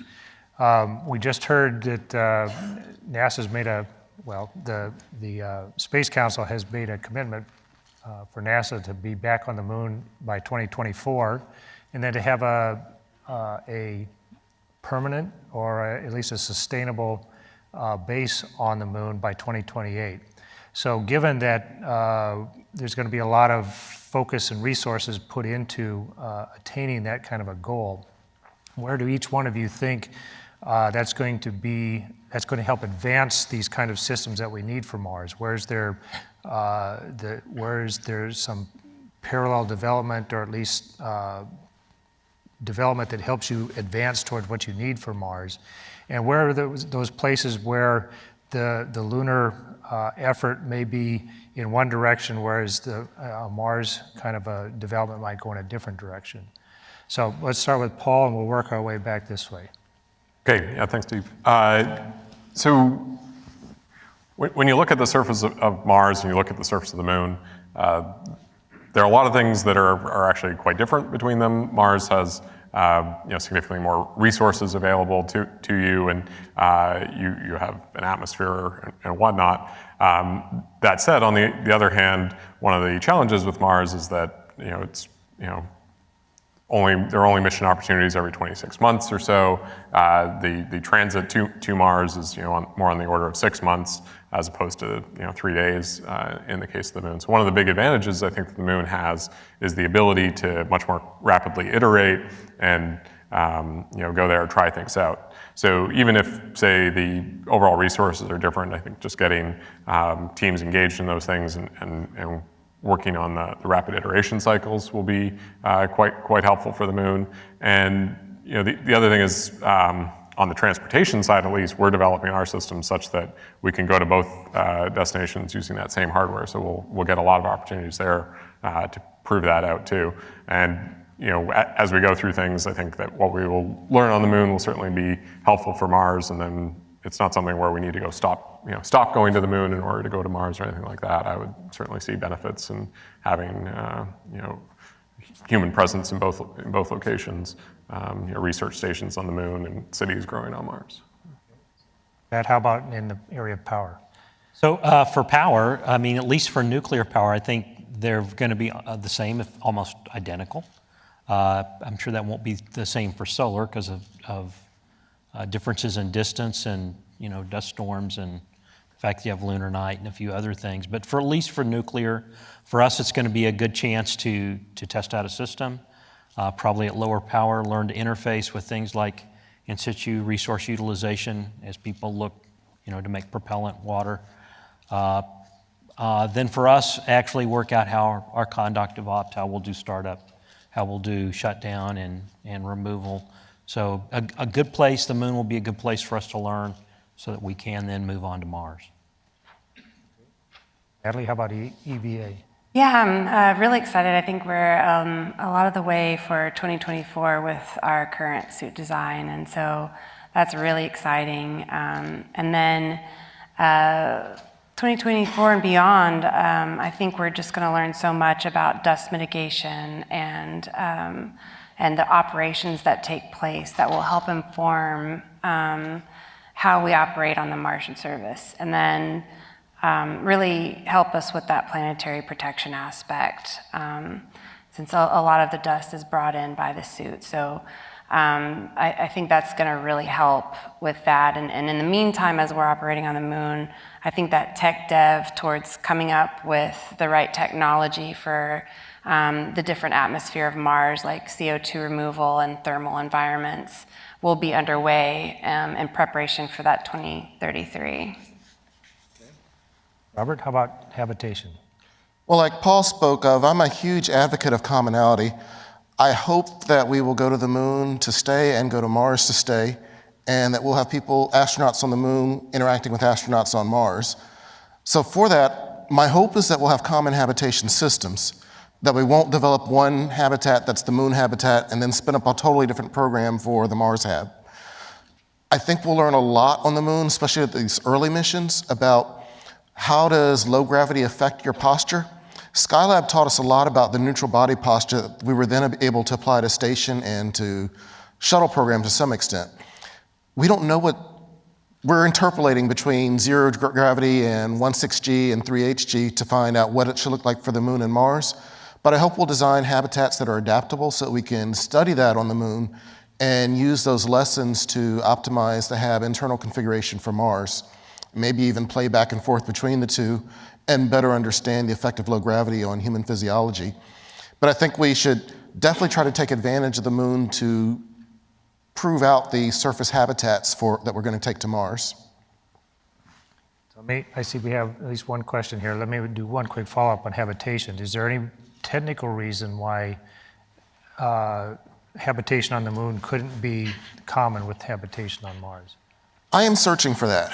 One of the things I'm studying on my own right now is just to see how common they can be. There's an assumption that they aren't, but I want to try to prove that out. I know that you've got thermal issues that are different. One of the things Natalie alluded to is the lack of atmosphere on the moon enables some heat rejection techniques that you can't necessarily use on Mars, but that's going to affect the external heat rejection. I want to see how common can the internal systems be. And that's still a work in progress, so give me a couple years and I'll be able to answer the question a little better. Like a true PhD. So we have a question over here. Let's start with that, please. Sure. Hi, my name is Brene Hadnot. I'm a grad student from Johns Hopkins. So in the last session that I was in ISRU, they talked about the possibility of Martian dust particles being very abrasive, kind of like the ones on the moon where it cuts like glass. So what are ways that you can protect these habitats or spacesuits or rockets or nuclear reactors that you put on the surface of Mars from cutting dust? Let me, Pat, you said that there was going to be a lot of commonality between the moon and Mars. So let me start with you.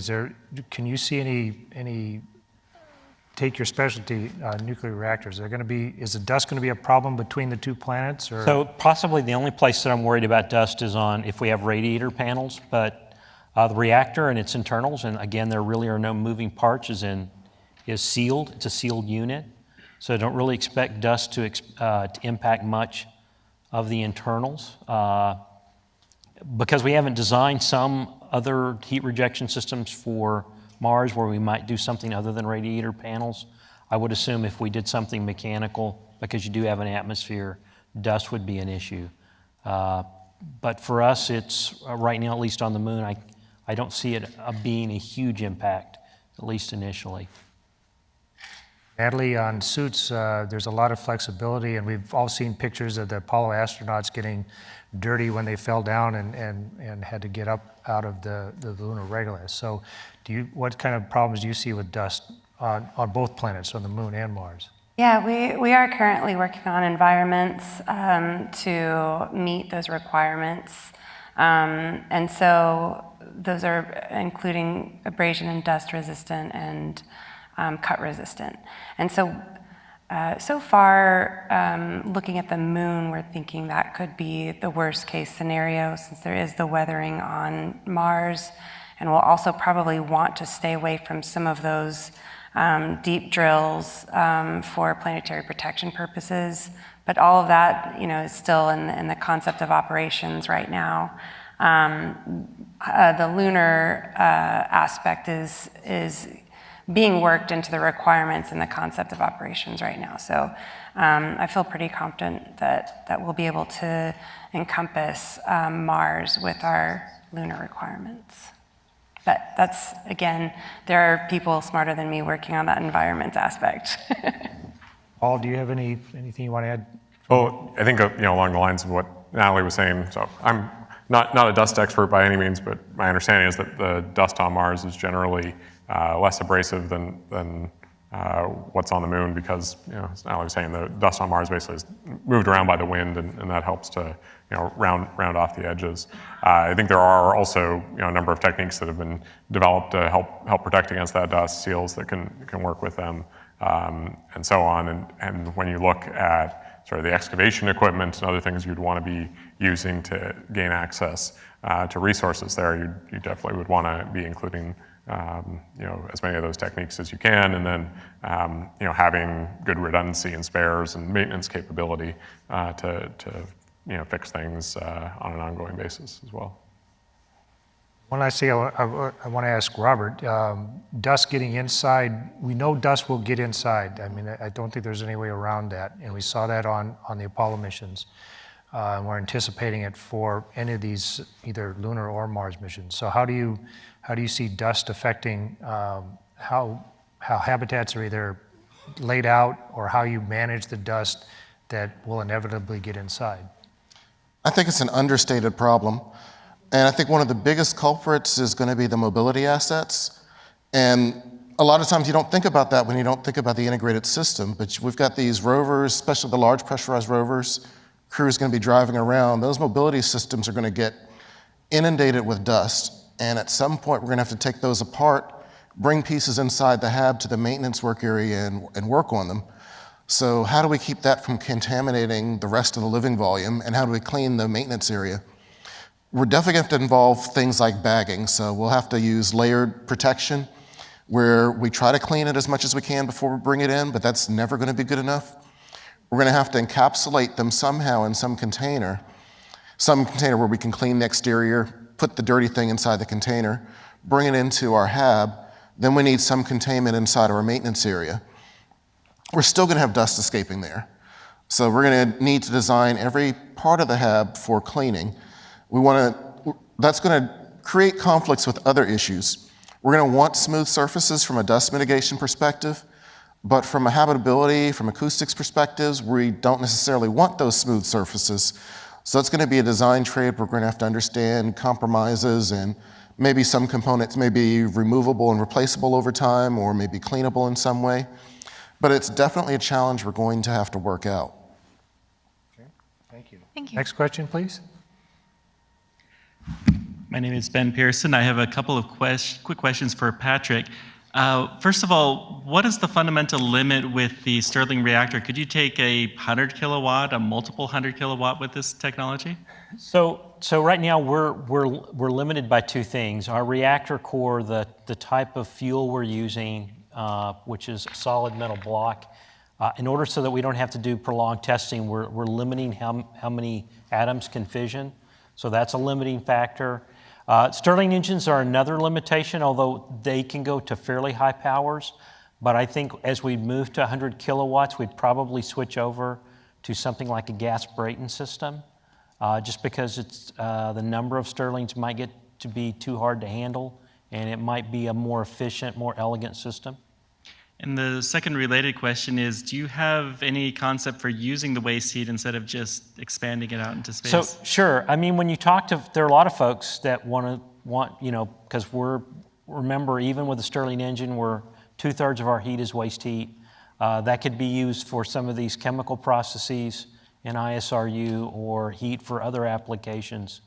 So yeah, we haven't thought about it a lot, I will be honest, because we haven't been asked to, but a little, yeah. Okay, thank you. I thought we had a question over here. I guess not. Okay. 2 for 1. Next one, please. Mike Douglas. I'm curious about, have you heard or have you about the using magnetic satellites to mitigate the solar wind for and radiation effects on the Mars and the Moon?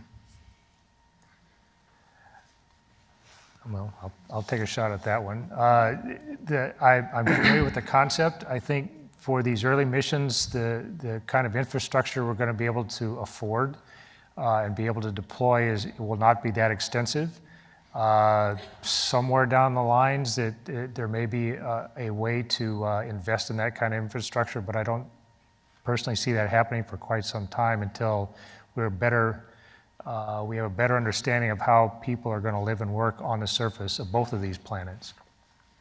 Okay. And just the other thing was, how are you planning on dealing with perchlorates in the soil? That's another one.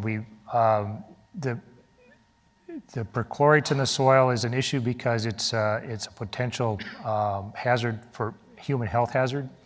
Perchlorates at one time were considered medicinal, I've come to understand. So it's, I guess there's some debate about how serious that problem is.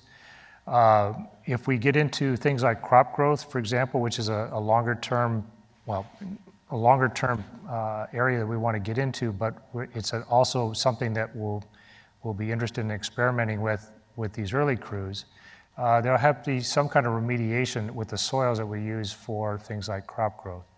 So there are techniques to get perchlorates out of the soil, remediation techniques, and we're looking at those.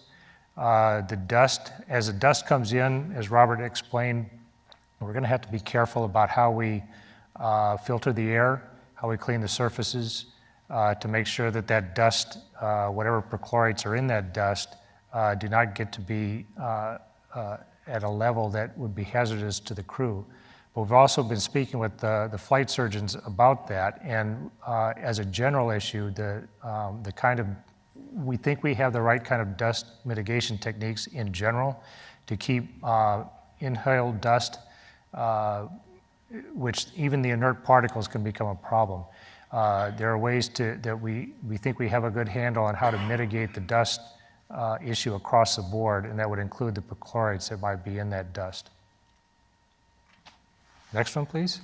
Yeah, good afternoon. I'm William Kramer from HDR Incorporated, And in the United States and many other industrialized countries, environmental assessment is part of any major construction project as a way of identifying adverse environmental impacts and hopefully reducing them or mitigating for them.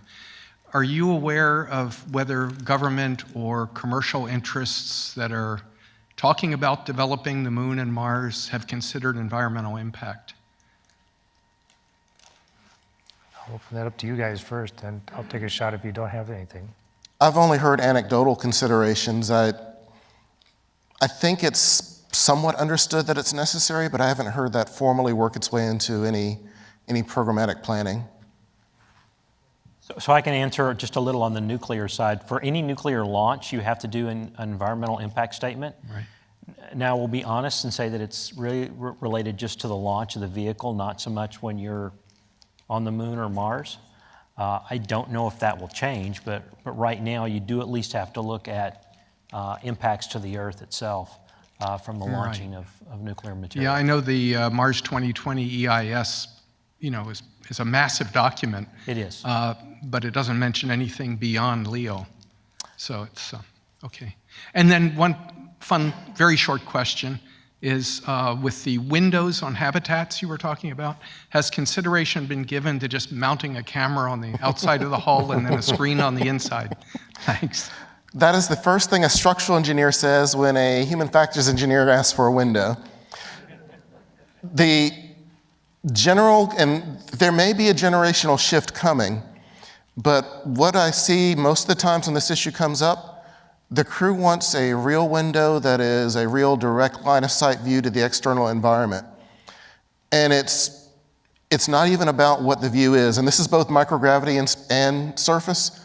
So even in cases where it's obvious you can't see the Earth, they still want the window. And to them, there's still a universe out there. They want to see it, whether the universe is giving them a view of stars or of the Moon or of the Earth. They want to be able to look directly on it. There is concern about if a power fail or camera fail cuts out that view, they don't want to have that in their wrist chain. They want to be able to know that if they look at the window, they can see the outside environment. Now, some point in the future, we might become so used to the electronic world that all we care about is just digital imagery. That may happen. It hasn't happened yet. Okay, go ahead, please. Very quickly, could each of you give your best bet as to when all of this could be ready? Habitats, suits, energy, vehicle, and for the best bet for the first humans on Mars? Each of you. So Natalie, I heard you answered this one before, so I'll let you go first. Yeah, I think with our current design of the suit and where we're going, I think that we can meet the 2024 with the right funding, the right personnel. I think we're probably farthest along for surface ops, in my opinion, than most surface ops. I meant Mars. Huh? And Mars, like I was kind of saying earlier, I think with that parallel sustainability on the lunar surface and with that additional tech dev to get us to where we need to be for the Martian environment, I think that's also possible from the suit perspective, in my opinion. So. Pat, you also mentioned the development time you thought had to go into it, so can you? Yeah, a little. I don't really know because there's so many other things that have to happen to get to Mars. I think for us, we think we could have our technology ready fairly soon. So if we started using it on the Moon, I think it could then go directly to Mars after that, if the other infrastructure is available. Paul, you've been looking at architectures in general for the surface. Have you have any sense for when that level of infrastructure could be ready to go? Sure. So in our overall planning in order to enable transport to Mars, we're basically looking at the mid-2020s to be able to support the types of missions that I was laying out there. So Starship and Super Heavy should be getting to orbit in the relatively near future. We're definitely quite interested in doing what we can to support the overall vision of having people back on the Moon by 2024. And definitely see that as being quite achievable. And for Mars, what we are trying to do is decrease the total number of technologies that you would need to develop and allow somewhat more brute force approaches to some of these things to help speed that up. So I would say it's not out of the question by any means to have people on Mars in the mid-2020s. There's definitely a lot of systems that will be needed to make that all happen. Well represented, I think, across the panel here today. Robert, how about habitation? Okay. Let me answer it this way. A lot of people want us to have an Apollo moment and have a president stand up like Kennedy and say, we've got to do it, and the entire country come together. If that happened, I would actually say 2027, but I don't think that's going to happen. I think in our current approach, we are going to be lucky to do it by the 2037 date. It could easily slip beyond that. If I were to be a pessimist and say that we're going to do it on our traditional budget is cut every year, we're going to rethink if we want to do this program, it could be the 2060s. It's really more a matter of willpower than it is a matter of technology or readiness. I think we're ready to do it now. We could go today, but it's a function of how important is it to the well-being of the United States. And I think that's what we forget. We love space, and so we want to think whatever's out there to be done, it's got to be done because we're passionate about space. But NASA is an agency of the federal government. Its existence is to advance the interests of the United States. So you've got to balance space against all of the other considerations that the country has. And that's what they're doing in Congress when they set what our budget level is and whether they cut us or whether they redirect us. It's not about if they want us to go to Mars. It's about how do they balance that against everything else. So it depends on how space plays out as a priority against everything else that the country has to deal with. We could get accelerated or we could get slowed. I want to go back to one of the environmental considerations. There's something that has been discussed in other places in the last couple of days, but it applies here, and I think it applies in the sense that the question was asked in, and that's planetary protection. Right now, there's a worldwide agreement about how we will not contaminate other planets, and we will not let other planets contaminate Earth. So there's a lot of consideration that's going into how we design systems and how we conduct operations that we've spent quite a bit of time thinking about for Mars. Every robotic vehicle that's gone there so far, at least from the US, has complied with those planetary protection, the forward contamination requirements. When we send people there, there's a general acceptance of the fact that once people go, the biological things that accompany people, anything from dead skin cells to active bacteria, are going to get out of the habitation, out of the habitats, out of the suits. So we have to be conscious of how where we put people, how we allow people to move around on the surface, so that if there are areas that we're even suspicious may have some evidence of life, including active life, extant life, that we don't allow people to go in there and confound the situation of the scientific research that would come from that. And we also don't want to discover life that we brought with us and have that false positive come back. Coming the other direction, you've seen some pictures of landers with tunnels going from rovers to ascent vehicles and those sorts of things. That's not just a convenience. We're trying to also break the chain of contamination from the Mars surface coming back to Earth. So we have another consideration of how do we get crew who have been living in this environment for some number of months into an ascent vehicle and bring them back to Earth and convince ourselves that we're not bringing any Martian life forms back with us, should they exist. So in that respect, the environmental impact kinds of, that's one way of that is one facet of this, the larger question of environmental impacts that we have to take into account.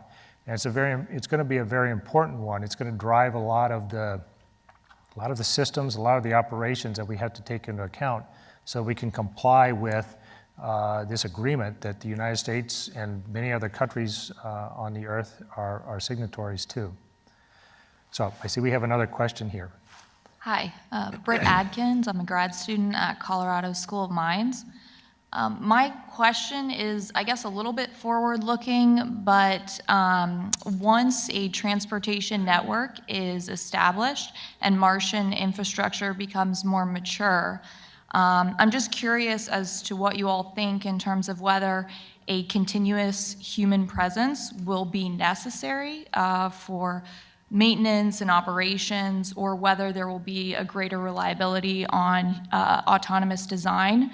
And then sort of as the second part to that, if you believe that a continuous human presence will be necessary, how does that inform habitat design?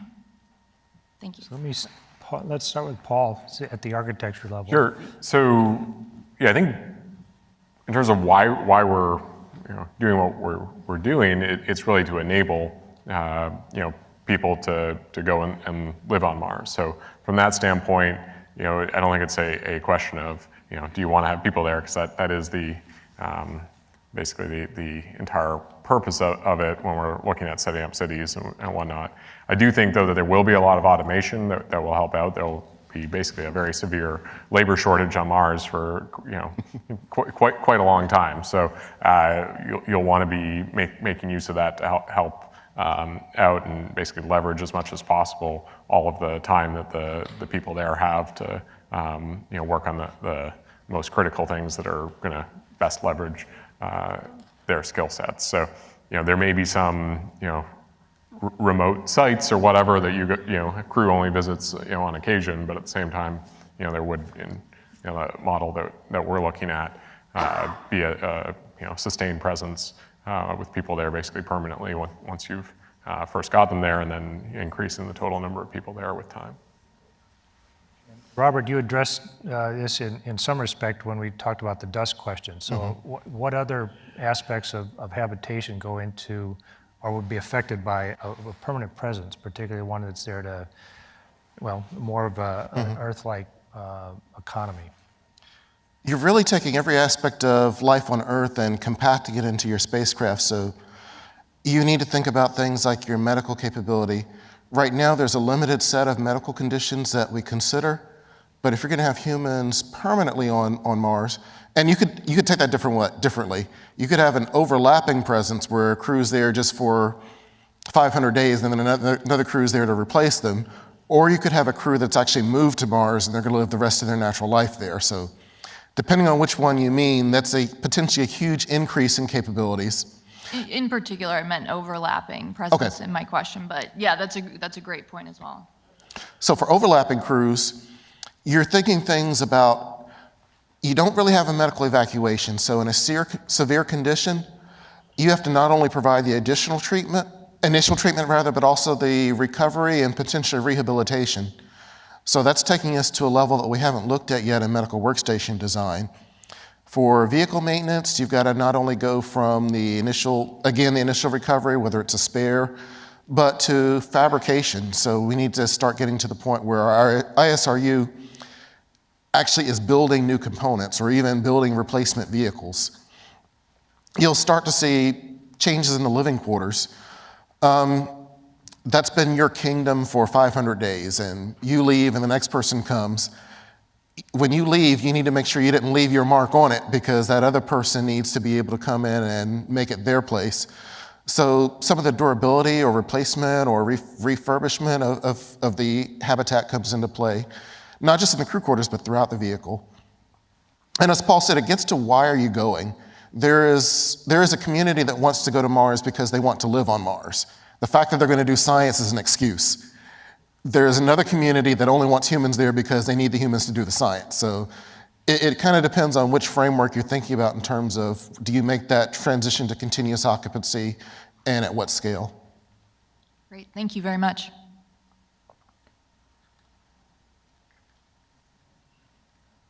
Okay, we have any other questions? I don't see anybody at the microphone at the moment.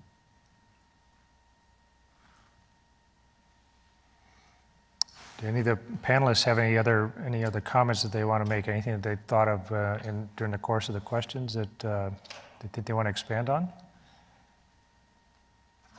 No? I do want to reiterate the importance of analog testing. And something I haven't seen yet but would love to see is an end-to-end mission test where the crew begins in an Orion simulation, goes through a simulated transit to Gateway, then a Gateway simulation, then a simulated transit to the Mars Transit Vehicle, simulate the Mars transit, then to the lander, simulate that landing, then to the outpost, simulate that 500-day surface stay or 300-day, whatever it is, and then take the entire trip back. I think there are hidden things in the interaction of different vehicles that we haven't seen yet, and I would love to see that happen before we actually commit to a Mars infrastructure. Can the moon play a role in that? It absolutely could. I mean, we've talked a little bit about doing a deep space transit shakedown cruise in cislunar space, but you could expand on that and not only do the shakedown cruise, but actually go down to the lunar surface and do a shakedown Mars mission on the lunar surface before returning to the transport. Okay. I see we have another question. Go ahead, sir. I was just wondering, which do you prefer, or which do you think is going to happen? Subsurface living on Mars, or above surface, or below, or you got what I meant? Yeah. Take that one, Robert. Obviously, above surface is simpler, and that's what you see in most of the artist concepts. Subsurface gives the advantage of radiation protection. So I think radiation is going to be what drives it. I don't know yet whether that radiation is going to force an answer or not. I know from a crew habitability perspective, if the biology allows it, you would prefer to be on the surface because then you could have window views of the Martian exterior. Now, we've toyed with hybrid concepts where you have the bulk of the habitation buried, but there's sort of a cupola that extends above the surface so you can come up there for different periods. That's kind of a notional best of both worlds. And then there's the idea of the lava tubes or caves where you don't have to dig your trench, but you simply transport your habitat inside an existing underground facility. So I don't know which will play out, and I'm not really an advocate of either yet. I just think that the research data on on radiation is going to be what forces us towards one or the other. Okay, I see another question. Go ahead, please. Edmund Mashi from EMAC Corporation. My question is for SpaceX, Paul. While SpaceX is launching internet from the space, is SpaceX is going to also have a data center on the surface, in the moon, or in the Mars? So, is the question about our plan for activities on the surface, or? Launch it, yes. While SpaceX is trying to launch internet from the space. Okay.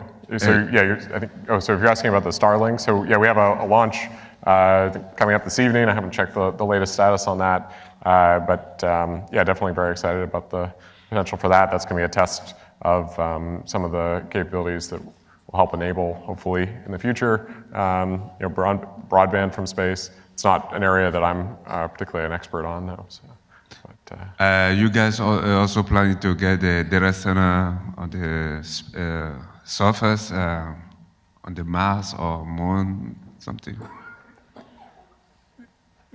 Is the question about communications on surface? Yes, the data center communication. Yeah, so I think that will be certainly an area that we'll want to have attention going forward. Right now, at Mars, there's a Mars Relay Network, which is basically made up of the existing scientific orbiters have a relay capability to help take data from the surface, get it back to Earth. That's something, though, that I would imagine you'd want to expand quite significantly in order to have people there. That said, from a total mass perspective, some number of communication satellites to help enable that probably wouldn't be so significant in the overall plan, but definitely a key feature there, both to enable basically better coverage, rather than only having, high data rate capabilities a few times a day, having continuous coverage. And then also on the data rate side, DSN, the Deep Space Network, is what's used at Earth right now to get data back, which has been great for all the different things it's doing. But longer term, I think you'd want to have additional capabilities to really support growing presence on Mars beyond what DSN can do right now. My last question is, how secure the network going to be? So that's an area that it's not really my area of expertise. So unfortunately, I can't comment on that. I have a question to all the panel. I haven't heard anybody talking about that yet, but do you believe that life on other planets and other civilizations is possible? And what needs to be done in order for those space travelers to be prepared to meet those other civilizations? We need to consider that possibility, right? Take a shot at it? Sure, I'll take a shot. I was talking to someone a couple days ago, and I said, I think both possibilities are staggering. There is one possibility that, just as you said, there's intelligent life out there, other civilizations. The other possibility, there is no intelligent life out there, it's just us. To me, both of those are mind-blowing. And we'll never know which one it is unless we actually meet an intelligent civilization. So what happens if we meet? I don't know what happens. I mean, for us... I haven't heard of any preparation for that, so we are not prepared, apparently. My joking answer is watch lots of science fiction. I mean, it's also a serious answer. I mean, sci-fi allows us to think about things that do not exist today or are not possible today. So it's a great way to exercise your mind and think about what if the what ifs, what if that which is not is. So sure, think about it. I mean, I don't see NASA having a lot of emergency contingency procedures on if we meet the aliens, but I could be surprised one day. Anyone else want to? I know we have a planetary protection officer somewhere running around here. I would defer to her. And I think, speaking, from my own perspective there, I think that if, talking about other civilizations and all that, in the next 50 or 100 years or what have you, they're as likely, to be found, coming to Earth as finding them on Mars or elsewhere. So I don't think it's something that's going to be unique for this relatively small fraction of humanity going out there, and more just, as Robert was saying, something that would be amazing to think through, what those possibilities were. But it's definitely not something I'm personally working on a regular basis. Just speaking of risk scenarios, there should be an agency that is also preparing for that part, right? Just we don't have anybody representing that branch. Eventually, we could be the aliens. Okay, next conference, we really want to hear more conversations about potential meetings with other civilizations. Thank you. Yes, sir. Hi, my name is Ari Tro from XBio, and this is probably a question more for Paul, because I think SpaceX's goal probably is more of a colonization of Mars, and the idea of being able to, for a cataclysmic event, prevent the extinction of human existence, correct?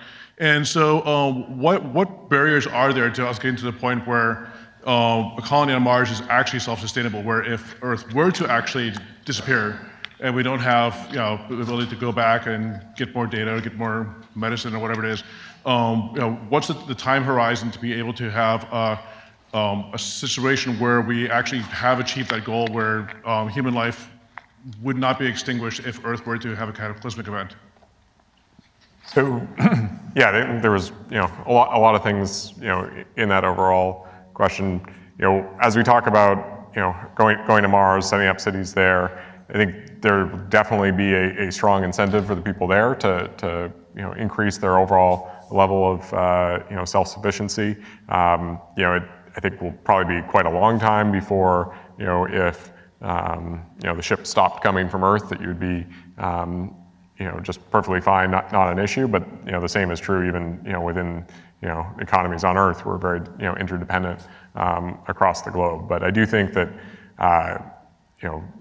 early on, it will be, make sure you just have, power and habitation and whatnot that will, allow you to stay for an extended period of time. And then food production is likely going to be one of the things that you'll want to bring online.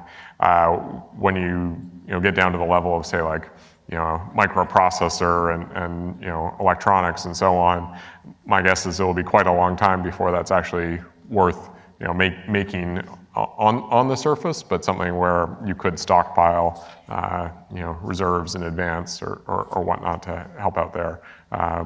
On topics such as, medicines, that might be one where it may pay off, when you look at it from a, self-sustaining standpoint, to have capabilities that wouldn't necessarily just pay off from a pure mass trade to, be able to do some more things locally than you would otherwise.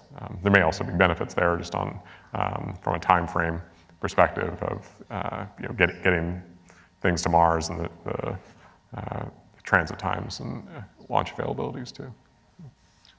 How about the human factors of it, as far as like planning for births and generations on Mars? A person born on Mars, which never has been exposed to Earth's gravity, to obviously behave differently on Mars. So I'd like to get to the point where we wouldn't die out because of lack of ability for the gene pool to sustain. Like those aspects also. Yeah, I think definitely not my area of expertise. I think there's some really fun science fiction, talking about some of those questions. There has also been some research there, but overall, I think it will be really good to have a good solid transportation capability on an ongoing basis to keep refreshing everything there on Mars. That even gets in the area of ethics of research to even try to understand what an infant would go through being raised in a non-terrestrial environment. It's something that we haven't taken on yet. When humanity is really serious about colonization, somehow they're going to have to cross that bridge, but right now, there are just so many unknowns. No one could tell you right now if a baby could be born off-world and be okay or not. We have one more. Go ahead, please. In an ideal scenario, looking forward, what would the composition of the first group of humans on a longer-term basis on Mars be, and why, for each of the panelists? Let me first ask, what do you mean by long-term? I mean, not like the first people to get there for an exploratory mission, but the first people who are maybe staying there for a more extended period of time. Well, let me still just poke at that, because Sure. the way the trajectories work, we're probably there's going to be a group of people that could conceivably be on the ground for as much as 500 days. Right. In the first mission. In the first mission. So is that long-term? I guess projecting out from the first mission, answer as you will, I guess, for first mission, if that suits you. Okay. Anyone want to go with that one? I'll just take a quick shot, just from our analogs discussion and working with ISS and looking at the CONOPS going forward for both lunar, Mars, everything. It seems like you would want expertise in several different areas. So you'd want a geologist, you'd want possibly, medical officer, engineer, that can fix the vehicles. And so kind of a wide range of folks that can also have a really good rapport with each other and get along and be able to play their roles as needed. So that's just my opinion. That doesn't have anything to do with space suits, but just my thoughts from what we've seen. My ideal, and obviously different architectures will allow different crew sizes, and my ideal is not the NASA reference mission, so don't think this is what NASA's looking at. One of the things that I noticed when we did field testing is we had a 4-person crew in the habitat, and we were utilizing the HAB systems pretty much occupying the entire crew. We also had pressurized rovers, and we learned that we needed for safety purposes, we wanted 2 rovers, so you had sort of a buddy system. And each rover was a 2-person vehicle. So that to me gives me a minimum of 8. Now, the baseline's 4, so we're not doing the ideal. I would say 8 is a minimum that I would like if I could be king of the universe for a day. But I wouldn't necessarily stop at 8. I would look to see, could we increase the crew size further? It's a lot of investment to get to Mars, so I would want to maximize what we can get in terms of a return on investment. 2 geologists is better than 1, 2 medical doctors is better than 1. If we went today, I think 8 is possible, but a lot more expensive than the current record, so I don't know that we would ever get that, but I would set 8 as my baseline, maybe 12, maybe 16. I'm a little more conservative than Robert. I've often talked about having at least 6 people, though. A crew of 4, if someone gets injured, they fall down, they break their arm, they have some sort of other injury, then you've not only taken out that person, but you've taken out the caregiver that has to take care of that person. So you're now down from a 4-person crew to a 2-person crew for getting anything done. And as Robert indicated, there's a lot of, if you look at what space station does now, there's a lot of time spent by the crew just maintaining systems. So if you're going to, you're going to have some sort of floor for crews that are just keeping the lights on and the machinery running. And you have to have something above and beyond that to be able to keep be productive in the mission. If you think about it in terms of skill sets, though, too, if you look, people seem to have innate capabilities. They're good at some things and not good at other things. I think you can look at all your friends and neighbors and realize that. If you kind of extrapolate that, you could see that for a crew like this, you're going to have somebody who's going to be the commander, the person in charge, and the decider of things. You're probably going to have a medical person there too, somebody who's good at the medical arts and sciences. So that's 2 people. And then the way I've been thinking about how the rest of what you're trying to accomplish there in a general sense, you probably have 2 people that are working in the sciences, one in the physical sciences like geology, one in the biological sciences, because we're going to want to understand what happens for humans, the human beings, and potential other related things, whether it's bring plants and animals along or not. A person who understands the physical science and someone who understands the biological sciences or specializes in those. And then to keep the systems running, you're probably going to want to have somebody who understands computer systems. How many have ever had their computer go bad and want to know why? And then the physical systems, keeping the pumps and the other mechanical devices running. So when you add that up, you come up with 6, and that's kind of, to me, that's kind of a floor. There's been some work done by a fellow named Jack Stuster, and his company is called Anacapa Sciences, and if you look up his website, he's published some recent work on this very question. He's gone through one of these Mars missions end to end and looked at the skills and the activities that the crew would go through. And he's racked and stacked what kind of person, what kind of skills, and how many of each does he think he needs. It was a study done for NASA, and I believe he's posted the requirements. He just recently finished that one. There's been some another popular place to look for comparisons, for analogs, if you will, are the polar regions, whether it's the Arctic or the Antarctic. And there are a number of studies, including NASA studies, that have been published along those lines, where they look at when you have small groups of people, the interpersonal activity between groups of people becomes an issue too. If you have too few people, if you have 3 people, you could get 2 people ganging up on one. That's a legitimate concern. So you have to think about how big does a group have to be so that you have enough interpersonal activity going on that you don't have little cliques forming and somebody ganging up on somebody else. Those sort of things have to be taken into account as well. So there's a lot of considerations that are going into that. There's a lot of considerations into which specific individuals you got to pick to be able to do that. And so it's not going to be a simple process to try and figure out who goes and how many go, because there's also going to be this tension between, 4 people obviously takes less food, space, whatever, than a 6-person crew or an 8-person crew or a dozen-person crew. So that tension is going to go on until everybody agrees that we've kind of reached the right balance. Thank you. I'm looking at the clock here. It got reset on me. So do we have time for more questions, or are we ready to move on to other things? More questions? Okay, go ahead, sir. This is spacesuit question.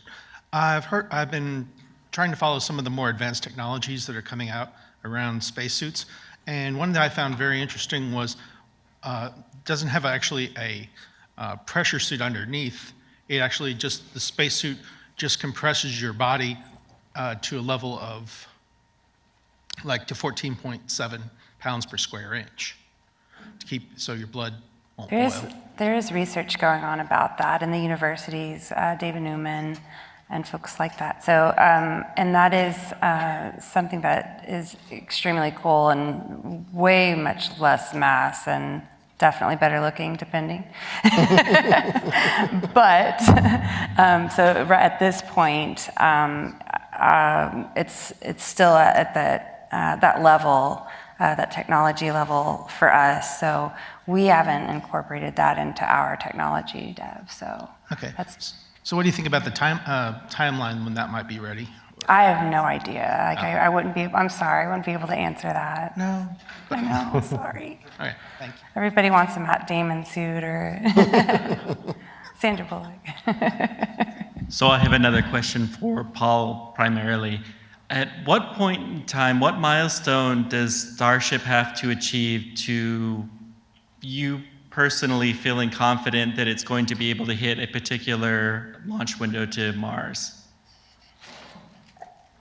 I think that's one where the approach that we take overall is to build and test and build and test and so on. I don't know if there's one particular thing, but I'm sure that as soon as we're ready to go, we'll be sending at least 1 or 2 ships on test flights out there.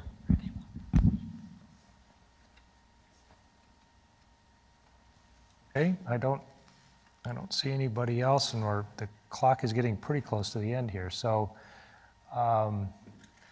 unless some of the folks controlling this thing wave me down, I think we're going to call it a day here. And thank you very much for your attention.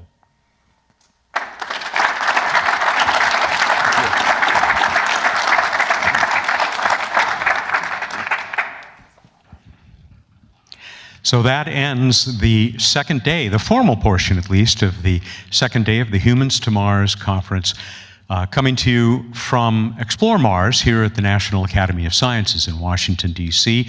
I'm Matt Kaplan from the Planetary Society with Sonia Gavankar. What a day. Yeah, this was a big day. We covered the entire spectrum of things, from space on television, space and entertainment, food in space, living in space, building in space, returning from Mars. I'm using space, I mean Mars. Lots of things to cover and digest overnight before we come back for day 3 tomorrow. Space works too, and it's a big place. There's a lot to work out. We are not quite done. Nope. We've got a couple of more interesting segments here. You are going to wrap us up with something very dramatic, those students from Afghanistan. The Afghan Girls Robotics team is joining us here. They're on tap. You have some friends to talk to as well. So while you talk to your friends, I'm going to gather mine, and we're going to wrap this day up with the enthusiasm that we've seen all throughout it. And we may be joined by a second person from the panel, the breakout panel that I just went to, but Joya Massa is here. Come on over, Joya. And you can stand right there. That's perfect. Thank you. Joya Massa, I just came from the food-related breakout here at Humans to Mars, which was just too fascinating a topic for me to pass up. Turns out it actually addressed more than that, and if we do get Lynn Rothschild to come by, she actually is working with what she calls synthetic biology. But Joya, you were the first person that I put down. Joya is a plant scientist and project scientist at KSC, the Kennedy Space Center, and that was really fascinating. There were 4 of you who were the guest of the senior scientists from NIAC, the NASA Institute for, NASA Innovative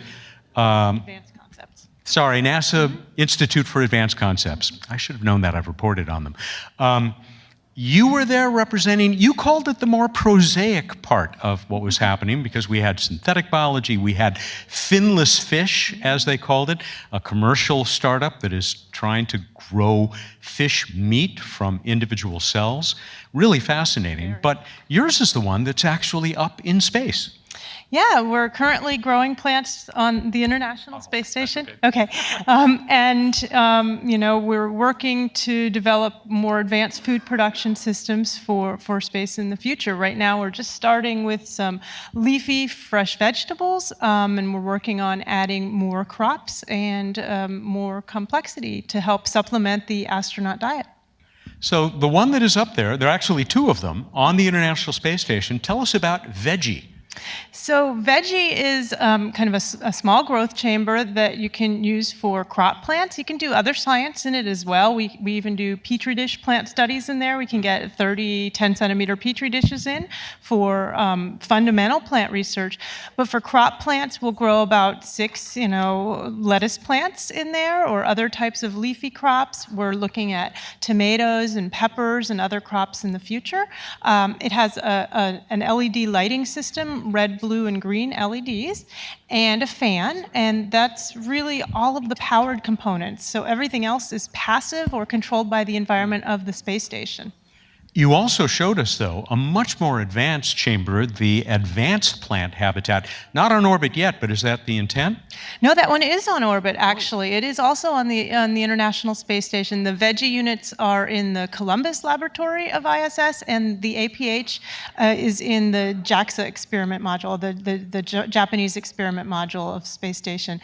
And yeah, both are functioning up there right now. And this may be obvious, but why, when the NASA packaged food offerings are pretty advanced, you said there are about 200 of them now, why is this a priority to be able to grow food on the International Space Station and maybe someday on Mars? Right, for space station, it's a nice to have that fresh produce. You're adding this kind of component of the diet that you don't often get, the crispy, juicy part of the diet. They get some fresh produce up with the resupply ships, things like apples and oranges, but those are used up or will go bad, within a relatively short period of time. So astronauts may be very limited on what other fresh produce they get.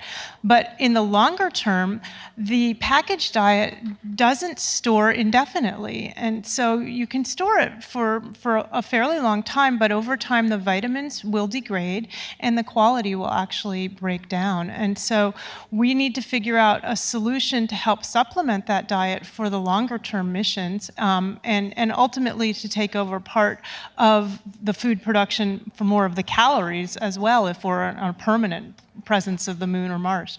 So on space station, not difficult, just a few hours away. But for Mars, on a 1.5 or 2-year mission, the shelf life of the packaged foods, that's out at what, their limit? Well, they're doing testing with that right now. So the Advanced Food Technology Group at Johnson Space Center is testing the shelf life of their foods, and they see that key vitamins will actually degrade, and some of them are more quickly than were otherwise thought. Others are very stable, and so it's really a vitamin by vitamin change. But quality is also something that I think they're also concerned about, because if the food doesn't taste as good and it's not quite as nutritious for something like a 3-year Mars mission, and maybe the food has to be sent in advance, so it might have been there for even longer by the time they eat it, that becomes a major concern. And so the other concern is that people tend to lose weight in space. While it's a good diet and a diverse diet, I think you're on about a 2-week rotation, but people still are losing weight. And so we're trying to figure out, what can help people maintain weight, because these aren't people like us, maybe that could use to lose a few pounds. These are astronauts who are in the peak of their physical condition. And so losing weight for them is a negative thing. So we want to make sure that they stay healthy and happy. the important things that we think about for the food that we're growing are how productive the plants are and how much we can grow, how nutritious it is, and also how delicious it is, because it's got to taste good or they're not going to want to eat it. You talked about the morale value, the psychological benefits of having fresh food, and you've already gotten some evidence of this from astronauts on the ISS. There's been a lot of anecdotal evidence, even before the ISS, when on the space shuttle and on the space station Mir.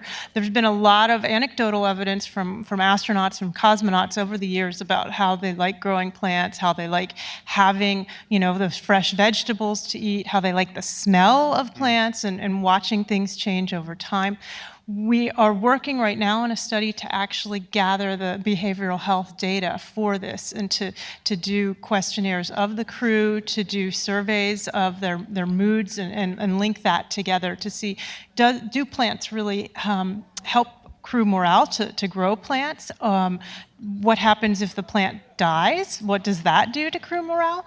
How does adding that fresh produce to the diet impact their happiness and health?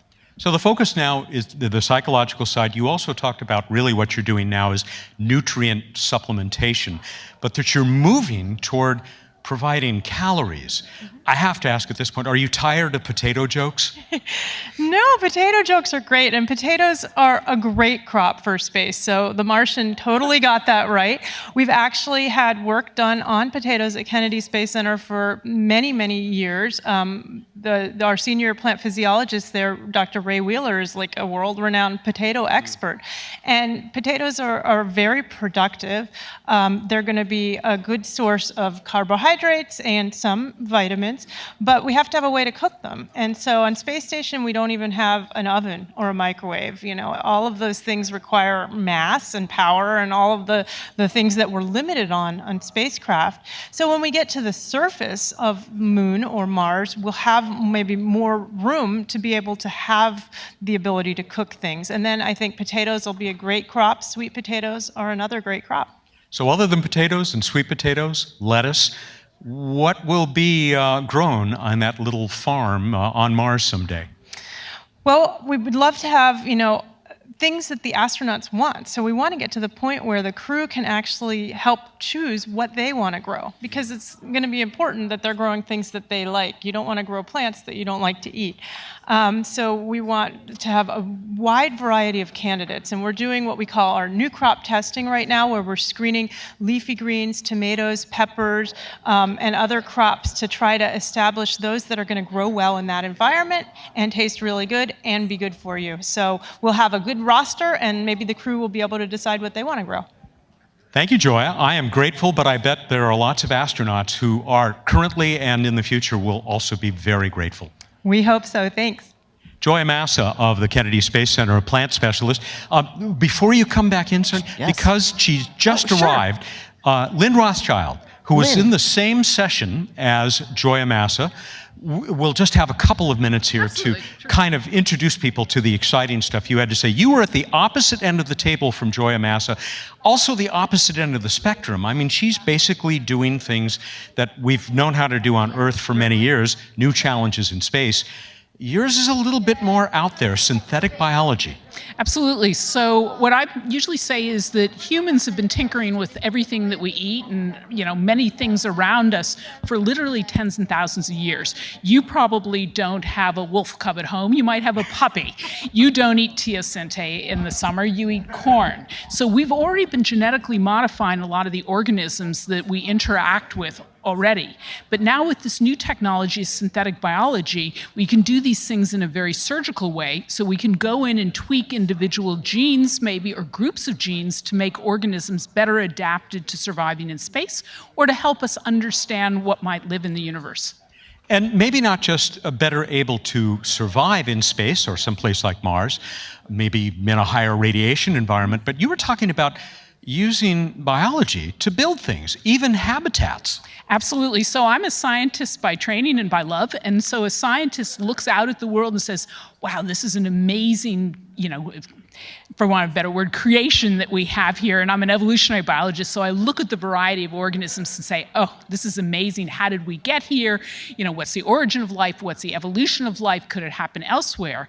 But then when you start to get into synthetic biology, you're an engineer, and you start to look at this diversity of life and say, I wonder if I can do something with it. And of course, we've been using life as technology for thousands of years as well. We chop down trees and we build houses and we make sweaters out of cotton and all those sorts of things. We make ropes out of cotton and flax and so on. So we have used biology as technology, but what we're doing with synthetic biology is leapfrogging ahead with what we can do with biology as technology. So one example I gave today, which I just think is so incredibly cool, is a student of mine, Simon Vecchione, had this insight to take DNA, our genetic material, and add silver atoms to certain places and literally make that into a wire. So you now have a wire that's tunable, that's 1 atom thick, using DNA as the building material. Is that cool? And you could grow a circuit.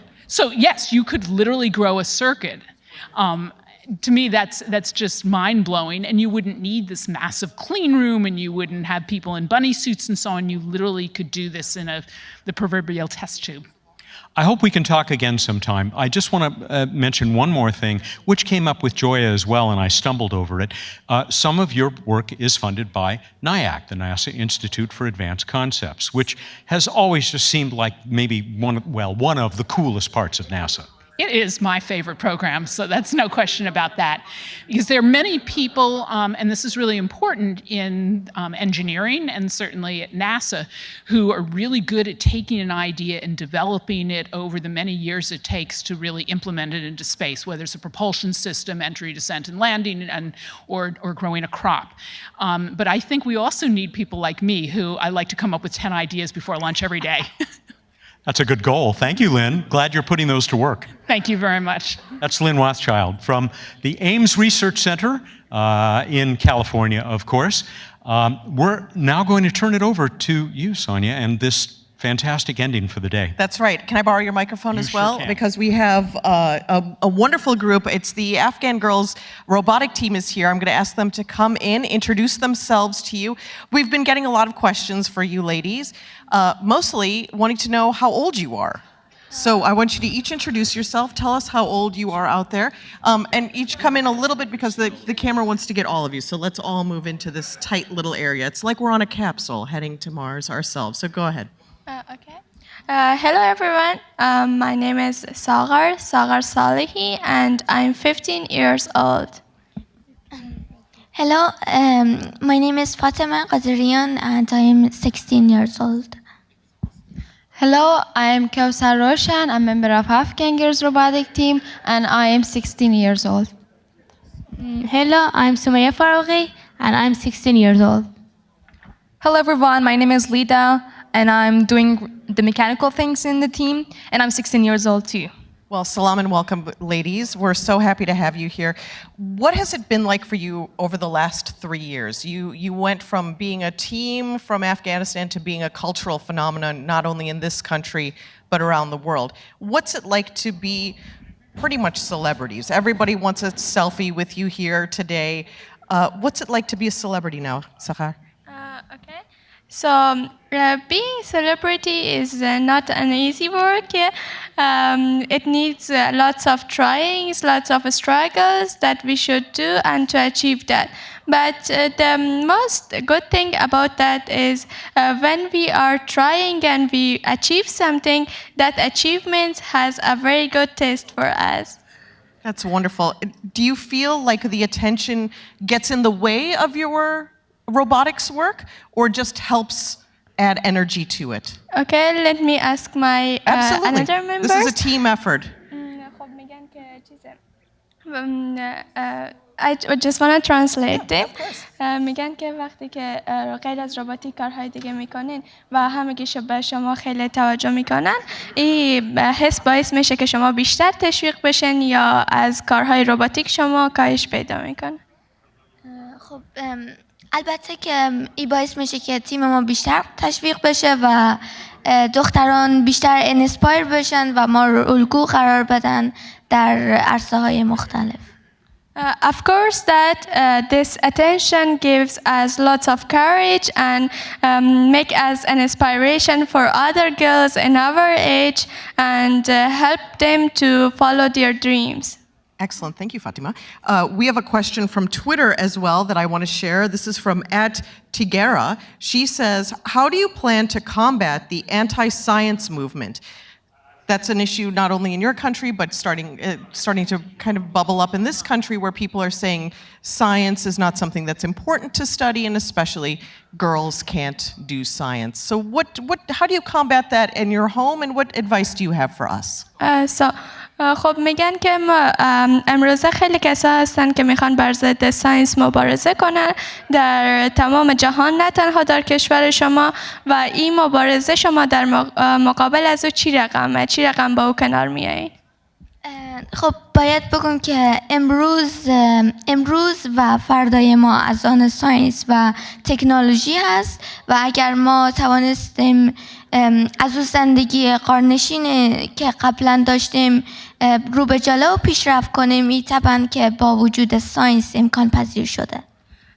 So she says that science makes our today and our tomorrow. So science is our future.